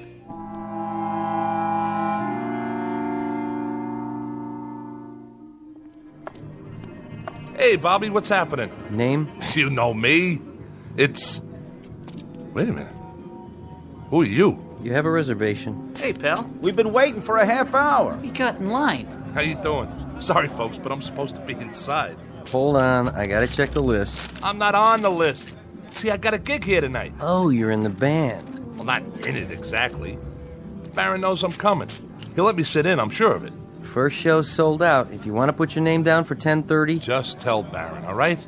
He'll comp me. Hey, fella. Hang on. There's been a little misunderstanding. No, I mean, I know you. You do? Didn't you used to be Joey Crown? Used to be? What do you mean used to be? Crown. Sorry, man. You're not on the comp list. If you want to wait in line... Hey, hold on. See this? It's a trumpet case. I'm not some piker. I played with Baron lots of times. I used to work the page tree and the gate. What's the matter? Don't you believe me? Ask Artie. He owns the joint.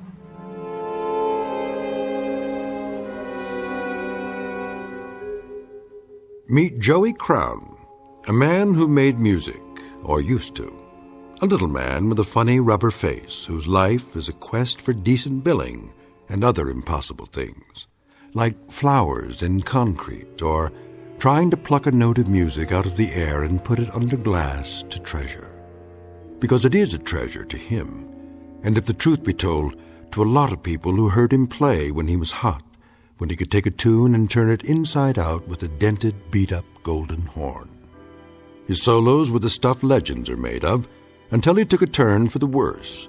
For a while now, the only notes to come out of his trumpet have been, well, slightly sour and off-key. Joey Crown, who in just a moment will decide to leave the earth for a steady gig in another kind of club, one located in an out-of-the-way place we call the Twilight Zone.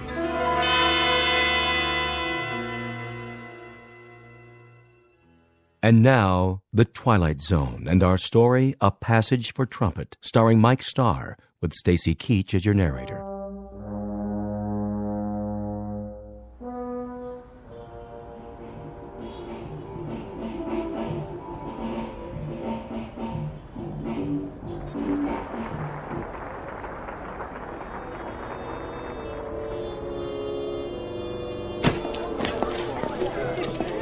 You could take 5 out here if you want, Mr. Barron. Sure thing, Artie. You guys just played a smoking set. Thanks. Yeah, thanks. I came in early on the bridge. You hit all the changes.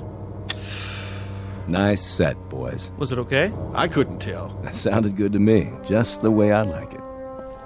Sure was. Man, you guys know how to swing. Who's that? Too dark to see. I think it's... Hey, Joey. What do you say, Baron? What are you doing here? Well, what do you think? I brought my axe. What for? I thought you might need somebody with a horn. I already got my sideman, Joey. Sure you do. But I was thinking I could sit in, for the second set. Not tonight. Just a few choruses. Maybe some other time. Why not? You know how good I can play. Easy, Joey. But why? The last time you played trumpet for me, you loused it up. I did? I had to share you with a bottle. Bottle? Me? Oh, you got the wrong guy. You and that horn don't belong together on the same stage anymore. You mean 6, 7 months ago? That was just a bad night. I forgot what it tastes like. I'm on the wagon now. Way up. That right, Joey. Who's your brass section? Right here. Meet my new trumpet player. Yeah? That was him? Yeah, that was me. Don't get me wrong. He sounded great in there. Really cooking. But what do you think I am, some kind of a lush? Listen, Baron, I know what that stuff does to me. I ain't an old man yet. Me and my horn got a lot of years left. I could be a #1 boy again. Club dates, sessions, the whole bit. Hey, take it easy. What do you think I'm gonna do? Chuck it all away in some bum habit? Be serious. Listen, man, this is one mellow horn, and I got sweet music in me. A whole lot of it.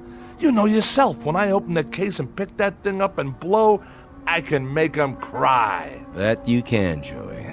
I remember. So what's the big deal? I can come in behind your man on the bridge. Then I sit out while he takes his solo. Then we trade choruses and I... You dropped something, Joey?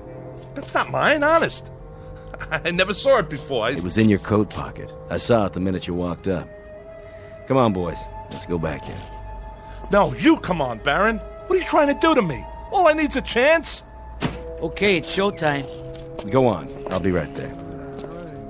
All I need's a chance. One shot. That's what you need, all right. A shot. Better make it a double. That's not what I mean. Oh, don't worry about the mess, Joey. Somebody will clean it up for you. They always do. I'm sorry, Baron, but if you knew what it's been like to... One thing I don't know. When a guy has so many friends, why would he hang out with his worst enemy? All right, I get it. I shouldn't have come here. We've been doing all right at the club. Sold out most every night. So let me lay some green on you. Your share. For old time's sake. Keep your money. Hey, for old times. Come on, man, when you had the magic. Remember? Harry James, Max Kaminsky, and Berrigan, and Butterfield, and Diz, and Miles. Man, you had a little bit of all of them. And you traded it for some bad booze. Well, you got took. That was no kind of a deal. You got the crummy end of the stick. I don't want your charity, okay? I got one question for you, Joey. Why'd you throw it all away? Maybe because I'm sad all the time. Because I'm nothing anymore, and I know it. Because from now on, I'll live and die in a crummy one-roomer with dirty walls and cracked pipes. I'll never have a girl because I'm an ugly little gnome. I'll never be anybody again because half of me is that horn. I can't even talk to people without it. That's my language. Go easy on yourself, Joey. Oh, but when I'm high, Baron, when I'm high, I can't see how dirty the walls are. I don't see the cracked pipes. I don't even know the clock's running, that the hours are going by. Then I'm Gabriel. I'm Gabriel with the golden horn. And when I put it to my mouth and blow, it comes out jewels. It comes out a symphony. It comes out the smell of flowers and summer nights. It comes out beauty.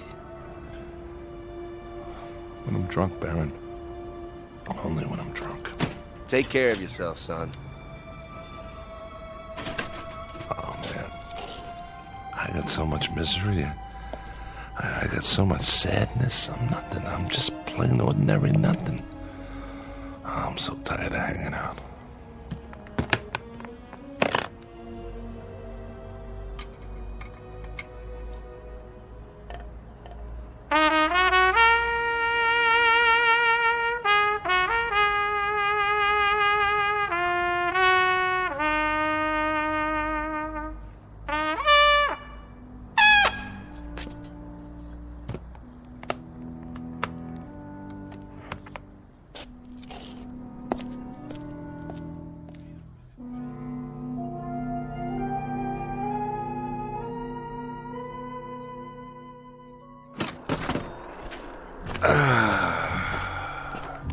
Smell that good old polluted city air.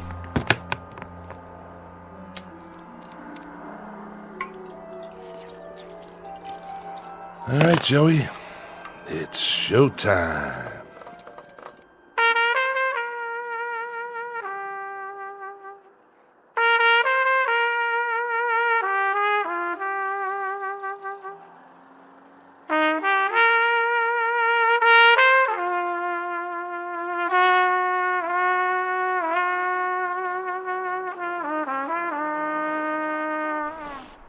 Here, I got a right to sing the blues, all right?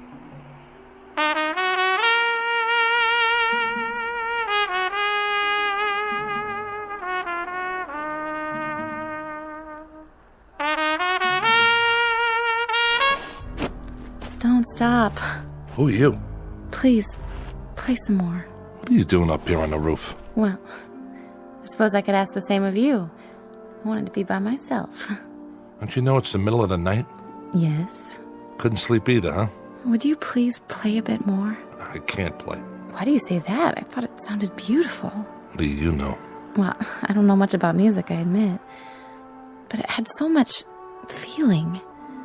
You have a gift. Once upon a time, maybe, but that was a long time ago.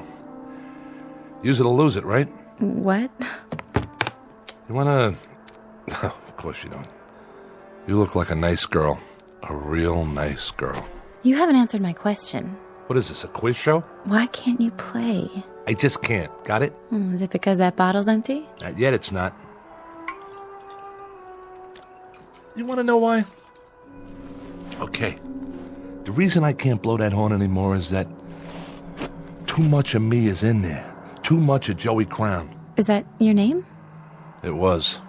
It's a nice name. I like the sound of it. You don't know who I am either, do you? You don't know anything. I'm sorry. I just like the way you play. Well, I had played my last note. Yes, ma'am. My very last note. No more. Well, I think that's what's sad. Then I'm sorry. I'll just have to disappoint you. It's been very nice making your acquaintance. You look like a nice person. A very sweet person. Thank you. You're new here.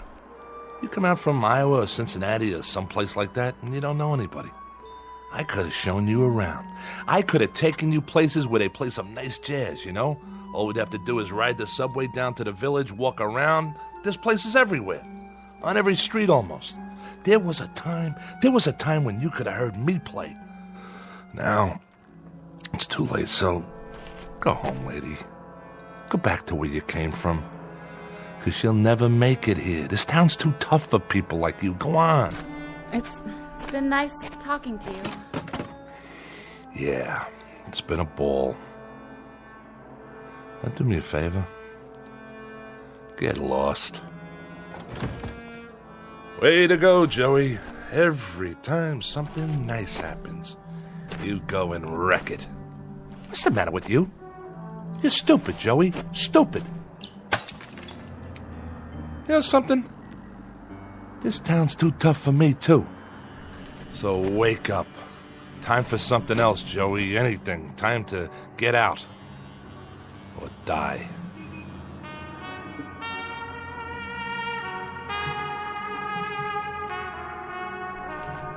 Oh. Wait a minute. The heck is that? Nobody ever played that good, not even Joey Crown. Nobody on this earth.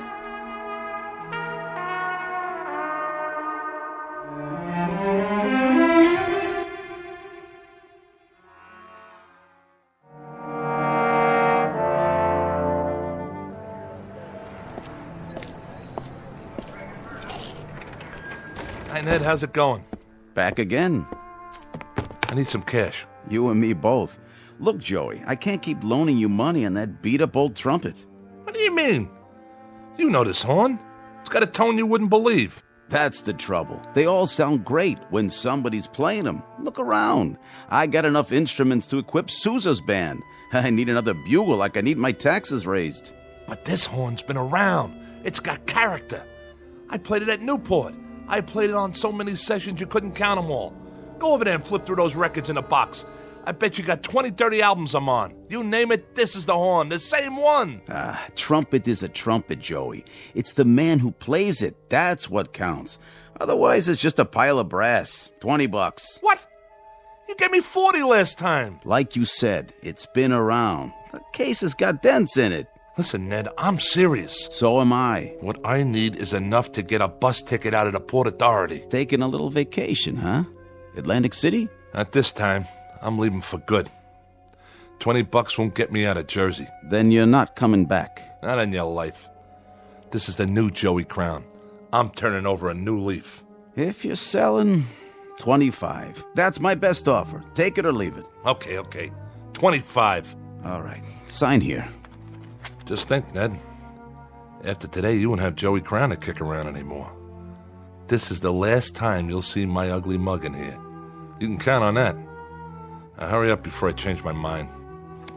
You want to kiss it goodbye? I already did that.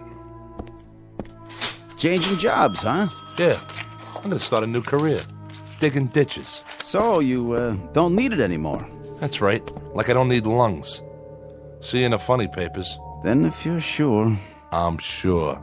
I'll go ahead and put it in the window. Wait a minute. You put a sign on it. $75. Nothing personal, Joey. Business is business. A man's got to make a profit these days. Sure, but you only gave me a third of that. Guys like you just don't get it. I mean, what's money to somebody who plays jazz all night? Sleep until noon. What kind of responsibilities you got? Nothing, right? Not a thing. Yeah, nothing. A big fat zero.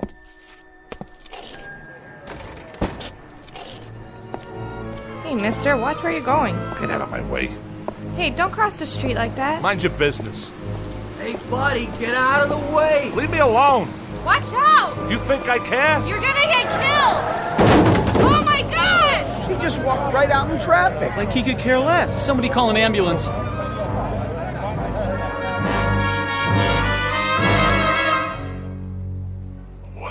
What? Stand back, folks. The paramedics are on their way. I'm sorry about that, officer. I don't know what happened, but I can assure you I'm not what you'd call drunk. He's not breathing. Give the policeman room.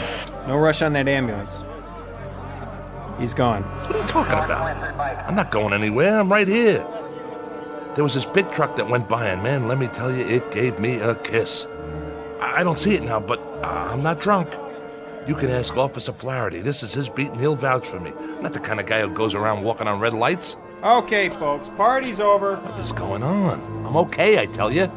Something like that, it shakes a guy up. I need a smoke. Hey, man, you got a match? What's the matter? You can't hear me? I'm not a bum. I just want a light, that's all. Excuse me, buddy. You wouldn't happen to have a light, would you? Hey, fella, do you have a... Some town, all right. Real friendly. I gotta sit down someplace. Step right in, folks. First show starts in 10 minutes. Hey, Mac. What's playing at the Bijou today? Anything good? Tickets, please. I asked you a question. What's the movie? Everybody inside. Snack bar straight ahead, seating to the left and right. Okay, I'm buying a ticket, see? I'm no freeloader. You want to sell me a ticket, miss? I got money. Hey, where's the girl that always works here? I gotta tell Gracie what happened to me. I just tangled with a Mack truck, and the next thing I knew... Yeah, 2 tickets, please. Yes, sir. Here you are. What, am I invisible? You don't want to sell me a ticket? Why not? My money's as good as the next guy's. If you don't want to sell me one, then I'll just go see the manager. What do you think of that? Where's Vincent? He's an old friend of mine. Vince? Where are you? Anybody? That's what's wrong with this town. Nobody's got manners anymore. You'd think I was someplace that nobody ever heard of, like I'm some kind of untouchable. I mean, at least when you talk to people, they could say a couple of words when you ask them for a match or a ticket or something.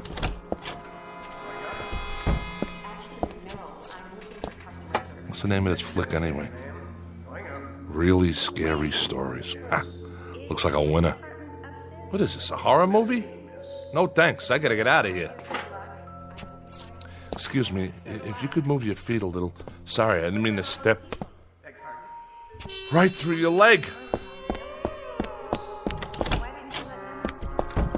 Hey, what's going on? Where is everybody? You, behind the counter, can't you hear me? Are you deaf?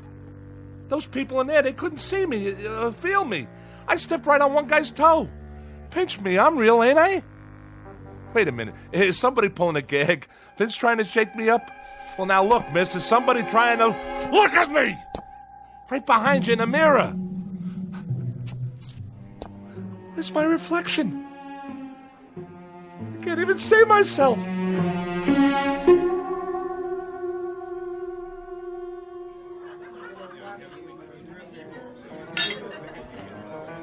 So, I'm dead. Can you beat that? I'm DOA. Just plain old deceased. 2 margaritas, Nick. Coming right up. And another round for table number 2. You got it. Could you pour one for me while you're at it? Guess not. How does that go? Water, water everywhere, and not a drop to drink. You get it, don't you? I'm a ghost, see? That truck must have done it after all. Understand? I'm haunting you. Ain't that something? At last, for the first time in his short, miserable life of Joey Crown, he was finally successful at something. Hey, Nick. Hey, how you doing, Mr. D? Yeah, how about a Manhattan transfer? No ice. You got it. Nick, huh? Charlie must be off. Of course, if he was here, he couldn't hear me either. None of you can hear me. And nobody can see me. I used to come in here a lot. I don't recognize any of you people. And you wouldn't have noticed me. I mean, I'm not the kind of guy anybody'd notice. Guess I'm kind of like a little blob or something. But Charlie used to give me a little drink now and then on the house. He was a real nice guy. You know what he did one time? You know what he did? He went out and got an old Buddy Rich record from way back when I was playing with him. And on the record, there's this long solo with me on the horn. And Charlie goes and orders it like a big surprise for me and puts it on the jukebox. Oh, would you believe it? Nice thing for old Charlie to do. When I was still alive. Thanks, Nick. My pleasure, Dollface. Funny thing, though. I mean, if this is it, what happens next? I just go walking from place to place till it gets dark? This could wear a guy down. I mean, nobody to talk to, nobody to listen to. Not even a horn to play. Not anymore. Oh, excuse me. Am I in your way? Not that you care, huh? You can walk right through me, because I'm just a ghost. Plain old nothing little man and a plain old nothing little ghost.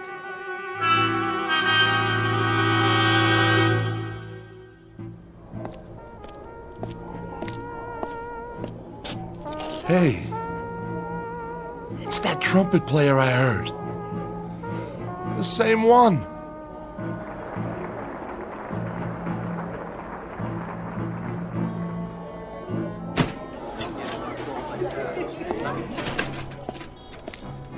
You're good. Real good. Thanks. I mean it. The tone's so clean and pure. You got some chops. Who's Baron? Oh, he took the night off. I see. Wait a minute.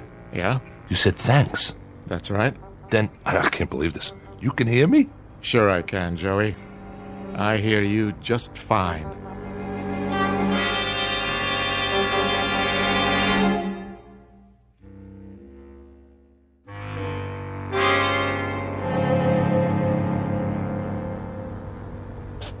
You really hear me? I hear you. You see me? Very clearly. Ah, I get it. Are you a ghost too? Not really. I am. I stepped in front of a large vehicle this morning. Is that right? It ain't good for the health, believe me. I'll bet it's not. Say, if you don't mind my asking, who have you played with before? Before what? Before now. What bands? Oh, I've played all over.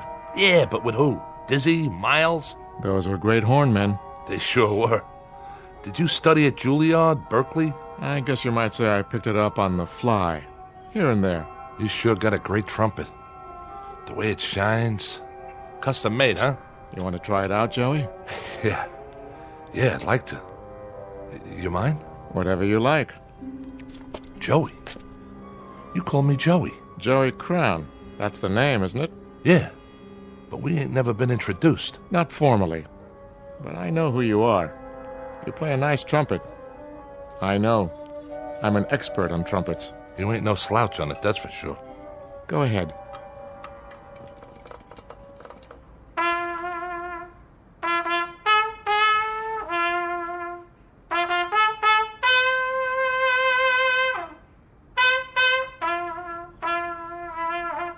Not bad, Joey. Not bad at all. Yeah, ain't that something? I can play again. Now that it doesn't matter anymore. What do you mean by that? Now that I'm dead. How come you know who I am? You say you're not a ghost, you're not dead? Nope. And neither are you, Joey. I'm not? By no means. But what about that truck? What about it? And what about the people in the bar, in the movie theater, the girl in the ticket booth, the people in the street? Oh, them. Well, you see, they are dead. But that doesn't make sense. How? They're the ghosts, Joey. They just don't know it. Huh? You're losing me. Sometimes, to make it easier, we have to work it that way. We let them go on in a life that they're familiar with, and they never know for a long while. But that's why they can't hear you. You're the one that's alive. But like I said, I stepped off that curb. That you did. And right now, Joey, you're in a kind of limbo. You're neither here nor there. You're in the middle. You're on a break between sets, so to speak, waiting to go on in the real world or the shadow world. Which do you prefer, Joey? Which?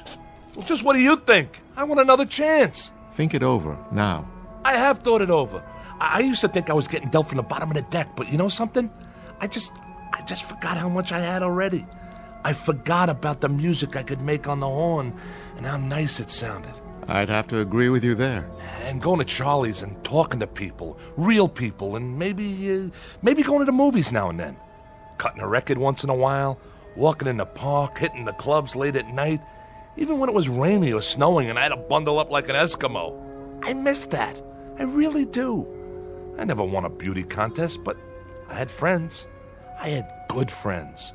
What do you think happened to all that? Somewhere along the line, I forgot the good things. That's what happened. I just forgot. You've got a choice, you know. Choice? One way or the other. It's not too late. Well, in that case, if I've got a choice, then I want to go back, understand? I want to go back. All right.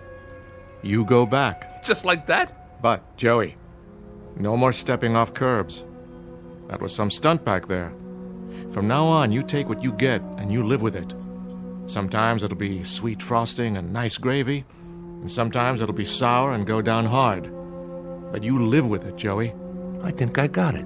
Guess I better take my trumpet back. Oh, yeah, sure, here. That's a nice talent you've got. You really think so? To make music, to move people, to make them laugh and make them cry, to make them tap their feet and want to dance. That's an exceptional talent, Joey. Don't waste it. See you around. Hey, mister. What is it, Joey? I didn't get your name. How's that? I didn't get your name. My name? Call me Gabe. Gabe? Gabe. Short for Gabriel. Goodbye, Joey. Gabriel. Hey, wait, I gotta ask you something.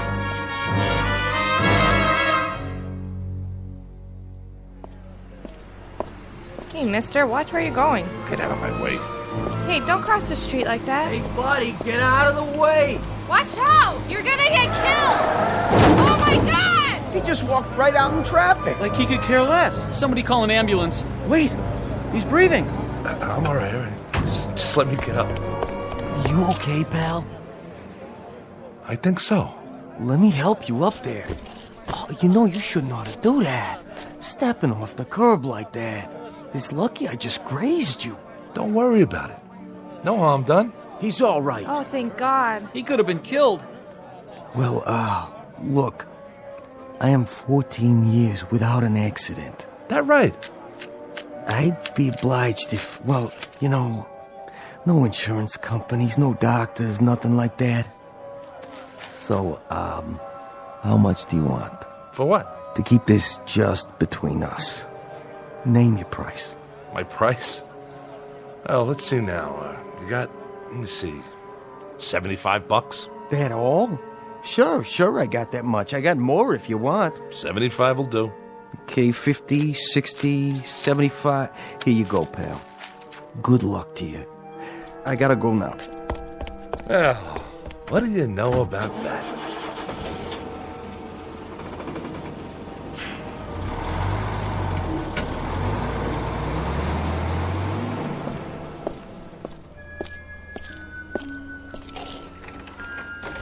Hello, can I... Oh, it's you. Hi, Ned. Change your mind already? Yeah, I changed my mind. They come and they go. But you, Joey, you're the first one to go and then come back. I know. I don't want to hear your argument. No argument. I guess I can let you have it. How much? 75? No. 25. You'll talk me back down anyway. How long has it been? 5 minutes? Not even enough time to accrue interest. Go. The sign says 75, and 75 it is. A man has to make a living. You tempt me, Joey. Right is right. It's only business. What did you do out there? Win the lottery? Something like that. Goodbye, Ned. You won't be seeing me for a while. Hope business picks up. You too, Mr. Jazzman. But tell me something. Anything. What have I done to deserve such good fortune? Nothing much. You've been my friend is all. For quite a few years, and I'll never forget that. Get out of here. Go on.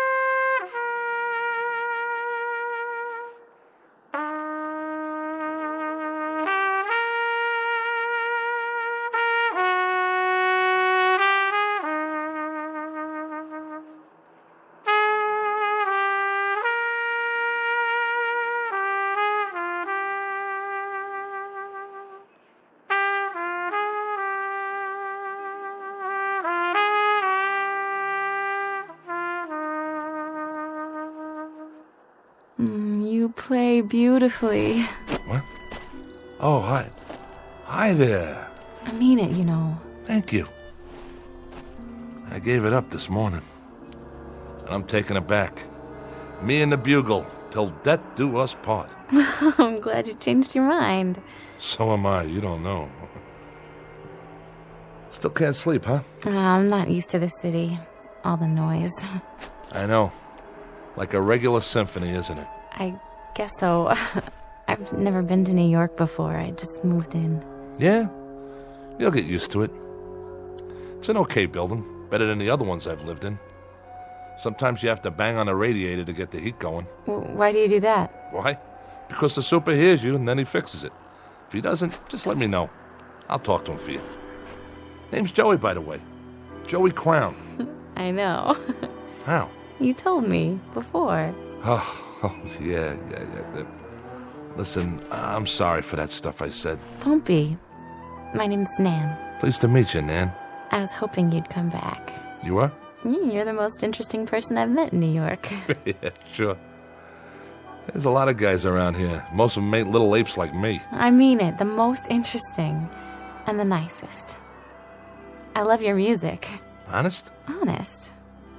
Will you play some more, Joey? Sure, I'll play some more. I'll play whatever you like, for as long as you like. What's your favorite song? I don't think I have one. Well, I know a couple you might like. Well, that would be nice. You know, you might get to like it here. It's not a bad town.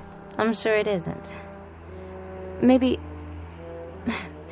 you could show me some of it, Joey. If you have time. Me? Oh, I got time, all right. I got nothing but time from now on. I'll show you everything.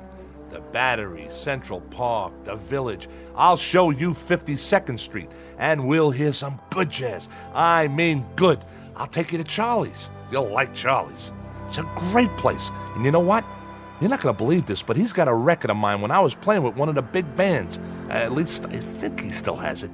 If he doesn't, there's a little pawn shop I know that has all kinds of records in back. And we can pick up a copy and bring it home and listen to it.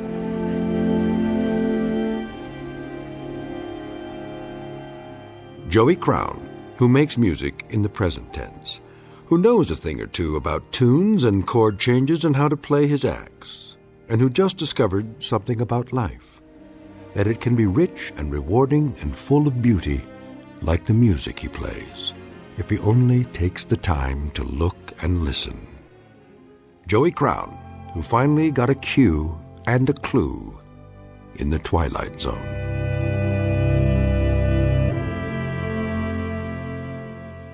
More from the Twilight Zone after this. Hi, this is Carl Amari, producer of the Twilight Zone radio dramas. I'd like to take a moment to tell you about our official website at twilightzoneradio.com, where you'll get the latest news and information on these Twilight Zone radio dramas. Plus, at twilightzoneradio.com, you can digitally download 3 free episodes or any of our episodes for only $1.95 each. In this age of ever-changing technology, we've decided to make these episodes instantly available to you by making the Twilight Zone radio dramas a digital download-only series. This means that this series will no longer be offered on CD. The CD collections at our website are now being offered while supplies last at buy one, get one free. So be sure to get your favorites before they're sold out. Be sure to visit us often, and I'll see you in the zone.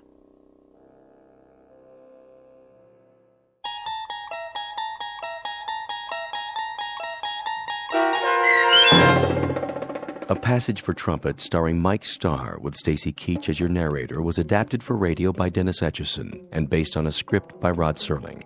Heard in the cast were Doug James, Brooke Sanford, Jeff Lupetin, David Darlow, Kurt Nabig, Meg Thalken, Lynn Foley, Carl Amari, Sarah Marks, Chuck Somar, Vince Amari, Karina Karpolovsky, Bo Nortel, and Roger Wolski, with special trumpet stylings by Chuck Somar. To learn more about the Twilight Zone radio dramas and to obtain audio cassettes and CDs of these programs, visit our website at twilightzoneradio.com. The producers of The Twilight Zone wish to thank CBS Enterprises, Carol Serling, Dennis Etchison, Dick Brescia Associates, Claire Simon casting, Terry Jennings, the American Forces Radio and Television Service, our sponsors, and our radio affiliates for helping make this series possible. This copyrighted radio series is produced and directed by Carl Amari and Roger Wolski for Falcon Picture Group. Doug James speaking.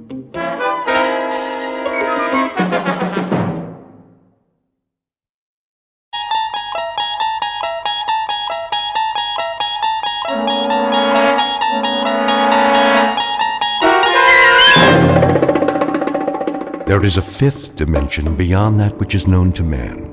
It is a dimension as vast as space and as timeless as infinity. It is the middle ground between light and shadow, and it lies between the pit of man's fears and the summit of his knowledge. This is the dimension of imagination. It is an area which we call the Twilight Zone.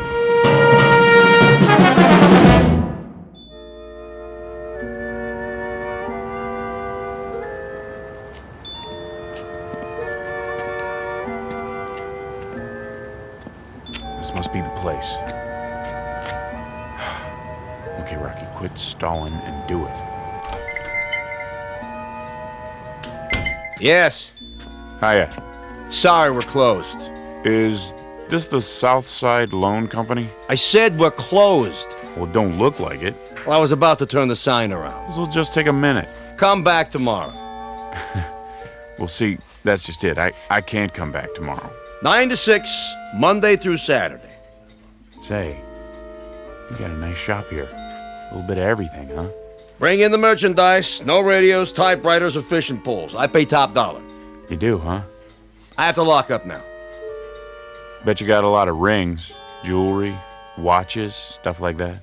All in the safe. Bye now. The safe, huh? What about this vase? Worth plenty, I bet. I told you. I'm closed for the night. What do you want, anyway? Just this.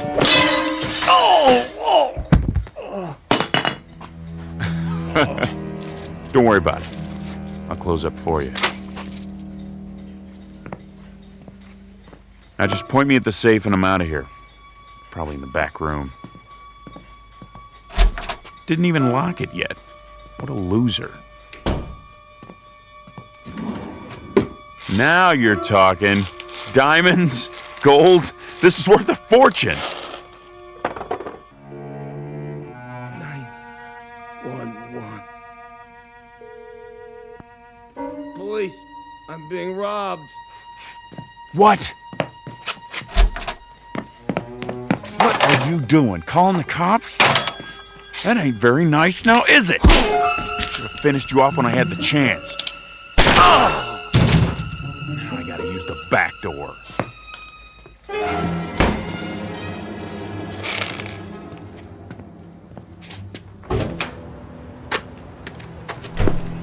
Hold it right there.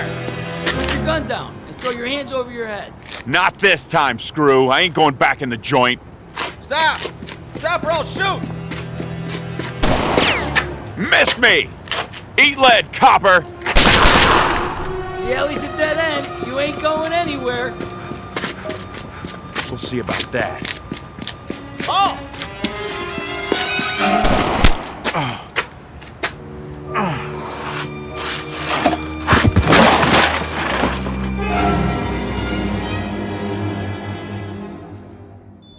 Portrait of a man at work. The only work he's ever done. The only work he knows. His name is Henry Francis Valentine, but he calls himself Rocky because that's the way his life has been. Rocky and perilous and uphill, at a dead run all the way. A thin, pale, stubby fox of a man who has eluded the hunter until tonight. He's tired of running, of wanting, of waiting for the breaks that came to others but never to him. Now he thinks it's all over, but he's wrong. For Rocky Valentine, a new career is just beginning in the Twilight Zone.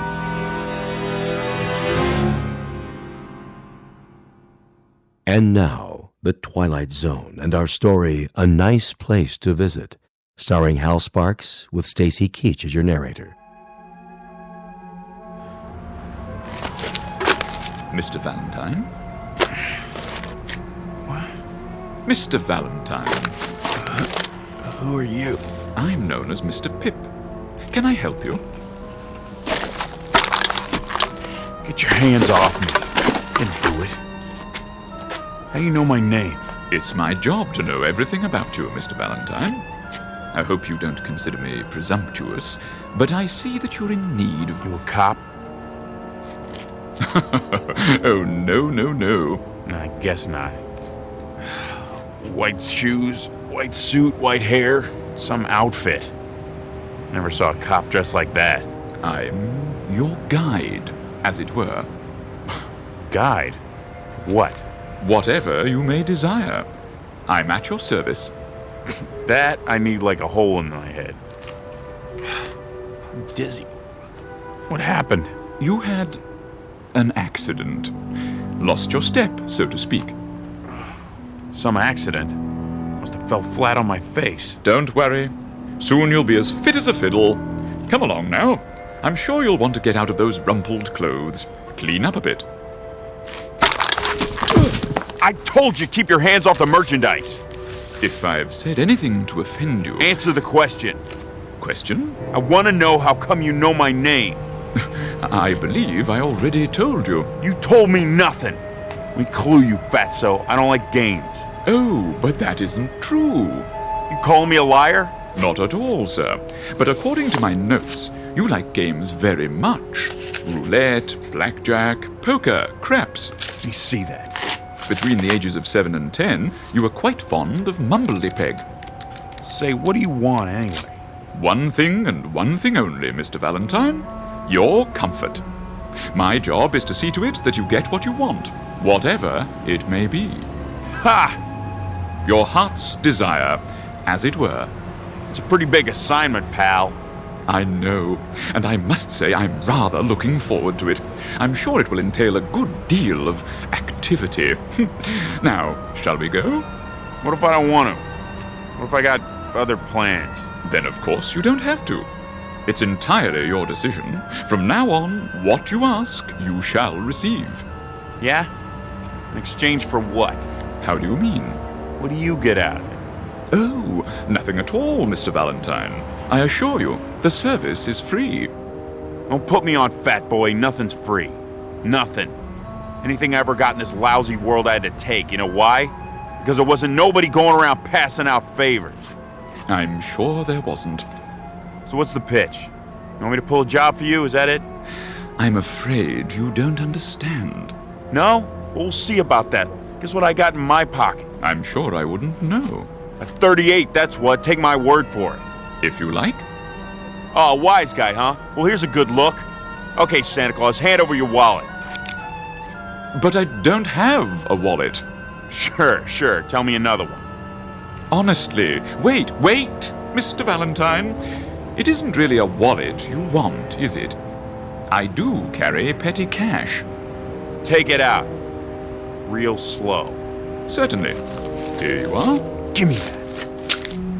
3, 4, 5, $700. Will that be enough for now? You got more where that came from? Oh dear, yes. As much as you want. I don't believe this. Now, shall we go? Yeah. Oh, and Fats. Yes? We'll try nothing funny. I wouldn't think of it.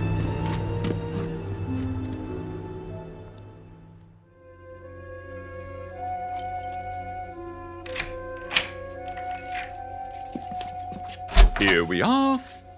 The penthouse. Hey now. You like it? Sure I do. Oh, I'm relieved.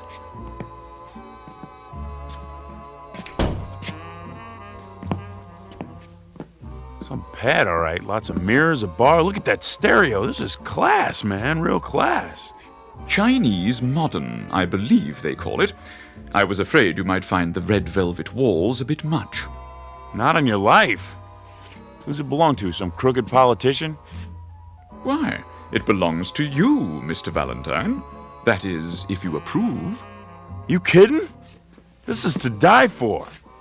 Of course, we can make any changes you wish. I wasn't sure about the pool table, but I thought we'd give it a try. Mr. Valentine, are you all right? You mean all this gets thrown into the deal? There's no need to negotiate. It's already in the deal. Look here. What? Didn't you notice what it says outside the door? Read the nameplate. Henry Francis Valentine. You see? This is now your residence. No kidding. Now, if you'll please follow me. And this is the master bedroom. Wow! That's a real king-size bed, huh? Emperor size. I dig the mirrors in the ceiling. Bathroom in there. Now then, I'm sure you'd like a change of clothes, freshen up a bit. Yeah, sure, but first you gotta give me the pitch. I thought I explained. Come on! The gimmick, the angle, the catch! What do I gotta do for all this? Nothing. I can't tell you any more than I already have, honestly. All right, I get it. You're just a goon. I am? A messenger boy, servant. You work for somebody, right? Well, yes, in a way. When do I get to see him? See? Mr. Big, your boss. Oh, I really couldn't say. Okay, goon. That's fine by me. I can wait. So what's next? As I was saying, this is your wardrobe. I hope you'll find something that suits you. That's pretty funny. Suits. Regular comedian. How many you got in here? Oh, dozens, hundreds perhaps. I haven't counted them. Something for every occasion. Any particular color or style? Nah. I don't care. You pick it. Oh, I could hardly presume to do that, sir. However, keeping in mind your taste, let me see. Perhaps a nice pinstripe, if the lapel's at your liking. It'll do. And to go with the dark material, a nice tie. I believe your favorite color is yellow. Mm-hmm. Splendid. It should go well with, let me see, a new pair of brown shoes, like the ones you have on. Well, sir? Make up your mind. What's the matter? You got no taste? My taste doesn't matter. Perhaps these, a smart black and white pair with tassels and pointed toes. Fine. I'll just lay your selections on the bed. Shirts, socks, and underclothes in the drawer. Quite a large stock. And in this ebony case, a selection of jewelry and accessories. Jewelry, huh? Let me see. Cufflinks, tie-tacks, rings, watches, a little bit of everything. I'll draw your bath. Yeah, you do that. You do that.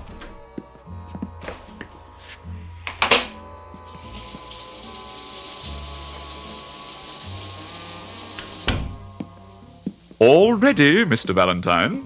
I've adjusted the water to medium hot. Hey, between you and me, Fats, who do they want me to bump off, huh? Must be somebody important, you know? A real VIP. Oh, no, sir.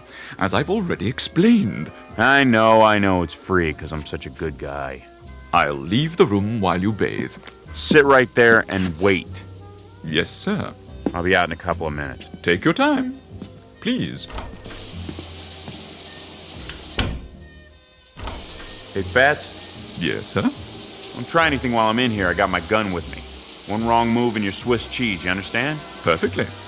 When I tell you, pass in my new clothes one at a time. Absolutely. And no funny business.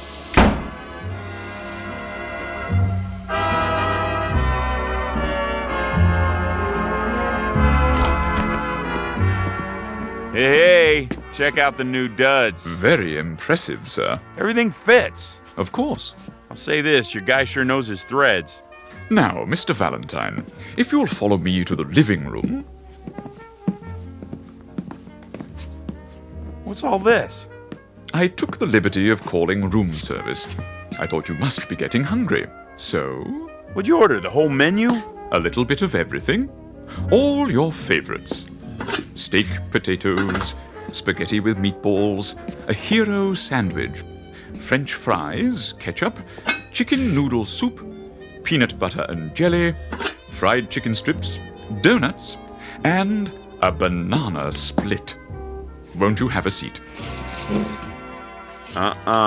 You first. No, thank you. I'm not asking, I'm telling. I want to see you taste everything. Oh, but I don't eat. So I was right. You're in on it. I haven't eaten in... why, it must be 2 or 3 centuries. That's a good one. Eat! Or is there something wrong with it? No. Then chow down. I can't. I've forgotten how. Pretty slick.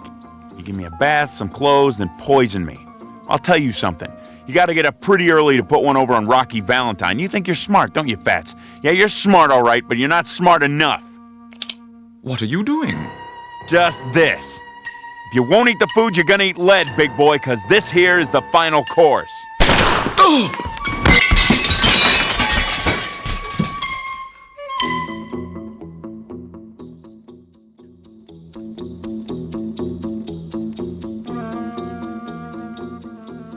You have me at a disadvantage, sir. I didn't expect the bullets to have such impact. I'll clean up the broken dishes. You got a bulletproof vest under that white suit, huh? Pretty slick. Okay, let's see how your head holds up right between the eyes. Mr. Valentine, please. Huh? I couldn't have missed, not at this range. That's just it. You didn't miss. Maybe there's something wrong with the bullets. Try that mirror over there. Mr. Valentine, perhaps you'd like a drink. Yeah, good idea. Where's the scotch? Here. Hold on. Where'd this whiskey come from? It wasn't here a minute ago. I know. I provided it in case. What do you mean you provided it? What are you, a magician? What's going on? This ain't no regular apartment. Where am I? You might want to sit down. Yeah. Okay. Mr. Valentine, do you remember when we met earlier this evening? I told you I was, in a sense, your guide. And you said you needed a guide like a hole in the head? Yeah. Well, as a matter of strict fact, you had a hole in your head only a short time ago. What are you talking about? A bullet hole. The policeman, remember? In the alley. They yelled for me to stop. And I didn't, but they... You mean I'm dead? Why, yes! By Jove, you've got it! Then if I'm dead, all this stuff, the penthouse, the booze, the free clothes... I must be in heaven. You're my guardian angel, right? Something like that? Yes, Mr. Valentine, something like that. But And I can have anything I want. Anything. Big talk, Fatso. Let's see some proof. Proof? Real proof. Right now.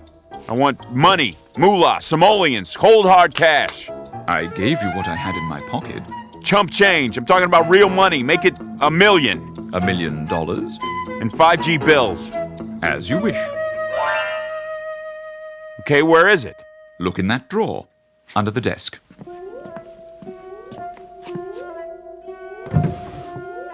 You're putting me on $1 million. But what am I supposed to do with it? I don't want to spend it all by my lonesome. No? That's no fun. I need a chick. I take it you're using a slang term. A broad, a dame, make sure she's stacked. Curves all over the place, you dig? I'm not sure. Let me spell it out for you. Beautiful. Oh, now I understand. So, when does she get here? Hi. Hi. Who are you? I mean... My name's Lita. What's yours? You did good, Fats. Real good. Thank you, sir. Do you mind if I dance? Go right ahead. When I hear music like this, I don't know. I get this feeling and I have to move my body. Me too. May I have this dance? I thought you'd never ask. Hiya, doll. Hi, yourself. Call me Rocky. Now I know I'm in heaven. Will there be anything else? Not right now, Jeeves. Very good, sir. But hang around. I might need you later, in case I want More. Of course, Mr. Valentine.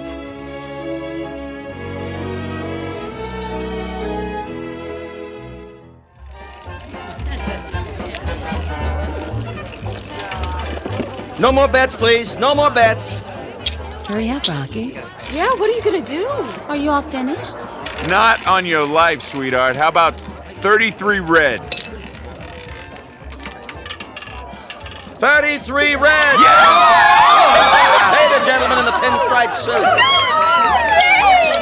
Rocky, you're the man. The best. How about that? I win again. Hey, Fats! Something I can do for you? No, something I can do for you. Put your money on the table right there. 14 black. Rocky's hot tonight. Am I right, dolls? You sure are. He is. He's a winner. I'm afraid I don't have any money. You don't? Well, what do they pay you in? Halos or something? Place your bets, ladies and gentlemen. Combinations, odd and even. Okay, let's go. No more bets. Come on. 14 black. 14 black. That makes what? 80 grand. Closer to 100. In an hour. How about that, Fats? Is Rocky hot or is he hot? He is most definitely hot. Hey, Lita. What, Rocky? Open your purse. Go cash these in for me, okay, babe? Sure. Hold on. Yeah? 100 G's, sweetheart. I count real good. Get me? Don't worry, Rocky. Be right back. What now, sir? Come on, let's see what's shaking with the cubes. I got this table spooked. Very well. The dice table is this way. No more bets.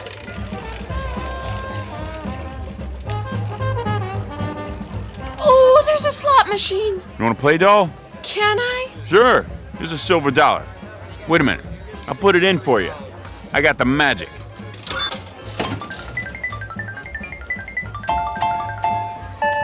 Jackpot! I told you. Would you like me to carry them for you? Yeah, sure. And give the ladies a tip. Very good, sir. 7 out. Line away.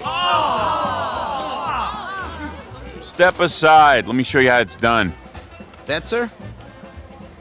Here's your money, Rocky. Put it on the line. All of it, sir? Why not? When you're hot, you're sizzling. Money talks. Get your bets down. Hard ways, horn bets, any craps. Breathe on them for me, doll. Sure, Rocky. New shooter coming out.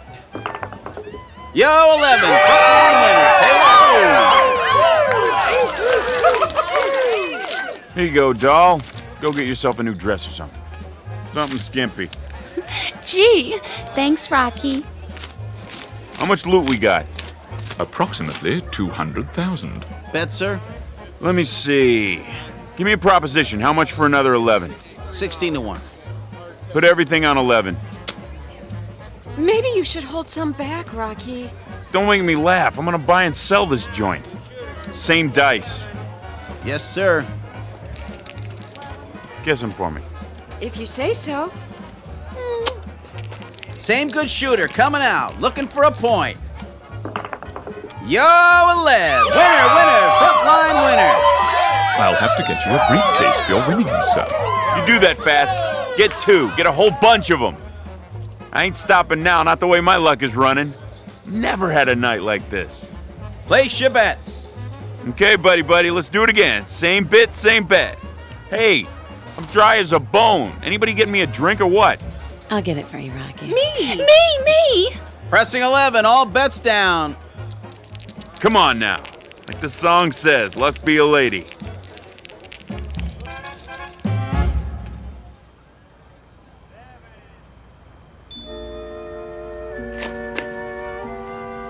Move your car, please. This is a no parking zone. Whew. Making money really takes it out of you. Where's the loot? I have 2 briefcases, sir, and the ladies each have 1. Good, my arm's sore. They're heavy. I don't mind. Where are we going now? Get your car, sir? Yeah, Big convertible, pink and white. And be careful with it, you hear me? Yes, sir. Loading and unloading only. No parking. Huh. Something bothering you, Mr. Valentine? Yeah, him. The policeman? He's only doing his job, maintaining order. Lousy screws. Think they're the king of the hill just because they got a badge and a few lousy inches? How do you mean? Every cop I ever see is about 6.5 feet tall. Look at him. Lording it over everybody. Oh, dear. That was indiscreet of me. I should have realized. Not your fault. Oh, but it is. I'll fix it for you. Officer? Yeah. Come over here for a moment.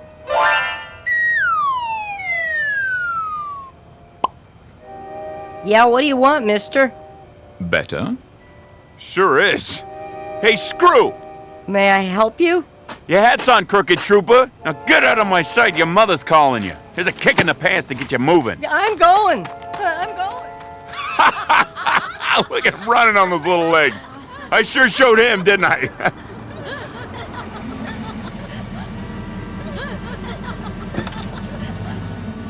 Your car, sir. Okay, kid. Here, you keep the change. Oh, that's $100 bill. Knock yourself out. Come on, let's blow this joint. I'll drive, if you like, sir. I like. Okay, Fats, put the pedal to the metal. Whatever you wish, Mr. Valentine. You broads in the back seat, hang on. Should we fasten our seatbelts? Maybe we better. It wrinkles my dress. Hey, what do you say we open her up and see what this baby will really do? Very well. We're gonna crash. Not on your life. I got all the luck tonight. Punch it, Pip. Man, this is really living, huh? In a manner of speaking, Mr. Valentine. In a manner of speaking.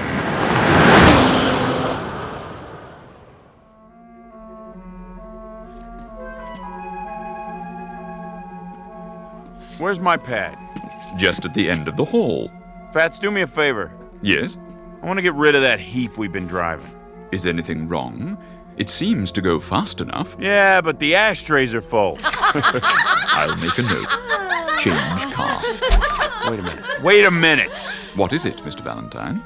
We forgot the suitcases full of dough. Oh, yeah. He's right. I set mine down and... No need to worry. After all, you can win it back tomorrow. Yeah, that's right. Hey, girls, go on inside. I want to talk to Fats. Okay. Sure, Rocky. We'll wait up for you. What's on your mind? How about tomorrow we look up some of my old buddies, like Mike Fink and Matt Gorman and Silky Armstrong? What's the matter? Didn't they make it? Oh, it isn't that, Mr. Valentine. It's... Well, you see, all of this is your own private domain, as it were. It was made for you alone. What about the broads? I mean, they're extras, like in a movie? In a sense, yes. Everyone here is, except, of course, you and me. Oh. Well, we'll just party it up tonight anyway. You too, of course. I'm not permitted, sir. Why? Angels ain't supposed to have fun? Come on, who's to know? Sorry, sir. Man, you really pulled rough duty with this job, didn't you? It has its compensations. Hey, Fatso, let me ask you a question. Go ahead. Something's been kind of bugging me. Don't get me wrong. I ain't ashamed of my life. You know, anything I did, well, I did it because I had to. You understand? Perfectly. Of course, I ain't saying I was the greatest guy in the world. Maybe I made a few wrong moves, but, you know, like a shrink said one time, I'm sort of a victim of my environment, you know? Can't get away from that, right? Whatever you say. I never got a break, you know, never. Old man a drunk, old lady a tramp, no lousy dough in the house. I mean, what do they expect? I should grow up to be president? The thing I want to know is, how come they let me in here? I thought this place was for school teachers and like that. Oh, we have some school teachers here, Mr. Valentine. Well, must have been something real good I did once, something that made up for everything else, huh? Yeah, maybe that's it, but what was it? What'd I ever do that was good? So, how do I find out? We have a hall of records. It isn't far. Perhaps you would like me to take you there. They open now? They're always open. Let's go. Wait, what about the dolls? Don't worry, sir. Something tells me they'll fend for themselves till you get back. Right this way. I'll ring for the elevator. Will you look at this? The files are over here, sir. It's the biggest room I've ever been in. You can't even see the ceiling. Strictly speaking, there isn't one. Valentine. The V's should be in one of these cabinets. How'd they get all the fog on the floor, like some kind of movie? I'm afraid the movies are only a pale imitation. Here, this should be the one. V. Ah, here it is. Henry Francis Valentine. That's me. Born Brooklyn, New York, cried a lot as a baby. I did? At age 6, tortured small dog. Well, why not? It bit me. At age 7, began stealing toys from dime store. Age 8, organized street gang known as the Angels. How about that? Great bunch of kids. That's what we called ourselves, the Angels. Can you believe it? Age 9, broke into bicycle store. Age 10, beat up smaller child, hospitalized with injuries. Hey, what is this anyway? Your permanent record, sir. But it goes on for pages and pages. Nothing but all the bad things I ever did. It's thick as a book. I don't get it. Get what? You don't think there was a mistake, do you? Not likely. Then don't figure. Where's the good stuff? I wouldn't worry, sir. I'm sure the record is quite complete.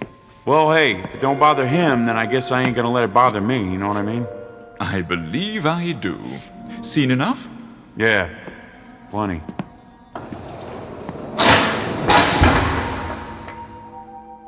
What now, Mr. Valentine? I don't know. Maybe fool around with the dolls, maybe go and shoot some craps first. I'll bring the car around. Nah, I can catch a cab. I got some thinking to do anyway. Very good. If you need me, just pick up any phone. Dial 1-800-PIP. Sure thing. I'll see you, Fats.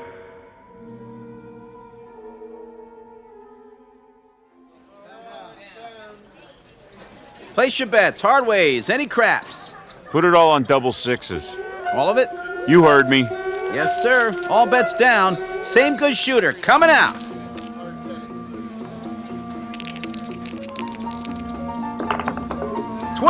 Midnight, winner 12. Say, you want to stay up all night? What? Double sixes, midnight. Let it ride, sir? No, forget it. Your chips. Yeah, sure.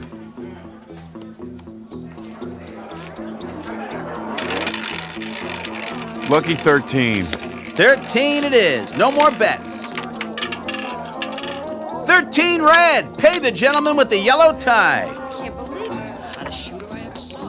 Don't you want your chips, sir? Mail them to me.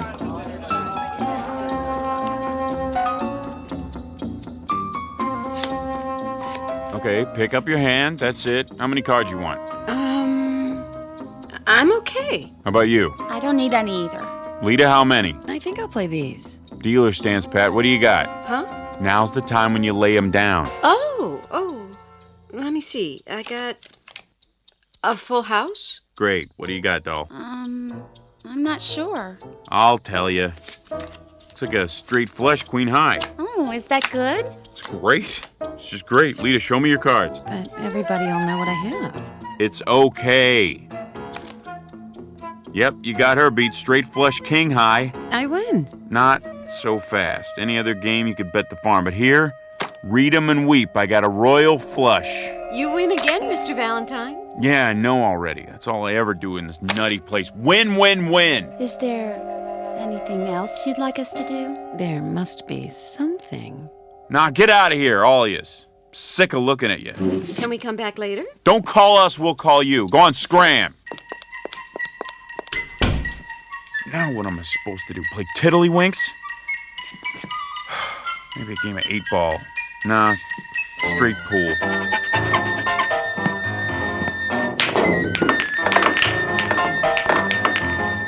What's the good of that? One shot and I run the whole table. Where's the phone? 1-800-PIP. Yes, Mr. Valentine. What can I do for you? You can get yourself over here right away. I got a bone to pick with you. Really? Stop all that creeping around. Why don't you use the front door like regular people? Anything you say, Mr. Valentine. Anything I say. Will you knock it off? Is something wrong, sir? No! Nothing's wrong! Everything's peachy! Look, I've been here for a month and I can't take it anymore. I don't understand. I'll spell it out. I'm bored, Fatso. I'm bored. There's no excitement around here, you dig? No kicks. But the gambling, I thought you enjoyed it. I do, but when you win every time, that ain't gambling, that's charity. I could arrange for you to lose occasionally. Would that help? Yeah, maybe. No good, I'd know. Perhaps you miss your old vocation. Now you're getting warm. There's a nice bank you could rob. It's on the corner. Or would you prefer a jewelry store? Bank's okay, I guess. Fine. Now, as to the getaway car, we have quite a wide selection. Something inconspicuous, I imagine. Any chance I'll get caught? Certainly, if that's what you'd like. Let me make a note of it.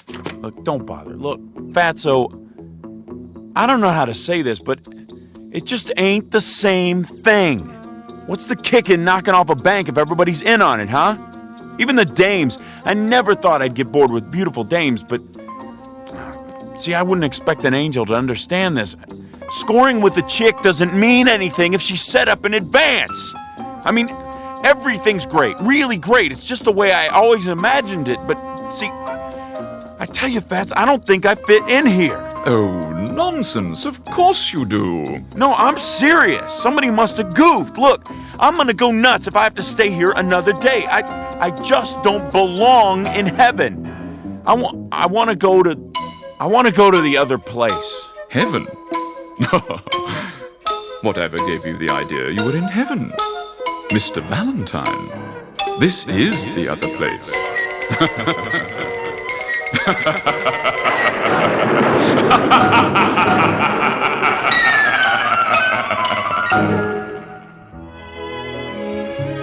Portrait of Henry Francis Valentine.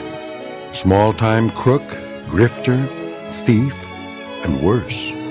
A scared, angry little man who never got the breaks he thought he deserved. Now he has everything he ever wanted, and he's going to have to live with it for all eternity in a place called the Twilight Zone.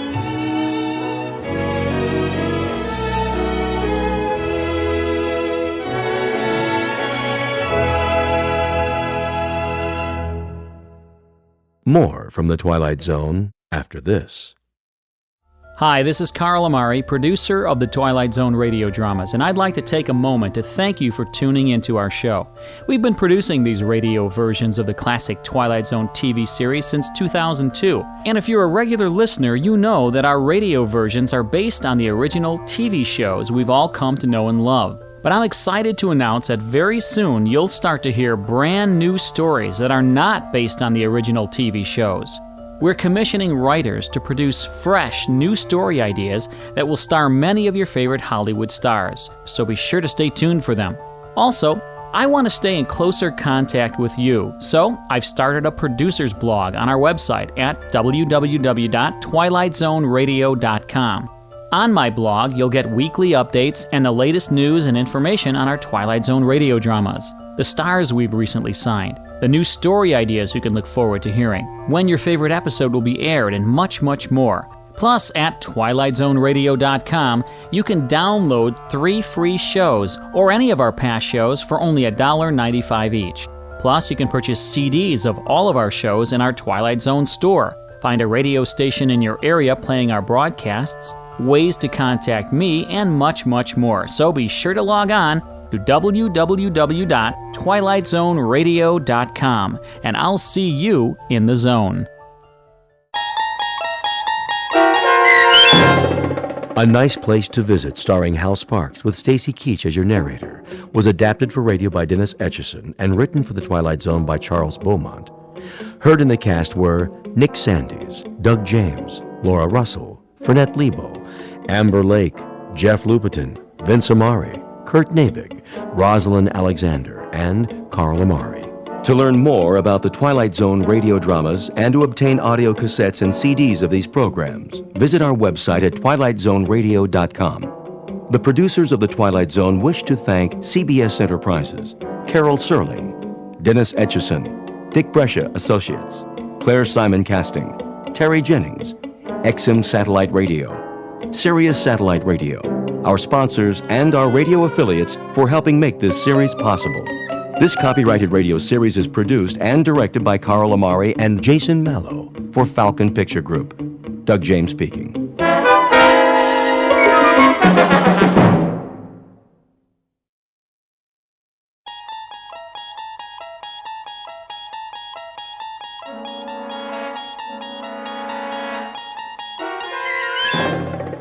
You're traveling through another dimension. A dimension not only of sight and sound, but of mind. A journey into a wondrous land whose boundaries are that of imagination. That's the signpost up ahead. Your next stop? The Twilight Zone.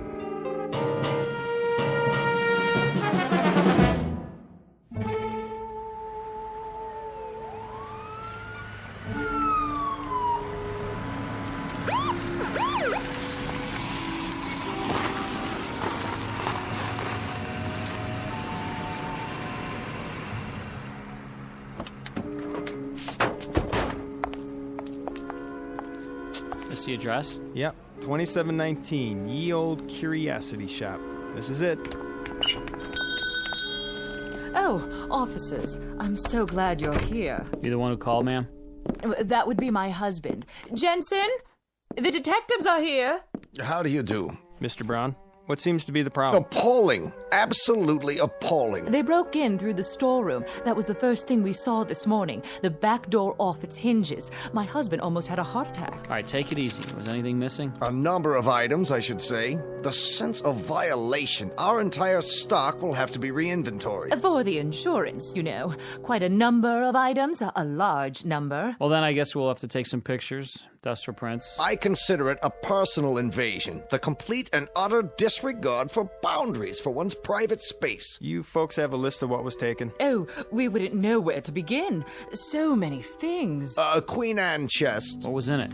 I don't know. We could never get it open. I was going to have a key made. Hard to say what could have been in it. Almost anything. Jewels, family heirlooms. We bought it as is at an estate sale. What else? A Louis XIV washstand. Our pride and joy. 2 antique children's chairs, 5 vases. 6, Ming Dynasty. 2 hand-carved teakwood cigarette cases with platforms. Approximate value? $100. He means 200. A tray of rings, 3 sapphires, 3 rubies, 3 emeralds. All genuine? Well, the rubies are actually... All genuine. And there was a 19th century silver service for 12. Isn't that right, Jensen? And a dining room chair made in 1778. Let me see. 3 paintings in frames. Early Picassos? That right. What about the stuff that was in the window? Oh, nothing of real consequence. Don't forget the other tray of rings, dear. Remember? The Native American baskets and the camera. One camera? A very special camera. One of a kind. Make? Well, it didn't have a name on it. At least we never could make it out. Foreign lettering, indecipherable. Probably ancient. Never saw one like it before. It was here when we bought the shop. It was imported. Very rare. Very, very rare. At least 100 years old. Okay, let's see what we got here now. Let's see. Okay, 6 vases, 5 ceramics, a Native American basket, jewelry.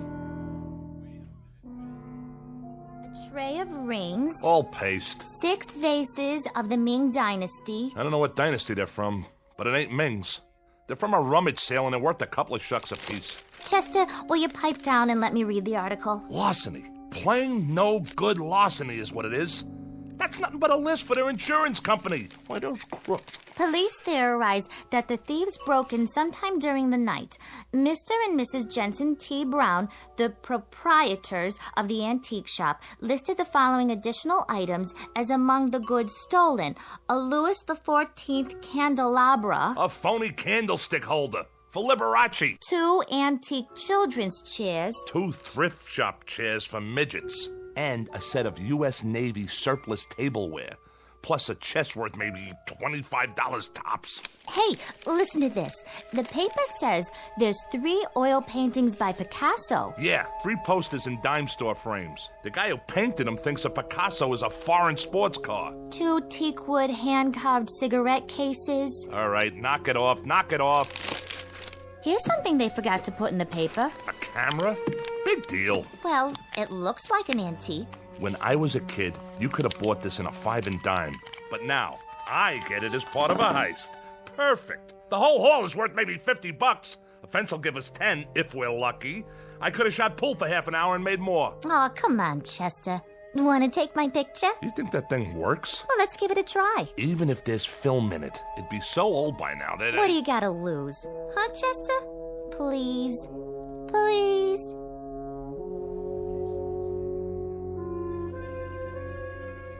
Scene of the crime, a hotel suite that in this instance serves as a den of thieves. The aftermath of a rather minor event to be noted on a police blotter, an insurance claim, perhaps a 3-inch box on page 12 of the evening paper. There's just one small item to be added to the list of loot. A camera. A most unimposing addition to the flotsam and jetsam that came with it. Hardly worth mentioning, really, because cameras are cameras. Some expensive, some available at the corner drugstore. But this camera, this one is unusual. Because in just a moment, we'll watch as it injects itself into the destinies of 3 people. For it happens to be a fact that the pictures it takes can only be developed in the Twilight Zone. And now, back to the Twilight Zone with A Most Unusual Camera, starring Mike Starr with Stacy Keach as your narrator. Please, Chester, take my picture. Look at this crummy thing. Foreign writing all over it. No place to open it up. Where do you put the film in?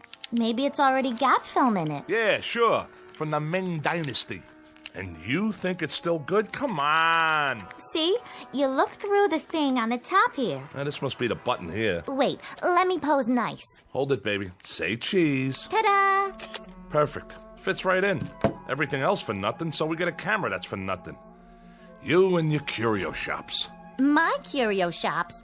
You cased the place. You fingered it. You did all the planning. Oh, listen to Miss Culture over there, the patron of the arts.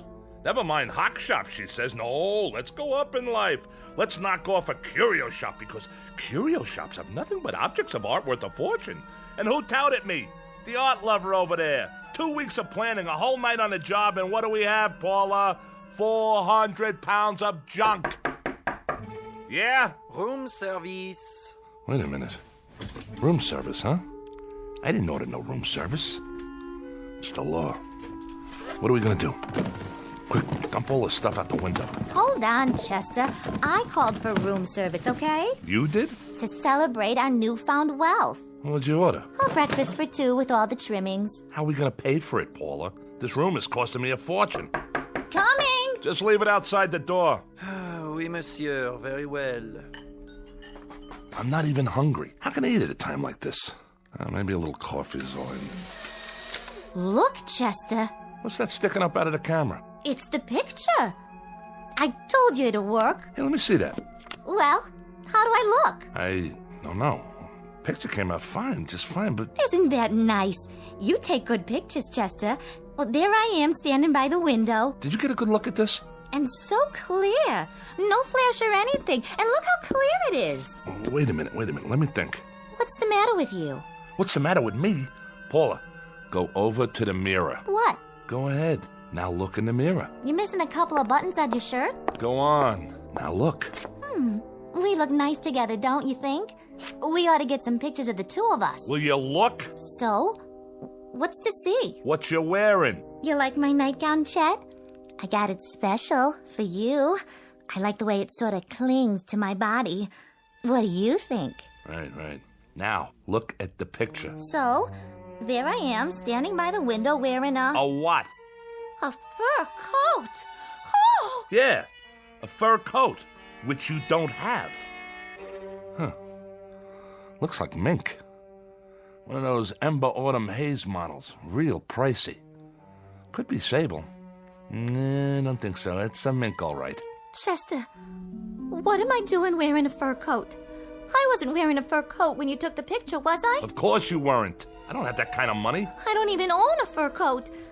Chester, what is going on? I got it. I got it. Got what? It's a gag. A gag? A gag camera, strictly for laughs. What do you mean? You know, like at Coney Island. Remember? It looks like you're wearing a costume or something. I don't think so. Sure. Inside, they got these ready-made pictures already developed. But the negatives have already got a picture on them, see? The only thing this takes is the face. But we ain't in Coney Island. You know, like a carnival when you pose in front of those crazy cardboard things. You put your head on top of the cutout. Fat lady, sailor, cowboy, driving a car, you name it. And it looks real. That's what this thing is. Not bad. That's kind of clever. You sure? Sure, I'm sure. Well, we might as well clear up the rest of this junk. If you say so. What are we gonna do with it? Who cares? Stuff it down the garbage chute for all I care. Except for these phony Ming flower pots. Chester, what'd you do that for? Now we gotta clean it up. No, we don't. Leave it for room service. We're paying enough. There's one thing we didn't open yet. Yeah? That little chest over there in the corner. Did it come with a key? No, you'll have to open it in your own inimitable style. There ain't a lock ever made I can't, Jimmy. Anybody ever tell you had a lousy disposition? If I have a lousy disposition, it's because I'm married to a nickel and dime heister who can't tell a real diamond from a baseball diamond. Baby doll, this suite is costing an arm and a leg. Delivered and paid for by Mrs. Diedrich's son Chester from profits collected during a slew of years when you weren't even in the picture. So happens that I need you like I need a 3-time conviction. Well, aren't you the clever one? Let's see what's inside. Chester, look! I'm looking, but I don't believe it. The most beautiful fur coat I've ever saw. Full length, too. Oh, so we scored something after all. We sure did. And don't start giving me any of your cheap pizzazz about taking this to a fence. I wouldn't dream of it. Don't argue with me either. This is for little old Paula. Oh, look at these, stripes. Different colors, all mushed together. How do they do that? I think it's called Ember Autumn Haze. Like the one in the picture. Right. Exactly like the one in the picture.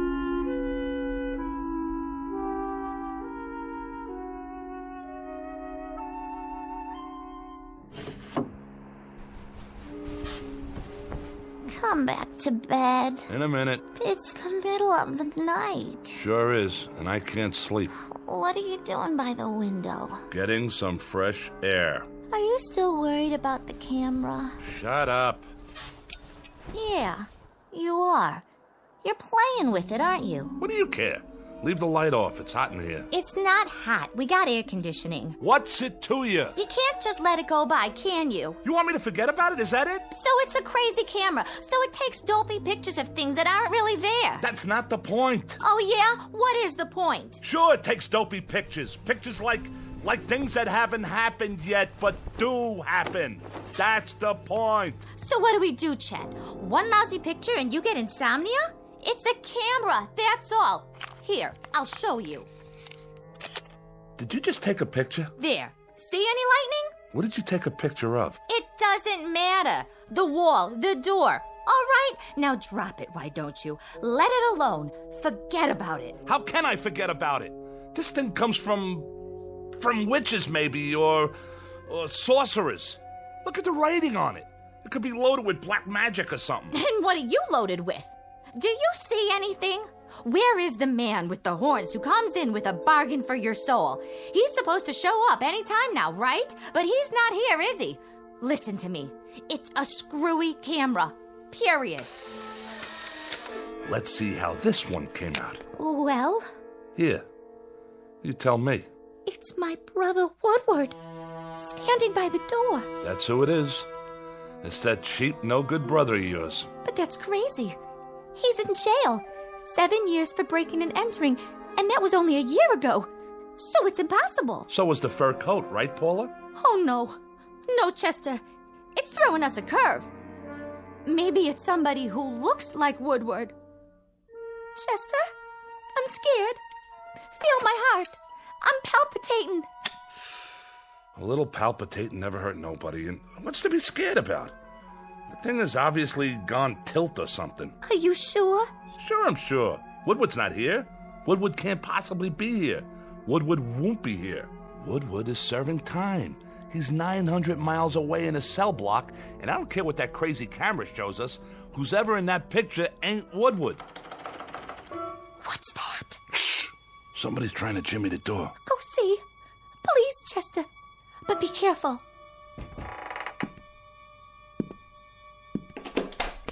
Woodward. Hi, Paula. Hello, Chester. I didn't want to wake anybody, so I just, use the old lockpick on the door. Hope you folks don't mind. Mind? Why would I mind? But you're in jail, aren't you? I broke out. Me and another guy. Hid in the laundry truck. Nice, huh? I thought maybe I could stay with you for a few days. If you really don't mind. You don't, do you? I was thinking, maybe if I was around, you two wouldn't fight so much. You still all the time fighting? Hey, what you got in your hand there? A picture. Yeah? Let me see. Well, will you look at that? Yep, there I am, standing right by the door. Wearing just what I'm wearing now, too. Same clothes. Ain't science wonderful? Do you know what you're saying? Sure I do. I think it's great to be able to get a picture of... Wait a minute. Wait a minute. Yeah? If I was outside the door... Uh-huh. And you was in here... That's right. But you already have this picture of me. Right. Standing right here. Inside the door. Yeah, and? Then... How come?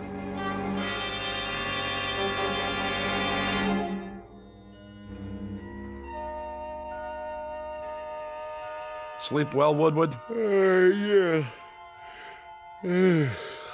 Thanks for letting me use the couch. Think nothing of it. A growing boy needs his rest. What are we going to do today, Chester? I don't know yet. But I got a feeling it's going to have something to do with that camera. I still don't see how we can use it. Neither do I. As far as I can see, it's strictly for laughs. Well, maybe we could sell it. For some big bucks. There's rich people might want something like that. For what? Well, I don't know. Find out who's coming to the front door of their office. Like a hidden camera. See who's robbing them blind, in advance. Try selling them an item like that. They throw you out on your duff. Or some company.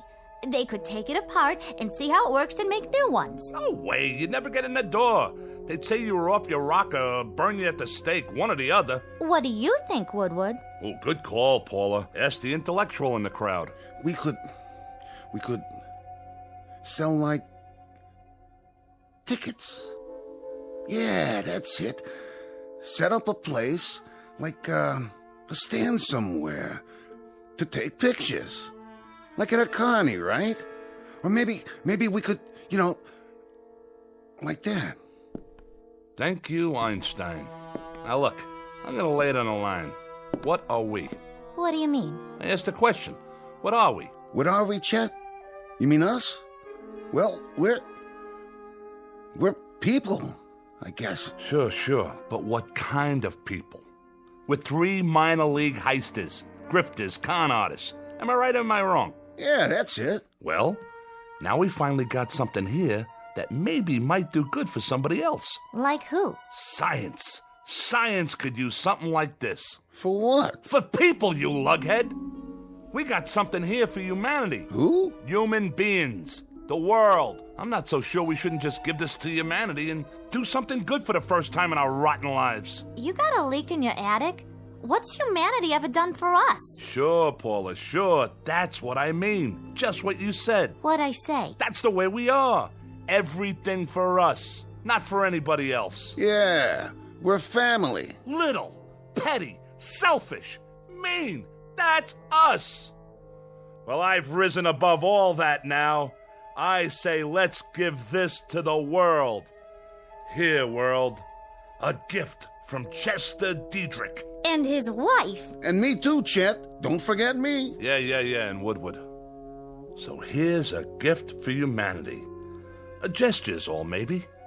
Just a gesture. But it shows the heart of Chester Diedrich and his wife and his brother-in-law. How do we... Woodward, do me a favor. Breathe through your nose. Huh? Why don't you go watch TV? Isn't there something you want to watch to occupy that brain of yours? Oh, yeah. Sure.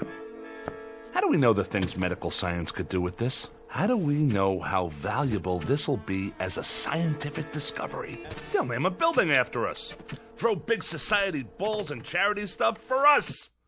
I can see it now. The Chester Diedrich Foundation for the eternal something or other. In the Los Tendros opener, Hotfoot has just won it. Jerry's Flash second, Easter Baby third. This was Hotfoot's second win in 3 days. He paid $24.90, $15.80, and $6.70. We now move into the second race. Shut that off. I'm making plans. Oh, sure, Chet. Anything you say. Oh, where was I? High society. I can wear my mink coat. Of course, I'll need a couple of new dresses and some matching shoes. Hold on. Well, maybe just one dress to start with. You know, a real evening gown with... I got it. You sure do, Chester. I never would have thought of that. I got it. Got what? I got it. The TV set. Woodward, you're a genius. I am? This camera takes pictures of things that happen, but haven't happened yet. I guess. Read my lips. It took a picture of Paula with a fur coat. 5 minutes later, she had a fur coat. It took a picture of that door with nobody standing in front of it. And then you were standing in front of it. Follow me? No. All right, boys and girls. Now get this. We go to the racetrack, right? I'm starting to get it. We take a picture of the winner's board at the track before the race. I think I get it. The winner's board before the race. That's a great idea. But I don't get it. Hold on now. We take a picture of the winner's board, and then we look at it and... Oh! Chester! Woodward, are we getting through to you yet? We take a picture of the winner's board. It's empty, see? Because the race hasn't been run yet.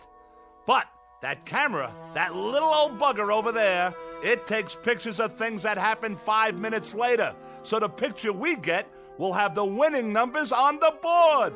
We know what horses come in and what they paid.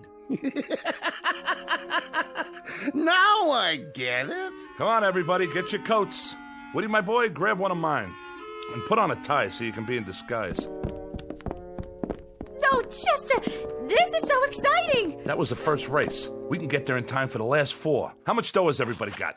I got a 20 and a 10. That's 30. I know it's 30. I got 2 10s and 3 20s. Come on. Okay, and the old insurance, my $100 bill. That makes 180 and 30. You got anything for the pot, Woodward? Yeah, I got 10. $220. Is that enough? There's bound to be at least one long shot. Why, we can parlay this into $1 million if we work on it long enough. We can't lose, Paula. We simply can't lose. Come on, everybody ready? Chester, what about humanity? Humanity? Like you said, baby, what did humanity ever do for us? Let's get going.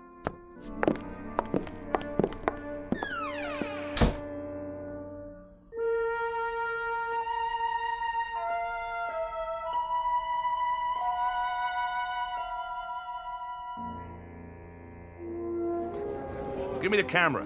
Let me see. The camera. You brought it, didn't you? Right here, Chester. I was just teasing. I'll brace it on the rail to keep it steady. Oh, boy, Chet. Oh, boy, you got us an idea here. My ribs aren't bothering your elbow, are they? No, not at all. Then let loose of me. Let me get the picture. Did you get the board? I got it. Are you sure? I'm sure. Now what do we do? Now we wait for the picture to come out. Don't we have to develop it first? Take it to a drugstore or something? Oh, for crying out loud. No, see, it comes out of this little slot on the top. Yeah? Neat. Sometimes it takes a little while. How long? The race is gonna start pretty soon. All things come to him who waits. Oh. Which horse do you like? I don't know which one I like yet. on account of I haven't looked at the picture yet, okay? Uh-huh. I like the number 5 horse, Tinky Beggar. It suits you. Peanuts, hot dogs, get your red hots here. Over here! Oh, no. Wait 5 little minutes and you can buy all the hot dogs you want. Right now, everything we have goes on the horse. Which one? Well... Look at it. 6, 3, and 11. And look what 6 pays. $47.60 to win. Hand me the racing form. Here you go. Number 6. Tidy 2, that's number 6. Okay, kids, we bet our money on Tidy 2. I don't like the looks of that horse. He's walking real slow. Will you get it through that thick skull of yours? We can't lose. Stay right here, and don't let anything happen to that camera.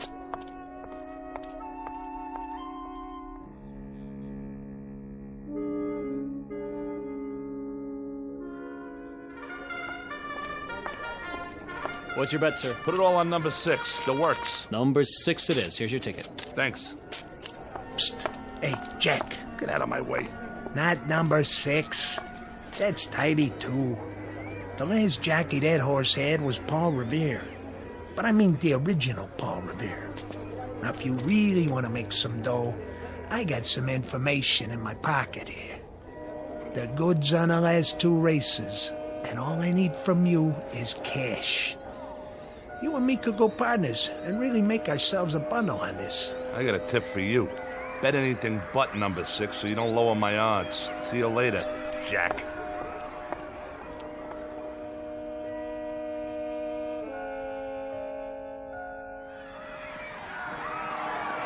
Rounding the far turn, it's Tinky Beggar, Sir Midas, Pink Gloves, Bart Jr., Lady Deck.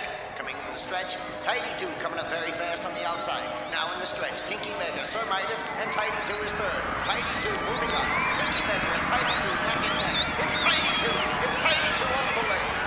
We did it! Now, just you feast your eyes on the numbers. 6, 3, and 11. Just like the picture said. Are we rich yet? We're getting there, Junior. We're getting there. Now let me set up the camera before the next race.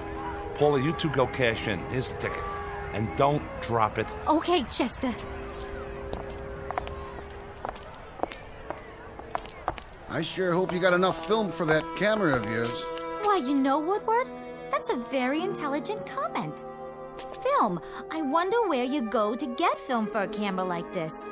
Oh, but I wouldn't worry about it. Chester will figure it out, I'm sure.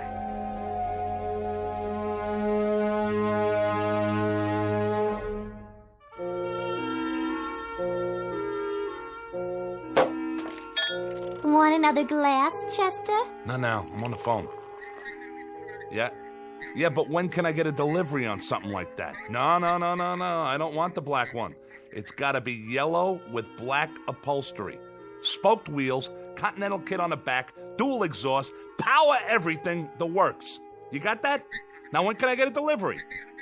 All right, then order it. No. I'll pay you in cash.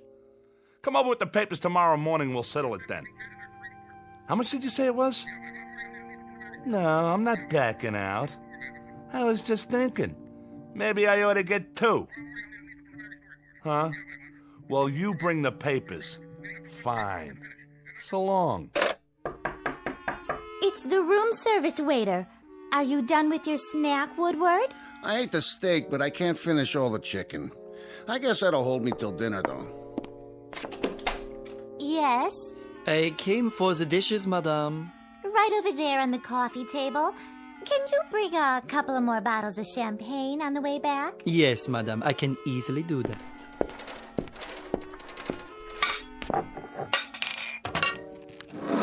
Hey, get your hands off the camera. Let him look at it. Bet you've never seen anything like that, Pierre. Mais non. Most unusual, sir. Isn't it, though? You don't know how unusual. But what do you do after your 10 pictures? Is there any other way to get more film? Well, we've only had it for a little while and What did you say? Yeah, what did you say about 10 pictures? The inscription on the outside, it says, "These are le propriétaire." That means 10 to an owner. I presume that means you may only take 10. It's so odd. The lettering is definitely French, but I've never seen a French camera like that. As a matter of fact... Thanks. Bye. All right. How many pictures have we taken? There was one of Paula. Then one of Woodward. 6. We bet 6 races. That means we've taken... 8. We've taken 8 pictures. Chester, there's only 2 left. 10. But how do we know what that means? Some frog waiter tells us it means 10, so right away we think we only got 2 pictures left? How does he know what it means? I bet you we could take as many pictures as we want. But we don't know. Chester, we can't take any chances. No, we can't. You know what we should do? We should sell it. Who rattled your cage? This don't even belong to you. You're strictly for charity, buddy. Now what we should do with it is go back to the track and bet 2 more races with it. Are you both crazy? What you do with it is hang on to it. Save it for a rainy day. Careful. You stop it. You're going to break the camera. It took a picture. You dropped it and wasted a picture. I didn't drop it. You did. Oh, palpitations. You and your palpitations. Phony palpitations and a stupid brother. Hey, look. I don't have to take that kind of guff off of you. All right. Have a drink. Give me the camera. What's in the picture? It's me. It was pointing at me when it went off, and it looks like I'm... She's screaming. Let me see that. Get your hands off. Why is she screaming in the picture, Woodward? I'll tell you why she's screaming. She's screaming because somebody's trying to do something to her loving husband. Some stupid ex-con with an idiotic idea about selling a camera to the highest bidder. And who doesn't care what he has to do to get it? Well, we'll see about that. Put the knife away. If she's screaming in the picture, it's on account of what some guy must be doing to her loving brother. You better put that knife away, Chester. You put her away. I'll take it and peel your skin off. Try to take my camera. Try to cut me, will ya? Stay away from the window! Watch out!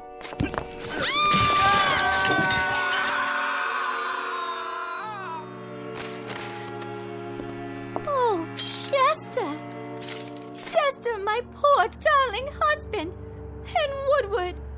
Woodward, my brother, my flesh, my very own flesh. I'll die. I will simply die. There's nothing left for me now. Except this suitcase full of money. How thoughtful of you, Chester. Well, don't worry about me. I'll muddle through somehow. We have to learn to live with tragedy. Poor Chester and poor Woodward. My heart is simply too full to say any more. May you both rest in peace. Now, where is that camera? Here. 1 picture left, huh? 1 more picture to remember you boys. For posterity. Pardonnez-moi. Oh, how did you get in here?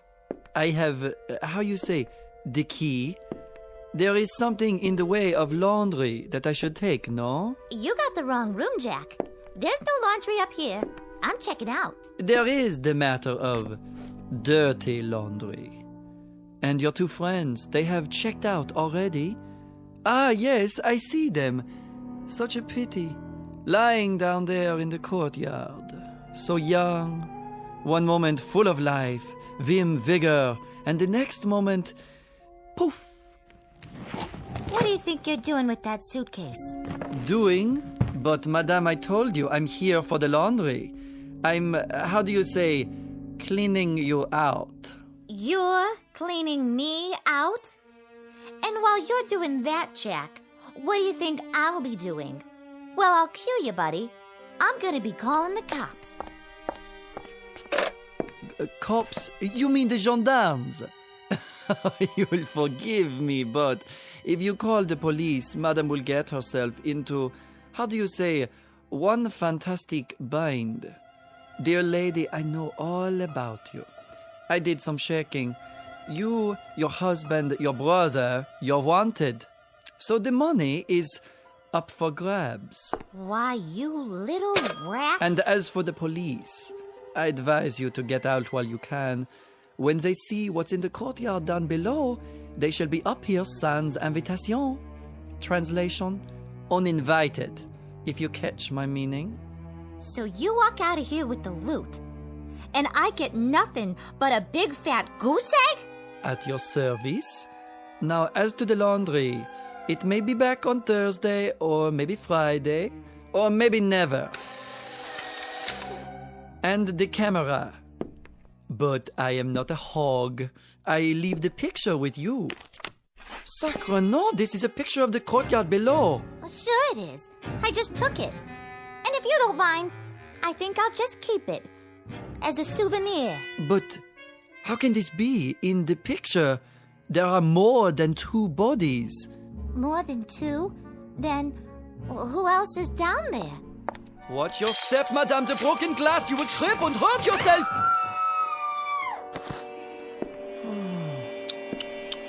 Yes, there are more than 2 bodies, just as the picture shows. 1, 2, 3, 4. That is impossible. Wait, let me see. Oh, the camera! There it is. I can see it from here. If I lean out a few.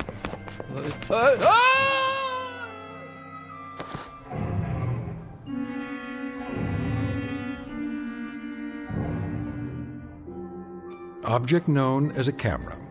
Vintage uncertain. Origin unknown. But for the greedy, the avaricious, the fleet of foot, who can run a 4-minute mile so long as they're chasing a fast buck, it appears to be an ally. But appearances are deceiving. It isn't at all what it seems. It's really nothing more than a beckoning come-on for a quick walk around the block.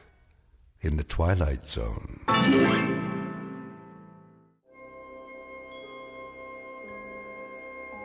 Hi, this is Carl Amari, producer of the Twilight Zone radio dramas. I'd like to take a moment to tell you about our official website at twilightzoneradio.com, where you'll get the latest news and information on these Twilight Zone radio dramas. Plus, at twilightzoneradio.com, you can digitally download 3 free episodes or any of our episodes for only $1.95 each. In this age of ever-changing technology, we've decided to make these episodes instantly available to you by making the Twilight Zone radio dramas a digital download-only series. This means that this series will no longer be offered on CD. The CD collections at our website are now being offered while supplies last at buy one, get one free. So be sure to get your favorites before they're sold out. Be sure to visit us often, and I'll see you in the zone.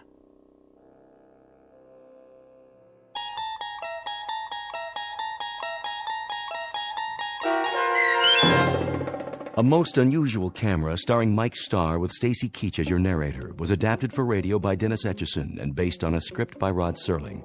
Heard in the cast were Alyssa Fraden, Rich Komanek, Brooke Reed, Christian Stolte, Turk Muller, Roger Wolski, Carl Amari, and Doug James. To learn more about the Twilight Zone radio dramas and to obtain audio cassettes and CDs of these programs, visit our website at twilightzoneradio.com. This copyrighted radio series is produced and directed by Carl Amari and Roger Wolski for Falcon Picture Group. Doug James speaking.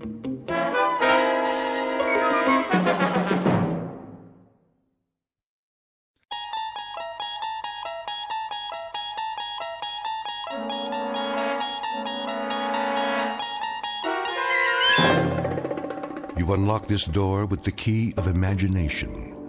Beyond it is another dimension. A dimension of sound, a dimension of sight, a dimension of mind. You're moving into a land of both shadow and substance, of things and ideas. You've just crossed over into the Twilight Zone.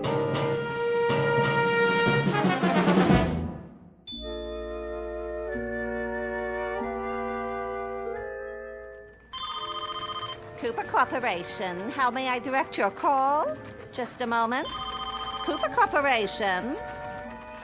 Coffee coming through. Who ordered coffee? With sugar and 2 creams. Right here. Thanks, Louie. You got it. Coffee here. Do you have any Danish this morning? I got bran muffins, granola bars, and trail mix. Oh, no. What happened to the Danish? Mr. Cooper's orders. Mr. Cooper, how come? He's on a health kick. Says Danish is bad for you. For the whole office? Everybody on the floor. He wants more work out of you. Oh, well. I suppose I'll have one of those granola bars. Is it chocolate coated? K-Rob. Sounds positively yummy. Guess I'll give it a try.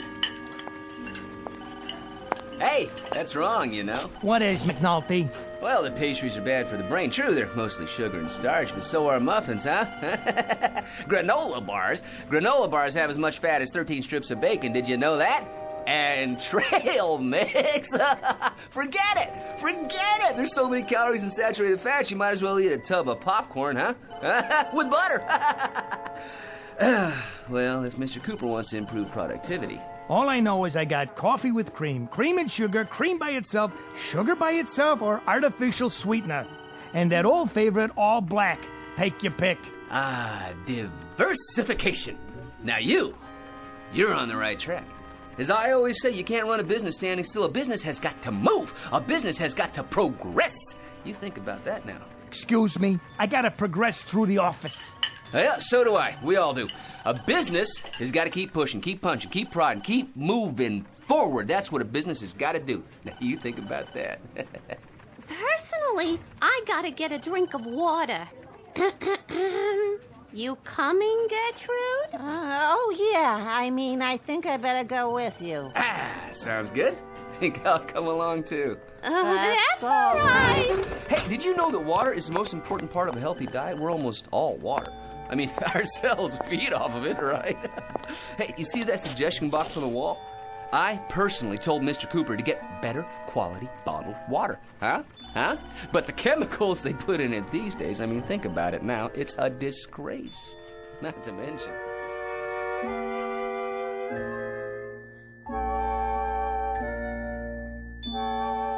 Submitted for your approval, or at least your analysis, one Patrick Thomas McNulty, who at age 41 is the biggest bore on Earth. He holds a 10-year record for the most meaningless words spewed out during a typical coffee break, and it's very likely that as of this moment he would have gone on through life in precisely the same manner, a dull, argumentative big mouth who sets back the art of conversation at least 1,000 years. I say he very likely would have, except for something that will soon happen to him. Something totally unexpected that will considerably alter his existence and ours. You think about that now, because this is, after all, the Twilight Zone.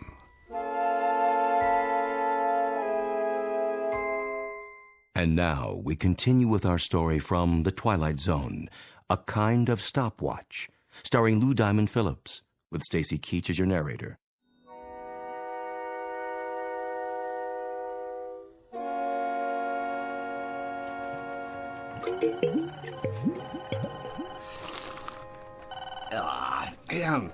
You can taste the impurities. We need clean air, too. HEPA filters, air ionizers, the whole bit, huh, And these rooms need a new paint job while they're at it, a nice, soothing color. Come on, Angie. Let's go to the powder room. Yeah, I'm with you. Because we got to keep this company on track. You think about it now. We will. McNulty. Right here. Mr. Cooper would like to see you. Well, you hear that, everybody, huh? Mr. Cooper would like to see McNulty, huh? And all because of that box right there. You know why Mr. Cooper wants to see McNulty? Because McNulty has been feeding him suggestions in that box for 11 months now. Did I say suggestions? Wrong word. Suggestions any clod can give, huh? But dynamic blueprints for the future only McNulty can give, huh? You just think about that. Mr. Cooper's waiting, Mr. McNulty. In here, McNulty. Hi. Mr. Cooper. Do you know what I've been doing for the last half hour? You've been looking through the suggestion box. I knew it was going to happen one of these days, Mr. Cooper. I've been expecting it. You see, the thing of it is, it takes a very special kind of employer to recognize that one of his men has got it. And obviously, McNulty does. Truer words, McNulty, have probably never been spoken here or anywhere else. I have just gone through the residue of the suggestion box covering the past 3-month period. Here is your suggestion dated March 13th. Make hot dogs flat so they can fit more easily into a hamburger bun. Well, how about that? Now, you think about that now, Mr. Cooper. Make tin cans square so they can be stacked together more easily. Well, huh? Isn't that a guess? You think about that, too. Put small pontoons in field packs of soldiers so that when they cross rivers, they can float. That's worth $1 million as it stands, huh? I mean, that one little suggestion. You see, the soldiers, they go into the water in the cans. Well, the cans, they're full of air, see, so... Mr. McNulty, the Cooper Corporation makes ladies' foundation garments. Not a single one of your 340 suggestions, repeat, not one of them, has anything remotely to do with this company's product. Right! See? I wanted to talk to you about that, too.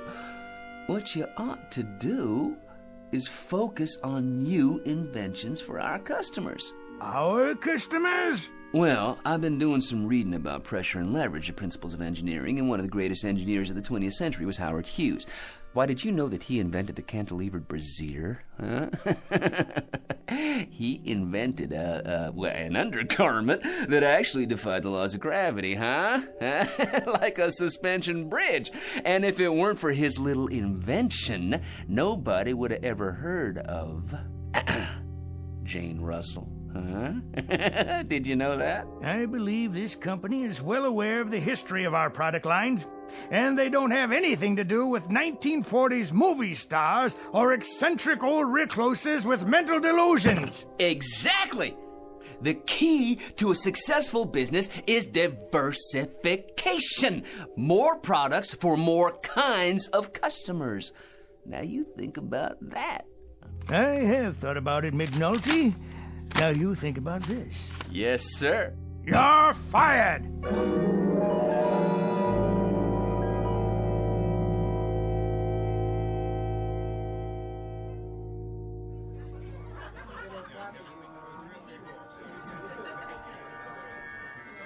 Another round, McNulty? In a minute. I'm still working on this one. Over here, Joe. Coming right up.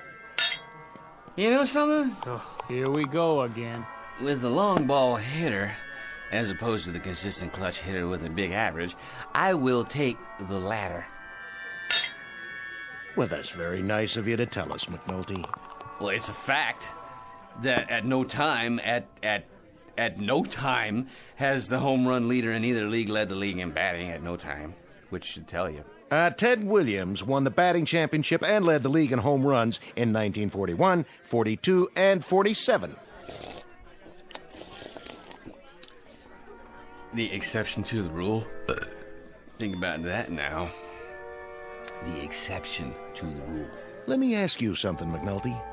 How come you're in here so early tonight? You've been sitting here now for 3.5 hours. Well, for the simple reason that I quit my job. No kidding. Yeah, I went into Mr. Cooper's office and I read him off. Just like that, you know, Cooper, I said. Don't tell me, McNulty. You got canned. Well, in a manner of speaking, you might say, well, yeah, we mutually agreed that I wasn't going to work there anymore. Let me ask you something. Wouldn't you think that after 1 year of putting suggestions in the suggestion box, after 1 whole year, I'd get noticed?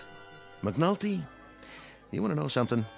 Getting noticed and getting liked are 2 different things. What do you know about it? Nothing, McNulty. Not a thing. All I know is that every week of every month except Election Day, you come in here and drive everybody out of their skull walking on your lower lip. Now you think about that little thing, will you? For my sake. Where's my other beer?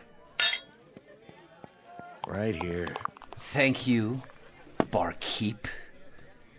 If you don't mind, I think I'll find myself a nice, quiet table to sit at. Goodbye. Excuse me, my good man. Is this seat taken? Is now. So, you want another one? Thank you.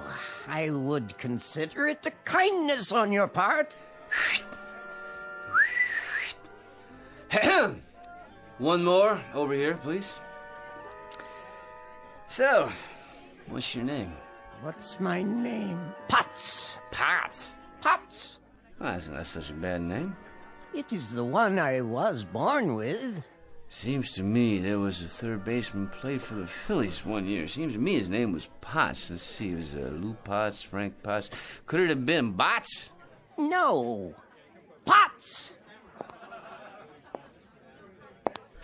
You paying, McNulty? Because this old rummy already gave me his last dollar. This man is my friend. And I like a little respect from you while you're at it. I bet you would, McNulty. And you getting respect from me would be about as easy as flagging down a cab on 46 and Broadway at 8 o'clock on New Year's Eve in the rain. Here you go. So, what do you want to talk about? You want to talk about baseball? Well, it is a great American pastime, and I am so glad that Abner Doubleday saw fit to invent it. To your health, friend. And now, to show my appreciation for your generosity, I have something for you. Consider it a gift, a small remembrance of our friendship. Ah, what is it? It's an old family heirloom. A kind of stopwatch, you might say. Why do you carry it around? I mean, you know, if it's just a stopwatch, it doesn't keep time, right? That is a fact. But it's all yours nonetheless. Someday you might own a racehorse. Or you might want to run the 4-minute mile. Who knows? Now you've got a stopwatch to time yourself. I've been looking for someone to give it to. I myself am finally finished with it. Goodbye, old pal. E pluribus unum.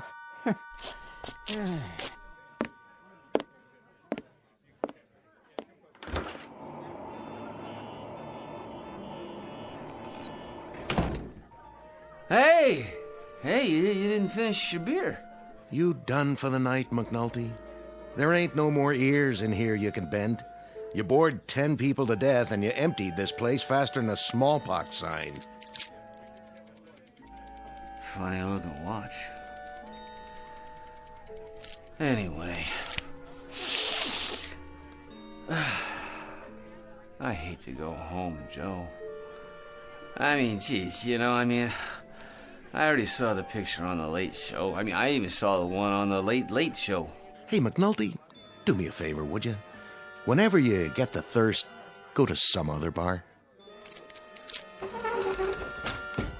Sometimes, I wish I was married, because so I wouldn't have to go anywhere, You ever get that feeling, huh?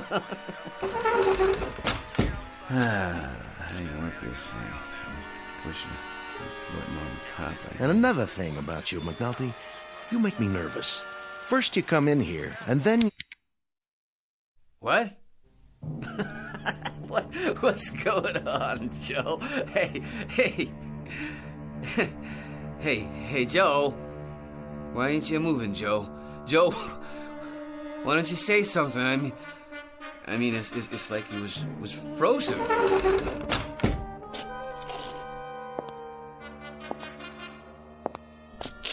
What's with the TV? There was a game on. The guy started the pitch, and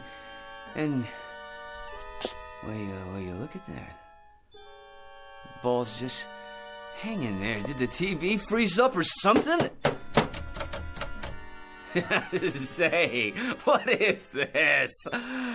Something's going on. All I was doing was telling you about how bored I was, and then that crazy gleep gives me this watch here, and I push the button on it like this, And you bore people to death, and then you start to make me so nervous my back itches.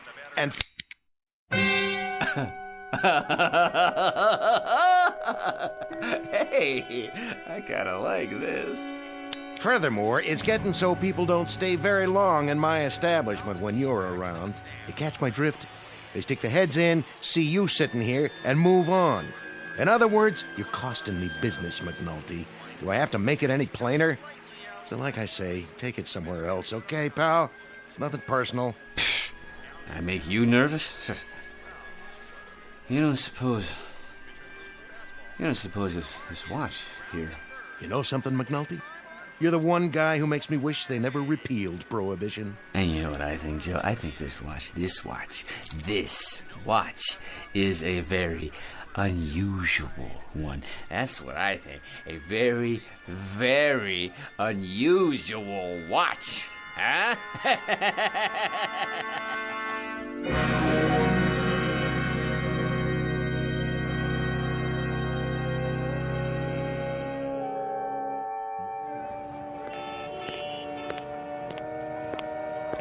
Hey, buddy, watch where you're going.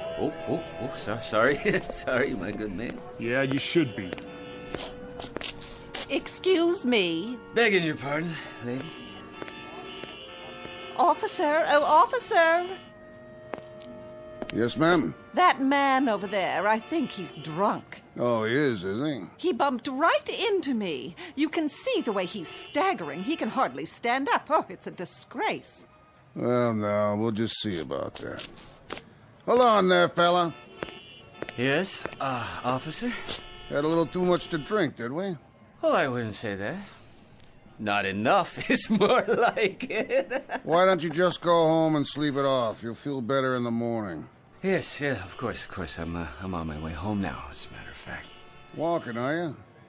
I'd say you're in no condition. You know, you're right, officer. I was just thinking about that. Well, get along with you now. Why should a man have to walk at all, right? He could fall down and get hurt. Now, here's an idea for you. You make the sidewalks out of rubber, huh? Think about that now, huh? No more injuries. You fall, you bounce right back up again. All the money the city could save. No more broken arms and legs to fix, while the hospitals would save millions. Not to mention the insurance companies. I think I better call you a cab. Okay. I'm a cab. You get it? You said I'll call you, and then I said, well... No more kidding now. None at all. I don't want a cab. In the first place, I never stop for you.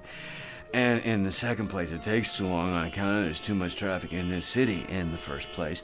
Am I right or am I wrong? You tell me that. I'm not telling you nothing. Now listen, if you can't afford a cab, the subway's right at the end of the block. Now run along. Either that or I'll haul you in right now. On what charge, may I ask? Public intoxication. Plus you're making a real nuisance of yourself. Now quit flapping your lips and get a move on, you hear? Of course I do, officer. I hear the wisdom of your words, and I have enjoyed this conversation immensely. A good evening to you, sir. Let's go. I think I better take you down to the station house. But why bother, huh? I mean, as long as I can hail a cab, let me show you McNulty's method.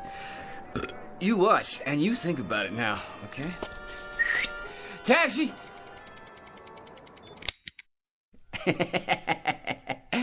There, yeah. I think I can see a cab now. That one, in the middle of the street. How nice of the driver to stop just for me.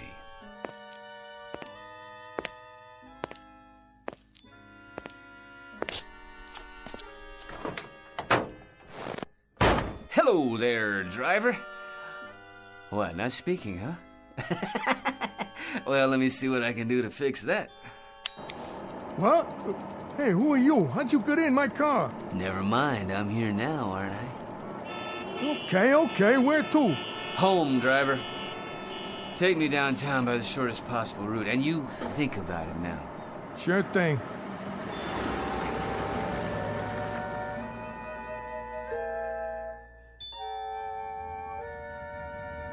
Hey, have you ever thought about this? Ban cars completely, you know, in the city at least, for starters. Helicopters. Now that's the future. Your private copters, okay? Each one big enough to hold one person. You think about the savings in gas, pollution, and traffic jam, not to mention police meter maids, no parking zones. Anything you say, buddy. Yeah, you see, all you do is you take some electric golf carts and you retrofit them with propellers on top, and you plug them in, you charge them up, and...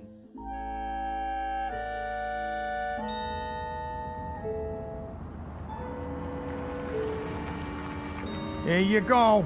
This here is it, mister. Far as I go. Think I'm gonna pack it in for the night. Thank you, my good man. That's $17.80. How's that? The fare. Make it $18 plus something for the wife and kids. Now, you see, that's just my point. All that money, and for what? I say ban the internal combustion engine. Springboard shoes would work just fine. All we need is a company to manufacture a prototype. You gonna pay me or talk me to death? Neither, to tell you the truth. Do you have the time? Huh? The time. Here, let's have a look at my pocket watch, shall we? Have I told you about it yet? This is really a very unusual watch. A kind of, stopwatch. Literally.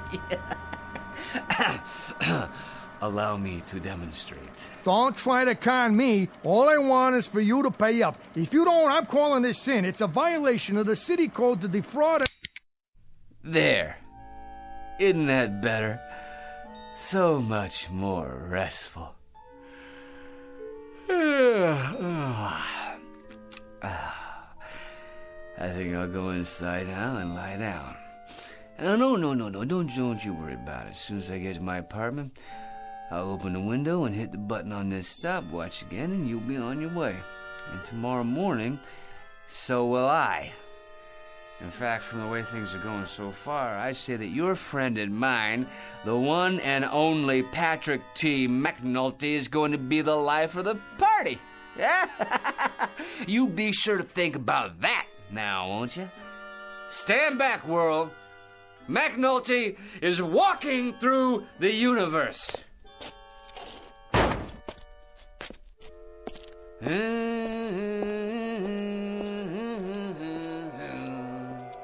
it is.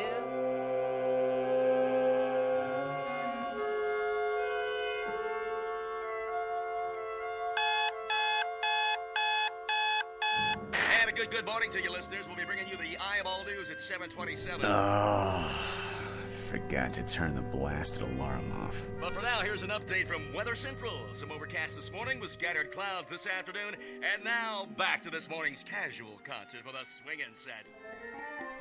Wrong. There is nothing moderate about today, because today is the day that people start listening to McNulty. Unless it was some kind of dream. Now, where is that crazy watch? Aha! Here! All right, now let's give it the old test. My kind of town. Millions of people going to work, no imagination. But McNulty, now that's a different story.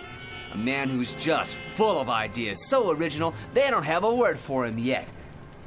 But they will. If this thing works. Well, here goes. It's not a dream! It's not a dream, it's the goods! The real deal! This wonderful, gorgeous watch! I just push the button and everything stops. I mean everything! The whole world stops for me.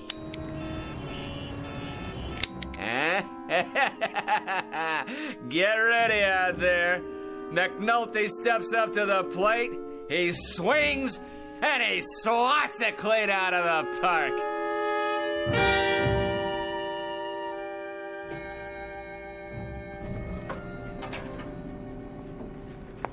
There he is. Oh, no. Not McNulty again. What's doing here? Maybe he's gonna shoot up the place. Morning, Angie. McNulty?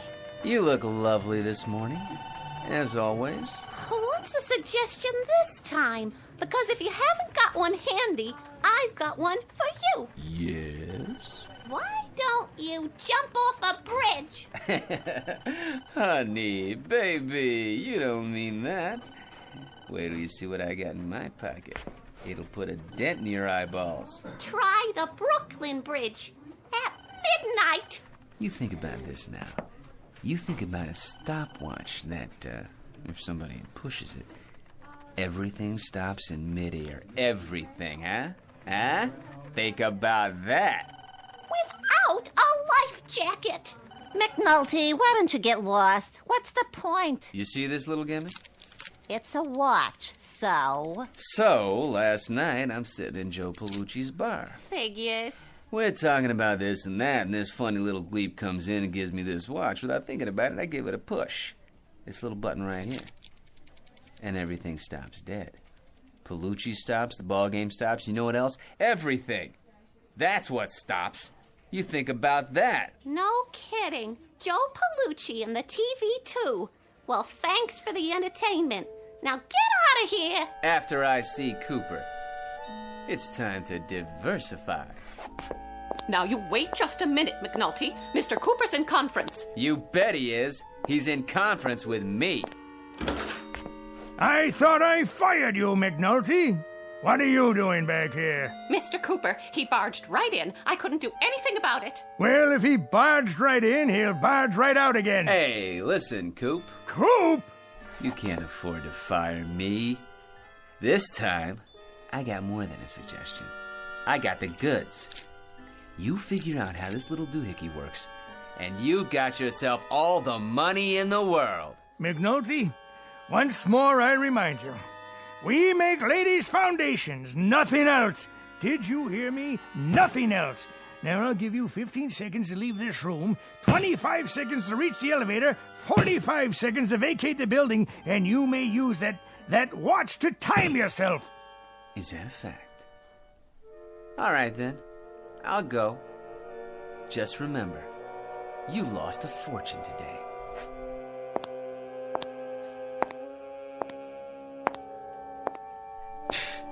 What a gleep didn't even let me show him.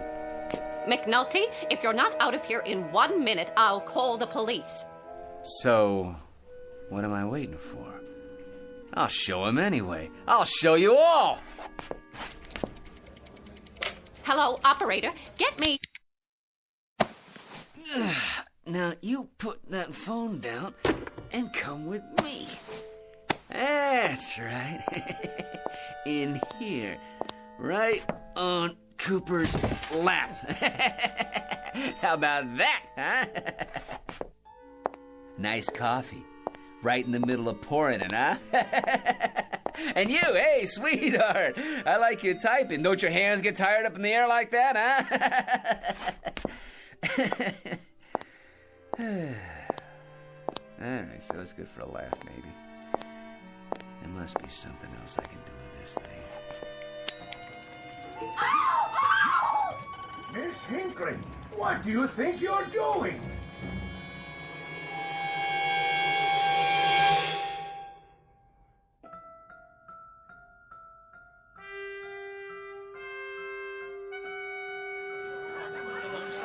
Who's up next? Don't look now. It's the cleanup man. The guy could empty a baseball stadium, not to mention a bar. And if you don't spend 3 hours telling us how he'd run the Mets, he'll keep ootsing me about how I should run my own place. Hey, Joe. Hey, you want to hear a good idea? Why don't you make a swinging door like in the movies, huh? Maybe change the name of the place, Pellucci's Western Saloon. Hey, how about that? Hey, McNulty, how about that? I'll have it done first thing in the morning. Ah, that's great. Then every time I come in, I'll push open a swinging door and I'll think, I did this. Wait, whoa. You're not putting me on, are you, Joe? McNulty, the only thing I'd put you on is a slow freighter heading for the other side of the world. See ya, Joe. Yeah, I'm out of here. Relax, boys. You're about to see something you ain't gonna believe. Yeah, well, make it quick, huh? With this little gizmo right here, I can stop trains, buses, planes, subways. There ain't nothing in this world I can't stop. Yeah, what about your mouth? I gotta pour myself a drink. Watch this. All right, now, I'll move your beer over here and put yours in front of him. Let's see. How about if I undo your tie like this, huh? Oh, and Joe, over there. Hey, why look, Joe, where's your glass now, huh? You're gonna be pouring beer in your hand, huh? All right, okay. Here we go again. Oh, what the... Well? Huh? Well? Ah, come on now. What do you think about that, huh? Think about what? What, are you kidding? You didn't see what I just did? Out of the way, McNulty. I want to make it home by the bottom of the 8th. See ya, Joe. Well, you done it again, McNulty. You emptied my bar. You drive more people out of saloons than Carey Nation. Oh, I get it. Of course you couldn't see what happened. Of course you couldn't. How could you? You guys got froze. I'm the only one who sees what's going on. The only one. See? So I got the greatest conversation piece in the world. The greatest. And what does it do? It stops conversation. Well, so it shouldn't be a total loss. You should order up. But drink it fast, will you? The combination of you, the hot weather, and my business recession is more than I can take for one day.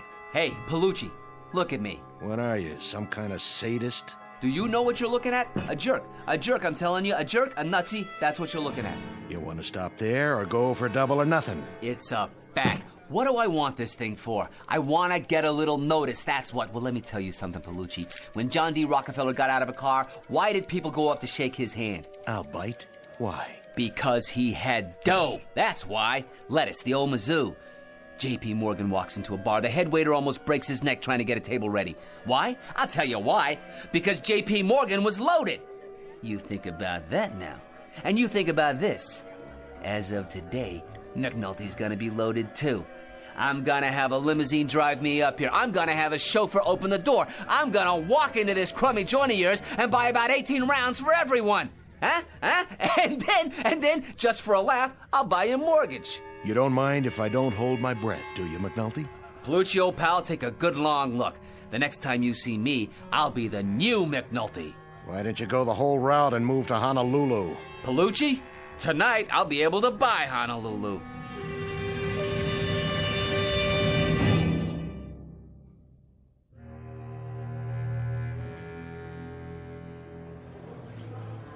I'd like to make a deposit to my account. You'll have to wait in line. I want to cash this check. All in large bills, ma'am? Next customer in line. Is this where I make a withdrawal? Yes, sir. How much would you like? Oh, I don't know. How much you got? Sir? I'll take small bills. Lots of them. Just need your bank account number. Right here. Oh, you want me to get them for you? Oh, sure. No problem.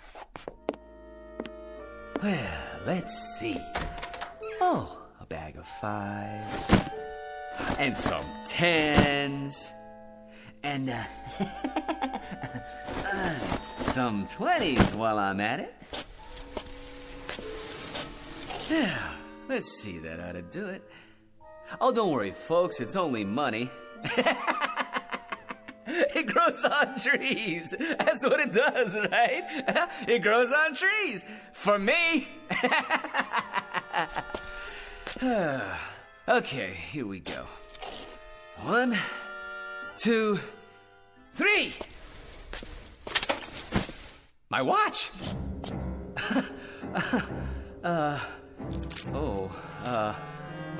Well, it better be shockproof. Hey, start already, come on. Hey, what's the matter with this thing? Hey, everybody can start moving again, okay? All right, come on, here we go. Up, come on, let's go, come on, get with it. Hey, anybody know how to fix a watch? Come on, anybody, give me a little help here.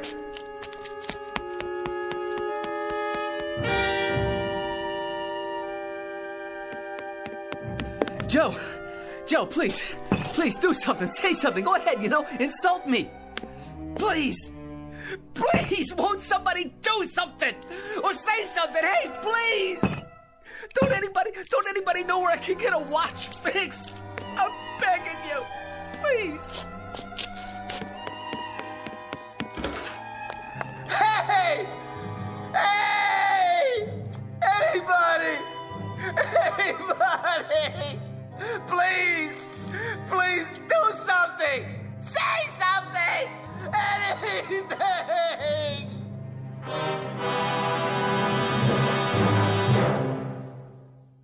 Mr. Patrick Thomas McNulty, who was given the gift of unlimited time. He used it and misused it, and now he's been handed the bill. Mr. McNulty, who now controls the earth and everything on it. From this point on, he will eat well, live well, and have everything at his beck and call. But the thing he wanted most, the thing that gave him the most acute hunger, his need for a sympathetic ear, this he will never have again. Tonight's tale of motion and the lack thereof, and a man named McNulty in a place called the Twilight Zone.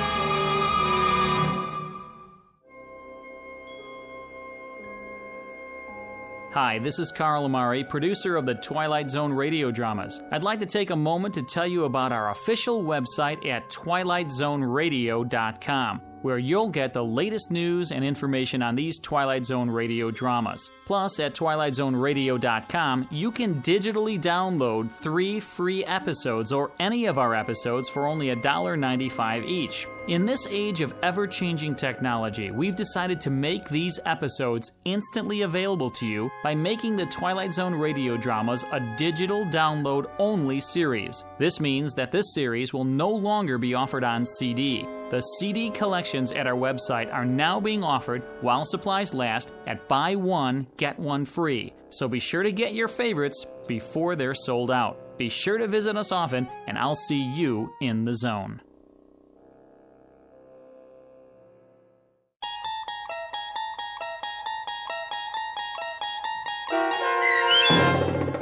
A Kind of Stopwatch starring Lou Diamond Phillips with Stacy Keach as your narrator was adapted for radio by Dennis Etchison and based on a script by Rod Serling. Heard in the cast were Rick Peoples, Mike Baccarella, Guy Burrill, Meg Thalken, Maggie Carney, Rich Komanek, Doug James, Carl Amari, Roger Wolski, and Irene Olson. To learn more about the Twilight Zone radio dramas and to obtain audio cassettes and CDs of these programs, visit our website at twilightzoneradio.com. This copyrighted radio series is produced and directed by Carl Amari and Roger Wolski for Falcon Picture Group. Doug James speaking.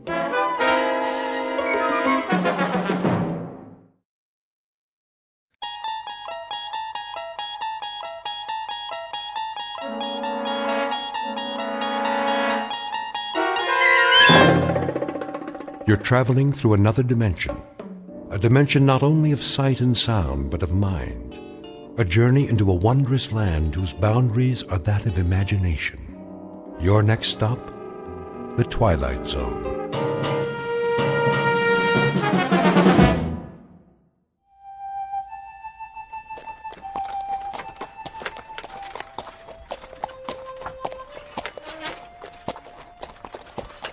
How much longer, Chris? Not long. We'll stop soon as we find a place. Where? Look around. We saw the last shade 2 days ago. That's a buzzard up there circling the wagons, and it's been following us since dawn. It's waiting for the next one to die. How's the boar? Still burning up with fever. He can't take any more. All right, honey. Hold up! Whoa! Oh! Hold! We'll stop here for a few minutes.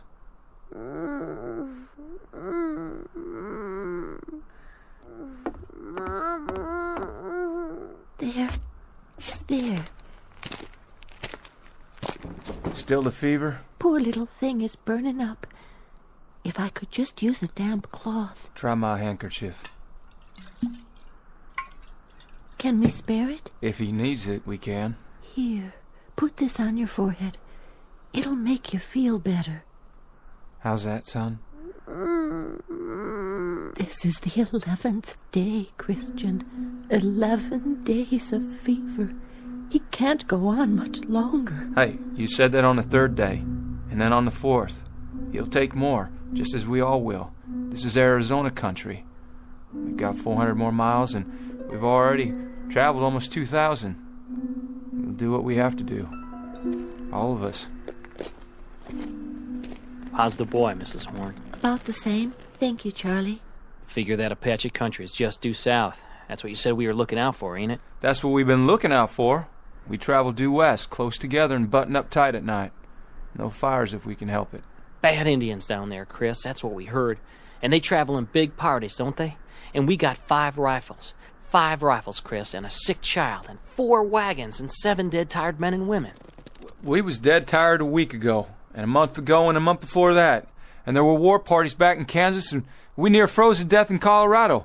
And we was out of our minds with thirst last month. And we've kept on going. We've always kept on going. We always... It's this way, Chris. We've been doing a lot of talking and a lot of thinking. And? We figure we ought to turn back. Turn back? That what you all want? Turn back? Chris, we're about at the end of our rope. We're hungry and we're sick. We figure we better do it now, or we're gonna die out here. You turn back and I guarantee it. You turn back and try to go over 1,500 miles of St. Louis again, and you'll leave your bones bleached in one of those deserts between here and there. Or have your scalps taken off. Or you'll freeze to death in a mountain pass. And if you go on, what's going to happen to that beautiful child of yours? Listen, those 1,500 miles are behind us. They're all gone. The heat and the cold and the misery. You can look back at them as things that have happened, not agonies you're going to have to live with. How do you know there's not going to be more days and weeks and months like it? How can you be so blamed sure?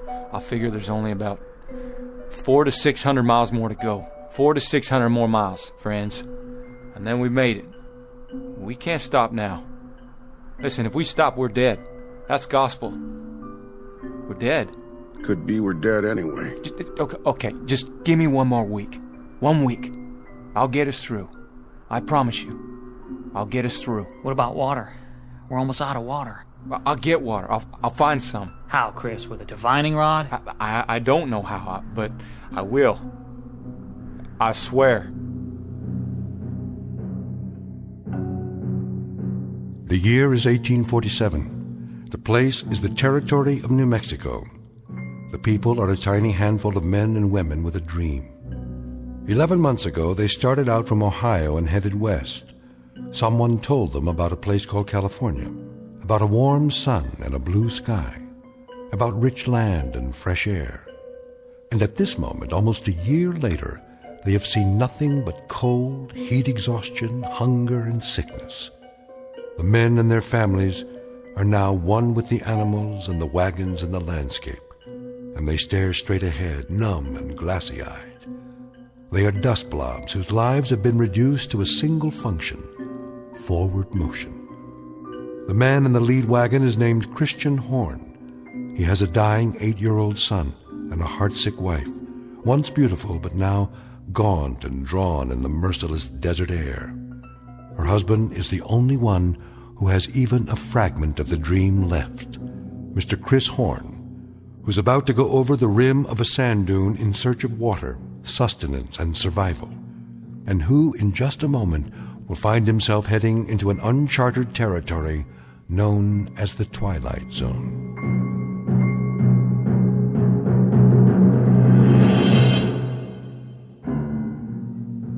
And now, back to our story from the Twilight Zone. 100 Yards Over the Rim, starring Jim Caviezel, with Stacy Keach as your narrator.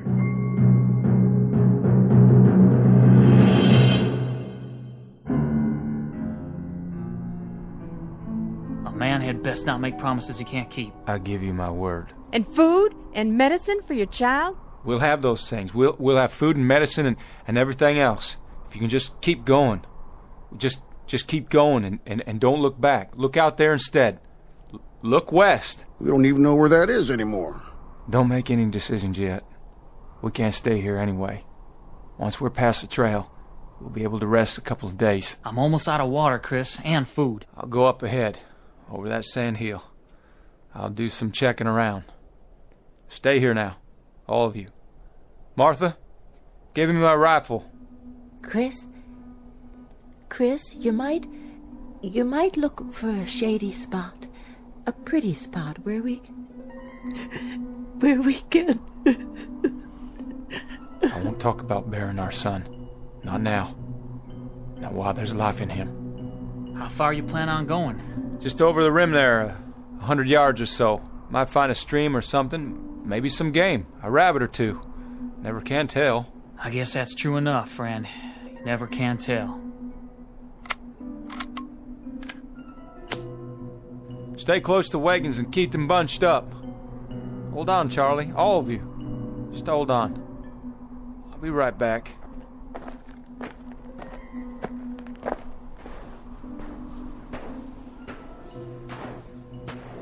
What in God's name? Hey, everybody, look what's over here! There's a road! Down on the other side, a road! Look! Martha? Charlie? Hey! Hey! Where's the wagons? Where'd everybody go? Must have got turned around there. Go on. Go up again and see. Yeah. See which way I'm looking.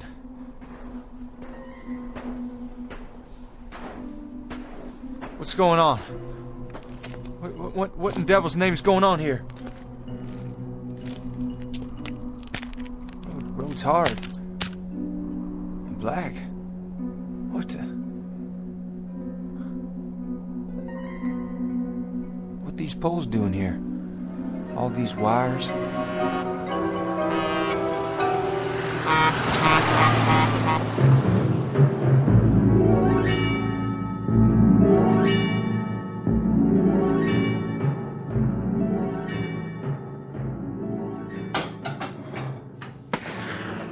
Joe? Yeah? What was that? Backfire. What? Truck backfired. Oh, you sure? I thought I heard a gun go off. Not likely. Might be one of those local boys shooting your sign. Well, if it was, I'll get the sheriff out here, but that didn't sound like any 22 to me. Look, Joe. Who's that? Some guy with a rifle. Go in the other room. But, Joe... I said get in back. I'll take care of it.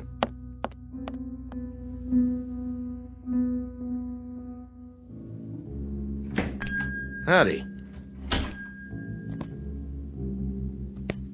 Did you see it? Did you see that thing? What thing? That monster. That big animal or monster, whatever it was. It almost hit me. Monster? No, I didn't see anything like that. If there was anything, it never got to here. It must have. It went by me just a mile or so back. You mean... You don't mean the truck? What's a truck? Hey, are you all right? You wouldn't have any water to spare, would you, mister? Any extra, I mean. Water? Sure. Come over here and sit down before you fall down.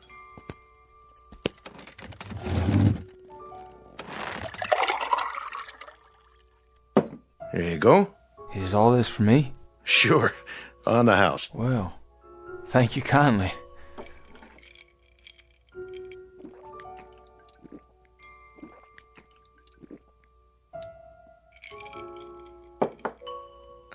You want some more? You got more? Sure do.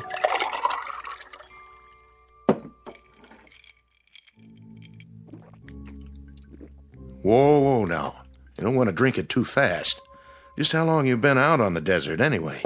How long? Well, almost a year. Well, at least almost a year of traveling. Started from Ohio. I had 6 wagons to start with. One of them was burned by Indians, and one turned back. Indians? Wagons? What are you talking about? Say, mister, what happened to your arm? You're bleeding. Oh, yeah, I am. Well, I guess I did it to myself when that thing come at me. I rolled out of the way. Thought it was a mirage, then the gun went off. Just a flesh wound, though. Not too deep. I'll have Mary Lou look at it. She's my wife. She used to be a nurse's aide. Mary Lou? Everything okay, Joe? The fella here, he shot himself in the arm. He did? By accident, he says. You want to take a look at it? Why, sure. I'll get some bandages out. Hand me a clean towel, will you, Joe? Sure thing. Got the first aid kit right here under the counter.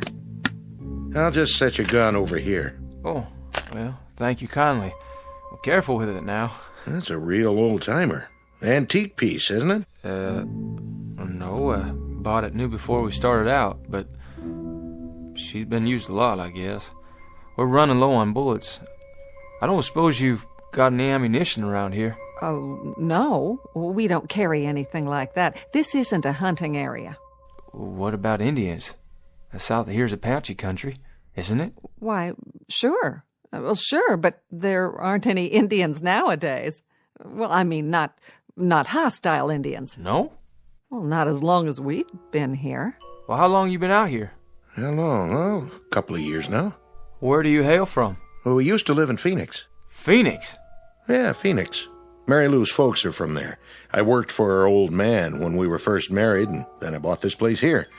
Restaurant isn't doing so well, but the truckers are starting to come in now with the interstate. Restaurant? You have food? Sure do. Just like the sign says. On the wall there, see it? Right over the register. Joe's Air Flight Cafe and gas station. You don't understand a thing I'm talking about, do you?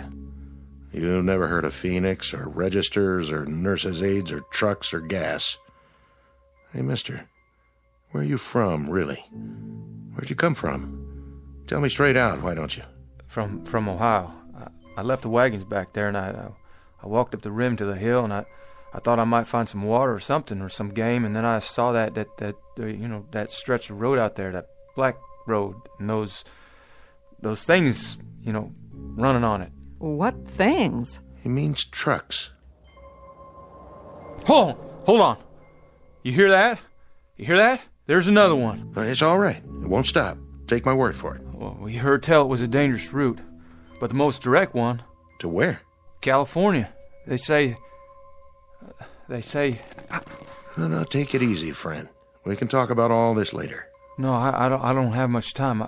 I promised him I'd be right back. There you go. Your arm's all cleaned up with a bandage on it. I even made you a sling, see? Oh, much obliged.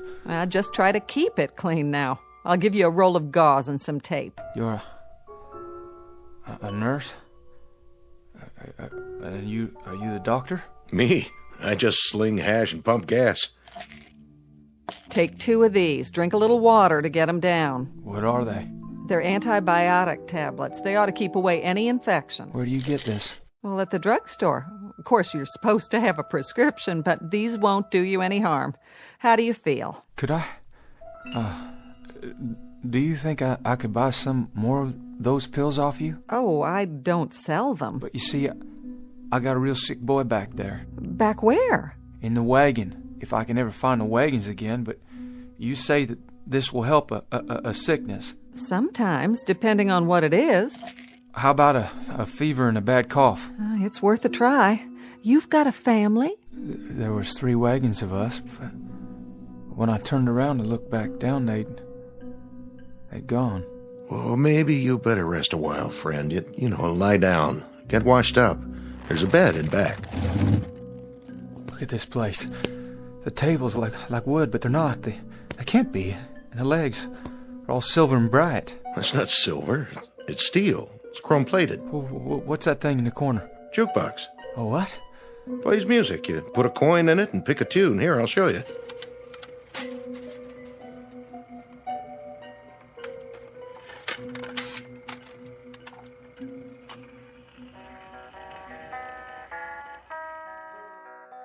Hey, where's that coming from?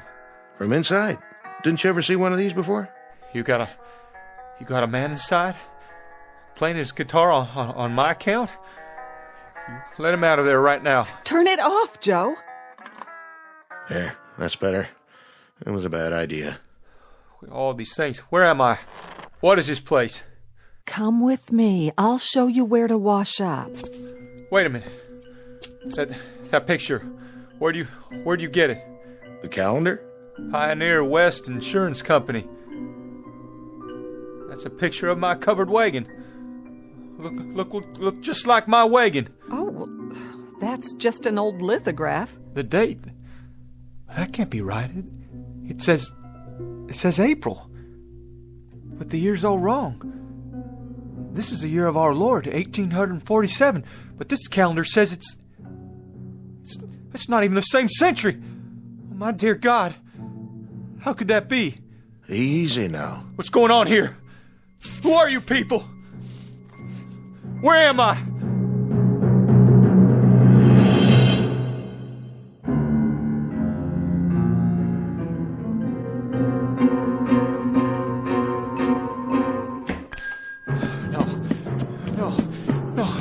No! You better stop him, Joe. He'll get himself killed.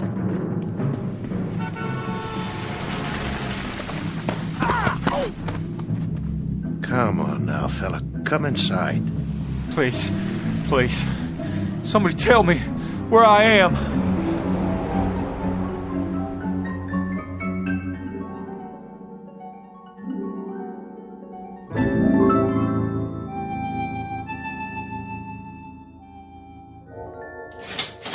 $1.84 your change. You keep it, dollface. I thank you. Say, pretty lady, if you don't mind my asking, what time you get off work here? Oh, not till late. But you better not let that man in the kitchen hear you say that. He's my husband. Oh, no offense, ma'am. None taken. You come back now. I'll do that.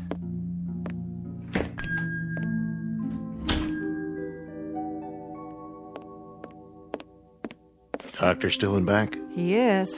Been a while now. I made a club sandwich for the fella. You think you want some soup, too? Well, you better ask Doc first.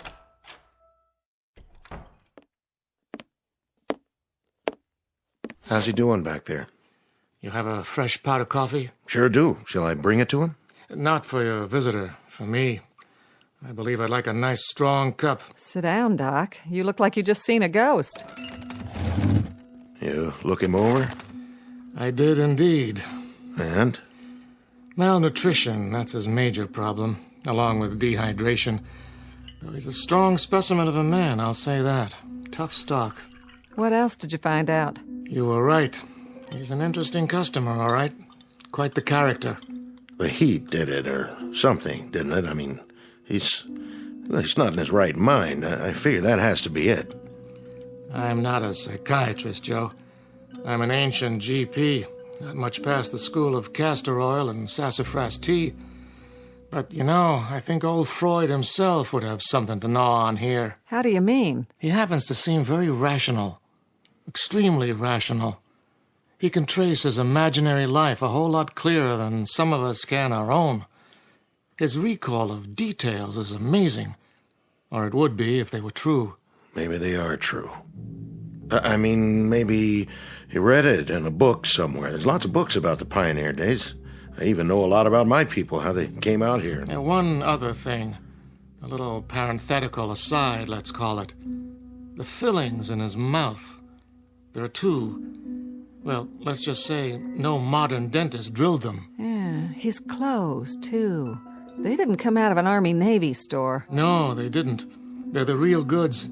Circa 19th century.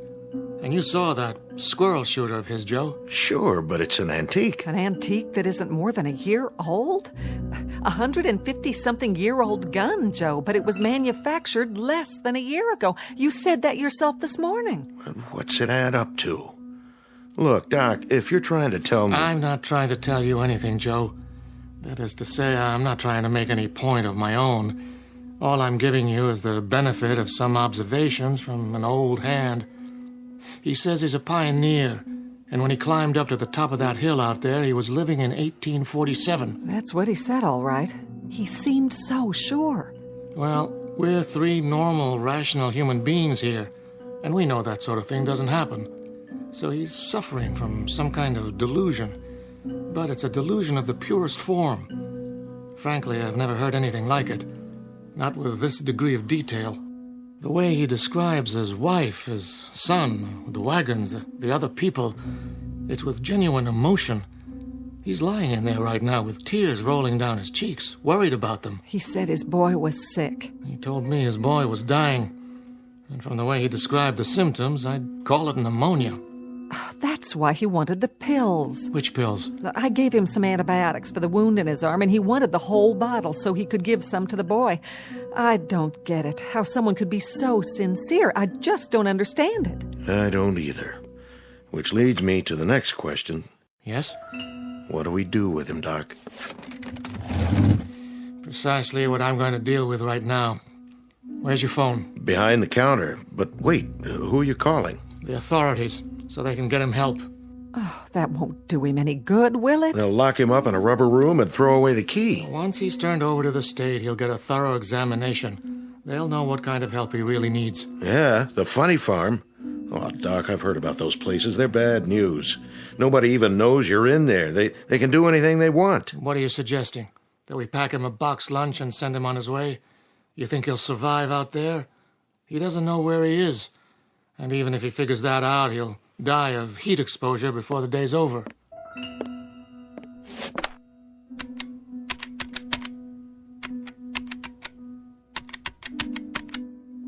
I want the sheriff's office, please. Oh, it just doesn't seem right. Yes, is the sheriff there? Oh, in his car? Well, that's even better. Can you radio him to get over to Joe's Diner as fast as he can? We've got a man here who needs looking after. No, not violent, but he should get here real fast anyway. Yeah. Thanks. Oh, Joe, I hope we're doing the right thing. So do I. Well, at least he's calm now. As calm as any man would be if he suddenly woke up and thought he was past his time. That's enough, Doc. Well, hello, Mr. Horn. This book, it was in my bedroom. Well, that's the encyclopedia. I was looking through it. I found something. What? Well, this here. Horn Christian Jr., M.D., famous for his early work in childhood diseases, pioneer in vaccine research. Born 1839, died 1914. That was my son. That's Chris Jr. So I guess I'm either crazy or the world is turned upside down. But I think I got put here for a reason. Oh, you did. I just know it. For an important reason. What are you doing? You've been gracious and kind, and I appreciate it. But I gotta get back. I'll just get my gun now. Horn, we want to help you. But help means rest and medical attention. I can't let you leave like this. Come on, son. Come over here and sit down. I've called for the authorities. The authorities? Well, listen, I don't know who they might be, but I've got no time to wait and find out. Horn, please. Hey, don't go trying to stop me now. I know my purpose. I'm going to finish it. Or my life don't add up to much. Listen to us. Please, Mr. Horn. You take your hands off my gun, mister. You okay, Mary Lou? Oh, I'm fine. The gun just went off when he took it. And blew out my plate glass window. Horn! Horn, come back!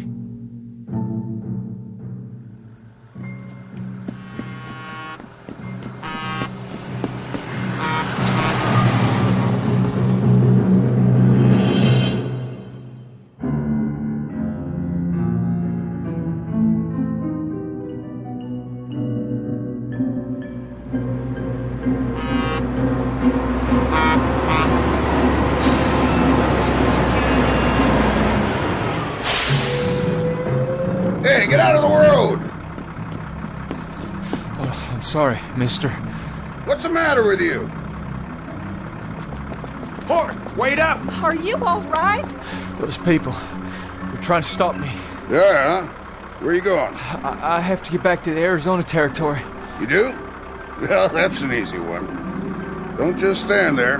Get in.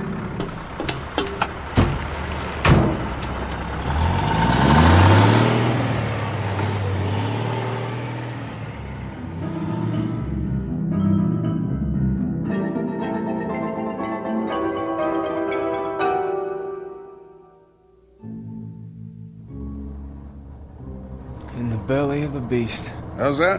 What is this contraption? Peterbilt 18-wheeler. Best long-haul rig ever made. Where's your team? I ain't a teamster. Strictly independent. But your horses? All the horses you want right under the hood. Sweet, huh? Where you say you're headed? California. We were headed for California.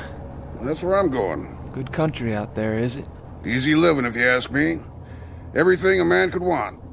And land of work? Any seed you plant, it grows tall. That's what I heard tell. Suppose I could give you a ride all the way in, so I'd have somebody to talk to. I'm going to California, but I can't get there this way. What are you talking about? It has to be the same ridge, right around here. It was. Mister, you have to let me out. Say, look at that. Sheriff's car, moving like a bat out of hell. Please, I made a mistake. You've got to stop this machine.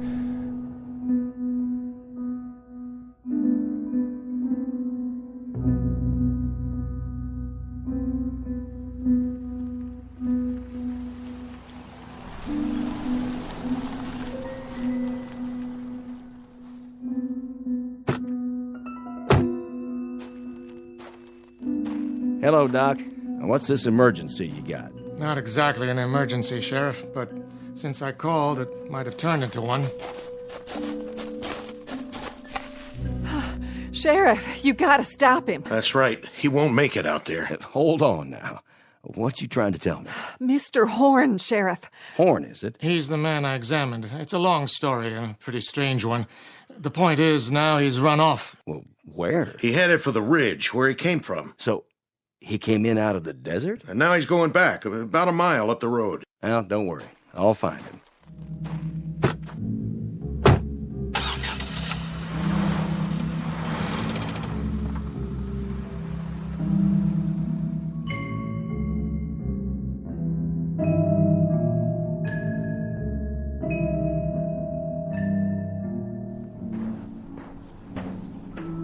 Gotta make it. Just a little ways more.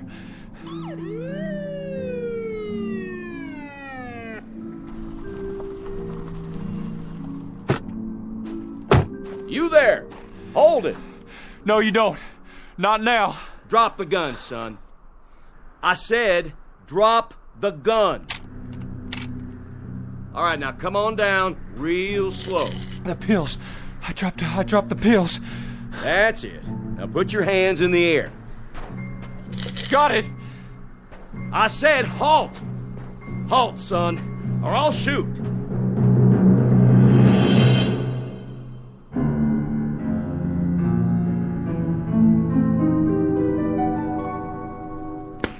What was that?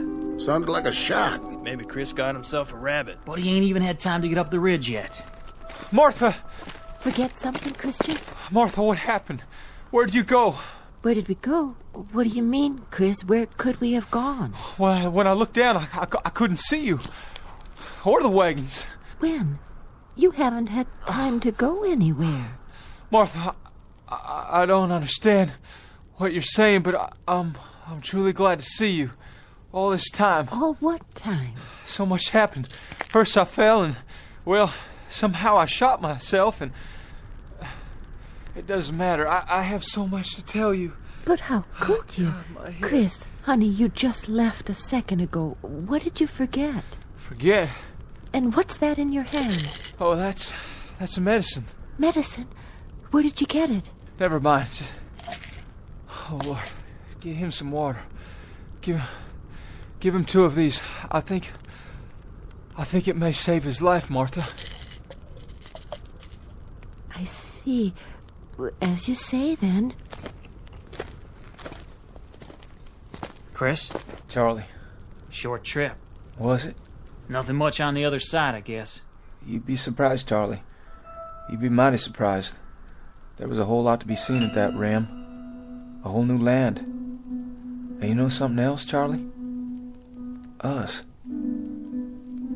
People like us. We're the ones responsible. That's the truth. People like us. What's Horn talking about? Listen, he's saying something. He wouldn't talk like that unless it was important. There'll be a highway, and machines, and a whole new land. And we're the ones who began it. What are you saying, Chris? Where'd you see all that? Up on the rim. It was all laid out before me like the New Jerusalem. Wide, hard roads, all black, with no holes in them. And machines and... I gotta see for myself. Me too. Let's go. Up the ridge, he says.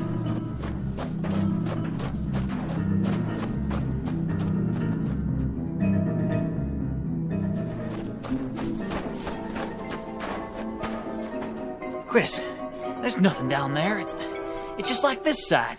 Sand and desert and miles of nothing. Oh, but there will be, Charlie, there will be. Just you wait. It may not happen in our lifetimes, but it's coming. It'll be here, all of it. Sooner than you think. If you can hold on to what I'm telling you and keep the faith.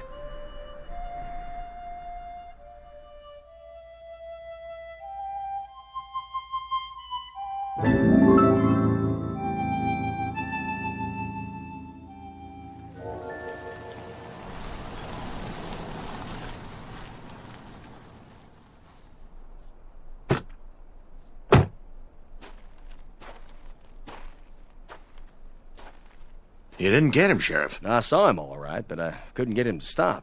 Fired a warning shot, but I didn't scare him none. Look, I wouldn't worry, Joe. He can't get very far. Don't worry, we'll find him. Thanks, Sheriff. You say he had a gun? That's right, a rifle. This it? It can't be. That one's all rusty, like it's ready to fall apart. That's what I thought. He couldn't have done any damage with it. Look at it close, Joe. It is his rifle, but it's changed. It's just as if it had been lying in the desert for 100 years. What's it mean? Who was he? Where did he really come from? I think he went back to wherever he did come from. But to where, Joe? Back to where he should be. Back to where he can make certain that the things it said in that book can happen. Back to a wagon train heading west to California on a spring day in 1847.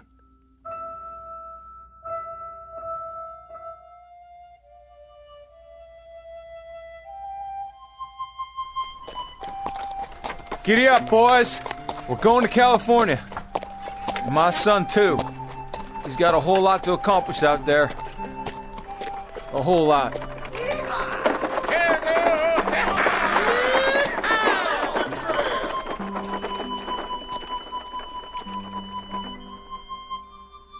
Mr. Christian Horn, a farmer from the state of Ohio, one of the hearty breed who headed west when there were no blacktop highways or telephone poles or the solace of civilization.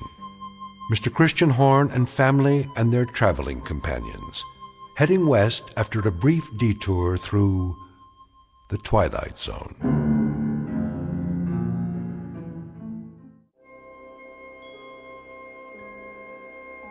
Hi, this is Carl Amari, producer of the Twilight Zone radio dramas. I'd like to take a moment to tell you about our official website at twilightzoneradio.com, where you'll get the latest news and information on these Twilight Zone radio dramas. Plus, at twilightzoneradio.com, you can digitally download 3 free episodes or any of our episodes for only $1.95 each. In this age of ever-changing technology, we've decided to make these episodes instantly available to you by making the Twilight Zone radio dramas a digital download-only series. This means that this series will no longer be offered on CD. The CD collections at our website are now being offered while supplies last at buy one, get one free. So be sure to get your favorites before they're sold out. Be sure to visit us often, and I'll see you in the zone.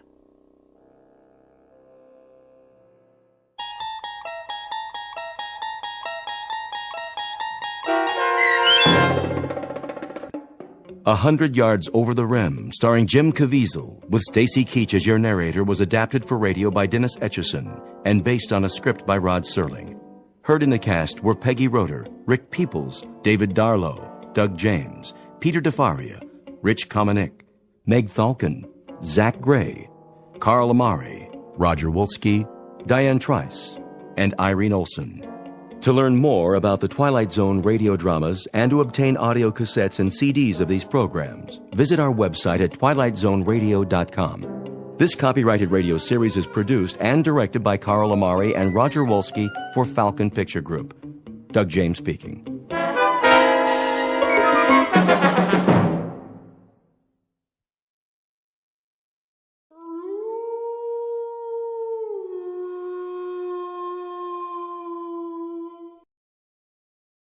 Tune in to nostalgia. Tune in to now. Golden Radio Hour.